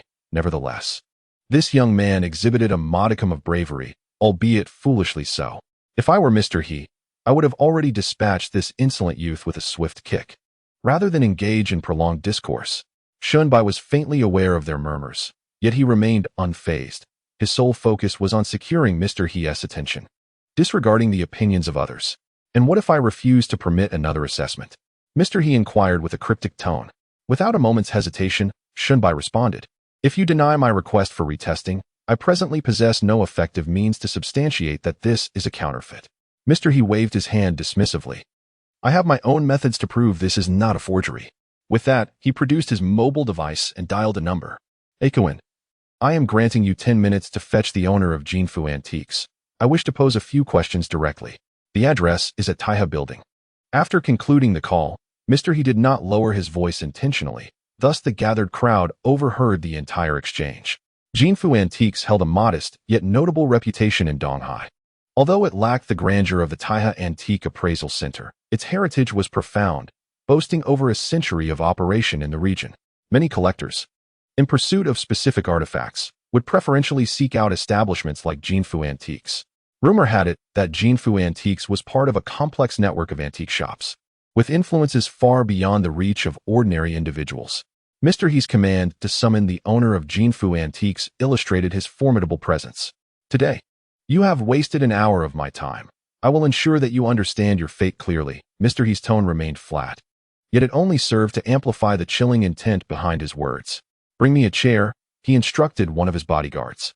Soon, the bodyguard returned with a genuine leather executive chair, and Mr. He settled into it with an air of leisurely authority. Such an imposing presence deepened the crowd's perception of the esteemed he. Shunbai stood before him, feeling no embarrassment. The thunderous roar of engines pierced the air. Within mere minutes, a luxurious Mercedes approached, executing a graceful drift before coming to a halt before the assembly. The driver's door swung open, revealing a remarkably robust man with a crew cut, his muscles straining against the fabric of his attire. Those present who recognized him could not refrain from gasping in astonishment. This was one of his most formidable enforcers. Shunbai, unable to suppress his curiosity, cast a glance at this icon and was astounded to discern that his body fat percentage was astonishingly below 5. Indeed, he was surrounded by exceptional talent. Even a mere glance revealed Akun's formidable prowess, which should not be underestimated. Compared to the ruffians who had once harassed his sister at her workplace, Akun was vastly superior. Shunbai understood his intent in summoning one of his strongest enforcers, likely to ensure his own safety. However, he may have overestimated the situation. Shunbai had no intention of engaging in conflict. After all, he was a well-known figure in Donghai, and despite Shunbai's burgeoning abilities, he was not equipped to withstand an onslaught from his entourage. Furthermore, he had noticed a bodyguard near he, concealing a firearm at his waist. While he felt confident in evading punches, he had never faced firearms before and could not claim absolute certainty in his ability to avoid them. With Akun's arrival, the onlookers erupted once more. Good heavens, is this truly one of his mightiest enforcers? Just look at those muscles, radiating strength. If I were to confront him, I doubt I would survive a second blow. His mere presence would terrify me. In his early days of establishing his reign in Donghai, Akun had played a significant role, reputedly responsible for the demise of many of his formidable adversaries. Those in the underworld commonly referred to him as Brother Kuan. It was said that his mere presence commanded respect from all fellow practitioners of the trade. These exclamations naturally reached Shunbai's ears, and he acknowledged that Akun was indeed impressive, with physical strength likely exceeding that of an ordinary man by at least threefold. In the realm of ordinary confrontations, victory hinged upon sheer strength and speed. Yet, Shunbai felt no excessive trepidation towards Akun. Following Akun's descent from the vehicle was a rotund man, weighing no less than 200 pounds. He sported gold-rimmed glasses and wielded a white handkerchief, diligently wiping the sweat from his brow. Moments ago, he had been comfortably situated in a shop when his men had arrived, swiftly escorting him to this location without a word. Upon witnessing the corpulent figure, the crowd could not suppress their opinions. Truly, the portly gentleman, aptly nicknamed Gold Fatty, appeared to be approaching the 300-pound mark, suggesting that Jinfu Antiquities had amassed considerable wealth over the years. It remained a mystery why the venerable he had summoned this man. Perhaps there were unresolved grievances between them. Regardless, our role was merely to observe the spectacle, avoiding unnecessary entanglements. The figure referred to as Gold Fatty quickly spotted the imposing he, seated in an executive chair, and his expression shifted dramatically. He hurried forward to greet him, his ample flesh quivering with each step. Master He, I never expected to encounter you here. Is there something of value for which you require my discerning eye? He inquired with palpable eagerness. Driven by curiosity, Shunbai employed his ability to scrutinize the individual. This glance nearly made him retch. Gold Fatty resembled a veritable mountain of flesh. The incessant quaking of his bulk was quite nauseating, prompting Shunbai to avert his gaze. While Gold Fatty displayed utmost deference to Master He, the latter had no intention of extending him any courtesy. He directly questioned, regarding the beaded bracelet you once appraised for me, there are claims it may be a counterfeit. What do you have to say for yourself? Upon hearing this, Gold Fatty's forehead glistened with perspiration. He dabbed at it with a handkerchief before responding. Master He, you know I am a timid soul. I would never deceive you, regardless of whom I might mislead. Cut the pleasantries. I demand a straightforward answer. Is this bracelet genuine or not? Master He's voice rose sharply, startling Gold Fatty. Frantically, Gold Fatty waved his hands, exclaiming, it is not fake. Absolutely not. Initially bewildered by the situation, he grasped the gravity of Master He's inquiry. Yet he remained confident that there had been no issues when he initially assessed the bracelet. Did you hear that? Master, he shot a cold glance at Shenbai. This bracelet is authentic. The esteemed proprietor of Jinfu Antiquities would never tarnish his reputation before such a crowd. Gold Fatty, whose true name was Jinfu, had named his antiquities shop after himself, and his reputation in Donghai had been commendable over the years. Young man, do you truly believe that the Tibetan bead bracelet is a forgery? I must stress the importance of integrity. You cannot mislead me, Gold Fatty lamented. Shenbai somewhat regretted not familiarizing himself with the prominent figures of Donghai prior to his arrival, as he was unclear about Gold Fatty's exact standing. The current situation, however, was decidedly unfavorable for him. It was evident that the onlookers were swayed to believe Gold Fatty's assertions. Mr. He, I reiterate, the most effective way to ascertain the authenticity of this bracelet is through specialized equipment for testing, Shenbai stated with remarkable composure. Although Shenbai maintained a facade of composure, a flicker of anxiety stirred within him.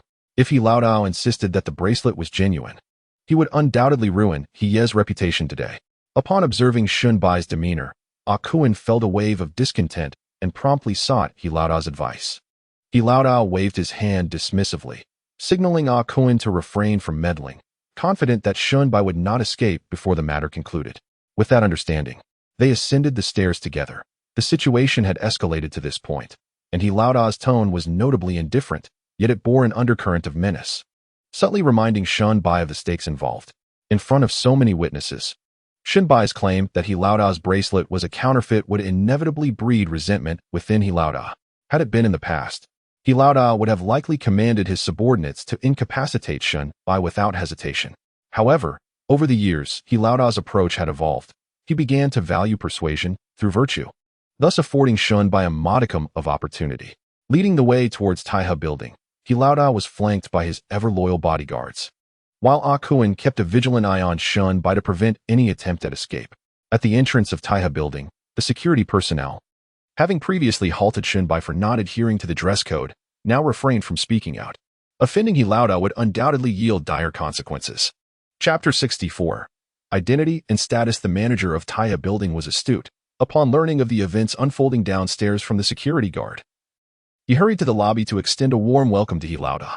Although He Laodao had once been a figure of the underworld, he had since evolved into a respected individual, wielding considerable influence in Donghai, warranting the manager's personal reception. Soon, they arrived at the 15th floor, home to Taiha's exhibition hall. Even before entering, Shenbai was struck by the opulence of the space.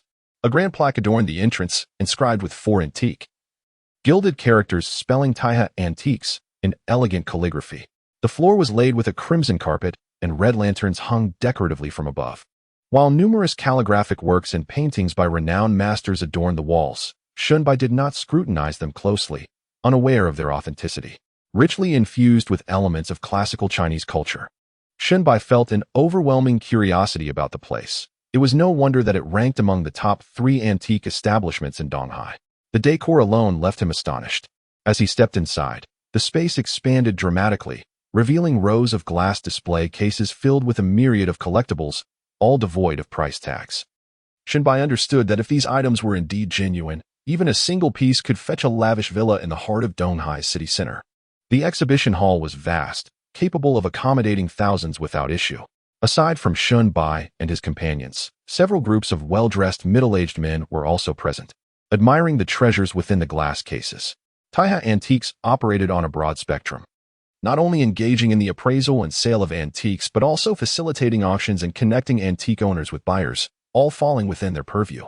The antique market is exceedingly lucrative, attracting a workforce meticulously selected from thousands, each possessing exceptional discernment. As Shenbai and his companions entered, they immediately captured the attention of numerous staff members. However, upon noticing that the manager was personally accompanying them, they refrained from approaching with inquiries. Mr. He, would you prefer to peruse the collection first, or would you like to rest in the VIP lounge? The manager inquired with utmost respect. Taiha Antiques, of course, boasts more than one manager. In fact, every individual responsible for client interactions has bestowed upon themselves the title of business manager.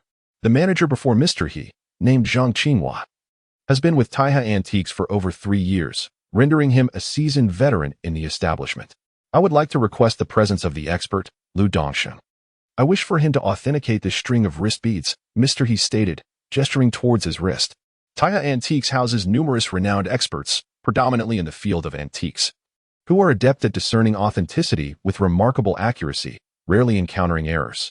Lu Dongsheng is regarded as the most authoritative expert at Taiha Antiques, and many antique enthusiasts present him with generous red envelopes for his authentication services.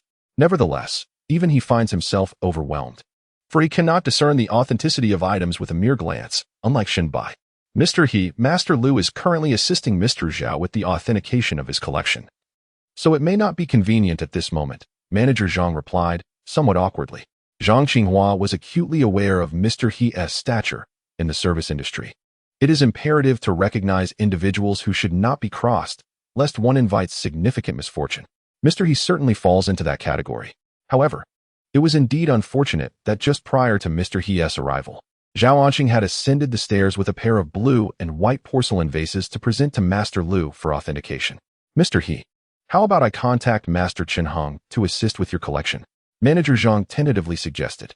Although Taiha Antiques boasts an array of masters, only four are particularly renowned: Lu Dongsheng, Chen Hong, Yang Guotao, and Su Hua. Each specializes in different types of artifacts. Lu Dongsheng is particularly proficient in bronze wares and various porcelain items, and he is also skilled in the appraisal of ivory and precious wood carvings, with some knowledge in miscellaneous items.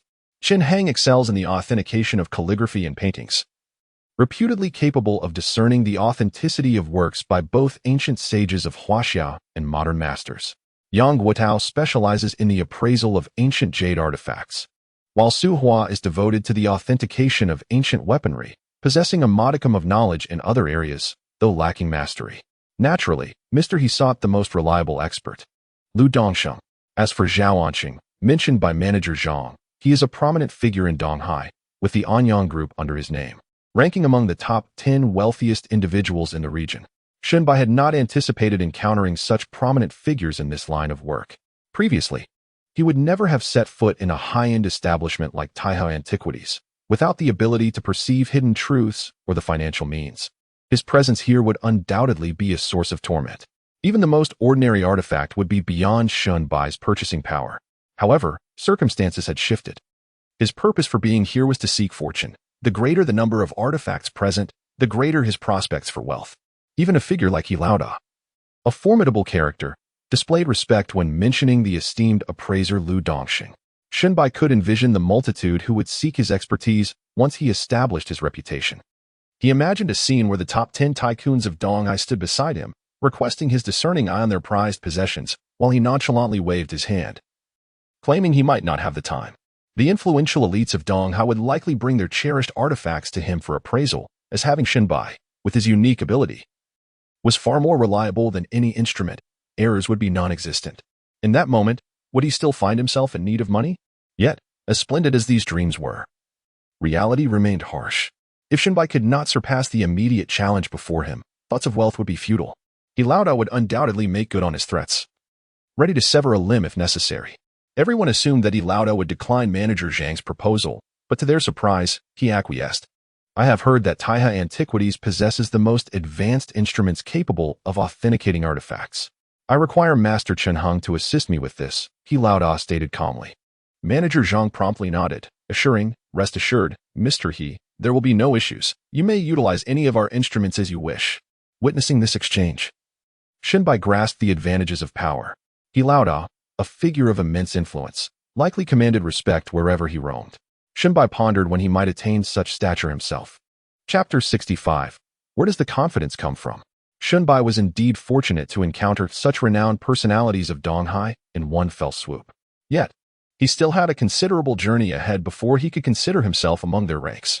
At that moment, the Zhao Anqing mentioned by Manager Zhang, having received some news, unexpectedly arrived to greet Hilauda. Zhao Anqing appeared to be in his 40s, clad in a sharply tailored suit, his physique not resembling the typical middle-aged man. His square face exuded authority. Mr. He, it's been a while, Zhao Anqing said, extending his hand, suggesting a certain familiarity with Hilauda. Logically, a billionaire like Zhao Anqing would have little common ground with someone like Hilauda. Shenbai could not discern the nature of their relationship and chose not to inquire further, though the presence of a living billionaire before him stirred a sense of exhilaration within him. Mr. Zhao, I hear you are seeking Master Lu's expertise in appraising treasures. I wonder what remarkable items you have acquired. He Lauda casually inquired after shaking hands with Zhao Anqing. A pair of blue and white porcelain vases, which I painstakingly procured from an acquaintance, cost me a staggering 100 million. Naturally, I intend to have Master Lu examine them thoroughly, Zhao Anqing replied nonchalantly, as if such an immense sum held no significance for him whatsoever. However, the onlookers gathered around were utterly astonished, including Shunbai, who found the revelation quite unbelievable. As a top 10 conglomerate in Donghai, the Anyang Group is indeed extraordinary. Chairman Zhao exhibits remarkable audacity to spend 100 million on 2 porcelain vases.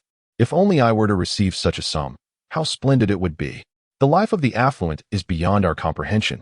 It seems that for them, 100 million is akin to us spending a mere few dollars, truly enviable.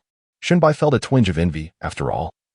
Even the 200,000 for his aunt's surgery was a considerable burden for him.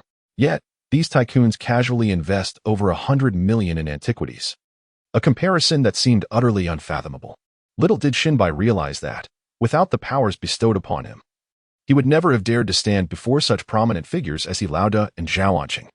He likely would never grasp the true nature of the lives led by these influential individuals. Nevertheless, he had begun to glean some insights and had solidified his determination to strive for financial success. Shunbai believed that if he adeptly harnessed his perceptive abilities, he could undoubtedly amass wealth surpassing that of Zhao Anqing, ascending to a position of prominence in Donghai. Who might this be? Zhao Anqing finally noticed Shunbai and inquired with a hint of uncertainty. He Lauda chuckled, offering a reluctant explanation. This young man appears to possess an unfounded confidence, claiming that the string of prayer beads in my possession is counterfeit and challenging me to a wager. I simply wish to ensure he is thoroughly convinced of his error. Oh, is that so? Zhao Anqing couldn't help but scrutinize Shunbai further, though he found nothing particularly remarkable about him. If he were to identify a distinction, it would be that Shunbai maintained a semblance of composure in his presence. Young man, are you not aware that speaking so boldly carries consequences? Zhao Anqing remarked coolly, seemingly attempting to impart wisdom to Shunbai, while in truth, he was asserting the authority held by figures of their stature. Given the power at their disposal, toying with a youth like Shunbai would be a trivial endeavor. Before the esteemed He Lauda and Zhao Anqing, Shunbai felt a flutter of apprehension within. Yet he managed to appear unfazed to the gathered crowd. I am not speaking recklessly. Mr. He, this string of prayer beads is indeed a forgery, Shunbai stated with an air of indifference. At this proclamation, the audience gasped in astonishment. Those who had not witnessed the earlier scene below were bewildered as to where Shunbai had found the audacity to speak to Zhao Anqing in such a manner. Young man, mind your words. A burly man beside Zhao Anqing coldly threatened Shunbai. The imposing presence of this robust man was undeniably formidable. Though he may not have surpassed Akuan, the right-hand man of Boss He was certainly not far behind, clearly belonging to the category of bodyguards.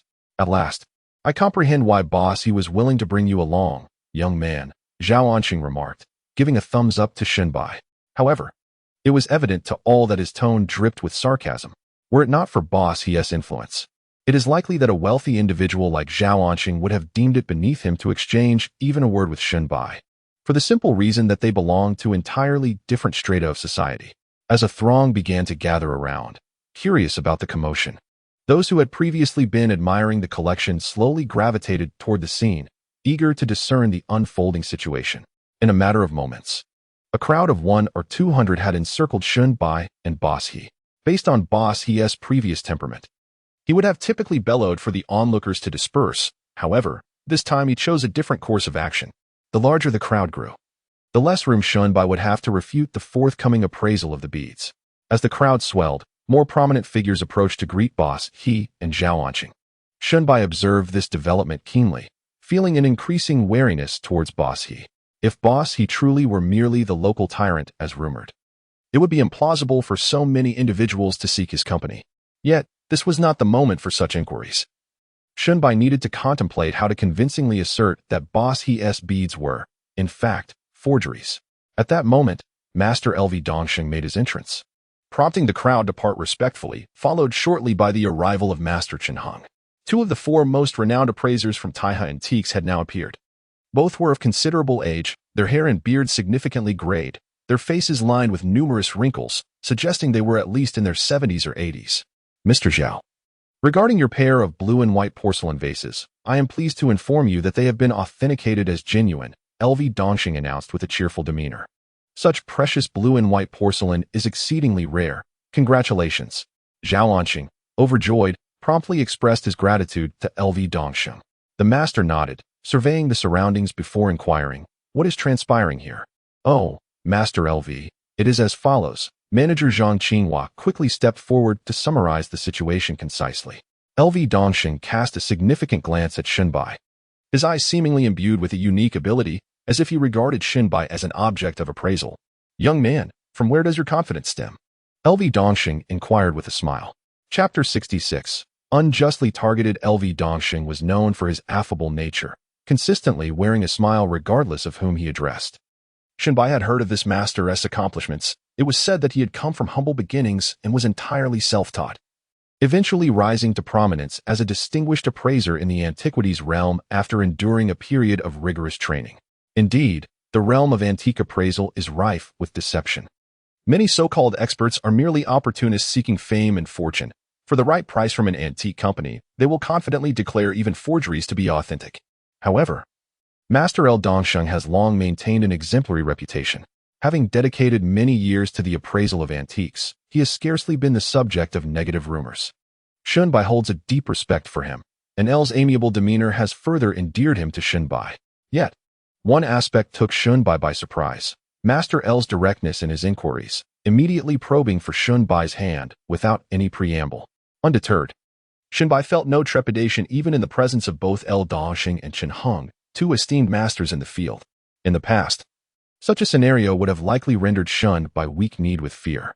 Given that L. Dongxing had publicly addressed him, Xunbai felt it inappropriate to maintain an aloof demeanor, especially before such a distinguished audience, lest he incite their displeasure. "Merely some family heirloom appraisal techniques, likely unworthy of your attention," Xunbai modestly remarked in response to L. Dongxing. At that moment, Chen Heng approached, perhaps seeking to draw attention from He Laodao and Zhao Anqing, or simply because he perceived Xunbai's dissatisfaction. He coldly remarked, "Young man, what skills could you possibly possess in antique appraisal? It takes decades of immersion to develop a discerning eye." Chen Heng's perspective mirrored that of the others present. He believed Xunbai to be an impostor. Stalwart and traditional in his views, Chen Heng disapproved of Xunbai's demeanor. Xunbai scrutinized Chen Heng, certain he had never provoked this individual, yet was taken aback by the immediate hostility. "I already mentioned, these are merely family techniques. Whether you believe them or not, Master Chen, is of little consequence," Xunbai replied coolly. This retort, coupled with Xunbai's indifferent attitude, incensed Chen Heng, who angrily pointed at Xunbai, his expression darkening. "You insolent brat. You likely have no idea where you are. You have no right to act so brazenly in our presence." Those who respected Chen Heng joined in the denunciation of Xunbai. How audacious, this ignorant youth! Apart from his baseless bravado, he possesses no real skill and dares to speak so boldly before Master Chen. One observer remarked, "I've been watching this insufferable brat downstairs. Honestly, aside from his excessive courage, I see nothing remarkable about him. He appears the moment to declare He Laodao's bracelet a fake. Does that not strike you as familiar? It reeks of attention-seeking, attempting to leverage He Laodao's influence for his own ends. But does he even reflect on his own worthiness?" Though the onlookers held varying degrees of status, they felt no obligation to extend any courtesy to such a young man as Xunbai. They voiced their criticisms without restraint. Xunbai absorbed the insults and mocking remarks directed at him, yet he had no intention of acknowledging those individuals. The silence of a slap can be more resounding than any spoken word.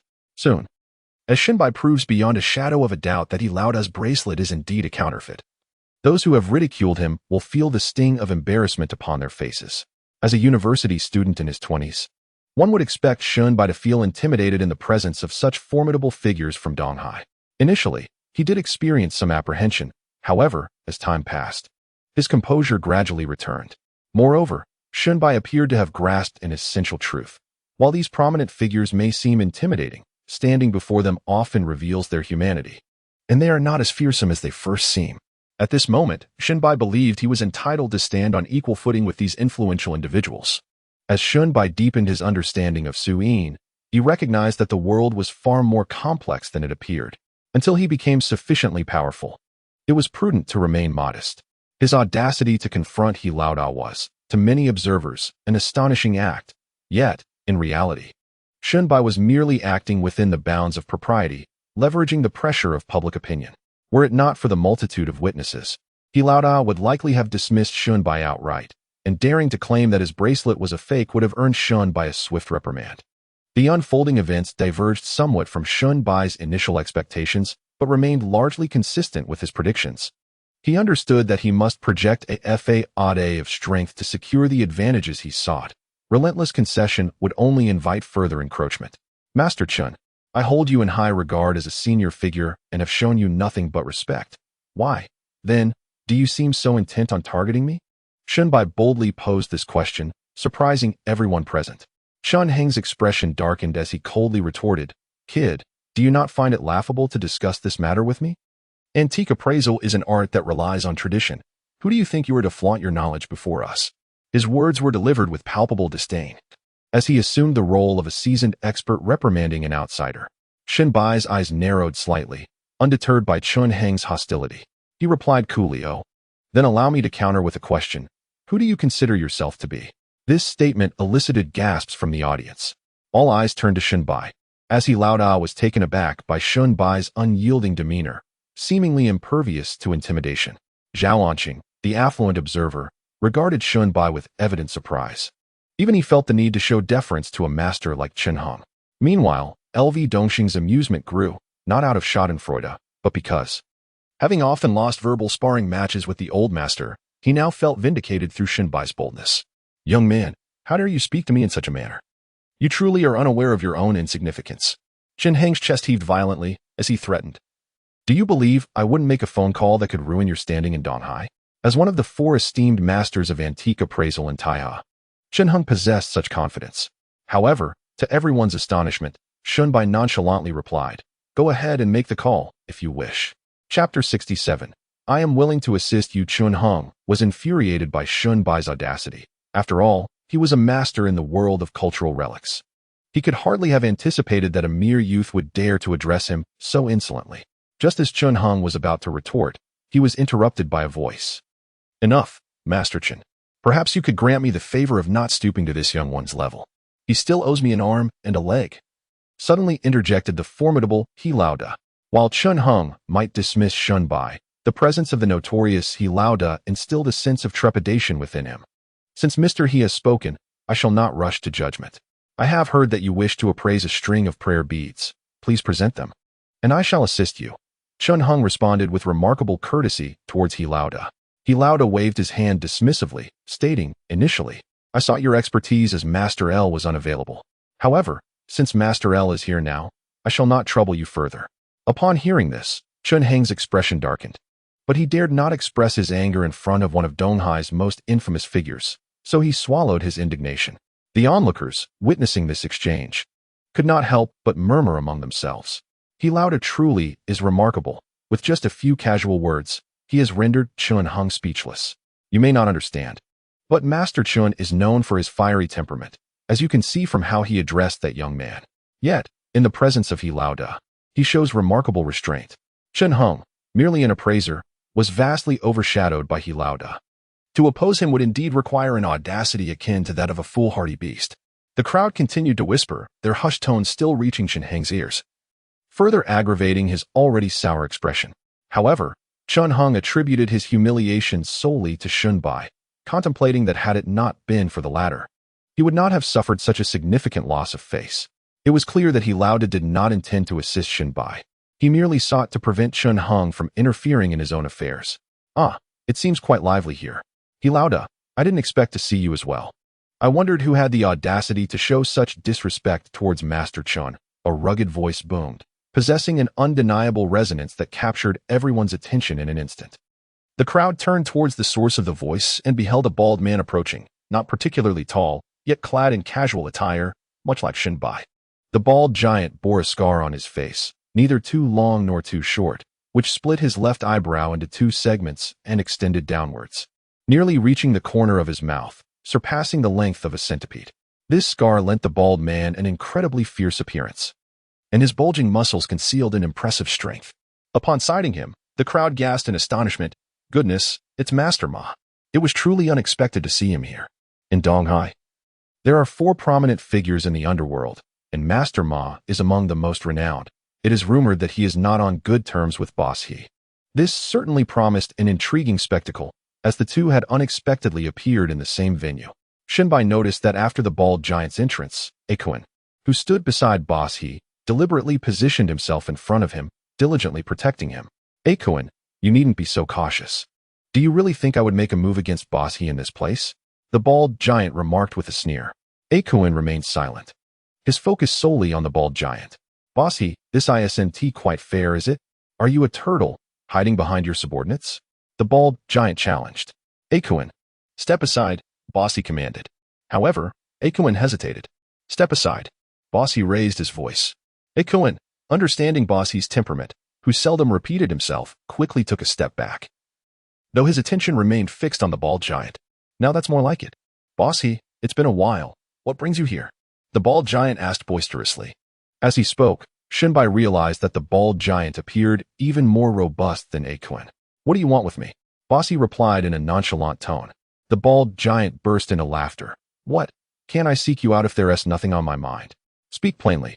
If you have something to say, just say it. Boss He, growing somewhat impatient, retorted coldly. The bald giant gave a thumbs up to Boss He. No wonder you are Boss He. Such grandeur. I don't have anything major to discuss. Just thought I'd wager on some territory to determine the ownership of Fifth Avenue in the West City. Fifth Avenue in the West City is a newly planned upscale neighborhood in Donghai, home to the affluent, where luxury cars abound. And one could easily find money by merely bending down. Such a territory is highly coveted, and Master Ma is no exception. Acquiring this territory won't be so simple. Boss He replied, his expression turning more serious. The two had been vying for control of Fifth Avenue in the West City for quite some time, yet had failed to reach a resolution. Both had employed various tactics in private, but none had emerged victorious.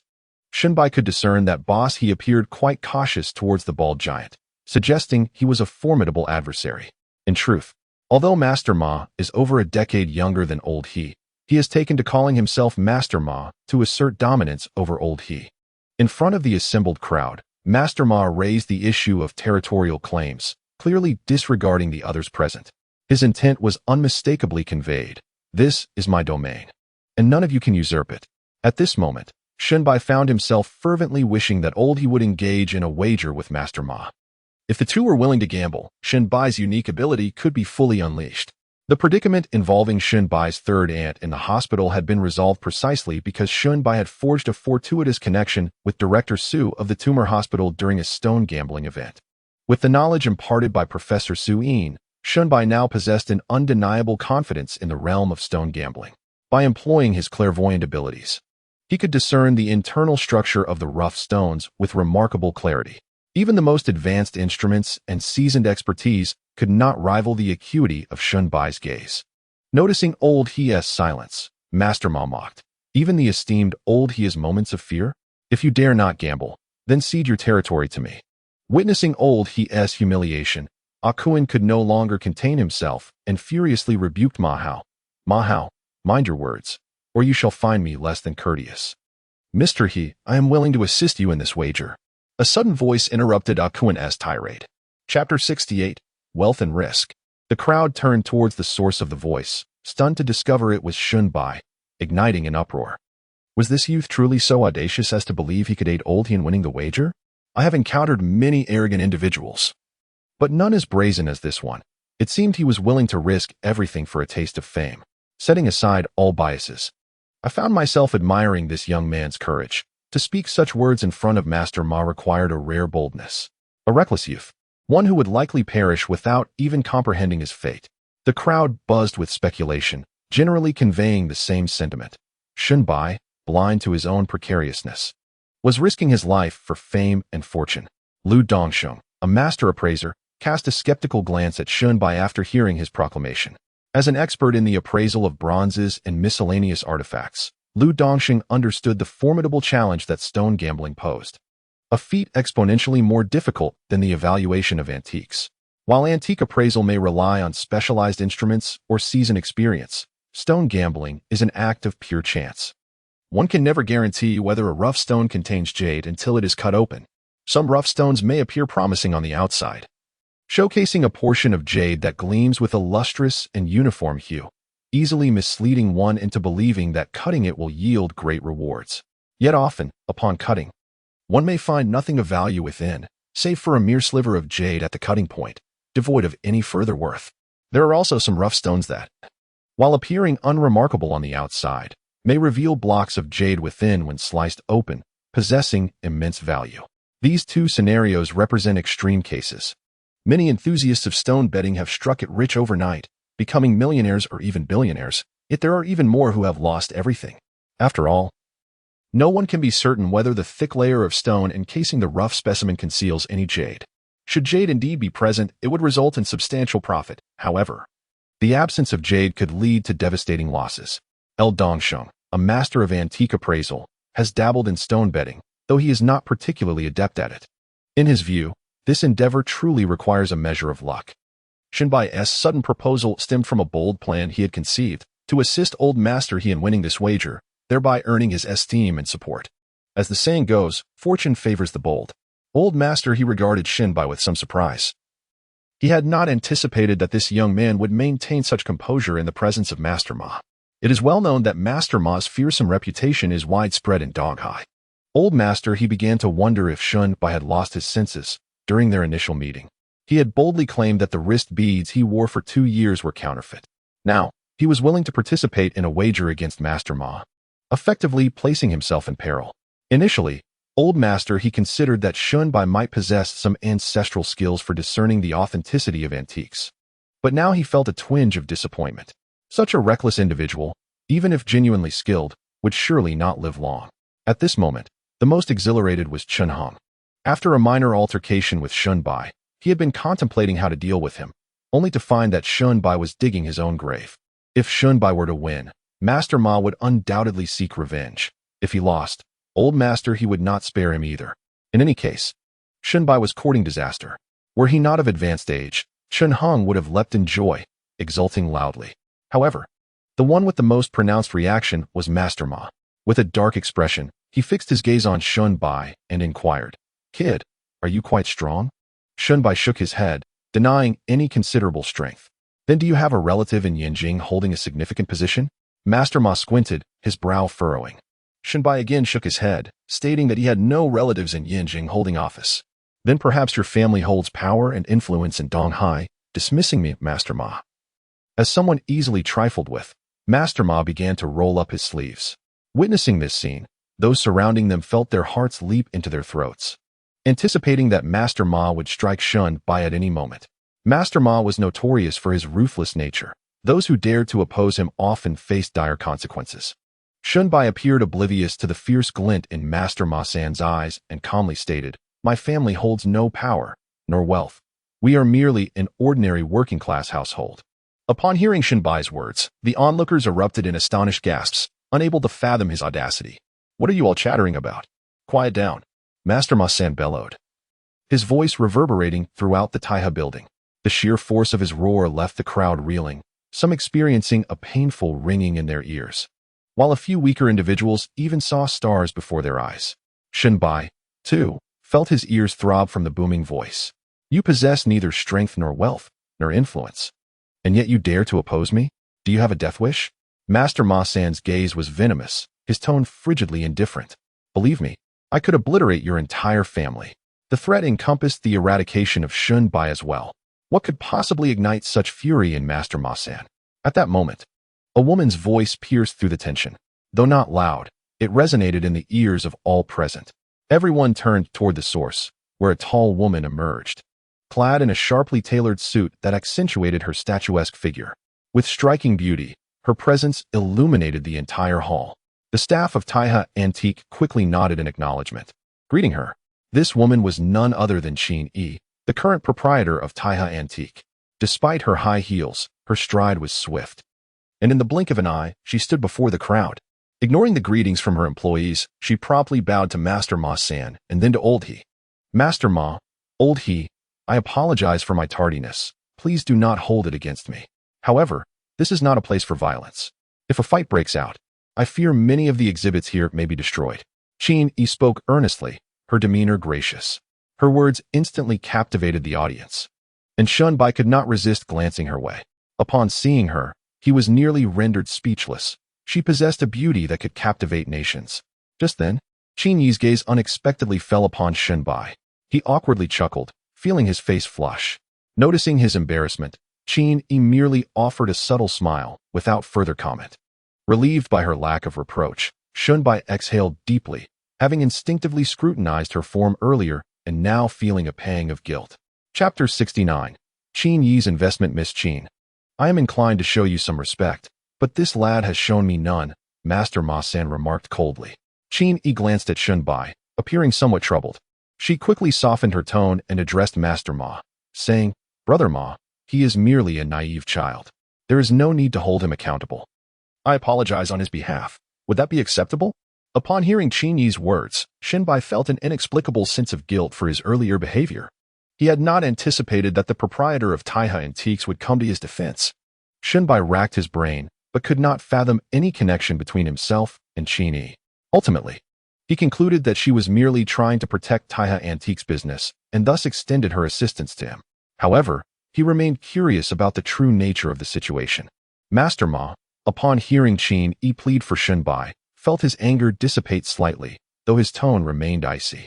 He warned both Qin Yi and Shunbai, do not let this happen again, otherwise, I will not show you mercy. Thank you, Brother Ma. Thank you, Qin Yi exclaimed. Seeing a glimmer of hope in the turn of events, and she promptly bowed to Master Ma, displaying her utmost courtesy. Turning back, she noticed Shunbai offering no response, which irked her. She hurriedly reminded him, Hey you, what are you thinking? Hurry up and thank Brother Ma. If it were up to Shunbai's temperament, he would have liked nothing more than to engage Master Ma in conversation. However, upon reflection, he recognized his impulsiveness. Even though he possessed considerable skills that could avert certain crises, he pondered the consequences should he truly provoke someone as formidable as Master Ma. Moreover, with the beautiful proprietor advocating for him, Shunbai felt no need to maintain his previous stance and simply uttered, Thank you, Master Ma. To which Master Ma merely snorted and departed. Qin Yi promptly sent a staff member to see him off. Boss Qin, thank you for coming to my aid, Shunbai said, hesitating for a moment before ultimately deciding to express his gratitude to Qin Yi, recognizing that she had indeed rendered him significant assistance. Initially intending to address her as Miss Qin, he opted for Boss Qin, deeming it more formal. No need to thank me. Qin Yi waved her hand dismissively. I acted out of a desire for harmony and prosperity. If Master Ma had truly decided to act against you here, Taiha Antiques would have suffered substantial losses. Shunbai nodded, refraining from further expressions of gratitude, as he felt that excessive thanks would seem forced and thus less beautiful. Young man, while your matter with Master Ma may have reached a resolution, our wager remains unresolved, He Laoda suddenly interjected. Upon hearing He Laoda's words, Shunbai helplessly spread his hands. Mr. He, whether that string of beads is genuine or not, how can I convince you? The authenticity is not determined by your words alone. We shall await a professional appraisal before drawing any conclusions, He Laoda replied, his tone noticeably less stern than before, likely influenced by the earlier events. His perception of Shunbai's courage had deepened, leading him to a more profound understanding. Mr. He, I have heard whispers regarding your wager with Mr. Shen. Since you are a distinguished guest of Taiha Antiques, we are pleased to offer you complimentary appraisal services. Qin Yi deftly redirected the conversation. Initially, she had intended to refer to the young man disparagingly, but upon reflection, she chose to afford Shunbai a modicum of respect. Her rationale for assisting him was rather straightforward. Through a series of prior events, she had come to suspect that Shunbai might possess remarkable depth, and she was keen to uncover more about him. Of course, at this moment, Qin Yi was blissfully unaware that years hence, Taiha Antiques would rise to become the most renowned company in China for antique dealings, a trajectory intricately linked to her current decision-making. Shunbai's future achievements would indeed require her to look up to him in admiration. Yet, such thoughts belonged to a distant future.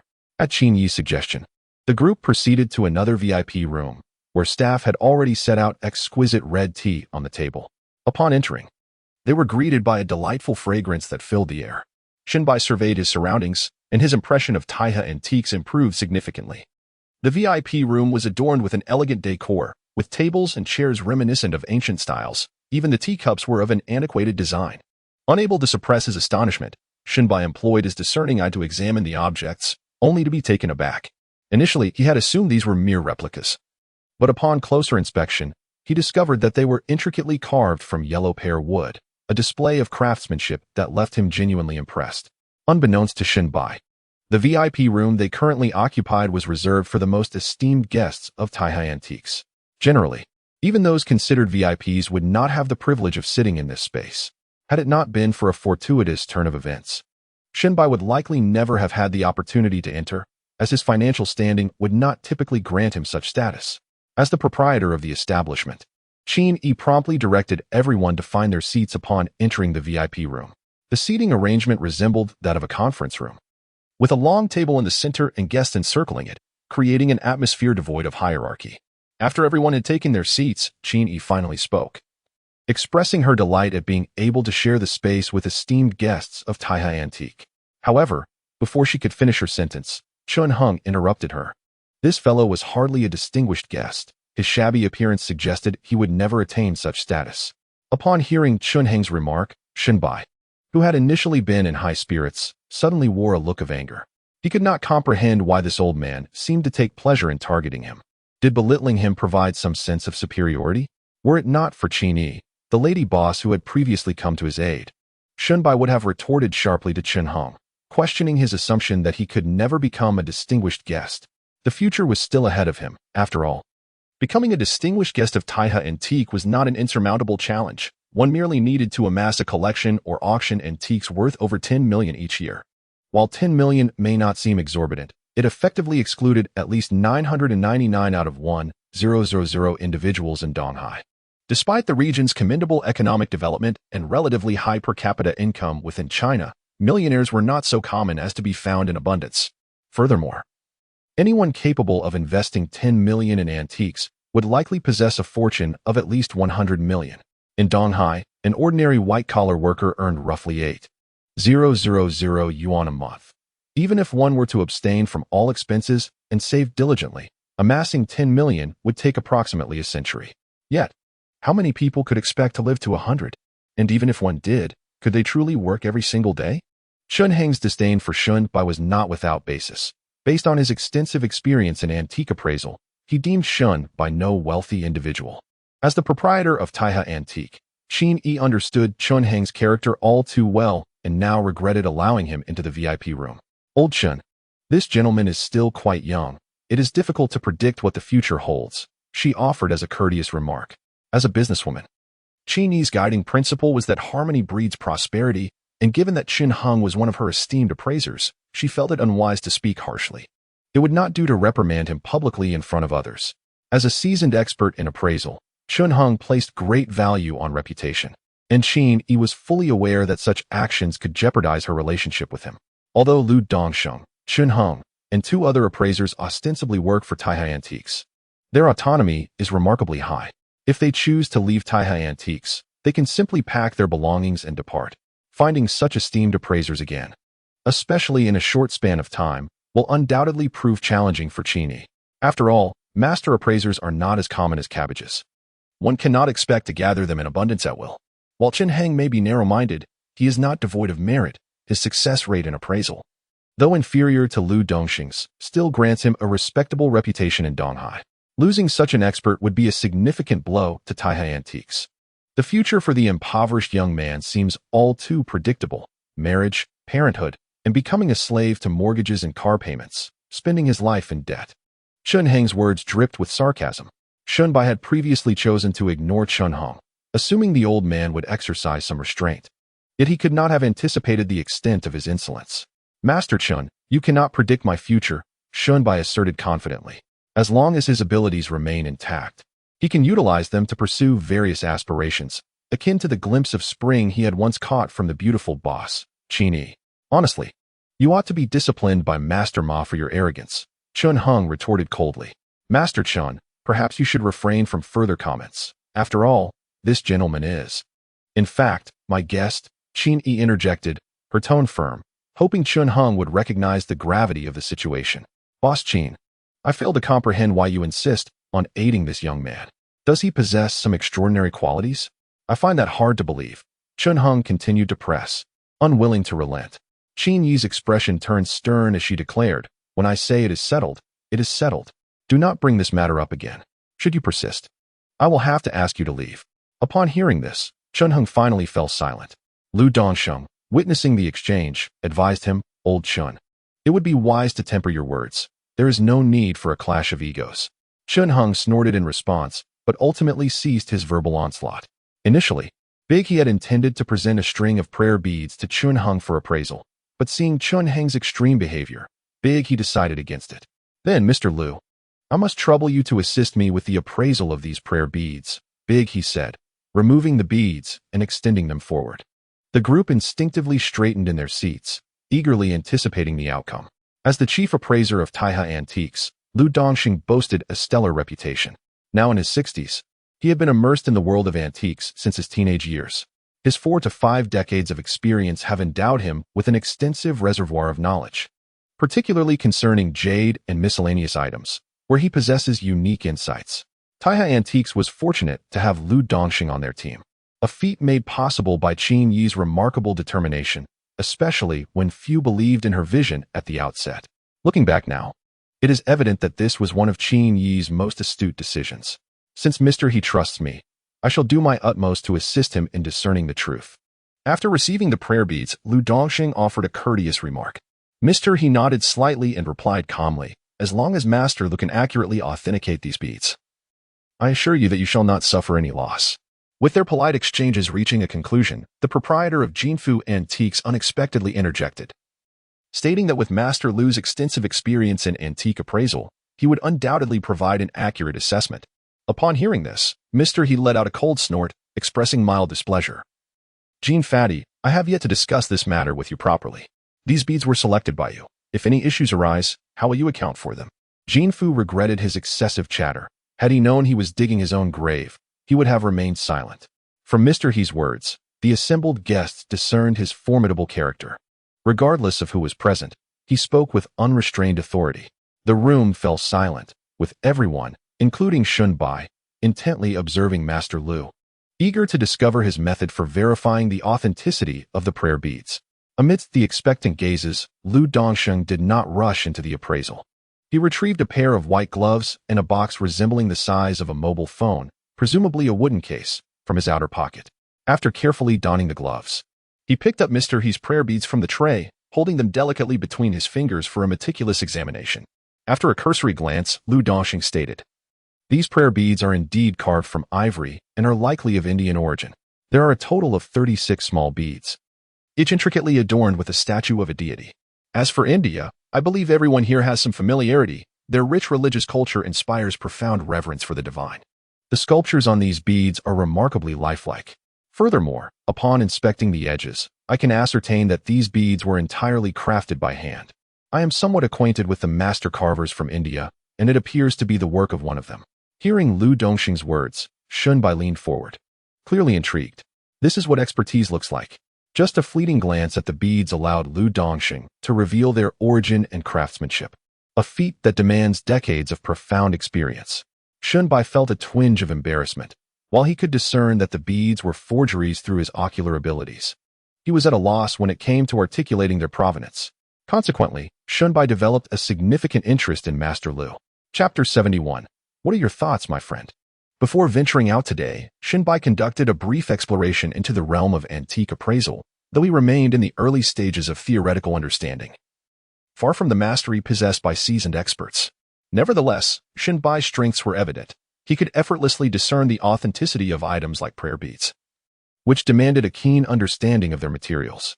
However, when confronted with a relic steeped in rich historical significance, one that could not be easily authenticated at a glance, he would find himself at a loss. Master L, as expected, commanded admiration, and Jin Fu sincerely expressed his respect. The billionaire Zhao Anqing, renowned for his wealth, also remarked that witnessing Master L's appraisal was truly an art form. Qin Yi, the beautiful proprietor of Taiha Antiques, did not hesitate to extol Master L's unparalleled expertise in appraisal and his profound understanding of various cultural heritages. With this knowledge as a foundation, Master L's assessments flowed effortlessly. Qin Yi's words served as an unintentional endorsement for L Dongsheng, subtly elevating his stature. Indeed, L Dongsheng cast a grateful glance in her direction, his face adorned with a gentle smile. Master L was, without a doubt, a master. He loud as suddenly chimed in, clearly pleased with Master L's earlier performance. Yet, they had only completed the initial step. The full authentication of the ivory prayer beads would require several more stages. The first step had already left the audience in awe, igniting their curiosity for the subsequent processes. Suddenly, an incongruous voice broke the harmonious atmosphere. It was the appraiser named Chen Hong. He interjected, stating that all of this information was merely documented in books, easily recitable by anyone who took the time to read. Chen Hong seemed to embody the role of a joyless critic, his words instantly altering the ambience of the VIP room. Ha, my dear friend Chen has a point. There is no need for pride, L. Dongxing replied with a chuckle, his demeanor remaining unfazed by Chen Hong's remarks. Meanwhile, Qin Yi's expression soured momentarily, though it quickly transformed back into a smile. Had Chen Hong not been a distinguished appraiser at Taiha Antiques, she would have long since escorted him out for dampening the spirits of the gathering. Now, she found herself reluctant to voice such sentiments, hoping that Chen Hong would possess enough self-awareness to refrain from further pontificating. All right, enough of the idle chatter, let us proceed. L. Dongxing seemed to grasp Qin Yi's sentiments and deftly redirected the conversation, capturing everyone's attention once more. Shenbai, for reasons unbeknownst to him, felt a newfound admiration for L. Dongxing. In the face of ridicule, his composure revealed a heart of remarkable breadth. Had it been Shenbai, he would undoubtedly have fiercely confronted Chen Hong with a few sharp remarks, questioning his superiority. As the appraisal process continued, Shenbai's eyes were opened wide to new wonders. LV Dongxing retrieved a small wooden box he had previously produced and selected a remarkably diminutive magnifying glass, its lens no larger than an adult's fingernail. With the petite magnifier in hand, LV Dongxing placed the string of beads onto a tray and examined it thoroughly, lifting it to the light and scrutinizing it from every angle repeatedly. As he observed, the master murmured to himself, occasionally nodding in acknowledgement. After a considerable time, LV Dongxing began to articulate his findings. This string of beads exhibits a commendable quality, imbued with a profound sense of history. The yellowed patterns of the beads are distributed evenly across each tiny orb, exuding a warm beauty, making it a rare treasure indeed. Under the magnifying glass, one can discern intricate cracks that resemble beautiful shards of ice. Such patterns can only be forged through the passage of many years. In the dim light, I discovered that this string of beads possesses a unique allure, exuding a tranquil and elegant charm. This archaic beauty withstands the test of appraisal. Most notably, the ivory beads have begun to take on a jade-like luster, with the outer layer of golden threads clearly visible. Each delicate line has contracted flawlessly, appearing as though it has sprouted spontaneously. Moreover, there exists a thick layer of patina, uniformly spread across every fine line, as if each crevice holds within it countless ancient tales. Mr. He, this string of beads is profoundly understated, lustrous, and impeccably crafted. It is indeed a remarkable piece. Applause erupted from the crowd, leaving them momentarily stunned, unable to contain their admiration for LV Dongxing. As Zhao Anqing had just remarked, witnessing Master LV appraising treasures was truly a delightful experience. Master LV, you are truly exceptional, Zhao Anqing, the wealthy patron, exclaimed, his face flushed with genuine admiration, clearly impressed by LV Dongxing's expertise. I must say, Master LV, would you consider joining my Jinfu antique shop? I would be willing to pay any price. The portly Jin began to poach talent. Qin Yi smiled, responding, Mr. Jin, that doesn't seem fair. I invited you here to witness Master LV's appraisal, not to steal him from me. Don't mind me, I was merely jesting. Who would let a treasure like Master LV slip away? The jovial Jin deflected, lightening the mood with a few words. Big brother, he appeared quite pleased with Master LV's appraisal results, a rare smile gracing his typically stern visage. The only one seemingly displeased was Chen Hong, who, as one of the 4 esteemed appraisers of Taiha Antiques, had previously believed that his prowess was not significantly inferior to that of LV Dongxing and felt a sense of discontent. My young friend, what are your thoughts on my appraisal results? In an unexpected turn, LV Dongxing directly inquired of Shenbai. The bracelet is fake, Shenbai reiterated, causing another uproar among the crowd. Young man, I must say, even if you truly desire fame, can't you consider a different approach? Your current actions will only foster resentment towards you, Jin Fu advised earnestly. It was unclear whether Jin Fu's concern stemmed from genuine worry for Shenbai or from his own apprehension. After all, this bracelet had been acquired through Ilauda, and if it turned out to be a counterfeit, Jin Fu would face dire consequences from Hilao de Humph. I knew this impudent brat would make a fool of himself. Even Lu Dongxing has stated his opinion, yet you stubbornly maintain that this bracelet is a fake. Are you not merely seeking to provoke? Chun Hung coldly remarked. Chun Hung had long harbored dissatisfaction towards Shun Bai, and with this opportunity at hand, he was eager to strike him down. Qin Yi, who had previously acted with a spirit of camaraderie to assist Shun Bai in navigating a crisis, had expected him to be grateful. Instead, Shun Bai had the audacity to question Master Lu's expertise. Yet, before such a large gathering, Shun Bai obstinately insisted that the bracelet was a counterfeit. Was this not a deliberate provocation? Young brother, what do you truly mean? Are you perhaps a rival sent to stir trouble? Qin Yi scrutinized Shun Bai, her voice tinged with suspicion. Chapter 72. A broad-minded Shun Bai understood that as long as he maintained his assertion that the bracelet was fake in front of everyone, the crowd would undoubtedly react as they had. Young man, at this juncture, you still wish to be obstinate? The authenticity of this bracelet holds little significance for me. I merely refuse to be deceived. I trust you comprehend the potential consequences of your actions. Hilao Da glared intently at Shun Bai. In the face of Hilao Da's menacing gaze, Shun Bai felt no overwhelming fear. After a moment of contemplation, he spoke. I hold Master Lu's expertise in gem appraisal in the highest regard.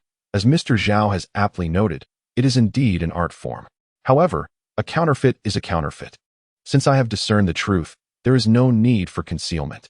As he spoke, Shun Bai glanced at the assembly. I am merely expressing the truth. Should you not believe me, I can certainly provide evidence to substantiate my claims, so that you may realize I speak not without basis. You are truly audacious. Qin Hung could no longer contain himself, launching another tirade against Shun Bai. Do you consider this place your own backyard, free to act as you please? Let me make it clear, you shall not have your way here. The hostility in Qin Heng's tone was palpable, and the crowd could sense it. Shun Bai had no desire to engage in a verbal sparring match with Qin Heng. Instead, he turned to Qin Yi, saying, Boss Qin, you see, there are always those who threaten me. How am I to present my evidence? He spread his hands, indicating his helplessness. Master Chun, regardless of whether this gentleman speaks in jest, I must insist that you refrain from further interference, Qin Yi asserted, her tone growing firmer. If you have too many personal opinions, I will have no choice but to ask you to leave. Although she harbored doubts about Shun Bai, as the boss, she prioritized customer satisfaction and spoke up for him. With Qin Yi having expressed herself so pointedly, Qin Heng was not a fool and could only grunt in response, choosing to remain silent. After all, being ousted in front of so many people would be an immense loss of face for him. Contrary to everyone's expectations, Lu Dongsheng, the master of antique appraisal, appeared unperturbed by Shun Bai's challenge to his assessment.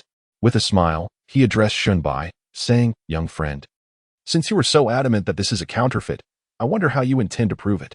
After a brief pause, Lu Dongxing added, if you require specific tools, I can readily provide them. Given the master's courteous demeanor, Shun Bai felt compelled to reciprocate. He offered a polite smile and sincerely replied, Master Lu, I am not targeting you personally. It is indeed this string of beads that presents an issue. He then gestured towards Mr. He, adding, furthermore, I have a wager with Mr. He. If I were to falsely acknowledge this string as genuine, I would be rendered crippled. Not at all, not at all. Lu Dongxing waved his hand dismissively, still smiling. I am quite aware of the situation you find yourself in. My inquiry arises purely from curiosity. Despite my age, I have made my fair share of mistakes in judgment. The master's magnanimity was truly admirable, prompting Shun Bai to express his heartfelt respect. Once Shun Bai concluded, Qin Yi interjected, in that case, Mr. Wang, please enlighten us on how to determine that this strand of beads is indeed a counterfeit. Her curiosity regarding Shun Bai had grown ever deeper. The audience leaned in attentively, eager to discover how Shun Bai would substantiate his claims. Without re-examining the beads, Shun Bai directly requested, Master Lu, please pass the beads to me so that I may examine them closely. Without hesitation, Lu Dongxing complied, carefully placing the beads back onto the tray and nudging them forward, while Jin Pongzi, with a slight effort, ensured the tray reached Shun Bai. Earlier, when Lu Dongxing had appraised the beads, he had donned white gloves, clearly concerned about leaving sweat marks that could mar their beauty. However, Shun Bai felt no such trepidation. Having concluded that the beads were counterfeit, he saw no need for excessive caution. In front of the assembled crowd, he boldly picked up the beads with his bare hands. Oh my, how can you do that? If you mar the texture of the beads, you will have to bear the consequences, Jin Pongzi exclaimed, somewhat flustered.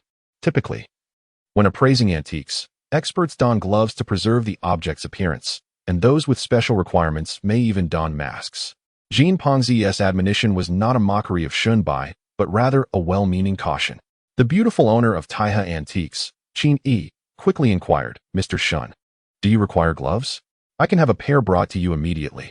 Shunbai waved his hand dismissively, asserting with unwavering confidence that there was no necessity for such caution, for it was merely a string of fakes.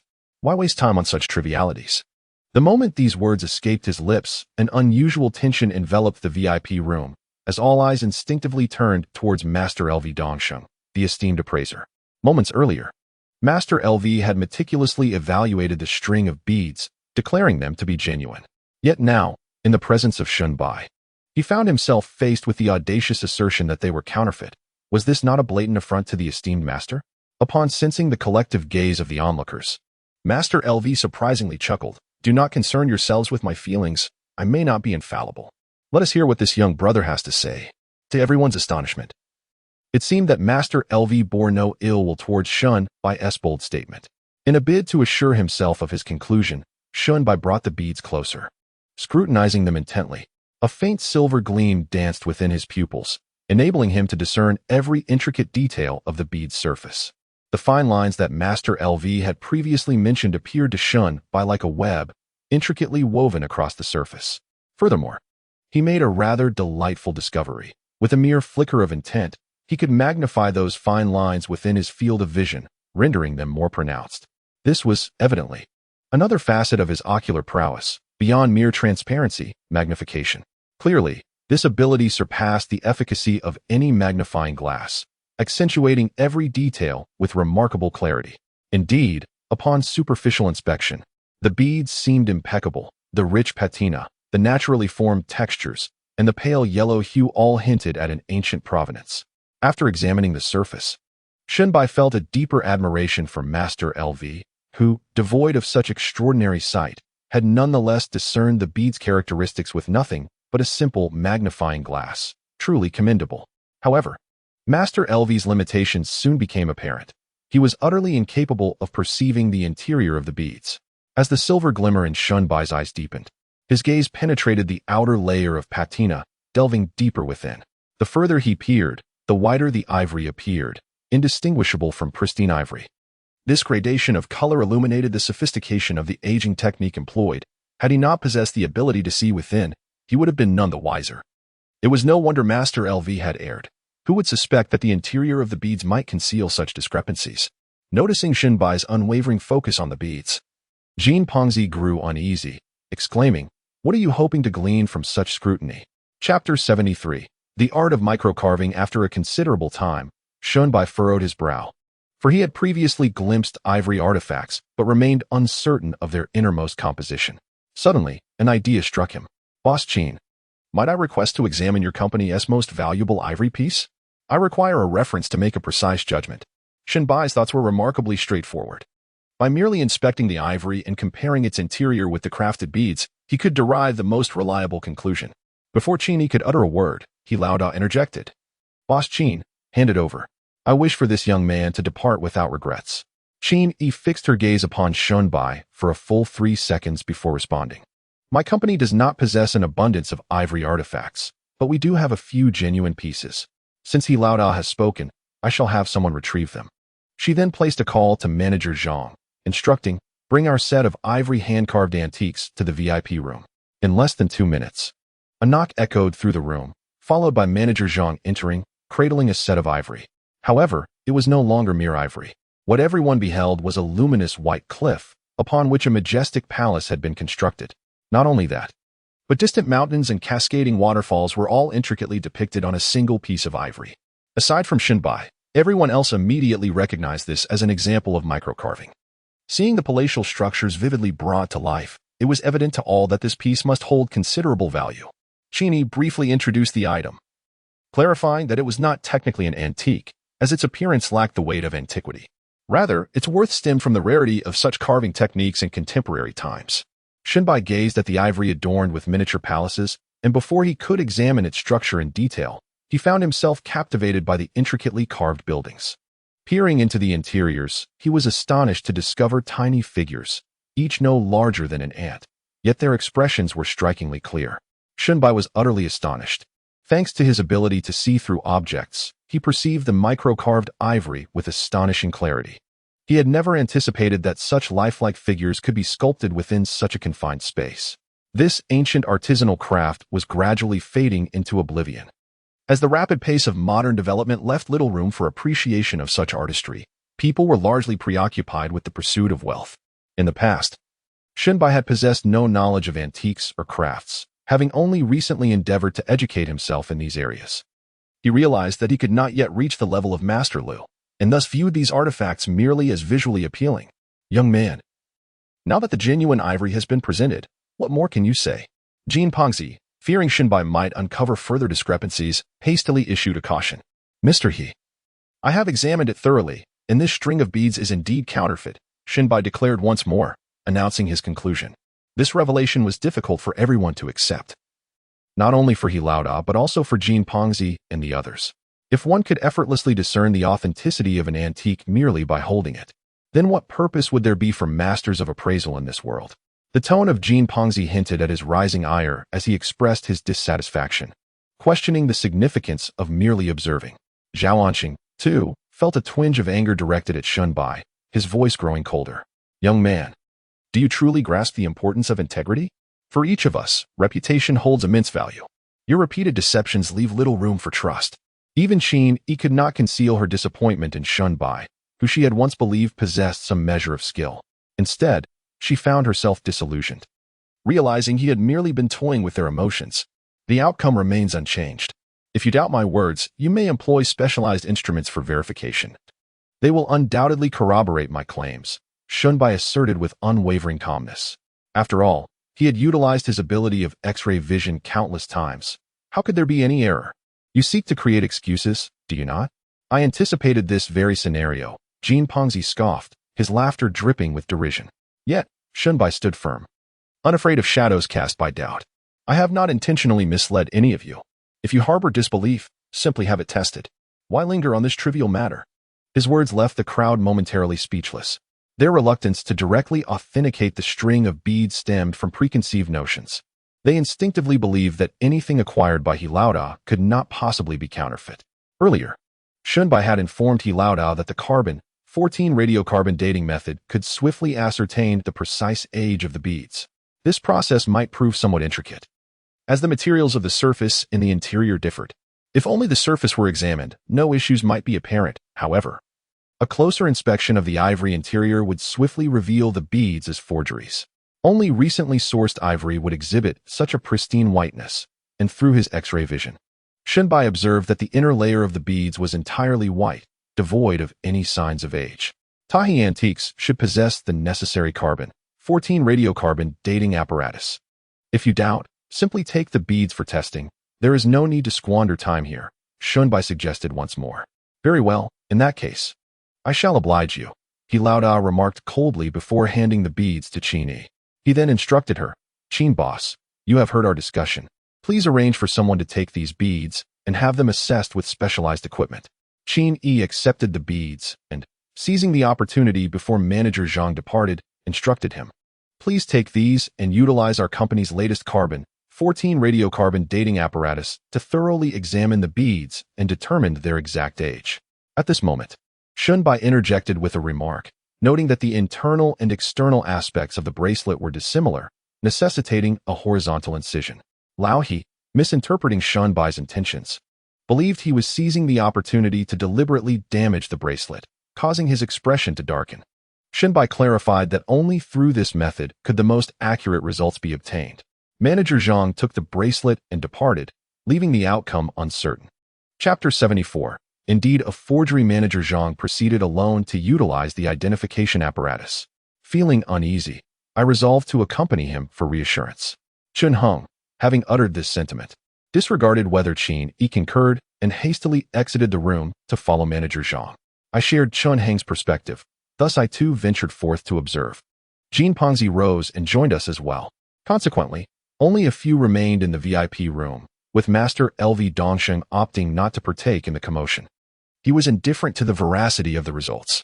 Shinbai, on the other hand, exhibited no trepidation regarding the appraisal outcome, as none of the other individuals in the VIP room could discern a hint of anxiety upon his countenance. At that precise moment, Shinbai's phone rang. He glanced at the screen and noted it was a call from Suyin. "Excuse me, I must take this call," he stated, momentarily disconnecting to inform the group. Regardless of their current statuses, Shinbai adhered to basic etiquette. Having said this, he strode purposefully toward the exit of the VIP room, with Qin-Yi trailing behind. Once outside, Shinbai dialed Su Yin's number, while Qin-Yi reassured him, "Rest assured, I want to eavesdrop. I shall distance myself." True to her word, Qin-Yi stepped away several paces, maintaining a distance of approximately 7 to 8 meters from Shinbai.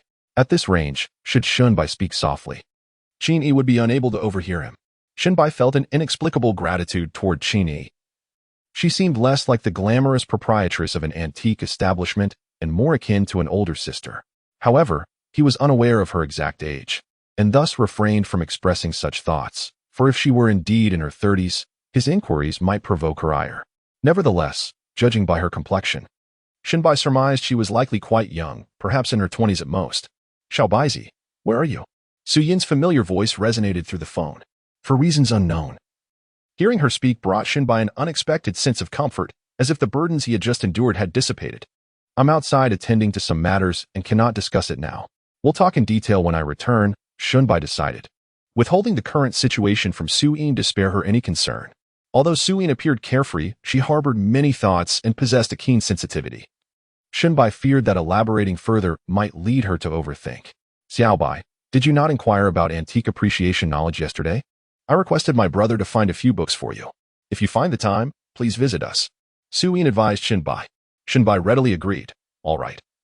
Once I finish here, I shall come over immediately. If there rests nothing else, I will hang up now." Su Yin responded lightly. After ending the call, Shinbai looked up to find Qin-Yi gazing at him.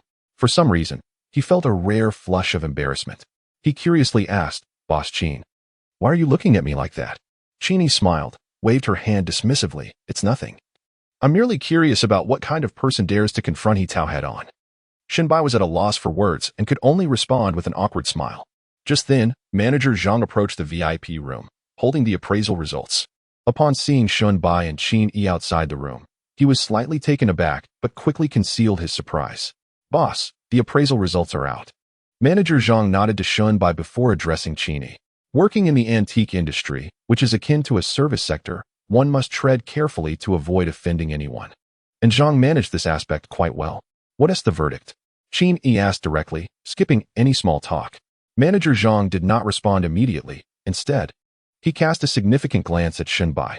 Upon the results revelation, he had been stunned to learn that the string of prayer beads was indeed a counterfeit. Technically, the beads were not outright fakes, as they were made of ivory, but their age clearly did not align with what He Lao had claimed. To ensure the accuracy of the appraisal, one of the beads had been sliced open, revealing distinct layers within. The outer color was evidently older. Based on Zhang's years of experience, it was a masterful aging technique. Yet, he could not fathom how Shinbai had discerned the truth. Could he somehow see through the surface of the beads? However, Zhang quickly dismissed this wild notion, realizing that no ordinary person could see through an object's surface, with the exception of transparent materials like glass or crystal. Since it was impossible to perceive the interior, how did Shinbai know the string of beads was counterfeit? Moreover, he had exuded unwavering confidence in front of He Lao. Indeed, the string of beads was counterfeit. This gentleman is remarkable, Zhang thought, his gaze fixated on Shinbai, still grappling with disbelief. "What?" Qin-Yi was equally astonished by this revelation. Her expression was one of utmost surprise. She had considered that Shinbai might possess an unusual background, but she had not anticipated that he would accurately predict the outcome. "Is it absolutely certain?" Qin-Yi quickly inquired. Manager Zhang nodded solemnly, affirming, "Indeed, both the testing instruments and our operational methods adhere to international standards, and Master Qinhong, along with several assisting personnel, has been observing throughout, with comprehensive video documentation capturing every angle." Upon hearing Manager Zhang's words, Shinbai felt a profound sense of reassurance. Qin-Yi cast a deep glance at Shinbai. Her emotions were somewhat indescribable. Beyond shock, there was an overwhelming sense of disbelief. She was utterly perplexed as to how Shinbai had managed it. Previously, she had harbored doubts about him, particularly when he requested to examine the genuine ivory piece, leading her to suspect he might be merely posturing. Yet now, the facts had firmly countered her skepticism. Shunbai's appraisal was indeed accurate. It is noteworthy that Master L had scrutinized that string of beads for over 10 minutes before declaring his judgment. As the most renowned antique appraisal master at Taihai Antiquities, L. Dongxing had not made any errors in the past 6 months, yet this time, he had failed to discern the truth. Qin Yi was not particularly concerned about L. Dongxing's reputation, for it is a common occurrence for appraisers to err. Even the prominent figures in Yanjing cannot guarantee infallibility. However, she could not comprehend how Shunbai had arrived at an accurate conclusion regarding the beads that had eluded Master L. Mr. Shun. I sincerely apologize for my previous misconceptions about you. On behalf of myself and all the staff at Taihai Antiquities, I extend my heartfelt apologies, Qin Yi declared. Bowing deeply to Shunbai, as she bent forward, Shunbai caught a glimpse of her fair skin, stirring a flicker of desire within him. It is quite all right, Ms. Qin. There is no need for such formalities, Shunbai replied hastily, waving his hand. Qin Yi straightened herself, her gaze fixated on Shunbai. Mr. Shun, may I be so bold as to ask how you determined that this string of beads is a counterfeit? Chapter 75. A surprising joy. Shunbai pondered for a moment before responding. In truth, I possess no extraordinary methods. I merely relied on a stroke of luck. Qin Yi cast a skeptical glance at him and pressed on. Are you suggesting that your ability to discern the authenticity of these beads is simply a matter of good fortune? She laughed lightly. Surely, no one has such fortuitous luck.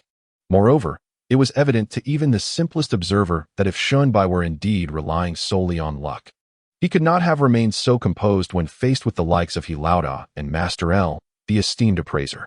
After a moment's contemplation, Qin Yi finally grasped the truth. Shunbai's earlier display of unwavering confidence suggested he had foreknowledge of the appraisal's outcome. Otherwise, it would have been impossible for one so young to maintain such poise in front of a gathering of prominent figures, indicating that he possessed genuine skill. Qin Yi felt a surge of joy, realizing that she had indeed not misjudged Mr. Shen. He was truly a man of hidden depths. With a playful tone, she jestingly inquired of Shunbai, "You wouldn't happen to possess a discerning eye, would you?" She aimed to uncover some truth through the subtle shifts in his expression. Upon hearing her words, Shunbai was momentarily taken aback, pondering whether this Qin boss had genuinely discerned something amiss. However, upon further reflection, he deemed it improbable. For the abilities within the world of Naruto were exceedingly bizarre. No one would believe such claims if spoken aloud. Thus, Shunbai concluded that Qin Yi's remark was either a thoughtless utterance or a veiled attempt to probe him. With this realization, he let out a sigh, feigning regret as he replied, "If I truly had a discerning eye, would I still be muddling through in Donghai? I would have long since made my way to Yanjing." Seeing that Shunbai's demeanor did not suggest deceit, Qin Yi opted to keep her thoughts to herself. Since she could not extract any information at that moment, she refrained from becoming overly anxious. However, an idea suddenly sparked in her mind. Regardless of how Shunbai discerned the authenticity of the beaded bracelet, she was inclined to take a gamble and see if he possessed any hidden talents. If Shunbai indeed held abilities that others lacked, then with his assistance, Taihai Ancient Artifacts could potentially become the largest antique company in Donghai, displacing its 2 foremost competitors. Of course, such a maneuver entailed risks. If Shunbai had merely relied on luck to ascertain the bracelet's authenticity, he could very well become the master appraiser of Taihai Ancient Artifacts, yet fail to identify a single genuine piece thereafter. In that case, Qin Yi's losses would extend far beyond Shunbai's salary. The reputation of Taihai Ancient Artifacts could suffer significant repercussions. Qin Yi began to meticulously analyze the situation from the moment she first encountered Shunbai, recalling each of his words, as well as his mannerisms and expressions. This led her to a crucial realization. Shunbai's discernment of the bracelet's authenticity was undoubtedly not a mere stroke of luck. With this newfound understanding, the expression on her face grew serious as she directly addressed Shunbai. "Mr. Shun, I have an unusual request, though I am uncertain whether it is appropriate to voice it. Qin boss, I am curious to know your unusual request. Please feel free to share it," Shunbai responded, offering an open invitation with a glance at Qin Yi. Without hesitation, she articulated her proposal. "Mr. Shun, would you be willing to serve as the master appraiser for our company? I can offer you a generous remuneration of 20,000 a month. What do you think?" "What did you say?" Shunbai exclaimed, astonished. 20,000 a month? Misinterpreting his surprise, Qin Yi became slightly embarrassed and clarified, 20,000 a month is indeed modest. At times, Master L's appraisal of a single antique exceeds that amount. Would you prefer a monthly salary of 50,000 instead? Shunbai was utterly taken aback.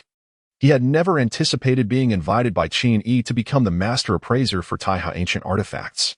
Observing that Shunbai had not responded to her inquiry, Qin Yi assumed he remained dissatisfied and continued to elucidate.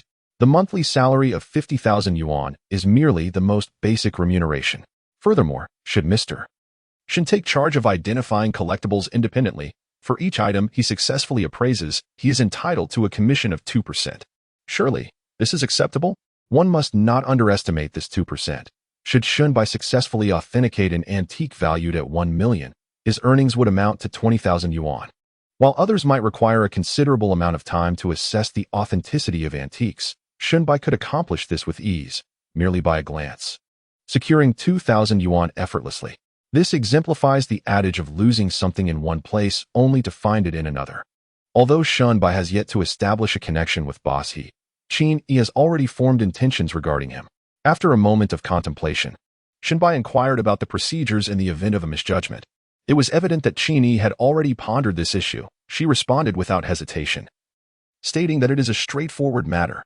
Even in the case of an erroneous appraisal, your basic salary would remain unaffected. Perhaps fearing Shunbai's skepticism, she elaborated, citing the masters Lu Dongxing and Chen Hong, who occasionally make mistakes as well. Yet, one only needs to observe their reputation and income to ascertain that they remain unscathed. While Shunbai was unfamiliar with Master Lu Dongxing's earnings, he noted the profound respect exhibited by Zhao Anqing and Boss He towards him, indicating that their income and status were certainly substantial. Boss Qin, may I take some time to contemplate this matter? I assure you that I will provide you with a definitive response within 3 days. Shunbai refrained from giving an immediate answer. Qin Yi understood that patience was essential. She nodded and presented him with a business card. Mr. Shun, you may address me by my name from now on. Referring to me as Boss Qin feels somewhat distant. Upon hearing this, Shunbai mused internally that they were hardly acquainted. Manager Zhang, standing nearby, was taken aback by Qin Yi's words. He had never witnessed her extend such courtesy to anyone. Despite her youth and beauty commanding Taiha antiquities, she had no shortage of admirers in Donghai. If you could call her by name. Shunbai, oblivious to Zhang's thoughts, examined the business card Qin Yi had given him. It bore a simplistic design, crafted from an exquisite material that felt delightful to the touch. Centrally inscribed were Qin Yi's name and her personal phone number. Shunbai understood that such a card was not easily acquired. Even obtaining Qin Yi's number made this visit worthwhile. Rest assured, Boss Qin, once I have made my decision, I will personally call you. Shunbai carefully tucked the card into his pocket. Nonetheless, he found it difficult to utter Qin Yi's name. He could not discern the reason behind his hesitation. The beautiful boss, clearly satisfied with Shunbai's actions, suddenly advised him, Mr. Shun, although this string of beads is indeed a counterfeit, please do not provoke He Tao excessively. Having lost face, he may not take it well. Chapter 76. Resentment. Shunbai understood Qin Yi's intention. She was concerned for his safety. If the notorious He were to disregard the principles of their world and directly confront Shunbai, he would indeed find himself in a precarious situation. Thank you for your reminder, Boss Qin. Shunbai expressed his heartfelt gratitude. Qin Yi waved her hand dismissively, indicating it was no trouble. However, recalling Master Lv Dongxing, she decided it prudent to offer one more piece of advice. I hope, Mr. Shun. Before she could finish, Shunbai reassured her, rest assured, Boss Qin, I will certainly not attempt to show off before Master Lv. Moreover, I have a very good impression of him. I understand the gravity of the situation. Upon hearing Shunbai's words, Qin Yi felt completely reassured. She then personally took the appraisal results and led Shunbai and Manager Zhang into the room. Her heart filled with anticipation about how the crowd would react once they learned the outcome, likely mirroring her own earlier astonishment. Inside the VIP room, the guests were becoming increasingly impatient. Shunbai had only stepped out to make a phone call, yet his absence had stretched uncomfortably long, eliciting murmurs of discontent. This kid isn't trying to sneak away, is he? Fat Jean remarked with dissatisfaction. Zhao Anqing, a billionaire, echoed the sentiment, expressing his skepticism. I suspect this fellow may be feeling guilty and has just bolted. He Tao's brow furrowed deeply. If Shunbai had indeed fled, he would certainly face dire consequences. Just then, the door to the VIP room swung open. As Manager Zhang entered alongside Qin Yi and Shenbai, the crowd realized that the appraisal results had finally been revealed. Before the results were even disclosed, Fat Jean sneered. Our little appraisal master must be at a loss for words now. Facts speak louder than words. Let's see how you maintain your stance. Zhao Anqing shot a disapproving glance at Shenbai, adding, You've truly wasted our time today, kid. Now that the results are in, let's see what excuse you conjure up. He Tao, with a stern tone, warned Shenbai, Do not forget our wager, and do not presume that I will show you any mercy. Yet, Master LV Dongsheng remained silent, his expression as calm as ever. You are all mistaken. This string of beads is indeed a counterfeit, and Mr. Shin's appraisal is correct. Before revealing the results to the crowd, Qin Yi took it upon herself to vindicate Shenbai. I knew it. How could a young lad discern the authenticity of such beads? What? You say that string of beads is a counterfeit? Fat Jean initially expected Qin Yi to reprimand Shenbai, but he soon realized that she was defending him. Boss Qin, are you sure you haven't made a mistake? Fat Jean questioned skeptically. Zhao Anqing closely followed up, addressing Boss Qin. One should not make such jokes. Truth is truth, and falsehood is falsehood. Such remarks are rather meaningless. Qin Yi refrained from engaging in a debate with the two, instead handing each individual the printed authentication results along with a detailed account of the evaluation process. Although it was merely a small piece of paper, the information was articulated with great clarity. Manager Zhang had been quite considerate, ensuring that each person received a copy of the documentation, allowing those who finished reading to proceed without delay. In an instant, the VIP room fell into a profound silence. Apart from Qin Yi and Shenbai, who were already aware of the outcome, the others were engrossed in examining the documents in their hands. Time passed, and it was Jean Fatty who first voiced his skepticism, exclaiming, This cannot be. The bracelet was clearly flawless. How could it be deemed counterfeit? As Qin Yi had anticipated, the expressions of shock spread across the faces of the onlookers after reviewing the documents. Boss Jean, as a fellow connoisseur of antiques, do you not recognize the legitimacy of this authentication report? Qin Yi's tone intensified, clearly advocating for Shenbai. She continued, Ladies and gentlemen, the results are laid bare before you. Should anyone harbor doubts, feel free to review the surveillance footage. I will not tolerate any questioning of my company's authority. Jean Fatty hastily waved his hands. Boss Qin, please do not misunderstand. I harbor no such intentions. Suddenly, a round of applause erupted, led by old He, who cast a meaningful glance at Shenbai, saying, Young man, while I am uncertain how you discern the authenticity of that bracelet, your keen eye has certainly earned my admiration. To receive such acknowledgement from old He is a rare honor, as there are scarcely 10 individuals in Donghai who could attain such recognition. Master L. Dongsheng, in high spirits, chimed in with a jovial remark. Zhao Anqing, feeling a twinge of guilt for his earlier misjudgment of Shenbai, merely offered a subdued, I misread the situation before. I hope this young brother will not hold it against me. Shenbai had no intention of holding grudges. Had he been in their position, he would likely have reacted similarly. Mr. He, now that the authentication results are clear, I trust one am free to go? Shenbai sought to confirm old He's stance. Certainly. I must express my gratitude for your assistance in identifying the bracelet's authenticity. It would have been quite peculiar for me to continue wearing such a counterfeit, old He replied, though his gaze remained fixed upon Jean Fatty. Mr. He, this matter truly does not involve me.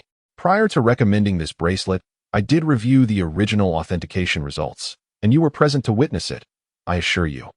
I had no intention of deceiving you. Jean Fatty hastily defended himself. Regardless of whether old He believed his words, Jean Fatty knew he must adopt a stance, lest he further incur old He's displeasure.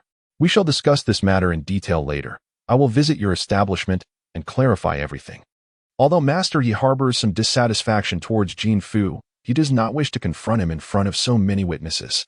Upon hearing Master He's words, Jean Fu's expression shifted dramatically, his plump face glistening with beads of sweat. Simultaneously, Jean Fu began to hold a grudge against Shenbai. Had it not been for this young interloper, Master He would never have discerned that the string of beads was a counterfeit. A situation that had remained undetected for over a year.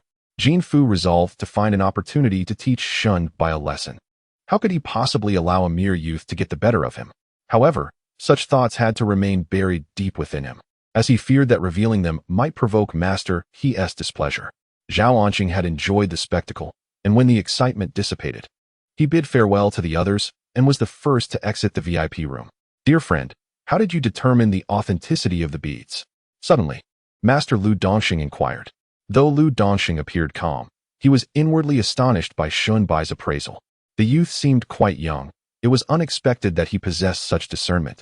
Able to identify the authenticity of an object that had eluded even him. He was curious as to how Shunbai had come to this conclusion.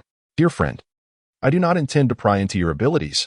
I simply harbor some doubts, which is why I asked. Lu Dongxing clarified, wary of overstepping. Shunbai, already favorably inclined towards Master Lu, did not take offense at his words. Master Lu, you are too kind. You inquire how I discern the truth behind the string of beads, but I find it difficult to articulate. It is merely a feeling, Shunbai replied vaguely. Before the gathered crowd, he could not possibly reveal that his insights stemmed from the ability to see within. Such a revelation would not only be met with disbelief, but would also bring him considerable trouble. As the most renowned appraisal master of Taiha antiquities, Lu Dongxing possessed a profound understanding of Shunbai's words. Indeed, antique appraisal often relies on instinct. No wonder you wish to examine genuine ivory products. It appears this is where the crux lies. I have gained new insight today. However, your vision is remarkably astute, Lu Dongxing praised, giving Shunbai a thumbs up. This flattery made Shunbai somewhat bashful, and he hastily waved his hands. Master Lu, you overrate me. It was merely a fortunate coincidence that allowed me to perceive some clues. If you insist on probing further, it can only be attributed to my good fortune. Regardless of whether the others believed him, Shunbai succinctly shared his situation, though it was a blend of truth and fabrication. What matters now is that you triumphed in our wager through your skill. However, you have offended Ma Hao because of me, so do exercise caution. Master He unexpectedly advised Shunbai. Indeed, there is no need for the esteemed He to elaborate further. Shunbai would naturally develop a wariness towards Master Ma. For individuals of such nature seldom adhere to principles. Lu Dongxing was aware that some of Shunbai's statements were not entirely truthful. Yet it was not his place to pry into another's secrets. He thus remarked that if the young friend was interested, he might as well visit their establishment more frequently. This suggestion resonated perfectly with Shunbai, who was eager to find a place replete with antiques in order to hone his discerning eye. The standards here are exceedingly high. With my attire, I wouldn't even be granted entry. Had I not fortuitously encountered Mr. He, I would remain oblivious to what treasures lie within Taiha antiques, Shunbai jested, lightening the previously tense atmosphere. At that moment, Qin Yi interjected, Master Lu, I have decided to appoint Mr. Shunbai as the fifth appraiser of our esteemed Taiha antiques. Although Mr. Shin has yet to agree. Upon hearing Qin Yi's declaration, Lu Dongxing was genuinely taken aback. He had not anticipated such audacity from this young proprietor. In that case, congratulations to you, young friend, he said, bowing slightly in acknowledgement. Shunbai, promptly mimicking the gesture, returned the courtesy. However, it was not only Lu Dongxing who was astonished by Qin Yi's decision. Even he, the elder, found it somewhat incredulous, particularly due to Shunbai's youth. In this era, there exists a certain reluctance to place trust in the younger generation. Take for instance the comparison between Master Lu and Shunbai. Should they both serve as appraisers for Taiha antiques, a customer seeking to authenticate a collection would instinctively think of Master Lu before considering Shunbai. Age often signifies extensive experience, and thus reduces the likelihood of error. This matter requires careful contemplation on my part. I was merely fortunate to discern the authenticity of that string of beads. Consequently, Qin Boss has employed me, which may indeed lead to losses for Taiha antiques. Shunbai stated earnestly. He was acutely aware of his shortcomings. While he was confident in identifying genuine items, articulating his findings with clarity was another matter entirely. Mr. Shun, do not be overly modest. As the owner of Taiha Antiques, if I am willing to employ you, then you need not ponder other concerns. Qin Yi asserted with remarkable forthrightness. Shunbai smiled wryly, realizing that Qin Yi was resolute in her desire for him to assume the role of appraiser. After hearing Qin Yi's words, he, the elder, seemed to ponder something and suddenly inquired, Young brother, do you truly possess the skill to gamble on stones? The change in his address indicated his newfound recognition of Shunbai. Previously, Shunbai had boasted in front of he, and now, faced with the question. He felt reluctant to deny it, replying vaguely, I have a modest understanding, a slight understanding. In truth, as long as Shunbai's ability to see through the stones remained unimpeded by unforeseen circumstances, his accuracy could indeed reach 100%. Yet, following this experience, Shunbai was hesitant to speak too confidently, wary of potential pitfalls. 3 days hence, a stone gambling convention will be held in the Jadestone City of the East Sea. If you have the time, young brother, it would be worthwhile to accompany me, spoke he, in an inquisitive tone. Before Shunbai could respond, Master Lu Dongsheng, who was beside him, chuckled and remarked, "Ah, so mister. He's aware of this stone gambling event. Why don't we join forces and attend together? With such an exciting affair on the horizon. I too am eager to witness it," added Qin Yi, her interest piqued. Upon saying this, the three turned their gazes towards Shunbai, awaiting his reply. "Are there any prerequisites for participating in this gambling event?" Shunbai inquired cautiously. "There are no specific conditions. If you merely wish to wander around outside, you can go at any time with no issues. However, to gain entry inside, you will require a recommendation," Master Lu elucidated to Shunbai. Shunbai was unaware that the Jadestone City had distinctions between its inner and outer areas. Previously, he had only strolled about the exterior. "Surely, one does not need to don formal attire?" Shunbai jested. Qin Yi waved her hand dismissively, exclaiming in slight exasperation, "Please do not impose such rules upon me. These are company regulations, not solely my decision." Shunbai nodded, not particularly concerned about such matters. "Given that, I shall join you all in 3 days to broaden my horizons. I have yet to visit those shops deep within the Jadestone City," Shunbai stated earnestly.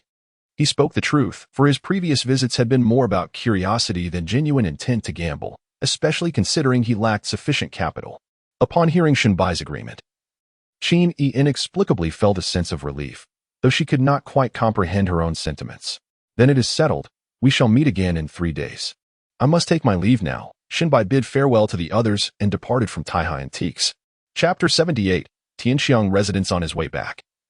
Shunbai pondered the matter. It seemed that Big Brother he did not place significant importance on the wrist beads, especially after the appraisal results were revealed. Big Brother he appeared rather indifferent. Shunbai found himself perplexed as to what was truly on his mind. Nevertheless, the outcome was not unfavorable for Shunbai. He had not only forged connections with Master Lu and the beautiful proprietress, Qin Yi, but had also established a line of communication with Big Brother he, marking an unexpected delight.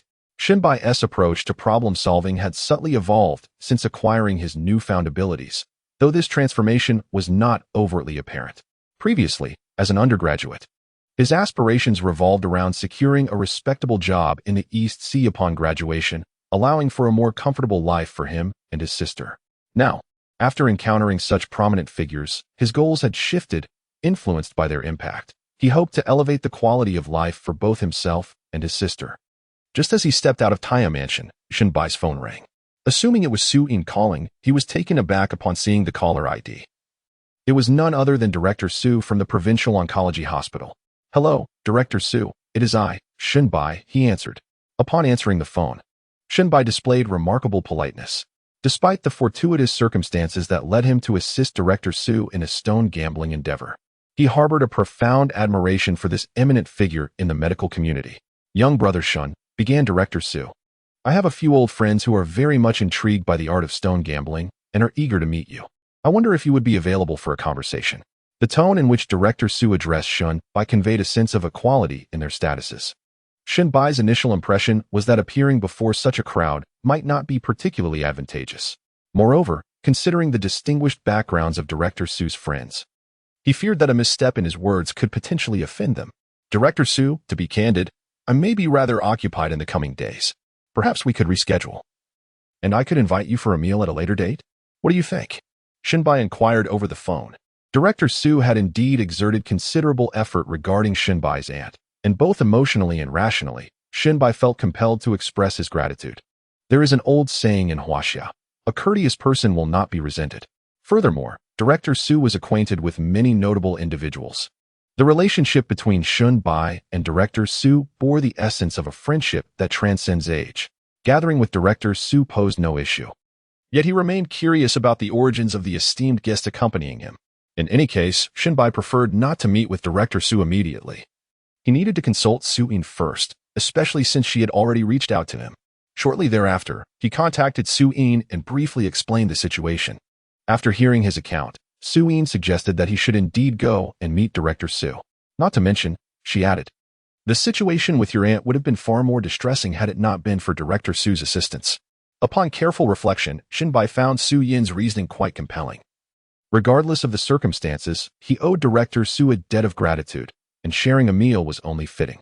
Consequently, Shunbai returned Director Su's call, intending to reserve a table at Taiyangxiangju to express his heartfelt thanks. Taiyangxiangju is one of the most renowned restaurants in Donghai. Adorned in classical decor that resembles an ancient loft, with waitstaff donned in traditional attire. Perhaps this is part of Taiyangxiangju's marketing strategy. Yet there is no denying its monumental success. Countless guests flock to Taiyangxiangju daily, and many find it impossible to secure a reservation even 3 days in advance. Shunbai chose Taiyangxiangju primarily to convey a sense of formality, as Director Su was a person of stature, and it was likely that many would be vying for the opportunity to dine with him. Sister, this evening a friend of mine is celebrating a birthday and has invited us out for dinner. Afterward, we might go singing. So I probably won't be home until quite late. You needn't wait for me, Shunbai communicated to his sister, Shinrong, from the back seat of the taxi. At present, the one most concerned about Shunbai is undoubtedly his sister. The siblings have depended on each other for many years, and Shunbai does not wish to burden her with excessive worry. You've had quite a few birthday gatherings among friends lately. Well, you're older now, and your sister can't oversee you as much. Just be sure to take care of yourself and try to avoid drinking, his sister advised over the phone. Shunbai felt a warm glow in his heart and quickly replied, Sister, you needn't worry. All right, that's it for now. Goodbye. He soon hung up, pondering how terrified his sister would be if she knew he had been involved with individuals like He Laoda and Ma Sang. As he gazed at the towering skyscrapers racing past him, Shunbai gradually felt a surge of ambition. Although Donghai is home to many talented and wealthy individuals, he firmly believes that with his abilities, he can carve out a significant place for himself. Moreover, everything seems to be progressing favorably. He was quite satisfied with the events that transpired at Taiya Antique today, which turned out to be more exhilarating than perilous. Hello, Taiyangxiangju has arrived.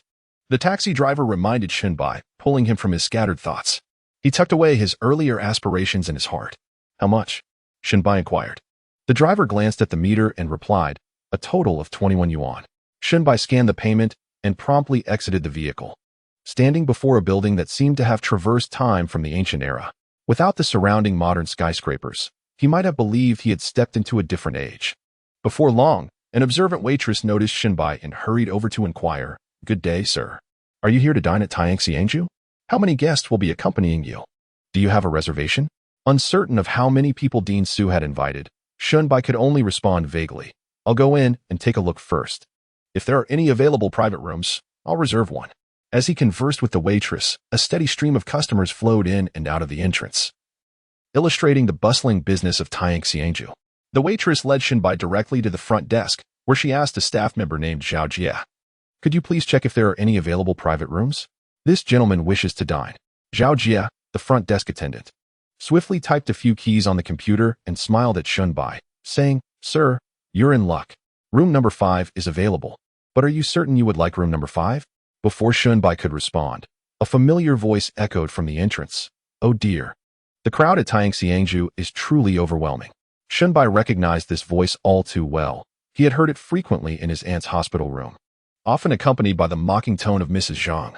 Shunbai's aunt, hailing from the countryside, had faced disdain from Mrs. Zhang, who never missed an opportunity to belittle her, which greatly displeased Shunbai. Later, Shunbai directly summoned Dean Su. Upon encountering Dean Su, Mrs. Zhang no longer dared to act arrogantly and ultimately had to leave the hospital in disgrace. Shunbai had not anticipated running into Mrs. Zhang again in this place. It seemed that the saying frenemies cross paths truly held water. Moreover, it was not only Mrs. Zhang who appeared. Mrs. Wang, who had always echoed her sentiments, was also present, accompanied by 2 middle-aged men, presumably their husbands. Shunbai learned from the daughter of his Aunt San that Mrs. Zhang's husband was a manager in the marketing department of a publicly listed company, wielding a modicum of power and coming from a relatively affluent background. Had this been the former Shunbai, he might have felt a twinge of fear towards Mrs. Zhang. However, having encountered figures like Boss He found Mrs. Zhang utterly inconsequential in comparison. Desiring not to tarnish his eyes, he cast a fleeting glance before producing his identification and addressing the front desk, requesting room number 5 of the Tian series, inquiring if he could pay by card. The front desk attendant, referred to as Sister Zhao, nodded but exhibited a flicker of surprise in her gaze. Shunbai's attire did not suggest he belonged to the upper echelons of wealth. Sister Zhao, being well acquainted with various clientele, could gauge his economic standing from his clothing. The Tian series rooms at Taiyangxiangju were renowned, each not only boasting dedicated service staff, but also featuring uniquely exquisite decor, said to offer an imperial-level experience. Although Shunbai had never visited the Tian series rooms, he had heard friends boast about them numerous times, claiming that a single meal there would cost at least 5 figures. Sir, our Tian series menu comprises 3 tiers. The first tier has the lowest expenditure, requiring only 888 yuan, the front desk attendant stated, awaiting his response. Shunbai was taken aback. A single meal costing 888 yuan felt akin to dining on gold. However, he masked his astonishment and inquired nonchalantly, what about the second and third tiers? Why not elaborate? Upon hearing Shunbai's question, Sister Zhao found herself uncertain of his financial standing. She had initially quoted the first tier's price, presuming he would opt for it. Yet, his inquiry suggested a dissatisfaction with the first tier. Could he be a second-generation rich? Suppressing her curiosity, Sister Zhao donned a professional smile and continued. Our second tier features dishes meticulously crafted by 5-star chefs, priced at 888 yuan. Shunbai's fingers trembled slightly as he recalled the salary chain he had offered him at Taihe Antiques, 50,000 yuan a month. If Shunbai were to work at Taihe Antiques, a single month's salary would scarcely cover 2 meals at Taiyangxiangju. The world of the affluent remained perplexing to Shunbai. During his most extravagant dining experience with his sister, they had spent merely over 100 yuan, after which he lamented the expenditure for quite some time. Fortunately, when treating Aunt San, Director Su did not accept the 200,000. Otherwise, Shunbai would have been forced to retreat in dismay. Over 30,000 for a table was simply beyond his comprehension. Sir, would you like an introduction to the third tier? Sister Zhao at the front desk inquired gently, her smile unwavering. Shunbai was quite satisfied with the service provided by the staff at Taiyangxiangju. The mere thought of the second tier costing over 30,000 was astonishing enough. However, upon hearing the question, he found himself intrigued to discover what the third tier had to offer. Please, enlighten me about the third tier, Shunbai gestured grandly. The staff member's smile broadened, as she had already begun to perceive Shunbai as a wealthy heir. After all, such a demeanor was uncommon among ordinary patrons. The attendant who had accompanied Shunbai was also beaming with delight. Securing an order for the third tier would yield him a handsome commission. Sir, our third tier dishes are crafted from various exquisite ingredients, many of which are air-freighted from abroad to ensure unparalleled freshness. The chefs we employ are all highly acclaimed culinary artists, and should you be interested, you may observe the entire cooking process. Sister Zhao refrained from disclosing the price immediately, opting instead to provide Shunbai with a comprehensive overview. Yet, Shunbai remained uncertain regarding the actual costs. Based on the pricing of the first and second tiers, he speculated that the third tier would be approximately 50,000. Terms like exquisite ingredients, air-freighted, and master chefs implied a steep price indeed. Just tell me the price directly, Shunbai replied coolly. Upon hearing his words, the front desk staff forewent unnecessary elaboration and promptly stated, the price for a table in the third tier is 88,888 yuan, exclusive of beverages. I trust you are aware that some drinks exceed this amount per bottle. Shunbai was genuinely taken aback. He had anticipated the third tier to reach no more than 50,000, yet it was, in fact, over 80,000. Throughout nearly 15 years of education from elementary school to university, he had never spent such a sum in cash. The thought of paying over 80,000 for a mere meal was staggering. Had he not ventured to Taihe building earlier that day, he would have undoubtedly gasped in astonishment. Moreover, considering the beverages would be an additional expense, one could easily estimate that a single dining experience could approach 200,000. Shunbai had only recently managed to accumulate nearly 200,000 in savings. He suddenly regretted his choice of Taiyangxiangju. This was not merely dining but a lavish expenditure. Sir, may I inquire about your decision? Seeing Shunbai lost in contemplation, the front desk staff smiled and gently prompted him. Shunbai felt a pang of conflict. He had no desire for the first tier's offerings, and now he longed to find a way to escape Taiyangxiangju. He regretted not having researched the establishment's prices beforehand. At that moment, a crowd had gathered at the front desk, all eyes fixed on Shunbai, awaiting his decision. Shunbai found himself in a quandary. Given his current savings, even opting for the third tier would not pose a financial burden. Yet, he felt no compelling necessity to spend extravagantly. If every meal with guests required such lavish expenditure, he would find himself unable to afford such indulgences. Considering the significant assistance he had received from Dean Su, Shunbai was reluctant to choose the top tier, fearing that others might perceive his choice as a lack of respect toward the esteemed dean. Ultimately, he resolved to select the second tier, priced at 38,888 yuan per table. "Sir, would you like to order the beverages now, or shall we do it separately?" inquired Miss Zhao at the front desk with a smile. After a moment of contemplation, Shunbai decided it best not to order drinks at this time. He was uncertain of Dean Su's and his companion's preferences, and he himself was not particularly knowledgeable about wines. "Let us forego the beverages for now," he replied. Miss Zhao nodded and, after a few keystrokes, swiftly printed a payment slip along with a credit card transaction receipt. "Sir, here is your receipt. Please keep it safe," she said, bowing slightly as she respectfully handed the documents to Shunbai with both hands. The surrounding patrons observed this exchange and began to murmur among themselves. "Oh, this is the life of the wealthy second generation, ordering the heavenly tier without a flicker of hesitation. Truly extravagant. Over 30,000 yuan for a single meal. I wonder what delicacies they are indulging in. The lifestyle of the affluent is beyond our comprehension. Spending nearly half a year's salary on a meal. Who could afford such luxury unless they had a fortune at home?" Most spoke with a sense of envy, though a few harbored a hint of bitterness, clearly tinged with jealousy. Shunbai absorbed these comments with a wry smile. Were it not for Dean Su's esteemed position and the genuine aid he had provided, he would never consider such an extravagant expenditure. Spending over 30,000 yuan could purchase numerous fine pigs, after all. Yet, having committed the money, Shunbai felt no regret, viewing this as an opportunity to experience firsthand what a meal costing such a sum entailed. As he took his credit card and turned to leave, a familiar voice caught his attention from behind, inquiring of Miss Zhao. "Excuse me, I've heard that your heavenly rooms are particularly famous. Are there any available?" Recognizing the voice of Mrs. Zhang, Shunbai initially intended to depart but reconsidered, deciding to linger and observe. "I'm sorry, madam, but our heavenly rooms have all been reserved.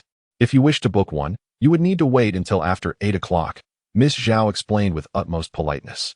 Mrs. Zhang appeared displeased with this response. She cast a sharp glance at Miss Zhao, her tone growing colder. "If I were to offer a higher price, would no one be willing to relinquish their room?" Miss Zhao, sensing that she was dealing with a rather difficult customer, prepared to navigate the situation with care. If such guests are not handled appropriately, they can significantly impact the establishment, for a restaurant is, after all, a service industry that often relies on the whims of its patrons. Miss Zhao maintained her pleasant demeanor, gently articulating her apologies. "I beg your pardon, madam, but we are unable to intervene regarding the rooms we have already booked. I kindly ask for your understanding." A sudden loud bang startled everyone present. Miss Zhao flinched, and even Shunbai turned his head in curiosity. It was Mrs. Zhang, whose hand had struck the counter with force, her face contorted in anger as she demanded, "What is this? Are you saying I cannot spend my money? Hurry up and call to see if anyone is willing to relinquish a room, or I shall publicly declare that there is something amiss with your establishment." Mrs. Zhang's words struck dread in Miss Zhao's heart. It appeared that this troublesome guest was not an ordinary one. She couldn't fathom what misfortune had led her to encounter such a person. Yet, despite her inner turmoil, Miss Zhao's smile remained unwavering as she continued, "I sincerely apologize, madam, but we lack the authority to accommodate such requests." At this juncture, a portly middle-aged man beside Mrs. Zhang interjected, his demeanor haughty as he inquired, "Isn't it merely about making more money? Tell me, how much would it take for someone to give up a room? Is 100,000 enough?" This statement elicited gasps from the crowd, revealing yet another affluent individual. Who was this person to possess such wealth? In Donghai, there were countless wealthy individuals, and I had no way of knowing his identity, but his attire certainly suggested considerable affluence. What a world we live in. Earning a modest income is a struggle, while these individuals can easily spend tens of thousands on a single meal. The onlookers whispered among themselves, their voices low, sharing their astonishment. While Tianxianju had a high consumption threshold, not all its patrons were wealthy. Besides the premium and exclusive rooms, it offered ordinary accommodations and banquet options, where a meal could cost merely 4,000 to 5,000 at most. "Esteemed sir and madam, I sincerely apologize, but our restaurant does not operate under such policies. I humbly ask for your understanding." Miss Zhao bowed repeatedly to Mrs. Zhang and her husband, hoping to gain their forgiveness. Witnessing this scene, Shunbai felt an inexplicable discomfort. Indeed, despicable individuals remain unchanged regardless of their surroundings. Shunbai had thought that Mrs. Zhang's grievances against the third aunt stemmed solely from her rural background. Yet it was evident that even if the third aunt were a city dweller, Mrs. Zhang would still find fault. "Do you see the sign behind you? Tell me loudly what it says," Mrs. Zhang insisted, pointing at a sign behind Miss Zhao. Without even glancing, Miss Zhao replied, "It reads, 'The customer is always right.'" "Speak louder, Mrs. Zhang barked. Tears welled up in Miss Zhao's eyes, yet she boldly proclaimed that the customer is king, sensing the situation was amiss. The server who had accompanied Shunbai hastily sought out the manager, for they lacked the authority to address such matters. Meanwhile, numerous onlookers discerned that Mrs. Zhang seemed to be seeking trouble, and they began to voice their disapproval. What sort of person would harass a server? It is truly shameful. Just look at her despicable demeanor. I almost feel compelled to confront her. If it were me at the front desk, I would have unleashed my fury. Unbeknownst to these patrons, had Miss Zhao truly lost her temper, she would undoubtedly forfeit her job. Amidst the murmurs of the crowd, Mrs. Zhang remained unfazed. Her sole demand was for the front desk to provide her with an available room. As for the opinions of others, or whether her actions were in accordance with protocol, she paid them no mind. After all, as long as she did not break the law, who could hold her accountable? She existed as if she were a deity. It was this extreme mindset that led Mrs. Zhang to disregard the feelings of those around her, as if the entire world revolved around her.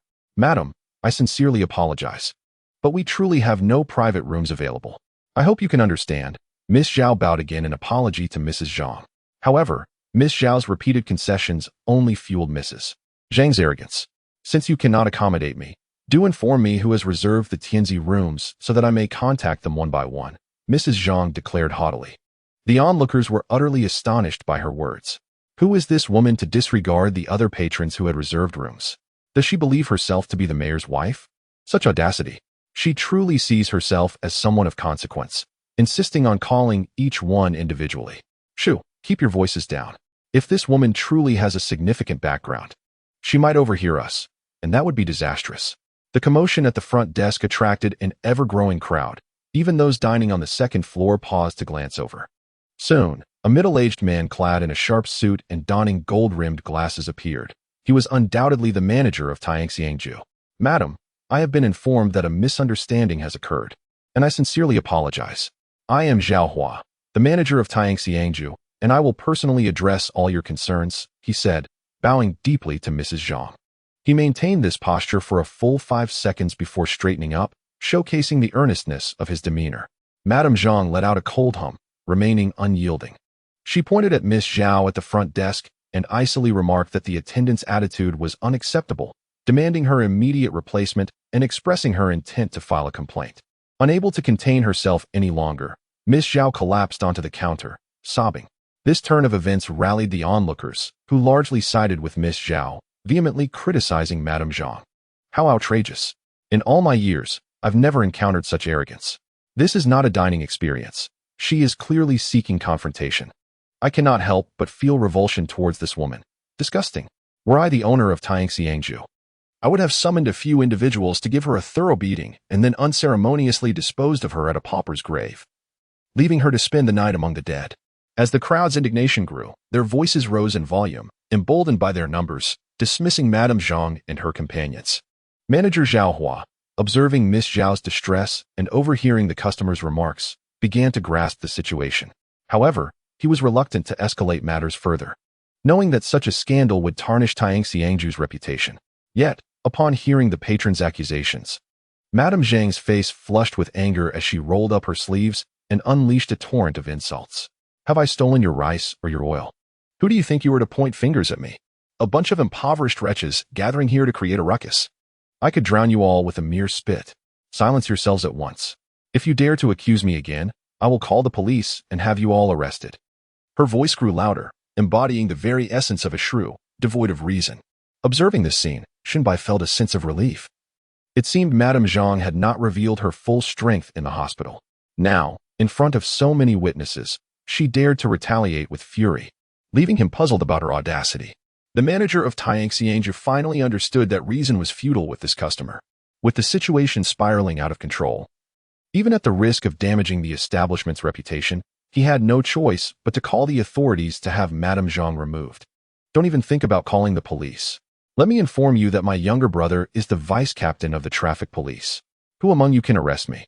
Go ahead, give it a try. Madame Zhang, sensing the manager's intentions, taunted him. The customers who had earlier voiced their indignation fell silent, realizing that she indeed had formidable connections. Witnessing the crowd's hush, Madame Zhang grew even bolder, demanding that Manager Zhao disclose the identities of those who had reserved the hotel rooms. Before Manager Zhao could respond, many customers' gazes shifted toward Shinbai, as several had seen him book the last VIP room at Tianxiangju. Realizing the implications of their attention, Shinbai felt a wave of regret. Had he known this would unfold, he would have left at once. Due to the angle and the obstruction of the crowd, Mrs. Zhang had not initially noticed Shinbai. However, as she followed the gaze of those around her, a familiar face emerged, and to her surprise, a flicker of joy crossed Mrs. Zhang's countenance. Yet, Shinbai was acutely aware that Mrs. Zhang did not regard him as a friend. As expected, her next words came swiftly.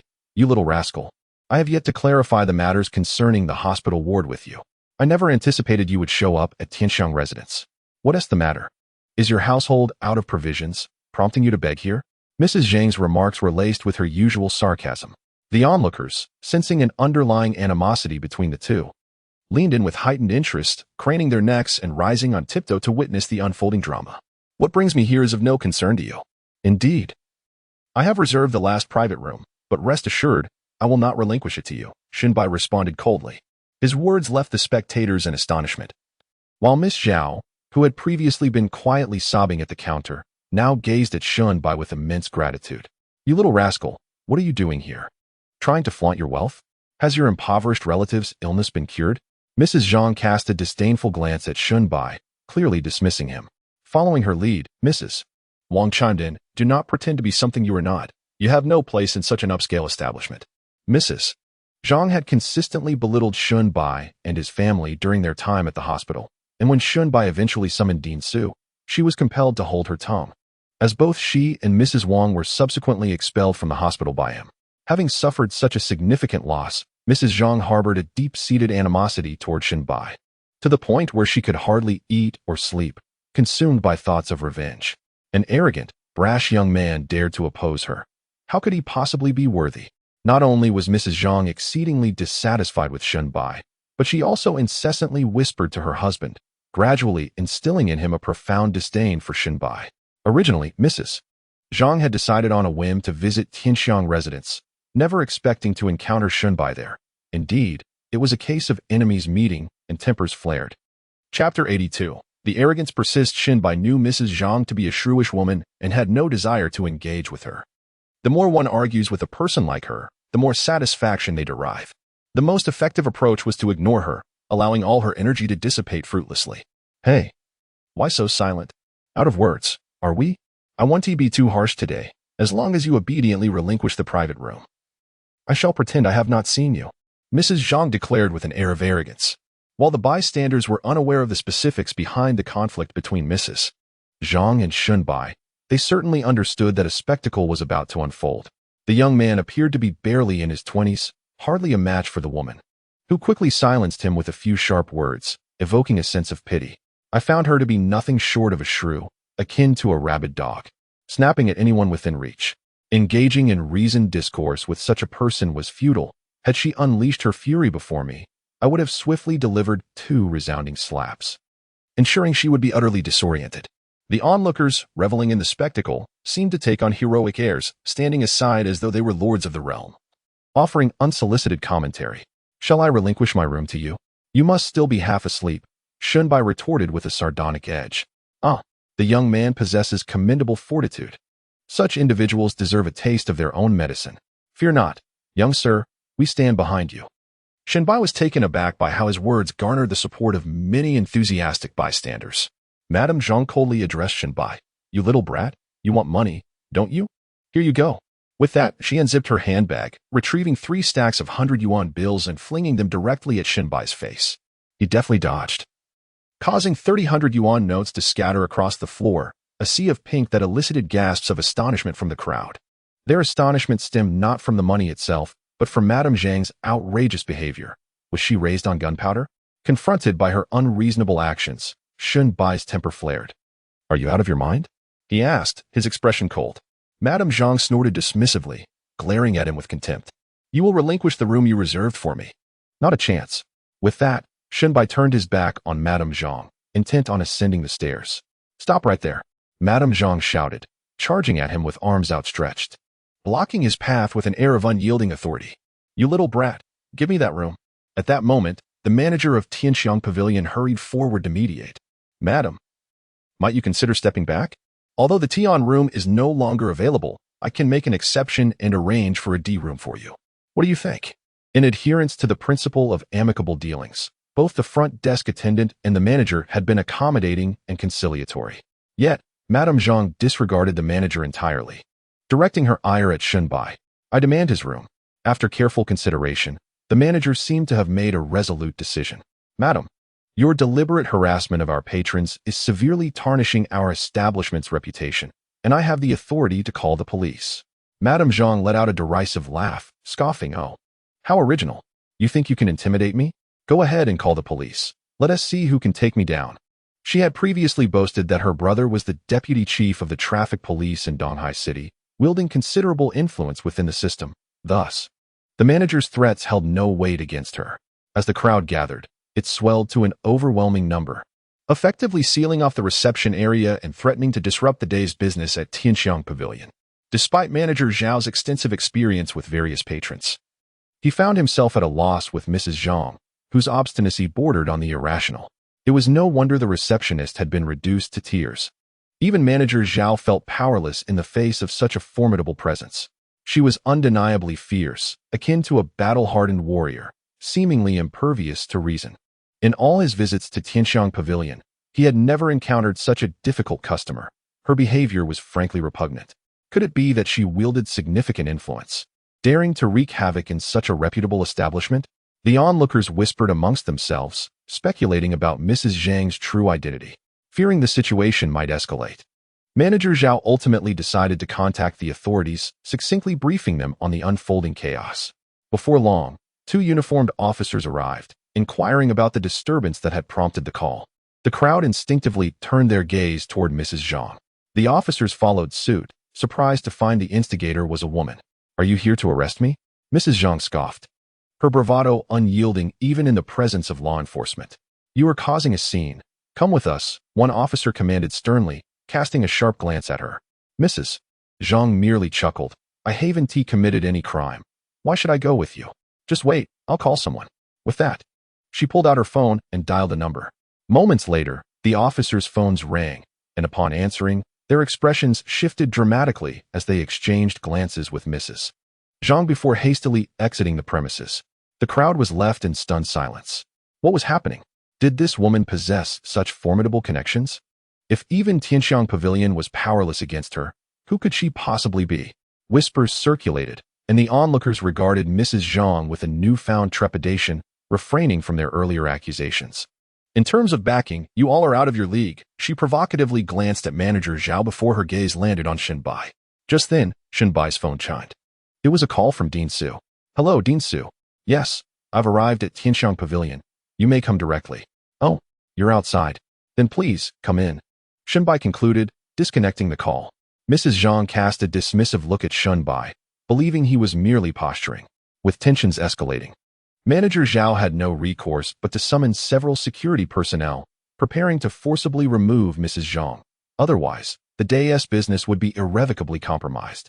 Even if the reputation of Tianxiang residents is somewhat tarnished, it is imperative to prevent Mrs. Zhang from continuing her reckless behavior. "What are you all doing? Let me make it clear. Should anyone dare to lay a finger on me today, they shall face dire consequences." Upon noticing several security personnel preparing to take action against her, Mrs. Zhang issued a sharp reprimand. Momentarily, the security guards found themselves intimidated, casting uncertain glances toward Manager Zhao. Simultaneously, Mrs. Zhang's husband and the Wang couple positioned themselves protectively in front of her, their intentions unmistakably clear. "If you wish to harm her, you must first contend with us." Manager Zhao was utterly unprepared for the tenacity displayed by Mrs. Zhang. Finding himself at an impasse, he resorted to calling his superior. Chapter 83. Dean Su takes action. As Manager Zhao was making the call, voices drifted in from the entrance. Oh, is business at Tianxiang residence particularly thriving today? Why are all these people crowding the front desk? Please make way. We need to pass through. Thank you. Excuse me. Thank you. Shenbai recognized a familiar voice. It was Dean Su and his entourage arriving. Ah, Xiaobai, so this is where you are. Dean Su finally squeezed his way through the throng and spotted Shenbai, greeting him eagerly. Clearly, Dean Su had not yet grasped the situation at hand. Although he cast a questioning glance at Mrs. Zhang, finding her somewhat familiar. Dean Su. Shenbai returned the greeting with a smile. The mention of Dean Su's name elicited gasps of astonishment from the gathered crowd, as some had already recognized his identity. In the expansive Donghai city, it was only Dean Su of the oncology hospital who was widely known. To think that I would encounter the esteemed Dean Su here today. It appears he is quite acquainted with that young man. Could their relationship be quite significant? I had a feeling that a young person capable of reserving a top-tier room must possess considerable influence. Even if that fierce woman has some prowess, she surely cannot rival Dean Su. The onlookers buzzed with excitement upon learning of Dean Su's identity. The provincial oncology hospital enjoys immense renown in Donghai City. And as its overseer, Dean Su is undoubtedly one of the city's prominent figures. Yet, he is rarely seen in public, and for many, this was their first opportunity to behold him in person. Dean Su, greetings. Manager Zhao of Tianxiang residence decided to set aside Mrs. Zhang's matter for the moment and promptly approached Dean Su to extend his regards. Dean Su merely nodded slightly, offering no further comment. However, he suddenly felt an unsettling sensation, as if a thorn were lodged in his back, prompting him to turn and examine Mrs. Zhang, who was glaring at him with a resentful gaze. A few days prior, both Mrs. Zhang and Mrs. Wang had been unceremoniously dismissed by Dean Su from the hospital, leaving them harboring considerable resentment toward him. What is this? Dean Su squinted his eyes, inquiring of Manager Zhao. Manager Zhao briefly recounted the situation. After listening, Dean Su's expression darkened as he finally recalled who Mrs. Zhang truly was.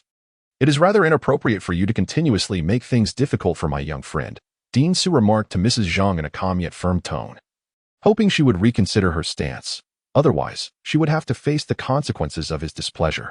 Upon hearing Dean Su defend Shenbai, jealousy and envy flickered in the eyes of those present, as knowing Dean Su could greatly facilitate many endeavors. So, you intend to speak up for him? Mrs. Zhang questioned coldly. It had been a long time since Dean Su had been so openly insulted. He narrowed his eyes at Mrs. Zhang and then let out a disdainful laugh. He deemed it beneath his dignity to engage in a verbal spat with someone like her, and instead made a phone call. In less than 5 minutes, Chairman Chen, from Mrs. Zhang's husband's company, unexpectedly arrived at Tianxiang restaurant. Manager Zhao, what on earth is happening here? Chairman Chen coldly inquired, directing his question at Zhang Qiuanshou. Over the past few years, Zhang Qiuanshou had enjoyed considerable success, largely due to his position as Manager Zhang. Without that title, he would be nothing. As Zhang Qiuanshou's superior, Chairman Chen could easily obliterate years of his hard work with a single word. Having seen Dean Su's arrival, Zhang Qiuanshou sensed an ominous turn of events and wished to persuade his wife to leave, but Mrs. Zhang, blinded by anger, refused to heed his words. To his dismay, Dean Su's phone call summoned his boss, leaving Zhang Qiuanshou in a state of panic. Mrs. Zhang recognized Chairman Chen but dismissed him, harboring unspoken grievances against him.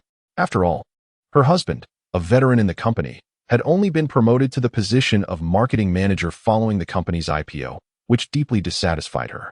Had it not been for her husband's restraint, she would have confronted Chairman Chen long ago, believing her husband deserved a vice chairmanship for his years of toil. Chairman, allow me to explain, Zhang Qiuanshou stammered, unsure of how to articulate his thoughts. Observing her husband's cowardice, Mrs. Zhang's frustration boiled over, and she sarcastically addressed Chairman Chen. Oh, isn't this Chairman Chen from Donghua Group? What brings you here? Shouldn't my husband's position in your company be elevated? Chairman Chen furrowed his brow, clearly displeased by Mrs. Zhang's peculiar tone. While he might not have a strategy to deal with her, he could certainly keep her husband firmly under his thumb. Zhang Qiuanshou, you are to settle your salary with the finance department tomorrow. You need not return to work thereafter, Chairman Chen stated coldly. This decision struck Zhang Qiuanshou like a thunderclap, leaving him momentarily stunned and unable to process the gravity of the situation. Although the Donghua Group may not be a colossal enterprise, Zhang Qinshi has dedicated over 2 decades of his life to it, achieving a certain status and recognition, only to see it all crumble. Remarkably, this downfall is attributed to his own wife. Chairman Shen, your actions seem rather unorthodox. Do you have the board's approval for this? To dismiss my husband in such a manner, I could report you to the Labor Bureau. Mrs. Zhang, seemingly oblivious to the gravity of the situation, attempted to threaten Chairman Chen. Upon hearing her words, Chairman Chen's countenance darkened considerably. Suddenly, a resounding slap echoed through the room, startling everyone. It was Zhang Qinshi, who had struck his wife across the face, furiously admonishing her, "Have you lost your senses? Speak less." Mrs. Zhang stood there, momentarily stunned, unable to comprehend the turn of events. After decades of marriage, her husband had never raised his voice against her, yet today, he had publicly slapped her. Well done. It was long overdue. This insufferable woman is utterly infuriating, a complete shrew. If it were me, I would have retaliated long ago. Such a release of pent-up frustration. One more slap wouldn't hurt. This wretched woman deserves to be taught a lesson. She dares to speak her mind, disregarding everyone around her. Does she think herself untouchable? The onlookers began to applaud, cheering in support. Observing this scene, Shunbai felt a sense of vindication. Chapter 84. Evil begets evil. Zhang Qinshi paid no heed to his wife, who was still in shock, and instead humbly pleaded with Chairman Chen, "Boss, it is my wife's ignorance that has led to this offense. I hope you will overlook her transgressions." Chairman Chen snorted disdainfully, "With a wife like yours, our company cannot afford to keep you. I fear she might burn the place down at any moment." Upon hearing these words, Zhang Qinshi turned pale, realizing that his job was irretrievably lost, a culmination of years of hard work. An uncontainable fury surged within him, amplifying all the grievances he had endured over the years. His expression morphed into one of sheer rage as he stepped forward and delivered another resounding slap to Mrs. Zhang, sending her sprawling to the ground, blood trickling from the corner of her mouth. The crowd erupted in applause once more. After what felt like an eternity, Mrs. Zhang regained her composure. Glaring at her husband and accusing him, "Zhang Qinshi, you heartless wretch, how dare you strike me? I will not let this go." She threw her handbag aside, scrambling to her feet, and lunged at him, claws outstretched. In that moment, Zhang Qinshi was no longer the man who feared his wife. Years of resentment exploded forth, and he disregarded his dignity, seizing her by the hair and delivering a flurry of slaps. As he struck her, he shouted, "I will not tolerate your arrogance any longer. Enough. Stop." After Mrs. Zhang's face had been brutally swollen, Shunbai suddenly spoke up. However, Zhang Qinshi showed no regard for Shunbai, casting him a glance before resuming his violent assault on his wife's face. As he struck her, he berated her, "You wretched woman. Do you have any idea how long I have tolerated you? All these years, you have flaunted your superiority over me. And now you have caused me to lose my job. You deserve nothing less than this. I must have been blind to have ever chosen you, you shameless harlot. I have been endlessly patient with you, even washing your intimate garments, yet you persist in creating trouble for me. Let me be frank. I have long since had enough of you." Zhang Qinshi's fury escalated with each blow until Mrs. Zhang's face resembled that of a swollen pig, at which point he finally ceased. The pent-up resentment he had harbored for years was released in that moment. Mrs. Zhang, disoriented and unable to utter a word, was left in a state of confusion. "Zhang Qinshu, have you lost your mind? Without Mrs. Zhang, where would you be today? How could you inflict such violence upon your own wife?" Although Mrs. Wang dared not intervene directly, she felt compelled to voice her disapproval. "You are no saint either. Mind your words, or I shall deal with you as well." Zhang Qinshu glared at Mrs. Wang, his eyes filled with murderous rage. Startled, Mrs. Wang quickly hid behind her husband, fearing for her safety. At that moment, Mrs. Wang's husband spoke up, "Zhang Qinshu, you are no different from a beast, truly living up to your notorious name. Today, in front of everyone, you have reduced your wife to this state. Do you not fear her family will seek retribution?" He began leveraging the influence of Mrs. Zhang's family against Zhang Qinshu. Zhang Qinshu had initially been drawn to Mrs. Zhang largely due to her illustrious lineage. Her family had been engaged in commerce for generations, establishing themselves as a prominent local family. However, after marrying Zhang Qinshu, Mrs. Zhang had distanced herself from her family. Now, having been brutally assaulted by her husband, her family would undoubtedly demand accountability. Momentarily taken aback, Zhang Qinshu's gaze turned icy as he coldly retorted, "I am but a worthless life now. If this madwoman's family wishes to confront me, let them come." After uttering this, Feeling his anger still unresolved, he delivered 2 more vicious kicks to Mrs. Zhang. Her face was a tapestry of bruises, her eyes swollen to mere slits, rendering her incapable of evading her husband's onslaught. I will return to fetch the documents and file for divorce. Zhang Qianshou stormed towards the door, and the onlookers instinctively parted to clear a path, none wishing to provoke him further. A man capable of such violence against his own wife is undoubtedly a madman. All right. Everyone disperse. There is nothing more to see here. Chairman Chen waved dismissively at the crowd, who reluctantly began to disperse. Mrs. Wang hastily called for an ambulance, and with her husband as assistance, they transported Mrs. Zhang to the hospital. Are you satisfied with my handling of the matter, old Su? After everyone had dispersed, Chairman Chen approached Director Su with great respect and inquired. It is quite satisfactory. I appreciate your efforts in this matter, Director Su replied with a calm demeanor. Chairman Chen quickly bowed slightly, visibly anxious as he responded. What are you saying? There is no trouble at all. If it weren't for your exceptional medical skills 3 years ago, I would have long been in the ground. Shenbai finally understood why Chairman Chen was so courteous to Director Su. It was a matter of life and death. Xiaobai, I did not anticipate that Mrs. Zhang would entangle you to this extent. Having learned from today's lesson, she should no longer act so recklessly, Director Su remarked to Shenbai. Upon hearing this, both Chairman Shun and Manager Zhao from Tianxiangju looked at Shenbai in astonishment, realizing that Director Su held this young man in such high regard. And they quickly committed Shenbai's appearance to memory. Well then, let us proceed to dine. I am grateful for your assistance today. Shenbai expressed his gratitude to Director Su. Following this, they all headed to room 5 of Tianzi. Originally, Director Su intended to invite Chairman Chen to join them for dinner, but Chairman Chen excused himself, citing numerous pressing matters. Once Shenbai was seated in room 5, he comprehended why Tianxiangju was so expensive yet held such a stellar reputation. The room was exquisitely decorated, adorned with calligraphy and paintings by ancient masters. In the southeast corner, a large fish tank housed several carp swimming joyfully. The seating was of a classical style, clearly crafted by renowned artisans. It was likely that each chair alone was quite costly. Ha ha ha, Xiaobai, I never imagined you would choose a place like Tianxiangju. Director Su chuckled as he took the seat of honor. It would not do to invite such a distinguished guest without selecting a more upscale venue, Shenbai replied. This prompted a round of hearty laughter from the others. Accompanying Director Su were 3 elderly gentlemen, who appeared to share a close relationship with him. Shenbai surmised that they were likely experts in the field of oncology. However, he soon realized his assumption was incorrect. As Director Su introduced the 4 elderly men as old friends who shared a passion for rock gambling. Chapter 85. Heartwarming. Having heard that our young friend possesses a discerning eye, we specifically followed old Su to witness this for ourselves. We hope you will not take offense. An elderly gentleman dressed in traditional attire said with a smile. Shenbai quickly waved his hands in modesty. Not at all. You are too kind. Seeing Shenbai's courteous demeanor, the elderly gentleman's impression of him improved significantly. Suddenly, Director Su asked Shenbai, Xiaobai, there will be a stone gambling convention in a few days. Would you care to join us? Shenbai was taken aback, not expecting old Su to invite him to the stone gambling event. Just recently, he had forged a connection with old Su during a stone gambling incident.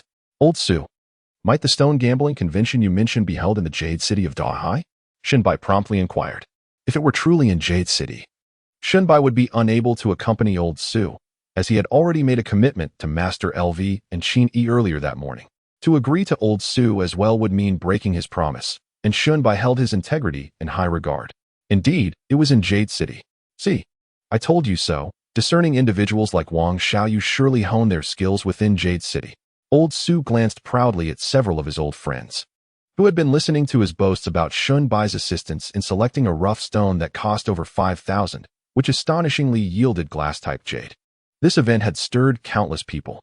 Throughout his life, aside from treating patients with tumors in the hospital, old Su had devoted the remainder of his time to the gamble of stone. It wasn't that he aspired to become a billionaire through stone gambling. Rather, it was the thrill of the gamble that captivated him. Many describe stone gambling with the phrase, one cut leads to heaven, another to hell. Until the rough stone is unveiled, no one can ascertain whether it contains jade. Most must rely on luck for their choices, and a wrong selection inevitably leads to regret. Over the years, old Su had purchased numerous stones, yet the instances of actually uncovering jade were few and far between. discovering glass-type jade was an unattainable dream. It was through Shun Bai's guidance that Old Su experienced pure exhilaration. When he first beheld the glass-type jade, he was utterly astonished. Old Su's willingness to assist Shun Bai in resolving his troubles stemmed from his desire for Shun Bai to lend him a discerning eye, thereby enhancing his reputation among his old friends. Old Su, I truly cannot join you for this stone gambling event, as I have already made prior commitments. Shun Bai stated candidly. Old Su's spirits immediately dampened, and he sighed, Alas, it is my fault for not speaking up sooner. Had I mentioned it earlier, it would have been far better. Observing Old Su's dejection, Shun Bai felt a pang of sympathy and quickly reassured him, though I cannot accompany you this time. You may call upon me for your next venture to purchase raw stones. With Shun Bai's promise, Old Su's gloomy expression vanished, and he laughed heartily, exclaiming, Good, good. With your word, I am at ease. Although Old Su was unaware of how Shun Bai managed to select the single rough stone containing glass-type jade from the multitude, he felt confident as long as Shun Bai was by his side. As the adage goes, the elderly grow wise. Old Su understood that Shun Bai harbored secrets, yet he refrained from probing further. I say, Old Su, the last incident you recounted sounded extraordinary. Is it truly as you described? Inquired a short, stout elder seated to Old Su's left. Old Dong, what do you mean by that? Do you think I would deceive you? Old Su retorted, setting down his chopsticks, visibly irked. Of course, had he not witnessed Shun Bai's prowess, he too would likely have reacted similarly to the stout elder. I did not mean it that way. I was simply filled with curiosity. It is worth noting that, at present, there exists no instrument capable of penetrating the depths of a raw stone. As the stout elder spoke, he turned his gaze towards Shun Bai's eyes. Shun Bai was taken aback, wondering if this rotund old man had discerned something extraordinary. Upon further reflection, he deemed it unlikely, as the secret of his white eyes was known only to his sister and Suyin. It was improbable that anyone else could be aware of it. Ha ha ha, young man, I am just fortunate, Shun Bai chuckled, intending to brush off the matter. Old Su interjected. This lad's luck surpasses that of all us old fellows combined. He has managed to select a glass-like specimen from over 100 raw stones. Old Su had never bowed to anyone, yet he found himself deeply impressed by Wang Xiaoyu at this advanced age, which was indeed amusing. Remarked the elder in traditional attire with a smile. Enough, enough. Do not stray off topic or pry too deeply. Next time, I will bring Wang Xiaoyu along. And you shall gain further insight. Old Su gestured dismissively. The meal extended nearly 2 hours before it concluded, during which Old Su had also intended to introduce Shun Bai to his old friends. Despite their amiable appearances and seemingly agreeable demeanor, these gentlemen were, in fact, prominent figures in Donghai. Having known them for decades, Old Su regarded them as long-standing companions. Shun Bai, having felt no anxiety earlier at Taihai Antiques, was even more at ease in the presence of these elders. Although he recognized that their backgrounds were likely substantial, he refrained from fawning over them, believing that there was no hierarchy among people. As the meal progressed, Shun Bai contributed less to the conversation, primarily listening to Old Su recount various tales from the past, including how Donghai evolved into the bustling metropolis it is today, which granted Shun Bai a clearer understanding. As they prepared to depart, Old Su advised Shun Bai, If that madwoman troubles you again, just call me. I shall issue a psychiatric evaluation to have her committed to a mental institution. Shun Bai burst into laughter, increasingly finding Old Su to be quite amusing. After indulging in libations, the elders called for their younger relatives to pick them up once they exited Tangxiangju, while Shun Bai escorted Old Su home. Upon returning home, nearly 10 o'clock had arrived. As he opened the door, he was greeted by the sight of a meal laid out on the table, with his sister, Shen Rong, seated nearby, engrossed in the television. Ah, you have finally returned. Are you hungry? I will warm up the food for you, Shen Rong remarked, noticing that the dishes had grown somewhat cold. Shun Bai felt a surge of warmth in his heart, but, patting his stomach, replied with a wry smile. I am quite full from dining out, and cannot possibly eat another bite. Yet, despite his words, he reached for a meatball, savoring its delightful crunch as he took a bite. Upon seeing the lavish spread prepared by his sister, Shun Bai inexplicably felt a twinge of guilt. He had just spent over 30,000 on his meal, and the sting of that expense still lingered. Chapter 86. An incident on the bus after taking a warm bath. Shun Bai emerged to find that his sister had already tidied up the dining table and was preparing for bed. She had to rise at 8 in the morning for work and seldom stayed up late, unless under exceptional circumstances. Sister, please wake me up when you get up tomorrow. I need to head to school early. Their essay midterm in advanced mathematics, Shunbai remarked. He feared that the alarm clock might fail to rouse him, so he deemed it more reliable to remind his sister. Missing the midterm would jeopardize his chances of passing the subject. Advanced mathematics was notorious for its high failure rate among undergraduates, and many would guess that there was a tree in university named Advanced Mathematics, laden with students who had failed. Is 7 o'clock too late for you? Shenrong inquired, nodding in response. Not at all, Shunbai replied, from his current residence. The journey to school took no more than 20 minutes by bus, provided there was no traffic, making a 7 o'clock wake-up ample time. As he lay in bed, Shunbai began to contemplate the trajectory of his future. The events of the past few days had profoundly impacted him. The extravagant meal he had just consumed served as a stark reminder of the necessity to earn more money. Presently, he and his sister resided in a rented apartment. With financial stability, he could afford to purchase her a condominium, and in time, even a villa might not be out of reach. In recent years, property prices in Donghai had skyrocketed, resembling a rocket shooting upwards, with no indication of when the ascent would cease. Presently, the cost per square meter was around 40 to 50,000. Even if he were to forego all expenses for a year, he could scarcely afford half a restroom. Had this been the old Shunbai, such thoughts would have plunged him into despair. However, circumstances had shifted. If he accepted Qin Yi's offer to work at Taihai Antiques, he could earn 50,000 a month. Lost in these thoughts, Shunbai contentedly turned off the light and drifted off to sleep. The following morning, precisely at 7 o'clock, he heard a knock on his door as his sister called out, "Brother, wake up. It's already 7. Okay, I'm coming," Shunbai replied promptly, having awakened refreshed after a good night's sleep. For breakfast, Shenrong prepared a simple porridge complemented by the leftover dishes from the previous night. After they finished their meal, the siblings departed for their respective destinations. Despite having ample funds in his pocket, Shunbai opted against taking a taxi. He feared that indulgence in comfort would lead to complacency, so he chose to take the bus instead. However, once aboard the bus, he immediately regretted his decision. The vehicle was crowded, and although he had intended to pull out his textbook for review, he ultimately abandoned that notion. Shunbai had scarcely studied during this period, and it was only the day before that he had checked his phone and discovered the exam notification. After all, relying on last-minute cramming was futile for one who had not prepared in advance. Shunbai decisively put away his advanced mathematics textbook. Just then, he heard his phone ring. Upon checking, he noticed it was from an unfamiliar number, so he promptly hung up. However, the caller was persistent and dialed again. "Hello, may I ask who is this?" Shunbai inquired. "Is this Shinbai? This is Qin Yi. I'm calling to ask how you have been contemplating the matter from yesterday." Qin Yi's melodious voice momentarily stunned Shunbai. Puzzled, he questioned, "How did you acquire my number?" Qin Yi refrained from providing an explanation and insisted, "First, please answer my question." Agreeing was feasible, but I have additional conditions. We can discuss them in detail when we meet. I am on the bus and cannot converse freely, so I must end this call for now. With that, Shunbai abruptly hung up. It was evident that acquiring his number posed no challenge for Qin Yi. At that moment, Shunbai lifted his gaze and saw a portly man on the bus slowly extending his hand toward a young girl's bag. Realization dawned upon Shunbai.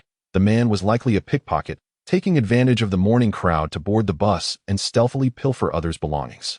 Given the bus's cramped conditions, a mere brush against someone often went unnoticed. This man was clearly experienced. He obscured the bus's surveillance with his body while using one hand to shield his actions from onlookers, ensuring no one detected his misdeeds. Unfortunately for him, he had encountered Shunbai, who could see his every move despite the man's attempts at concealment. "Dear passengers, please hold on tightly. We are approaching Shidian Jiyuan Station. Passengers alighting here, please move towards the door." The bus's announcement signaled their imminent arrival, and Shunbai noticed the man growing increasingly anxious. His hand now resting on the girl's bag, nearly grasping her phone.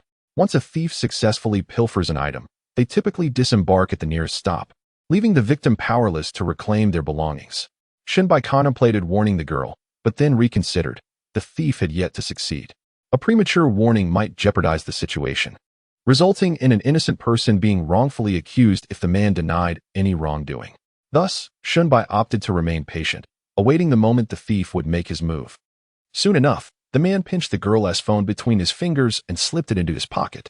Shunbai felt the moment to act had arrived. Just then, the bus reached the station and gradually came to a halt, prompting all those wishing to disembark to surge towards the exit. including the thief. Driver, please do not open the doors yet. I have spotted a thief. Shinbai chose the most direct approach and boldly proclaimed that, with his current skills, he had no fear even if the portly individual had accomplices in the vehicle. Moreover, he was anxious to reach the school for his examination. He feared that excessive delays on the road would jeopardize his timely arrival. Upon hearing Shinbai's words, nearly all the passengers turned their gazes toward him. The already triumphant rotund man displayed a flicker of panic, appearing somewhat flustered. Everyone quickly checked to see if they had lost anything. Shinbai had prompted them, and as they inspected their wallets and phones, relief washed over them upon realizing their belongings were intact. "Oh no, my phone is missing," cried a distressed young woman, her eyes darting towards Shinbai in desperation. Since Shinbai had recognized the thief, she hoped he could identify the culprit. "Stop looking around. It's you. Hand over the phone." Shinbai pointed directly at the portly man's pocket where he concealed the phone, speaking plainly. The entire vehicle's attention shifted back to the rotund man, eager to ascertain whether he had indeed stolen the girl's phone. "Kid, don't wrongfully accuse me. I haven't stolen any phone," the man retorted, unwilling to concede. He fixed Shinbai with a menacing glare, as if he wished to devour him whole. "I just witnessed you slip that girl's phone into your pocket. Don't try to deny it. Return it at once." Shinbai remained undaunted by the rotund man's fierce demeanor. "Did you or did you not steal the phone? If you did, hand it over quickly. We have places to be, and I'd prefer not to waste everyone's time," a discontented woman interjected, glaring at the rotund man. "Indeed, if you didn't steal it, show us your pockets. If you did, return it promptly. Look how anxious that young lady is." Someone else chimed in. Others joined in criticizing the man, with some even threatening to search him. "What are you doing? I've already said I didn't take the phone. Are you planning to force a confession?" The rotund man responded coldly. His intimidating presence instilled a measure of fear among the crowd. "Sir, did you take the phone or not? If you did, please return it to me. And I won't pursue the matter any further," the girl pleaded, her eyes filled with sorrow. It was not merely the phone's value that mattered. It contained many precious memories, and its sudden loss was a troubling predicament. "I've told you I didn't take it, so stop this nonsensical back and forth," the rotund man insisted obstinately. Shinbai pointed to the vehicle's surveillance camera and addressed the man. "Return it now. Do you really think you can hide from the camera? Once they review the footage, the truth will emerge regardless." "All right, just you wait." The portly man hissed through clenched teeth before retrieving his phone from his pocket and angrily handing it back to its rightful owner. However, the device had already been powered off, and it was uncertain if it had sustained any further damage. The girl hastily powered it on and checked for any issues. Relieved to find it seemingly intact, she promptly expressed her gratitude to Shinbai, exclaiming, "I cannot thank you enough. I was just about to head for an interview, and without my phone, I would have been in dire straits.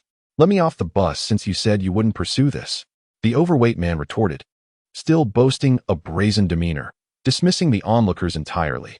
Yet, the crowd wished to avoid any confrontation and chose not to engage further. The driver opened the doors, and those eager to disembark hastily made their exit, including the belligerent man. However, after taking a few steps, he turned back, glaring menacingly at Shinbai. Shinbai paid him no mind. A mere petty thief could not intimidate him. Once the bus incident concluded, the girl, having regained her phone, showered Shinbai with heartfelt thanks, acknowledging that without his intervention, her interview would have been jeopardized. The other passengers also praised Shinbai, commending his sense of justice. After 2 more stops, Shinbai arrived at the university, and upon entering the classroom, he was surprised to find that 2/3 of his classmates had already arrived. He quickly found a seat. University differs from high school. Aside from certain specialized programs, there are typically no fixed classrooms. Shinbai's major necessitated a classroom. Yet his recent absence from campus rendered this fact inconsequential. A few close friends greeted him, inquiring about his preparations for exams. Shinbai could only chuckle lightly, content with merely passing. 2 hours later, the higher mathematics midterm concluded. The exam had proven challenging, with several questions stumping him, leaving him to jot down only partial results. Nevertheless, he estimated that he could manage a passing score of 60. Glancing at the schedule, he noted that he had no classes for the next 2 days, prompting him to leave the campus. In truth, even if classes were scheduled, it mattered little, as many professors did not take attendance. And as long as one passed the exams, attendance was not critical. Upon exiting the university, Shinbai received a call from Chini. "I say, Boss Chin, are you timing me? How did you know my exam had finished?" Shinbai inquired, curiosity piqued. Qin Yi chuckled on the other end of the line, explaining, I've been a student myself. No exam lasts beyond 2 hours, barring the college entrance examination's comprehensive subjects. Enough chit-chat. I've sent someone to pick you up at the school gate. It's Manager Zhang. As soon as she finished speaking, an unfamiliar number rang on Shinbai's phone. Hello, oh. Manager Zhang? Yes, hello? I'm heading towards the main entrance of the school. Please wait for me there. I'll be there in 5 minutes. After Shinbai hung up the phone, he quickened his pace. He initially intended to ride his bicycle to Taiha Mansion, which was not far, taking just over 20 minutes. However, it was evident that Qin Yi was quite anxious about his situation, likely unwilling to wait even a minute longer, hence she sent someone to fetch him. Mr. Shun, over here. As Shinbai approached the school gate, he spotted Manager Zhang in a sharply tailored suit, waving at him beside a black Audi. Once inside the vehicle, Shinbai curiously inquired, Manager Zhang, is it a company policy to wear such formal attire? While driving, Manager Zhang smiled and explained, indeed, it is a company requirement. As an antique appraisal and auction firm, we must inspire trust, and a suit serves that purpose. Shinbai also owned a suit, though he only wore it for specific school events, as he typically preferred casual attire in his daily life. During the brief journey, Shinbai asked a few questions about Taiha antiques, and Manager Zhang provided thorough answers, possibly guided by Qin Yi's instructions. What would take Shinbai over 20 minutes to cycle, Manager Zhang accomplished in under 5 minutes, arriving at the underground parking lot of Taiha Mansion. Shinbai was genuinely surprised to find that the underground parking lot was air-conditioned. Taiha Antiques was indeed affluent.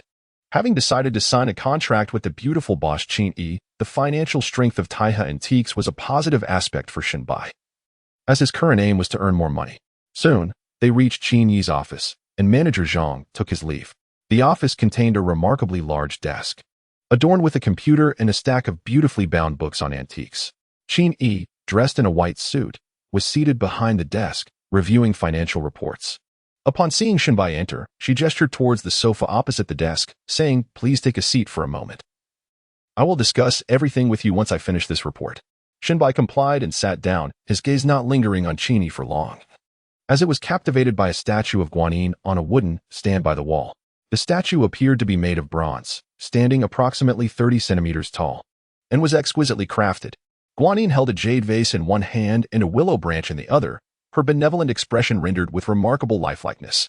As Shinbai examined it closely, he was astonished to discover that the Guanyin statue seemed to emit a faint glow. Upon closer inspection, the gentle luminescence appeared almost alive, swirling around the statue in a mesmerizing dance. Chapter 88. Shenrong is in trouble. Are you interested in my Guanyin statue? At that moment, Qin Yi's voice reached Shinbai's ears as she approached him, holding a teacup and placing it before him. This is fine to Hong Pao. Do take a sip, she suggested, pointing at the cup. Shinbai lifted the cup and took a sip. It began with a slight bitterness, quickly transforming into a fragrant essence that was refreshing and invigorating.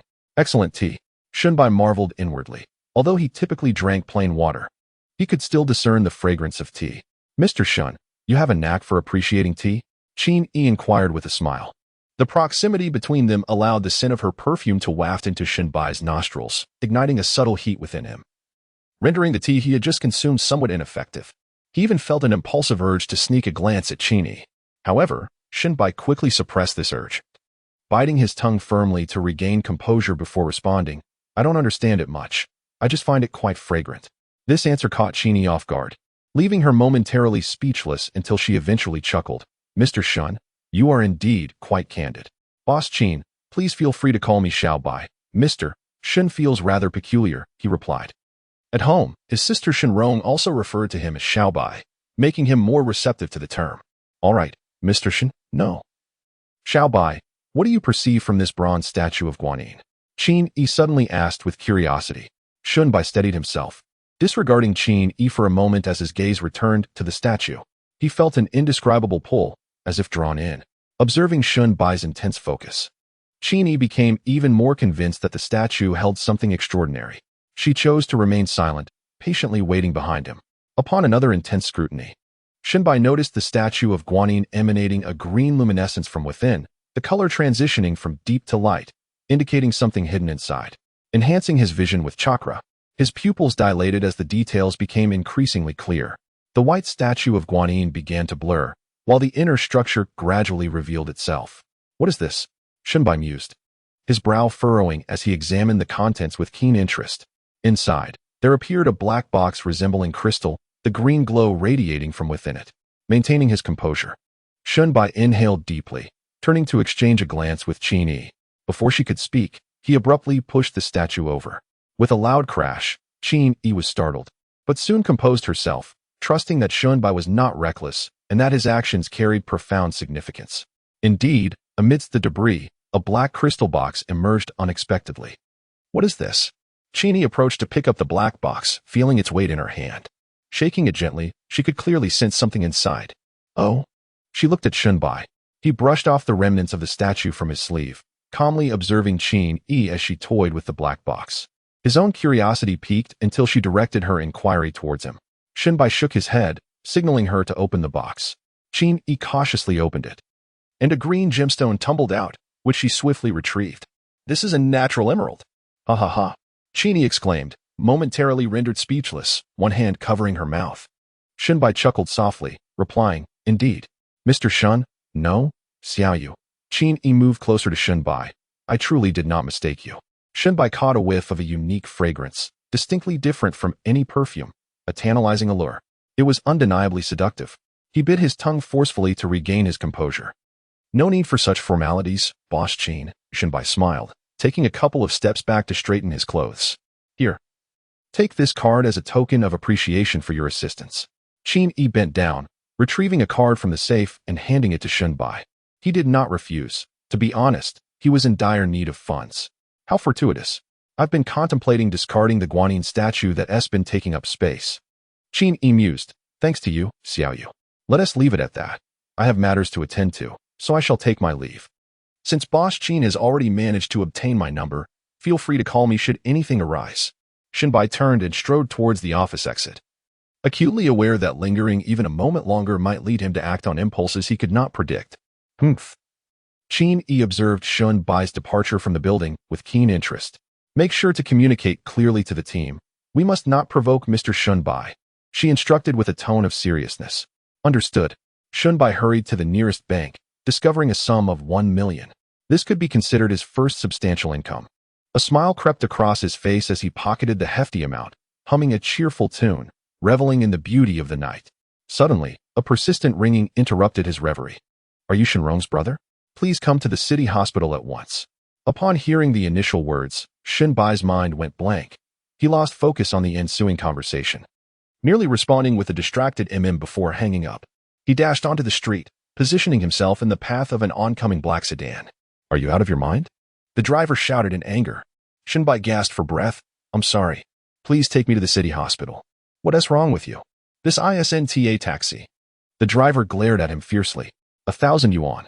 Shunbai grasped the car door, calling out to the driver. Well, that's not impossible before the driver could finish. Shunbai had already flung the door open and climbed inside. Please, just don't let anything go wrong. Shunbai thought anxiously, gripping tightly onto the seat. The towering buildings and streetlights flashed by him in a blur. Faster. Please hurry. Shunbai shouted in urgency at the driver. All right. The driver thought to himself. 1,000 yuan for just a few kilometers? This one must be a fool. But Shunbai paid little heed to the driver's thoughts at that moment. All that mattered was reaching the hospital as swiftly as possible, his mind flooded with memories of Shenrong's unwavering kindness. Were it not for his sister's care, he mused, he would have surely perished on the streets. Regret washed over him with increasing intensity as he reflected on the 30,000 he had spent treating those elderly gentlemen. While not a single cent had been given to his sister, the thought brought tears to Shunbai's eyes. The image of Shenrong's smile surfaced in his mind, and he instinctively grasped the bank card tucked in his pocket, realizing that 1 million could provide his sister with a decent home. Hastily paying for the fare, Shunbai dashed into the outpatient building, searching for the reception desk. Nurse, I am Shenrong's brother. Could you please tell me where she is? Shunbai urgently inquired, grabbing hold of a nurse. Let go. I said let go. The nurse wriggled free, casting a disdainful glance at Shunbai's attire. I apologize, but could you please tell me about Shenrong? Are you blind? Can't you see I'm busy? The nurse retorted, brushing off Shunbai's grip. You poor wretch, are you trying to hit on me? Shunbai's anxiety rendered him indifferent to her taunts. disappointed by the nurse's lack of assistance. He strode ahead. "Hey, I'm talking to you, stop right there." The nurse persisted, calling out, "Security! Security!" A middle-aged security guard, alerted by her cries, stepped in front of Shunbai. "What is going on?" he inquired, glancing at the nurse before turning his gaze to Shunbai. Apologize to her, or you won't be leaving." The nurse, hands on her hips, pointed at Shunbai, judging by his appearance that he was not a man of wealth or influence. "Xiaohong, did he offend you?" The security guard chuckled at the nurse, then fixed his gaze on Shunbai, his expression darkening. Everyone in the hospital knew about his infatuation with Xiaohong, and the thought of teaching this young man a lesson was tempting. "Listen here, kid. You have no one to blame but yourself," he sneered, pulling out a baton from his belt and aiming it at Shunbai. This provocation ignited Shunbai's anger. He turned sharply, glaring at the nurse, his fists clenching tightly, his eyes narrowing at the guard. The nurse opened her mouth to speak, but a mere glance from Shunbai rendered her speechless, as if she were being stalked by a ferocious beast. "Get out of my way." Shunbai evaded the guard's lunging grasp and landed a punch into his ribs. The guard collapsed to the ground, howling in pain, while Shunbai stepped over him without a second glance, leaving onlookers in shock, especially Xiaohong, who no longer retained any semblance of pride. As Shunbai took a few steps away, a voice called out, "Hey, Shunbai, what are you doing here?" At that moment, Su Lao emerged from a room, immediately recognizing him. Without waiting for Shunbai's response, he continued, "Is there someone hospitalized here? If you have a relative admitted, just let me know. I am acquainted with the director." With that, he draped an arm around Shunbai's shoulders and guided him to a bench outside the hospital. "My sister has encountered an unfortunate incident in this hospital, and I am unaware of her whereabouts." Upon observing Shunbai's anxious expression, Elder Su could surmise the situation. If he could extend a favor to Shunbai here, it would likely result in Shunbai being more amenable to assisting him with his stone gambling in the future. "Allow me to resolve this matter," Elder Su said to Shunbai. Shunbai offered a faint smile in response, stating that they were not permitting him entry and even intended to escort him out. He turned to glance at the woman named Xiaohong, a smile playing at the corners of his mouth. How outrageous! Elder Su erupted in anger. Upon seeing Elder Su, Xiaohong froze in her tracks. Who could have anticipated that such a destitute individual would know Elder Su? Panic set in for her. Who is Elder Su? He is certainly not someone they could afford to offend. Even their director would treat him with utmost respect. To cross Elder Su was tantamount to jeopardizing their careers. Curious onlookers began to gather around. Xiaohong was trembling all over, glancing at her colleagues who wore expressions of schadenfreude. She realized her fate was sealed. She had genuinely encountered a formidable opponent. Just then, the security guard lying on the ground rolled over, stood up, brushed off the dirt from his clothes, picked up a baton from the side, and pointed it at Elder Su, shouting, "Who are you?" "I am the director's own nephew." "Goodness, what an audacious security guard." The crowd murmured in astonishment, and Xiaohong covered her mouth in disbelief. This fool had no idea whom he was dealing with. Though he was a doctor in their hospital, Elder Su was the director of the largest hospital in the city and had a close relationship with their own director. She wished she could slap that foolish security guard, as this would surely cost her job. The onlookers regarded the oblivious security guard with mocking expressions, fully aware that he had just offended a powerful figure. "Who am I? I should be asking you that." Elder Su was infuriated. It was the first time in his long life that someone had dared question his identity, and his anger intensified. "Who doesn't know me in this hospital? I am Li Haonan," the guard boasted, thumping his chest with arrogance. What an absolute fool! Shunbai shook his head in pity. Even he had never been so brazen. A barely perceptible smile appeared on his lips as he recognized the security guard's imminent downfall. "Shin Xiaoyu, let us depart," Elder Su said, casting a knowing glance at Shunbai. Shunbai understood perfectly. These old fellows had a knack for cleverness, and he was convinced that those who offended Elder Su would meet a dreadful end. Elder Su led Shunbai toward the guidance desk at the back. "Hey, come back." Li Haonan rushed forward, blocking the path of Elder Su and Shunbai. "Alas, it seems we shall not be leaving today." Elder Su shook his head. Speaking to Shunbai, Shunbai inwardly cursed him for being a fool, wasting his time. All he wished to know was what had happened to his sister. Yet this security guard continued to obstruct him. His patience finally wore thin. "Your director will arrive shortly. Let us see how he deals with you." "Mr." Su turned off his phone, yet maintained a calm demeanor. Upon hearing that the director was coming, Xiaohong immediately crouched down on the ground, clutching her head and weeping. If the director arrived, she would truly be finished.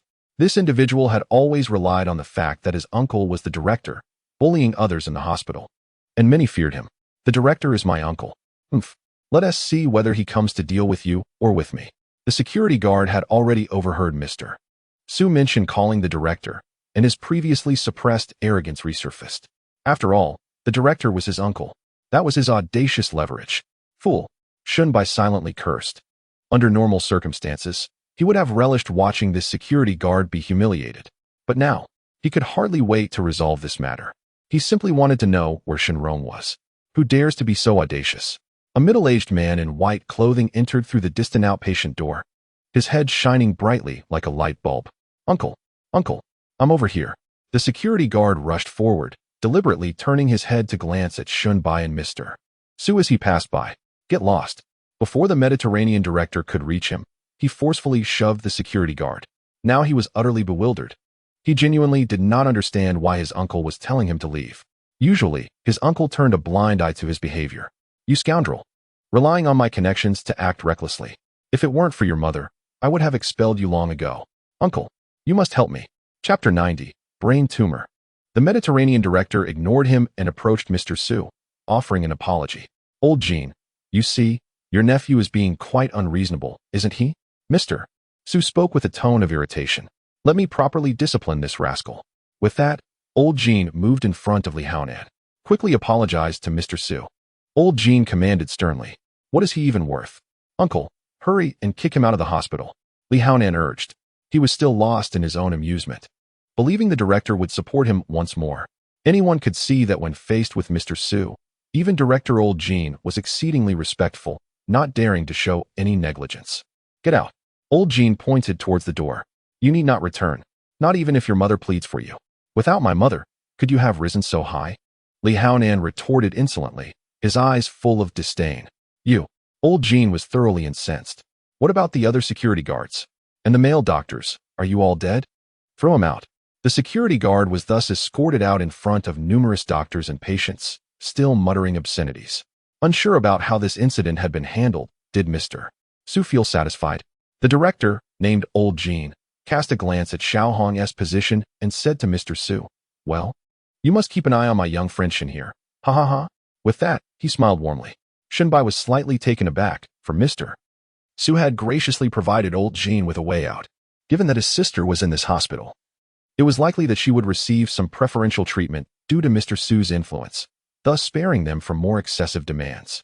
Although he owed a favor, he felt he could not dwell on it any longer. I am quite satisfied, Shinbai remarked, turning his gaze towards Old Jean. Old Jean scrutinized Shinbai, trying to ascertain if he had ever encountered him before. After all, few could inspire Mr. Su to extend such courtesy. Regrettably, he did not recognize Shinbai. Mr. Su seemed to discern his thoughts, stepping forward to pat Shinbai on the shoulder, saying, this is a dear friend of mine. Naturally, one could not afford to be remiss with a friend of Mr. Su. Old Jean paused momentarily, inquiring if young Shun had come to the hospital for a specific reason. A person named Shinrong has arrived at your hospital today. Could you kindly inform me of her whereabouts? Thank you, Shinbai replied earnestly. Old Jean promptly summoned a nurse to inquire about the situation. What sort of person could warrant the director's personal inquiry? Several nurses whispered among themselves. Emergency room. Upon hearing this, Shinbai quickly clarified the direction to the emergency department and hurried off. The two older gentlemen trailed behind, panting heavily. I say, Mr. Su, let us take it a bit slower. Old Jean gasped, propping himself on his knee, his body bent forward as he inhaled deeply. Following this, Mr. Su also slowed his pace. Upon reaching the entrance of the emergency room, Shinbai halted. Although his shirt was drenched in sweat, he remained composed and unflustered. He hastily wiped his brow, pushed open the door, surveyed the room, and finally spotted Shinrong in a corner, though she had already succumbed to unconsciousness. Nurse, I am Shinrong's brother. Shinbai shouted towards a young nurse who was busy administering oxygen. The family of the patient in bed 42 has arrived. The nurse signaled to a nearby doctor. Please take care of the payment first, the doctor replied, barely glancing at Shinbai, his tone mechanical. No need. Just commence treatment directly. The director of the hospital.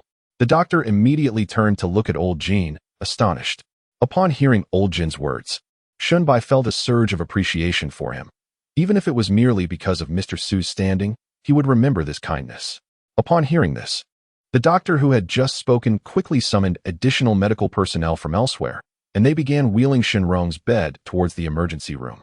Shenbai, eager to follow, attempted to move forward but was halted by old Jean and Mr. Su, who shook their heads, signaling him not to enter.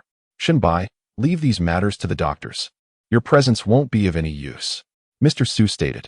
Shenbai nodded, refraining from further comment, and took a seat on a nearby bench.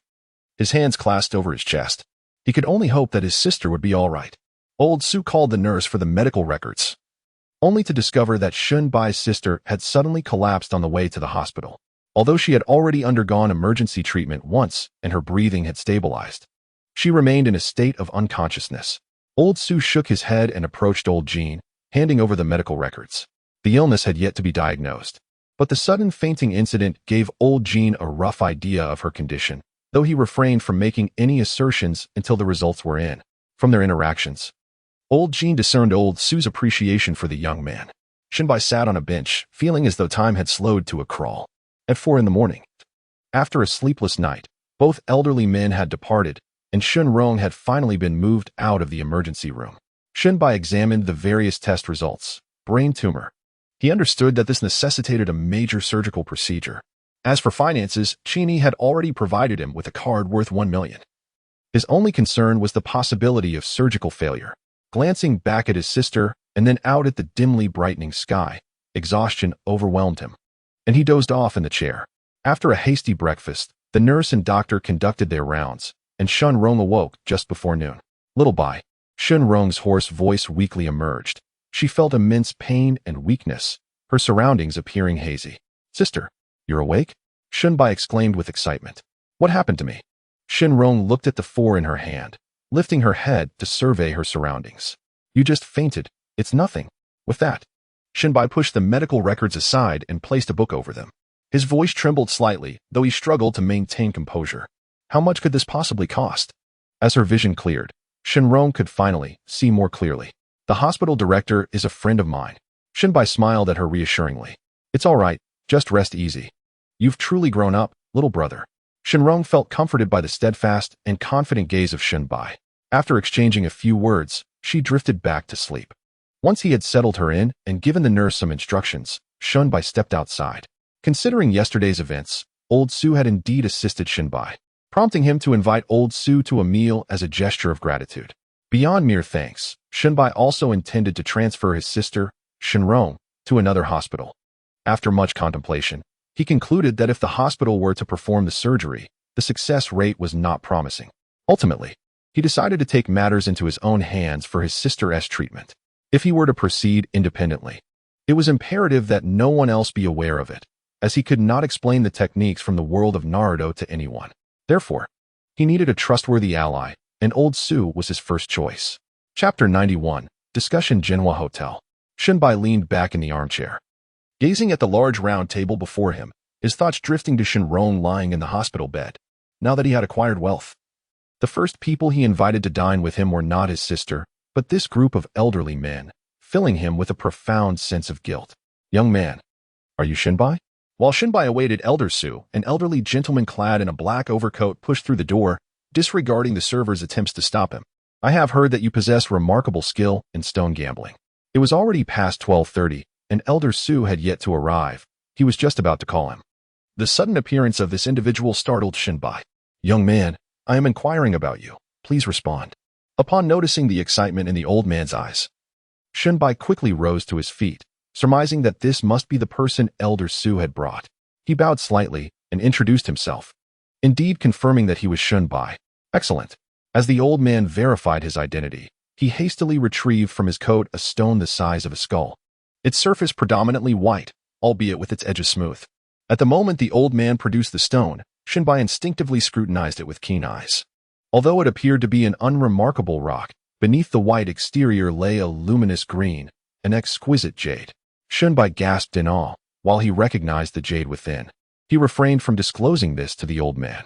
Instead, he cradled the stone in both hands, examining it closely, and pulled out a cheap magnifying glass from his pocket to inspect it further, feigning expertise as he meticulously studied the stone. However, the texture against his skin felt merely like that of a polished pebble. He sighed inwardly, contemplating that once his sister's matter was resolved, he would need to earnestly study. Relying on luck alone could not be a sustainable strategy. Such coincidences would inevitably raise suspicions. Have you made your assessment? The old man, growing impatient, urged Shinbai. Shinbai empathized with his feelings. For those who gamble on stones, the prestige of selecting the right one is immense. For affluent individuals like them, money had long lost its allure, giving way to a pursuit of thrill and vanity. Clearing his throat, Shinbai declared, "This is indeed a fine stone. Based on its patterns, size, and tactile sensation, I can ascertain that it is a piece of superior jade." He smiled warmly. The old man cradled his stone as though it were his very lifeline. "Hey, you cannot enter here. This is a VIP room." A security guard equipped with a walkie-talkie rushed in, preparing to escort the elderly gentleman away. "He is my guest," Shinbai interjected, gesturing for the man to take a seat. "Young man, you are quite considerate," the elder remarked. "Elder Su mentioned that your sister is to undergo brain surgery. He informed us old fellows. Initially, we were reluctant to come, but he spoke highly of your extraordinary talent in stone gambling, claiming you can discern a valuable stone among 100 ordinary ones." Shinbai offered a faint smile, remaining silent. Regarding his sister's surgery, Shinbai aimed to minimize the risks involved. The arrival of this elderly gentleman perhaps indicates that he has found a better option. I remarked that the old fellow Shui, upon hearing of my prowess in the art of stone gambling, would undoubtedly be the first to arrive. Do you believe it? Laughter resonated from outside the room, followed by several voices that chimed in with a somewhat muddled agreement. "Well, you really are the earliest to arrive," one of them, clad in a Zhongshan suit and wearing a black beret, stated. "How is it that you old fellows have several exquisite jade stones at home, yet refuse to allow me to possess even one?" Old Shui's temper flared. "All right, since you have already had your eyes opened by Shinbai, let us dine and then venture to another location to see if the stone is as Shinbai claims." He cast a glance toward Shinbai, who could only manage a wry smile and respond, "I cannot guarantee that. If it turns out otherwise, you cannot blame me." Before anyone else could respond, Old Su interjected. "Indeed, Shun Xiaoyou's ability to appraise stones is truly remarkable." He then turned to the other elderly gentleman and proposed, "Why not place a wager?" "Very well. Let us wager 200,000. Should we win, all the money shall belong to Shin Xiaoyu, and we shall personally assist in the surgery for his sister. If we lose, I presume Old Su would not decline to part with such an amount." Old Su chuckled, a trivial matter. The meal itself was rather mundane, merely consisting of eating and chatting. The old fellows persistently interrogated Shinbai about the secrets of stone gambling, to which he could only attribute his success to sheer luck, refusing to divulge any insider knowledge. After the meal, Shinbai was in no rush, well aware that the real matters would be discussed afterwards. Shortly thereafter, Old Su spoke up. "I convened you old gentlemen today to discuss the surgical concerns with Shinbai. There are no financial issues, I trust? If funds are insufficient, I can provide assistance at no charge, but you must accompany me in stone appraisal." Old Su glanced at Shinbai, who replied, "No problem. Rest assured regarding the surgery. It is in our capable hands," he added, while one nearby elder gazed greedily at Shinbai. "Should you require anything in the future, do not hesitate to seek me out," Shinbai assured him, fully aware that in this world, there is no such thing as a free lunch. All things come at a cost. About an hour after dining, once the important matters had been addressed, an elder by the name of Mi Gu suggested that they seek a stonecutter to examine the stone. At this mention, Old Shui became animated, nodding vigorously in approval. Shinbai shook his head, bemused at the obsession these gentlemen had for stone gambling, which bordered on fervent madness. Descending the stairs, Shinbai settled the bill and followed Old Su out of the hotel, where they boarded an unremarkable Santana. This sight astonished Shinbai, as he had never imagined that such a wealthy old man would drive such a dilapidated vehicle. Old Su turned to Shinbai, gesturing with his hand as he said, "It's just a car. Purchasing something merely functional suffices. With that amount of money, one could acquire several exquisite stones instead." Shinbai felt utterly bewildered. The world of the affluent was indeed beyond his comprehension. He sat in Su Laoda's vehicle alongside the old man, while several others occupied a Volkswagen, the car belonging to Mi Gu. Throughout the journey, Su Laodu clutched his prized possession tightly, fearful of its potential fall. Shinbai noticed beads of perspiration forming upon his brow. Listening to the elderly gentleman discuss stone gambling, Shinbai could only feign profundity in silence, lest his words betray his status as a novice in their esteemed company. Chapter 92. a leisurely stroll after approximately an hour's drive. The vehicle reached the outskirts of the city. A cobblestone path connected the parking area to a cluster of neighboring villas. With a structure resembling an auction house nestled among them, all fashioned in ancient architectural style, complete with eaves and pavilions, alongside a grand garden. Soon, the car came to a halt before this auction-like edifice. Shunbai disembarked with the others and, through keen observation, discerned the layout of the building. Inside the circular structure, at its heart, stood a prominent circular stage draped in red fabric, concealing a cutting machine. Surrounding this stage were stacks of stones, each attended by an individual, with throngs of onlookers gathered nearby. Though few were purchasing stones, the number of spectators was abundant. With the aid of his keen insight, Shunbai had grasped the architectural arrangement with clarity. "Young Shun?" Su Lao gently tapped him on the back. "Are you perhaps enchanted by the scenery here?" The other elderly gentleman erupted in hearty laughter. Shunbai smiled unperturbed, evidently unfazed by their jovial teasing. "I have never been to a place like this. It is my first time," he responded with candor. "Did you hear that? Our young sir is visiting for the first time. Do ensure you treat him well," Migu remarked to the attendant standing nearby. "Certainly, sir," the attendant replied, then approached Shunbai. "May I inquire where you would like to begin your exploration?" Only then did Shunbai notice that each guest was assigned a dedicated attendant to cater to their needs. "Feel free to wander," he replied. "We older gentlemen intend to peruse the stone market to see if any quality materials catch our eye." "Indeed, indeed." Su Lao gently patted Shunbai's shoulder. "We wish to test our luck as well. After all, the thrill of unveiling one's own stones is unparalleled." "Very well, I shall meander about." Shunbai nodded in response to Su Lao. "Do not fret, young Shin. Once you have explored to your heart's content, allow this attendant to guide you back to us," the elderly gentleman said as they made their way toward the circular building. "Pray tell, where exactly is this place? I have never heard of it before." Shunbai inquired curiously. "Esteemed sir, our establishment is exclusively open to clientele with a net worth exceeding 1 billion, the attendant replied with a polite smile. "Esteemed sir, where shall we begin? Are there any particularly scenic spots? Please guide me as I wish to unwind," he expressed, eager for a respite from the day's demands. "Please follow me, sir," the attendant gestured graciously. The tails of his tuxedo gently lifted, embodying the essence of a true gentleman. Were it not for these elderly gentlemen escorting him, he might never have set foot in such a place throughout his life. How splendid it is to possess wealth. Shunbai mused to himself. The attendant trailing behind him merely smiled in silence, as they were indifferent to the guest's private musings. Although he had overheard Shunbai's remarks, there was no hint of disdain in his demeanor. Even a fool could discern that anyone permitted entry here must possess commendable assets of their own. In the city of Stone, several elderly gentlemen, led by Old Su, meandered among the various stalls. The proprietors of the stone vendors greeted Old Su with familiarity at first. He waved back to each one, but soon thereafter, he merely smiled without a word.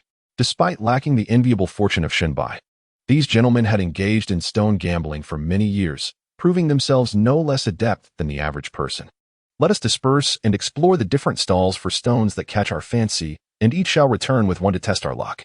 As per tradition, the loser shall treat the others to a meal, Mig announced from the back, eliciting a knowing smile and a shake of the head from the accompanying attendant. It was a customary ritual for these old men to gamble, assessing who among them possessed the finest fortune, a spectacle he had grown accustomed to. Let bowls serve as the judge.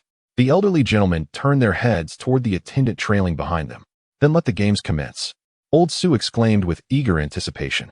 Old Shue, however, found himself in a predicament. Prior to entering, they had conspired to entrust his stone to bowls for safekeeping until Shunbai returned with his own discovery. "Are you not rendering an old man overly excited for naught?" Old Shue lamented, shaking his head in resignation as he reluctantly handed his stone to Bowles. Bowles accepted the stone from Old Shue, placing it inside a black box and cradling it against his chest, following closely behind Old Su, as the proprietor had instructed him to ensure Old Su's safety at all costs. Thus, the four elderly gentlemen ventured off in four distinct directions. On the third floor of the stone chamber, an elderly man with long hair braided sat in a wheelchair, peering through a telescope from above. "Boss, is this the one Old Su mentioned, the fellow named Shunbai? Shall I dispatch someone to follow him?" "No," the old man shook his head, rasping. "Go find a few stones and test him. I wish to see just how far his good fortune extends." Under the guidance of the attendant, Shunbai circled the entire garden, embraced by bamboo and trees. Not far from the garden flowed a small stream, across which lay a golf course. How vast this area must be, Shinbai marveled. Esteemed sir, this was once the largest golf course in the entire province. Acquired by our boss for the stone gambling business, with a portion retained in the distance for the golf course, the attendant explained, gesturing toward the far side of the small river, indicating the innermost part of the golf course. Following the direction indicated by his finger, although separated by a barrier net, Shinbai could still vaguely discern a platform. Indeed, it was a grand undertaking. Let us head back, he said. Very well, sir, came the reply. As they entered the stone chamber, Shinbai was captivated by the various stones. Before his discerning gaze, although each pile of stones exhibited a hint of green, few could truly be classified as superior jade material. Have you already finished surveying this area, young Frinchin? Inquired Old Su. I merely took a cursory glance and did not venture far. Old Su leaned in closer, a mysterious expression crossing his face. While those old fellows have yet to arrive. Quickly help me find a piece of stone that is slightly better. If we win against them, I shall treat you to a meal.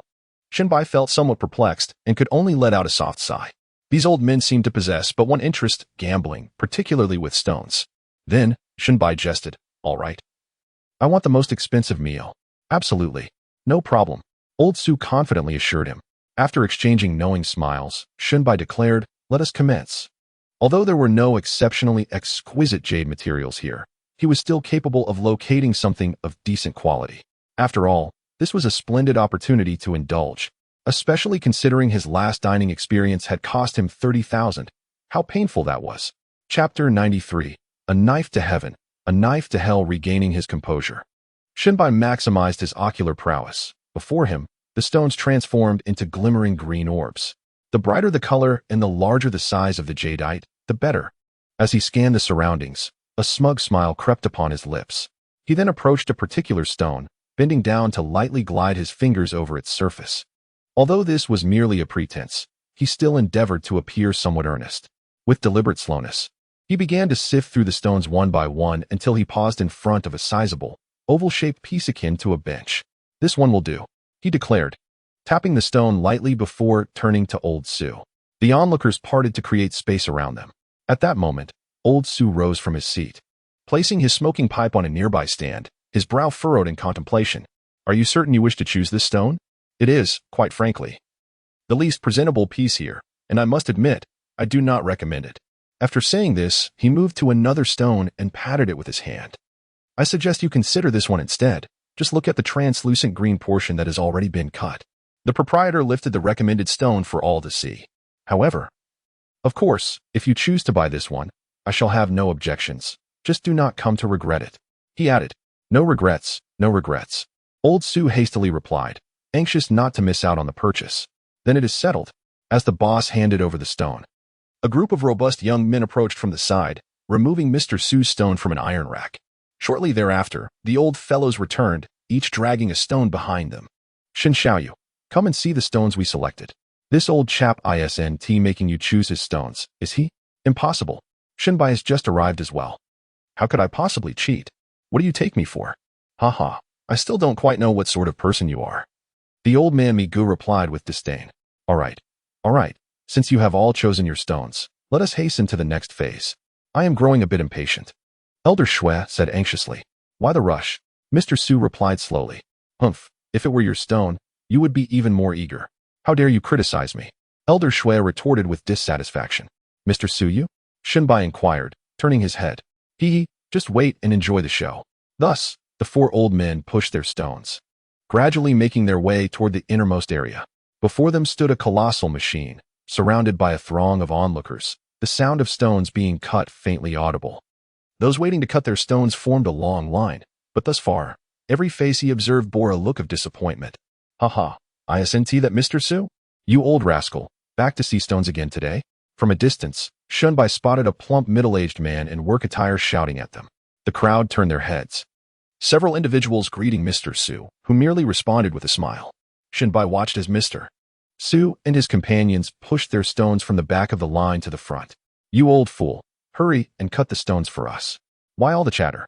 I want to return after this. Mr. Su emphasized sternly. All right, let us begin. The middle-aged man in work clothes then led Mr. Su and his companions to a machine. This was not Shinbai's first experience in stone gambling.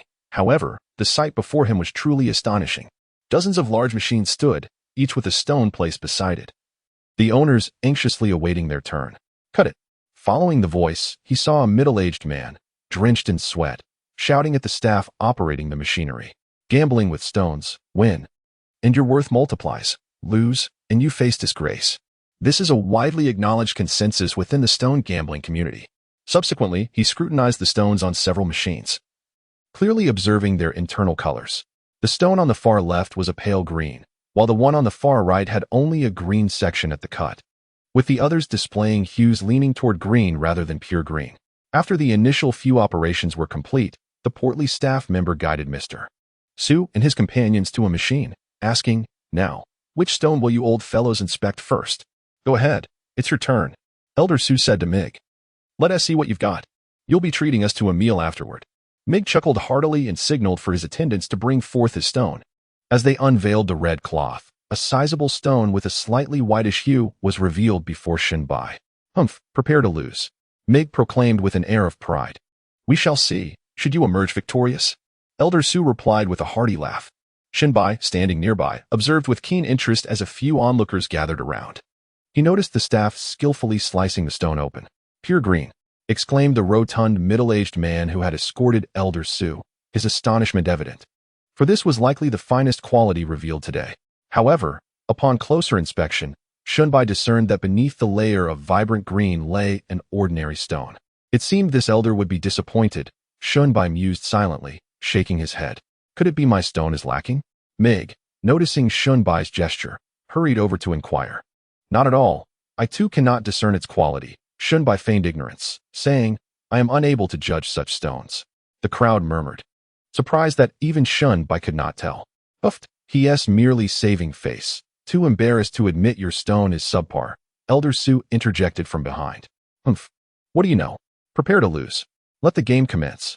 With the machinery whirring, Shunbai heard the jarring sound of cutting, and white mist billowed into the air. After a moment, the workers washed away the debris. "Green. Still green," Elder Shui exclaimed. "What incredible luck. What do you think?" "I told you so," Mig retorted, puffed up with pride. "Humph. You're celebrating after just one cut. The next one may yield nothing," Elder Shui quietly remarked. "Huh. With the first cut revealing this. Do you honestly think the subsequent cuts will falter?" "I beg to differ." Mig shook his head confidently. All right. Let us proceed to the second cut," Elder Su encouraged, patting the shoulders of the two men. As anticipation built for the second cut, Mig's spirits soared as if he had won $1 million lottery. However, when the water washed away the stone's surface, Mig's elation swiftly turned to despair, for what lay within was devoid of green, revealing it to be merely a worthless rock. Surrounding spectators cast sympathetic glances. Mig fell silent, exhaling a resigned sigh, yet unwilling to concede defeat. Mig continued to cut the stone 4 or 5 more times, revealing faint hints of green that could still fetch a modest price. "It's all right. Next time we shall surely uncover something worthwhile," Elder Su consoled him. "Now it's your turn, Elder Shui. Once we unveil our stones, let us take Shunbai to see what he can discover, and you can submit your stone as well." Chapter 94. The performance begins after Elder Shui finished cutting his stone. His expression remained one of disappointment. Elder Su proclaimed loudly, "Since your stones yielded no results, let us see mine. Don't be disheartened. I shall treat us all to dinner." "Humph. Your stone may not surpass ours," Elder Shui retorted, skeptical. Shunbai stood aside, observing the expression on old Shui's face, and found it quite amusing. When old Su lifted his stone onto the workbench, the second cut revealed a pure green hue. "Ha ha ha." Old Su laughed heartily, unable to contain his joy. "Wow, what extraordinary luck," exclaimed the onlookers in awe. "Indeed, this may very well be the finest stone revealed today." "I believe so." The spectators engaged in discussions, though they soon shifted their focus. As it was not their fortune at stake, envy was of no consequence. "Old chap, you've truly struck gold today." "Not at all. It's merely luck," Old Su humbly replied. "Since you all have lost, allow me to treat you to a meal. I can see the disappointment etched on your faces," Old Su said with a smug expression. "Good fortune seems to favor you, you old rascal," complained Mig. All right. To be honest, that stone wasn't my selection. It was chosen by Shinbai. Before Old Su called them to the restaurant, they had doubted Shinbai's capabilities. But it now appeared that this young man indeed possessed remarkable skills. Old Su, The portly middle-aged man in work attire spoke up. Our boss wishes to purchase that stone you have. He actually wants to buy my stone. Well then, since it was chosen by Shun Bai, let us sell it. But what about the price? Old Su rubbed his hands together. The price is certainly not an issue. Our boss offers 6 million. The fact that the buyer was the owner of the stone market ignited a sense of envy among the onlookers, but there was little they could do. They simply lacked such good fortune. Very well. In that case, half of this amount will go to young Shin, for it is thanks to him. Shun Bai did not decline. You old fellows must have brought along newcomers to witness the stone gambling event, right? The stone gambling event. Shun Bai was taken aback. What on earth was that? This thing can even hold a conference, he thought, twitching the corner of his mouth. One could say that, indeed. Come, let us proceed. Following the attendant, they arrived at a private elevator designated for VIPs. After pressing a button, they descended to the underground level. As they descended, the scene below became increasingly vivid. Shun Bai saw a crowd gathered around a small platform where a host was extracting stones from containers for the audience to inspect and touch. If someone fancied a stone, they could bid. 500. 5 million once, 5 million twice, 5 million thrice sold. A stone for 5 million. Shun Bai observed closely, realizing that the stones here were significantly superior to those outside, making the price quite reasonable. Bring your stone up as well. Old Su directed Old Shui. Subsequently, Bowers retrieved Old Shui's stone from a small black box and took it to a room at the back. Ladies and gentlemen, we have now reached the most exhilarating segment. Suddenly, the announcement startled Shun Bai. The surprise is about to commence. Old Su gazed at Shun Bai. The exhibition showcased a dazzling array of stones. However, to Shun Bai, only the piece belonging to Old Shui stood out as exceptional, while the others appeared rather ordinary. Next, we have Mr. Shui's stone. He is our esteemed guest. These items are not for auction. We will demonstrate the cutting live, and everyone may place their bets. The outcome is binary. Either the stone will yield something, or it will not. For Shun Bai, this was inconsequential, as he had no money to invest in such items. His thoughts were solely focused on the procedure, wishing for his sister's swift recovery. Other desires were trivial in comparison. Let us begin, the host announced, unveiling a red cloth to reveal a meticulously crafted cutting machine, adorned even with diamonds. Magnificent, extravagant, Shun Bai exclaimed. Indeed. This is truly the finest tool to commence our endeavor. Let us proceed. Old Su fixed his gaze upon the stone. Old Shui pushed aside the workers clad in uniforms and seated himself before his prized stone, laboriously pressing the smart controls. In no time, a thin slice was cut from the stone. As the water was rinsed away, Mr. Mi observed the deep green hue within the stone, akin to jade. At that moment, Old Shui's hands trembled with excitement. For the first time in many years, he had won a gamble on a stone, and he yearned to take it home. Shun Bai felt somewhat helpless. If he were to sell it on the spot for cash, it would be more practical than keeping such a large stone at home. The second cut revealed green again. The third cut, still green. The audience erupted in fervor, bursting into thunderous applause, though the stone was not theirs. The thrill and exhilaration were palpable, igniting a shared sense of excitement. Thus, Old Shui's stone was carefully placed back into a black box, ready for transport. Old Su could not help but feel a twinge of envy. The stone Shun Bai had assisted him in evaluating previously was of slightly better quality. You've done well with this stone, Mr. Mi exclaimed, leaping in delight. Once the stone was appraised, Old Shui bid farewell to the crowd, cradling his precious stone as if fearing it might be snatched away. Shun Bai sighed, contemplating the moment when Old Su would hand him the 3 million, allowing him to purchase a couple of stones to see if he could procure something of exceptional quality. Old Shui has departed. Let us continue, Old Su said slowly, leading Shun Bai into a small private room. Ah, what brings you here today? Spoke Old Su, observing the stone market owner seated in a wheelchair. You old rascal. You've come. How could I not extend a welcome? Croaked the elderly man in the wheelchair. Let us hasten and proceed to today's segment, allowing my young friend Shun to broaden his horizons. What do you think? Old Su glanced at Shun Bai and then shifted his gaze to the boss. Well, since you, old man, have spoken, let us commence. Old Su and his companions were led into another room, which was already occupied by several individuals. Shun Bai observed their attire, recognizing them as prominent figures of considerable stature. Old Su, it has been quite some time since your last visit, remarked a man who approached with a smile. Lin Yong. Shun Bai was taken aback. Lin Yong was none other than the CEO of Wanhua Group, undeniably the wealthiest individual in the city. The fact that even someone of his caliber was acquainted with old Su left Shunbai in disbelief, cursing inwardly. What a peculiar old man. I presume this is the young friend Shunbai you mentioned? Lin Yang turned to Shunbai, casting him an appreciative glance. Indeed, that is I, Shunbai replied, feeling somewhat bashful as he scratched his head. Just a moment ago, he assisted me in unearthing a remarkable stone, which the owner here purchased for 6 million. Old Su proclaimed, his face brimming with pride. Ah, how impressive, Lin Yang praised. This is all thanks to young friend Shin. Without him, I would not have been able to uncover such a fine stone, Old Su added, giving Shunbai a reassuring pat on the shoulder. Moreover, the stone belonging to Old Su was also discovered by Shunbai. Is that so remarkable? Lin Yang remarked, having just heard that Old Shui's stone was considered the finest of the day. Initially, Lin Yang suspected it was merely serendipity. Yet now it seemed that unless every stone Shunbai encountered was fortuitous, it was evident that skill and talent were at play.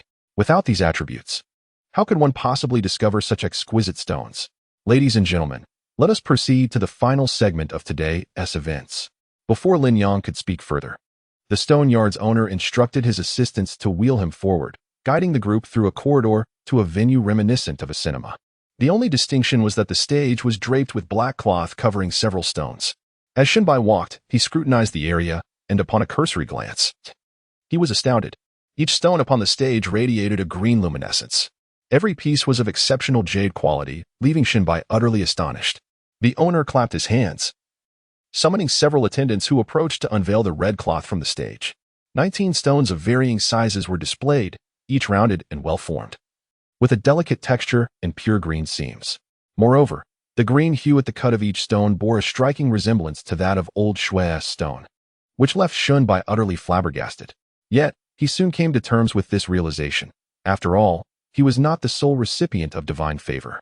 Though others might not possess the same instinct, their experience and knowledge allowed them to discern the quality of the stones. Everyone can see. This is the centerpiece of our event today. Each of you may select one stone and place your bets. Our master craftsman will then expertly cut the stone to extract the finest piece, and the winner shall be awarded 6 million. Rest assured, this entire process won't cost you a single penny. Having said this, he cast a meaningful glance at Shunbai, who found himself inexplicably scrutinized and momentarily at a loss. Shortly after, Old Su patted him reassuringly on the shoulder and remarked, "Don't fret. I suspect today's little test was meant for you. Who knows, perhaps he intends to recruit you into his service. If so, you'd be living the high life. Visiting is one thing, but working here? No thanks. I still have my studies to attend to," Shunbai replied with an artless smile. To be frank, I'd like to formally offer you a position as my appraisal specialist. I'm prepared to compensate you with 10 million per month. Spare me your jest, for I am no connoisseur in such matters. Shunbai let out a sigh and declined politely. Each person may step forward to examine these stones once. If you identify one you believe to be the finest, you may place your wager. We shall distribute simple gold coins for betting purposes to everyone. The host announced from the stage, outlining the rules of the event. Meanwhile, Shunbai directed his full attention toward the owner of the stone market, deeply intrigued by the kind of person he might be. One by one, the attendees stepped forward, selecting their preferred stones and placing their bets. The stone market's owner observed the proceedings with a faint, almost imperceptible smile playing at the corners of his lips. "I'm quite curious to see just how capable this Shunbai truly is," he murmured before signaling his attendant to wheel him out of the room. Seated in his office, the stone market owner watched the surveillance feed with keen interest. On the screen, Shunbai wasn't inspecting the stones at all. Instead, his gaze lingered on the oil paintings adorning the walls. Could it be that he isn't even looking at the stones? He mused. What a foolish fellow. He probably only manages to deceive Old Su. He chuckled, then instructed the attendant to turn off the surveillance and reclined alone on the sofa. This painting is truly magnificent. Shunbai admired the oil paintings on the wall. None of them were encased in glass frames. Instead, they were left exposed. So much so that Shunbai could even reach out and touch them without anyone stopping him. "Esteemed sir, these are all genuine." "Genuine, you say?" Shunbai perceived this boss as exceedingly affluent. If this were indeed an authentic piece, it could fetch tens of millions, yet here it merely hangs carelessly on the wall, unappreciated by the owner. This reality evokes a deep sense of sorrow among those who cherish art. Shunbai shook his head, having surveyed all the surrounding paintings. Glancing back, he noticed a crowd, including Elder Su, queuing up to examine the stones. With effortless grace, Shinbai settled onto the sofa, closing his eyes for a brief respite. He harbored absolute confidence in his discernment. Having instantly identified the finest specimen at a glance, there was no need to jostle with the throng. Young friend Shin, came the query. Why recline here so leisurely? Do these stones not merit your inspection?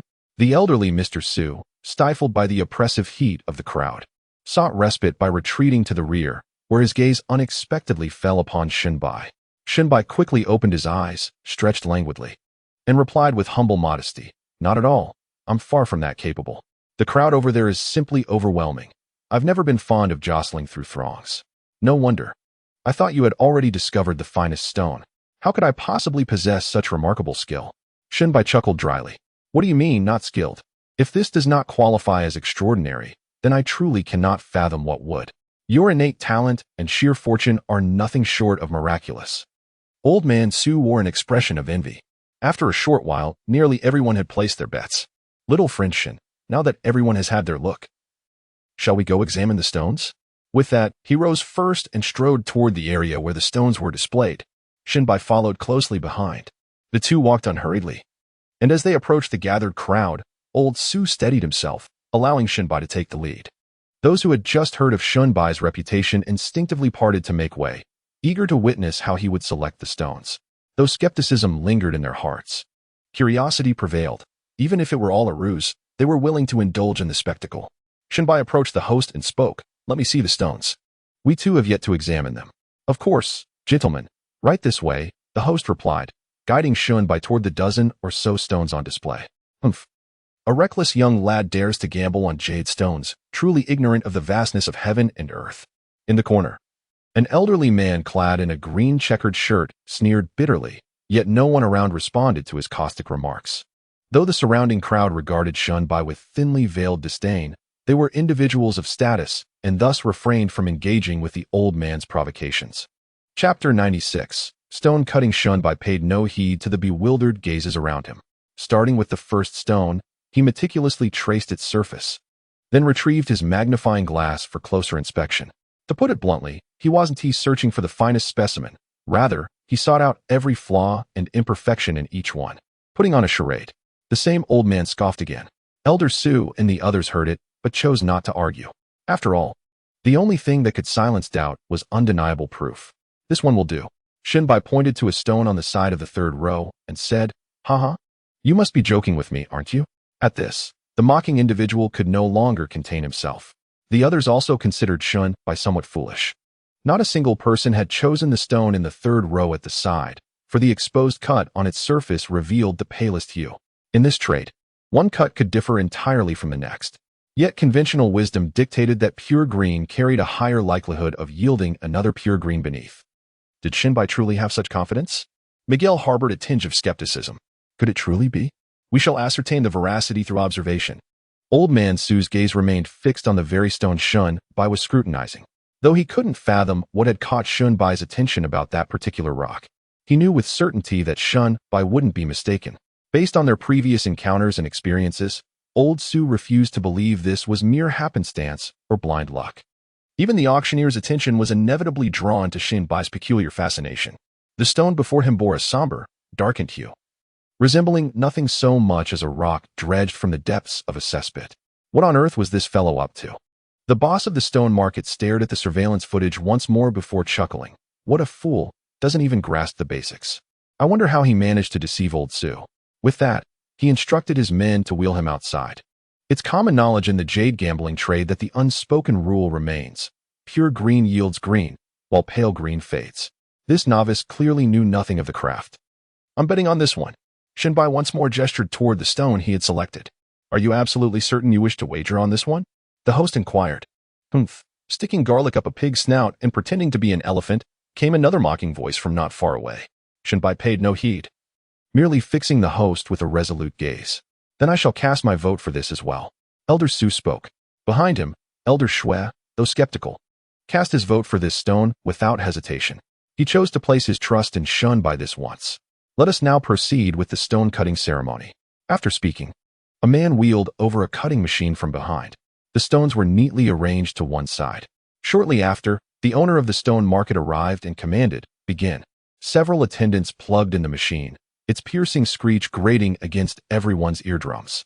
In that moment, success or failure, profit or loss, none of it mattered anymore. The adrenaline surged through every person present. Shinbai smirked and retreated to a quieter corner, observing the entire cutting process.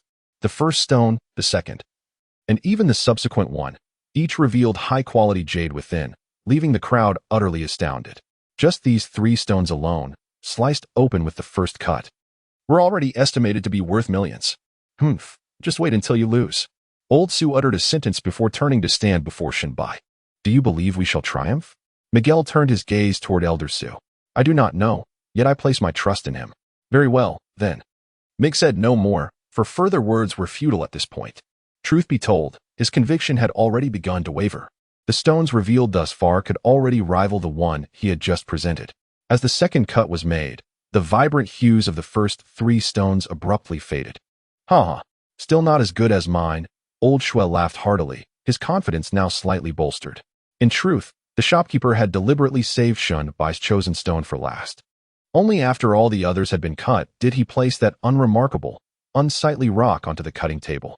By then, 5 or 6 exquisite pieces of jade had already emerged, their quality so refined that distinguishing superiority among them had become nearly impossible. Humph, just you wait and see. A naive young man spouted a few baseless words, thinking that gambling on raw jade was truly so simple. Amidst the jeers of the onlookers, Shinbai remained utterly unperturbed. For he knew, the more they mocked now, the more ashen their faces would soon become. Save for Old Man Su, Mi Ji's heart was pounding in his throat. If their judgment proved mistaken, they would become the laughingstock of the circle, an outcome none of them wished to face. The jade shop owner gazed at Shunbai with a beaming smile. Young man, would you like to try your hand at it yourself? Shunbai returned the smile. Certainly. Allow me to make the cut personally. Such arrogance, sneered a man who had mocked Shunbai earlier, stepping forward with a menacing glare. I suggest you quit now and apologize to everyone. Otherwise, you'll only humiliate yourself further. Exactly. Losing face is one thing, but if you disgrace Master Su's reputation, what then? Another chimed in. Ignoring them, Shunbai switched on the cutting machine. The first cut revealed nothing. Absolutely nothing. Even Master Su began to waver. Yet he had no choice but to steel himself and trust Shinbai. A cold sweat trickled down Shinbai's temple. Had his white eye failed him? Was this truly not a piece of jade? Doubt gnawed at him, but he chose to rely on his ability. Nothing in the first cut. Ha! At this rate, you might as well dig a hole and hide. The second cut yielded the same result. Shinbai braced himself for defeat. Suddenly, Master Su rushed forward with a gasp. Wait, what is this? What is so surprising, Master Su? It's just an ordinary rock, someone mocked. Master Su paid no heed, stepping closer to inspect the uncut portion.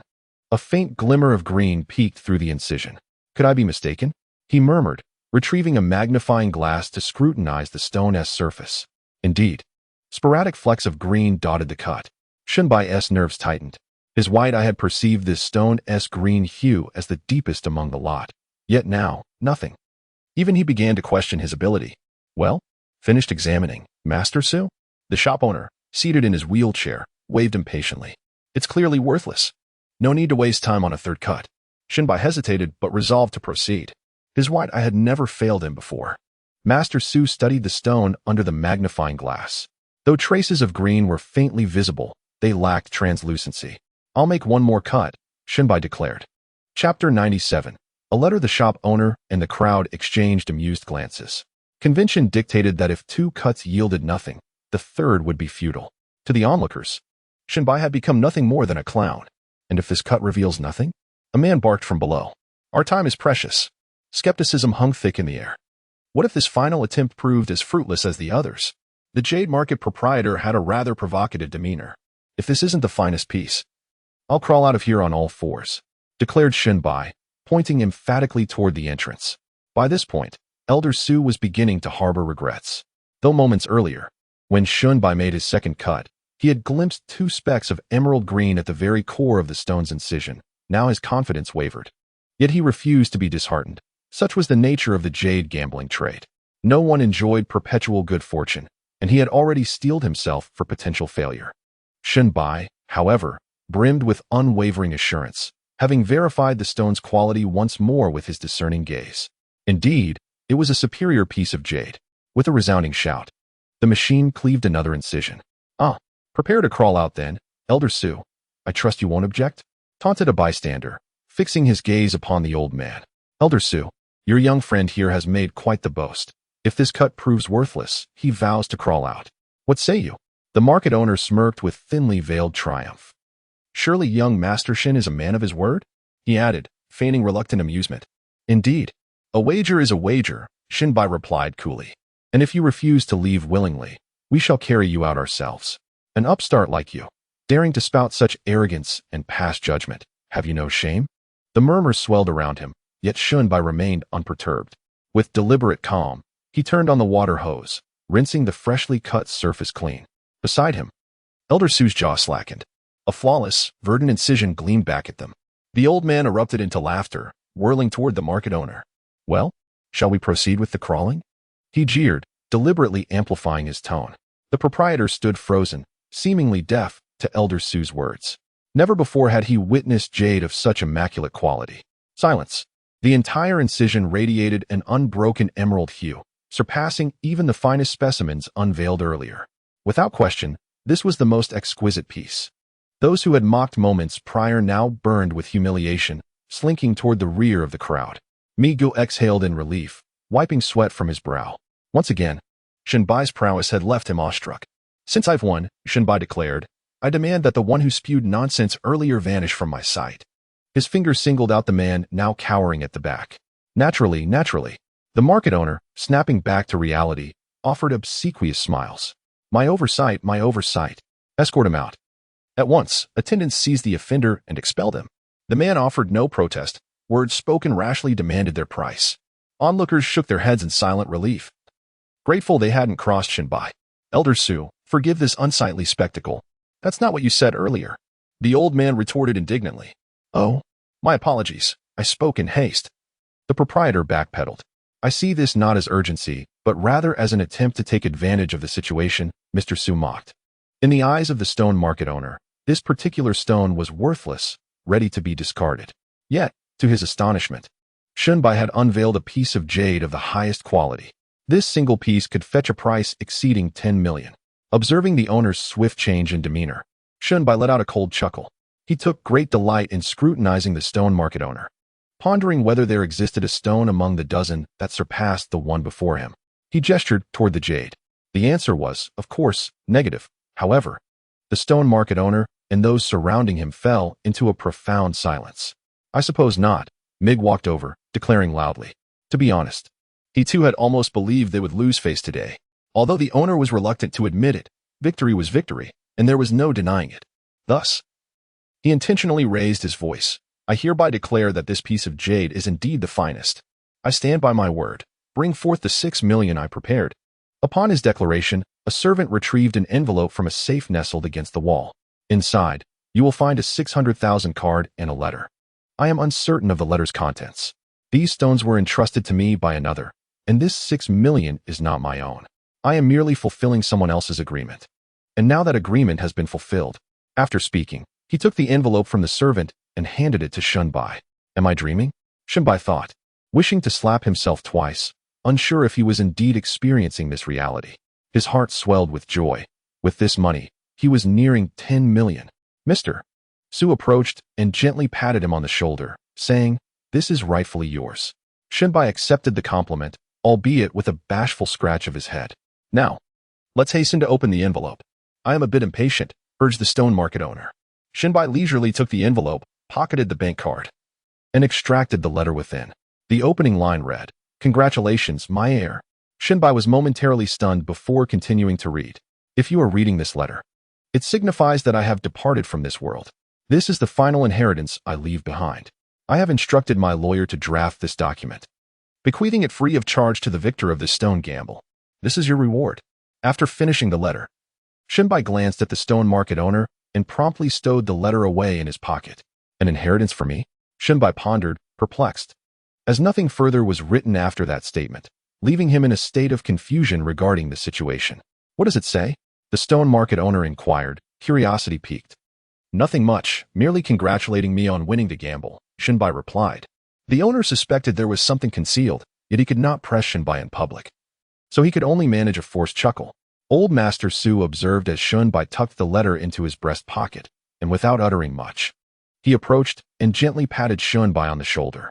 The onlookers cast envious glances, but Shunbai paid them no heed and instead made his way to the owner of the stone market. Given this, does it mean that the stone gambling event has come to a conclusion? Shunbai inquired. Indeed, the owner replied,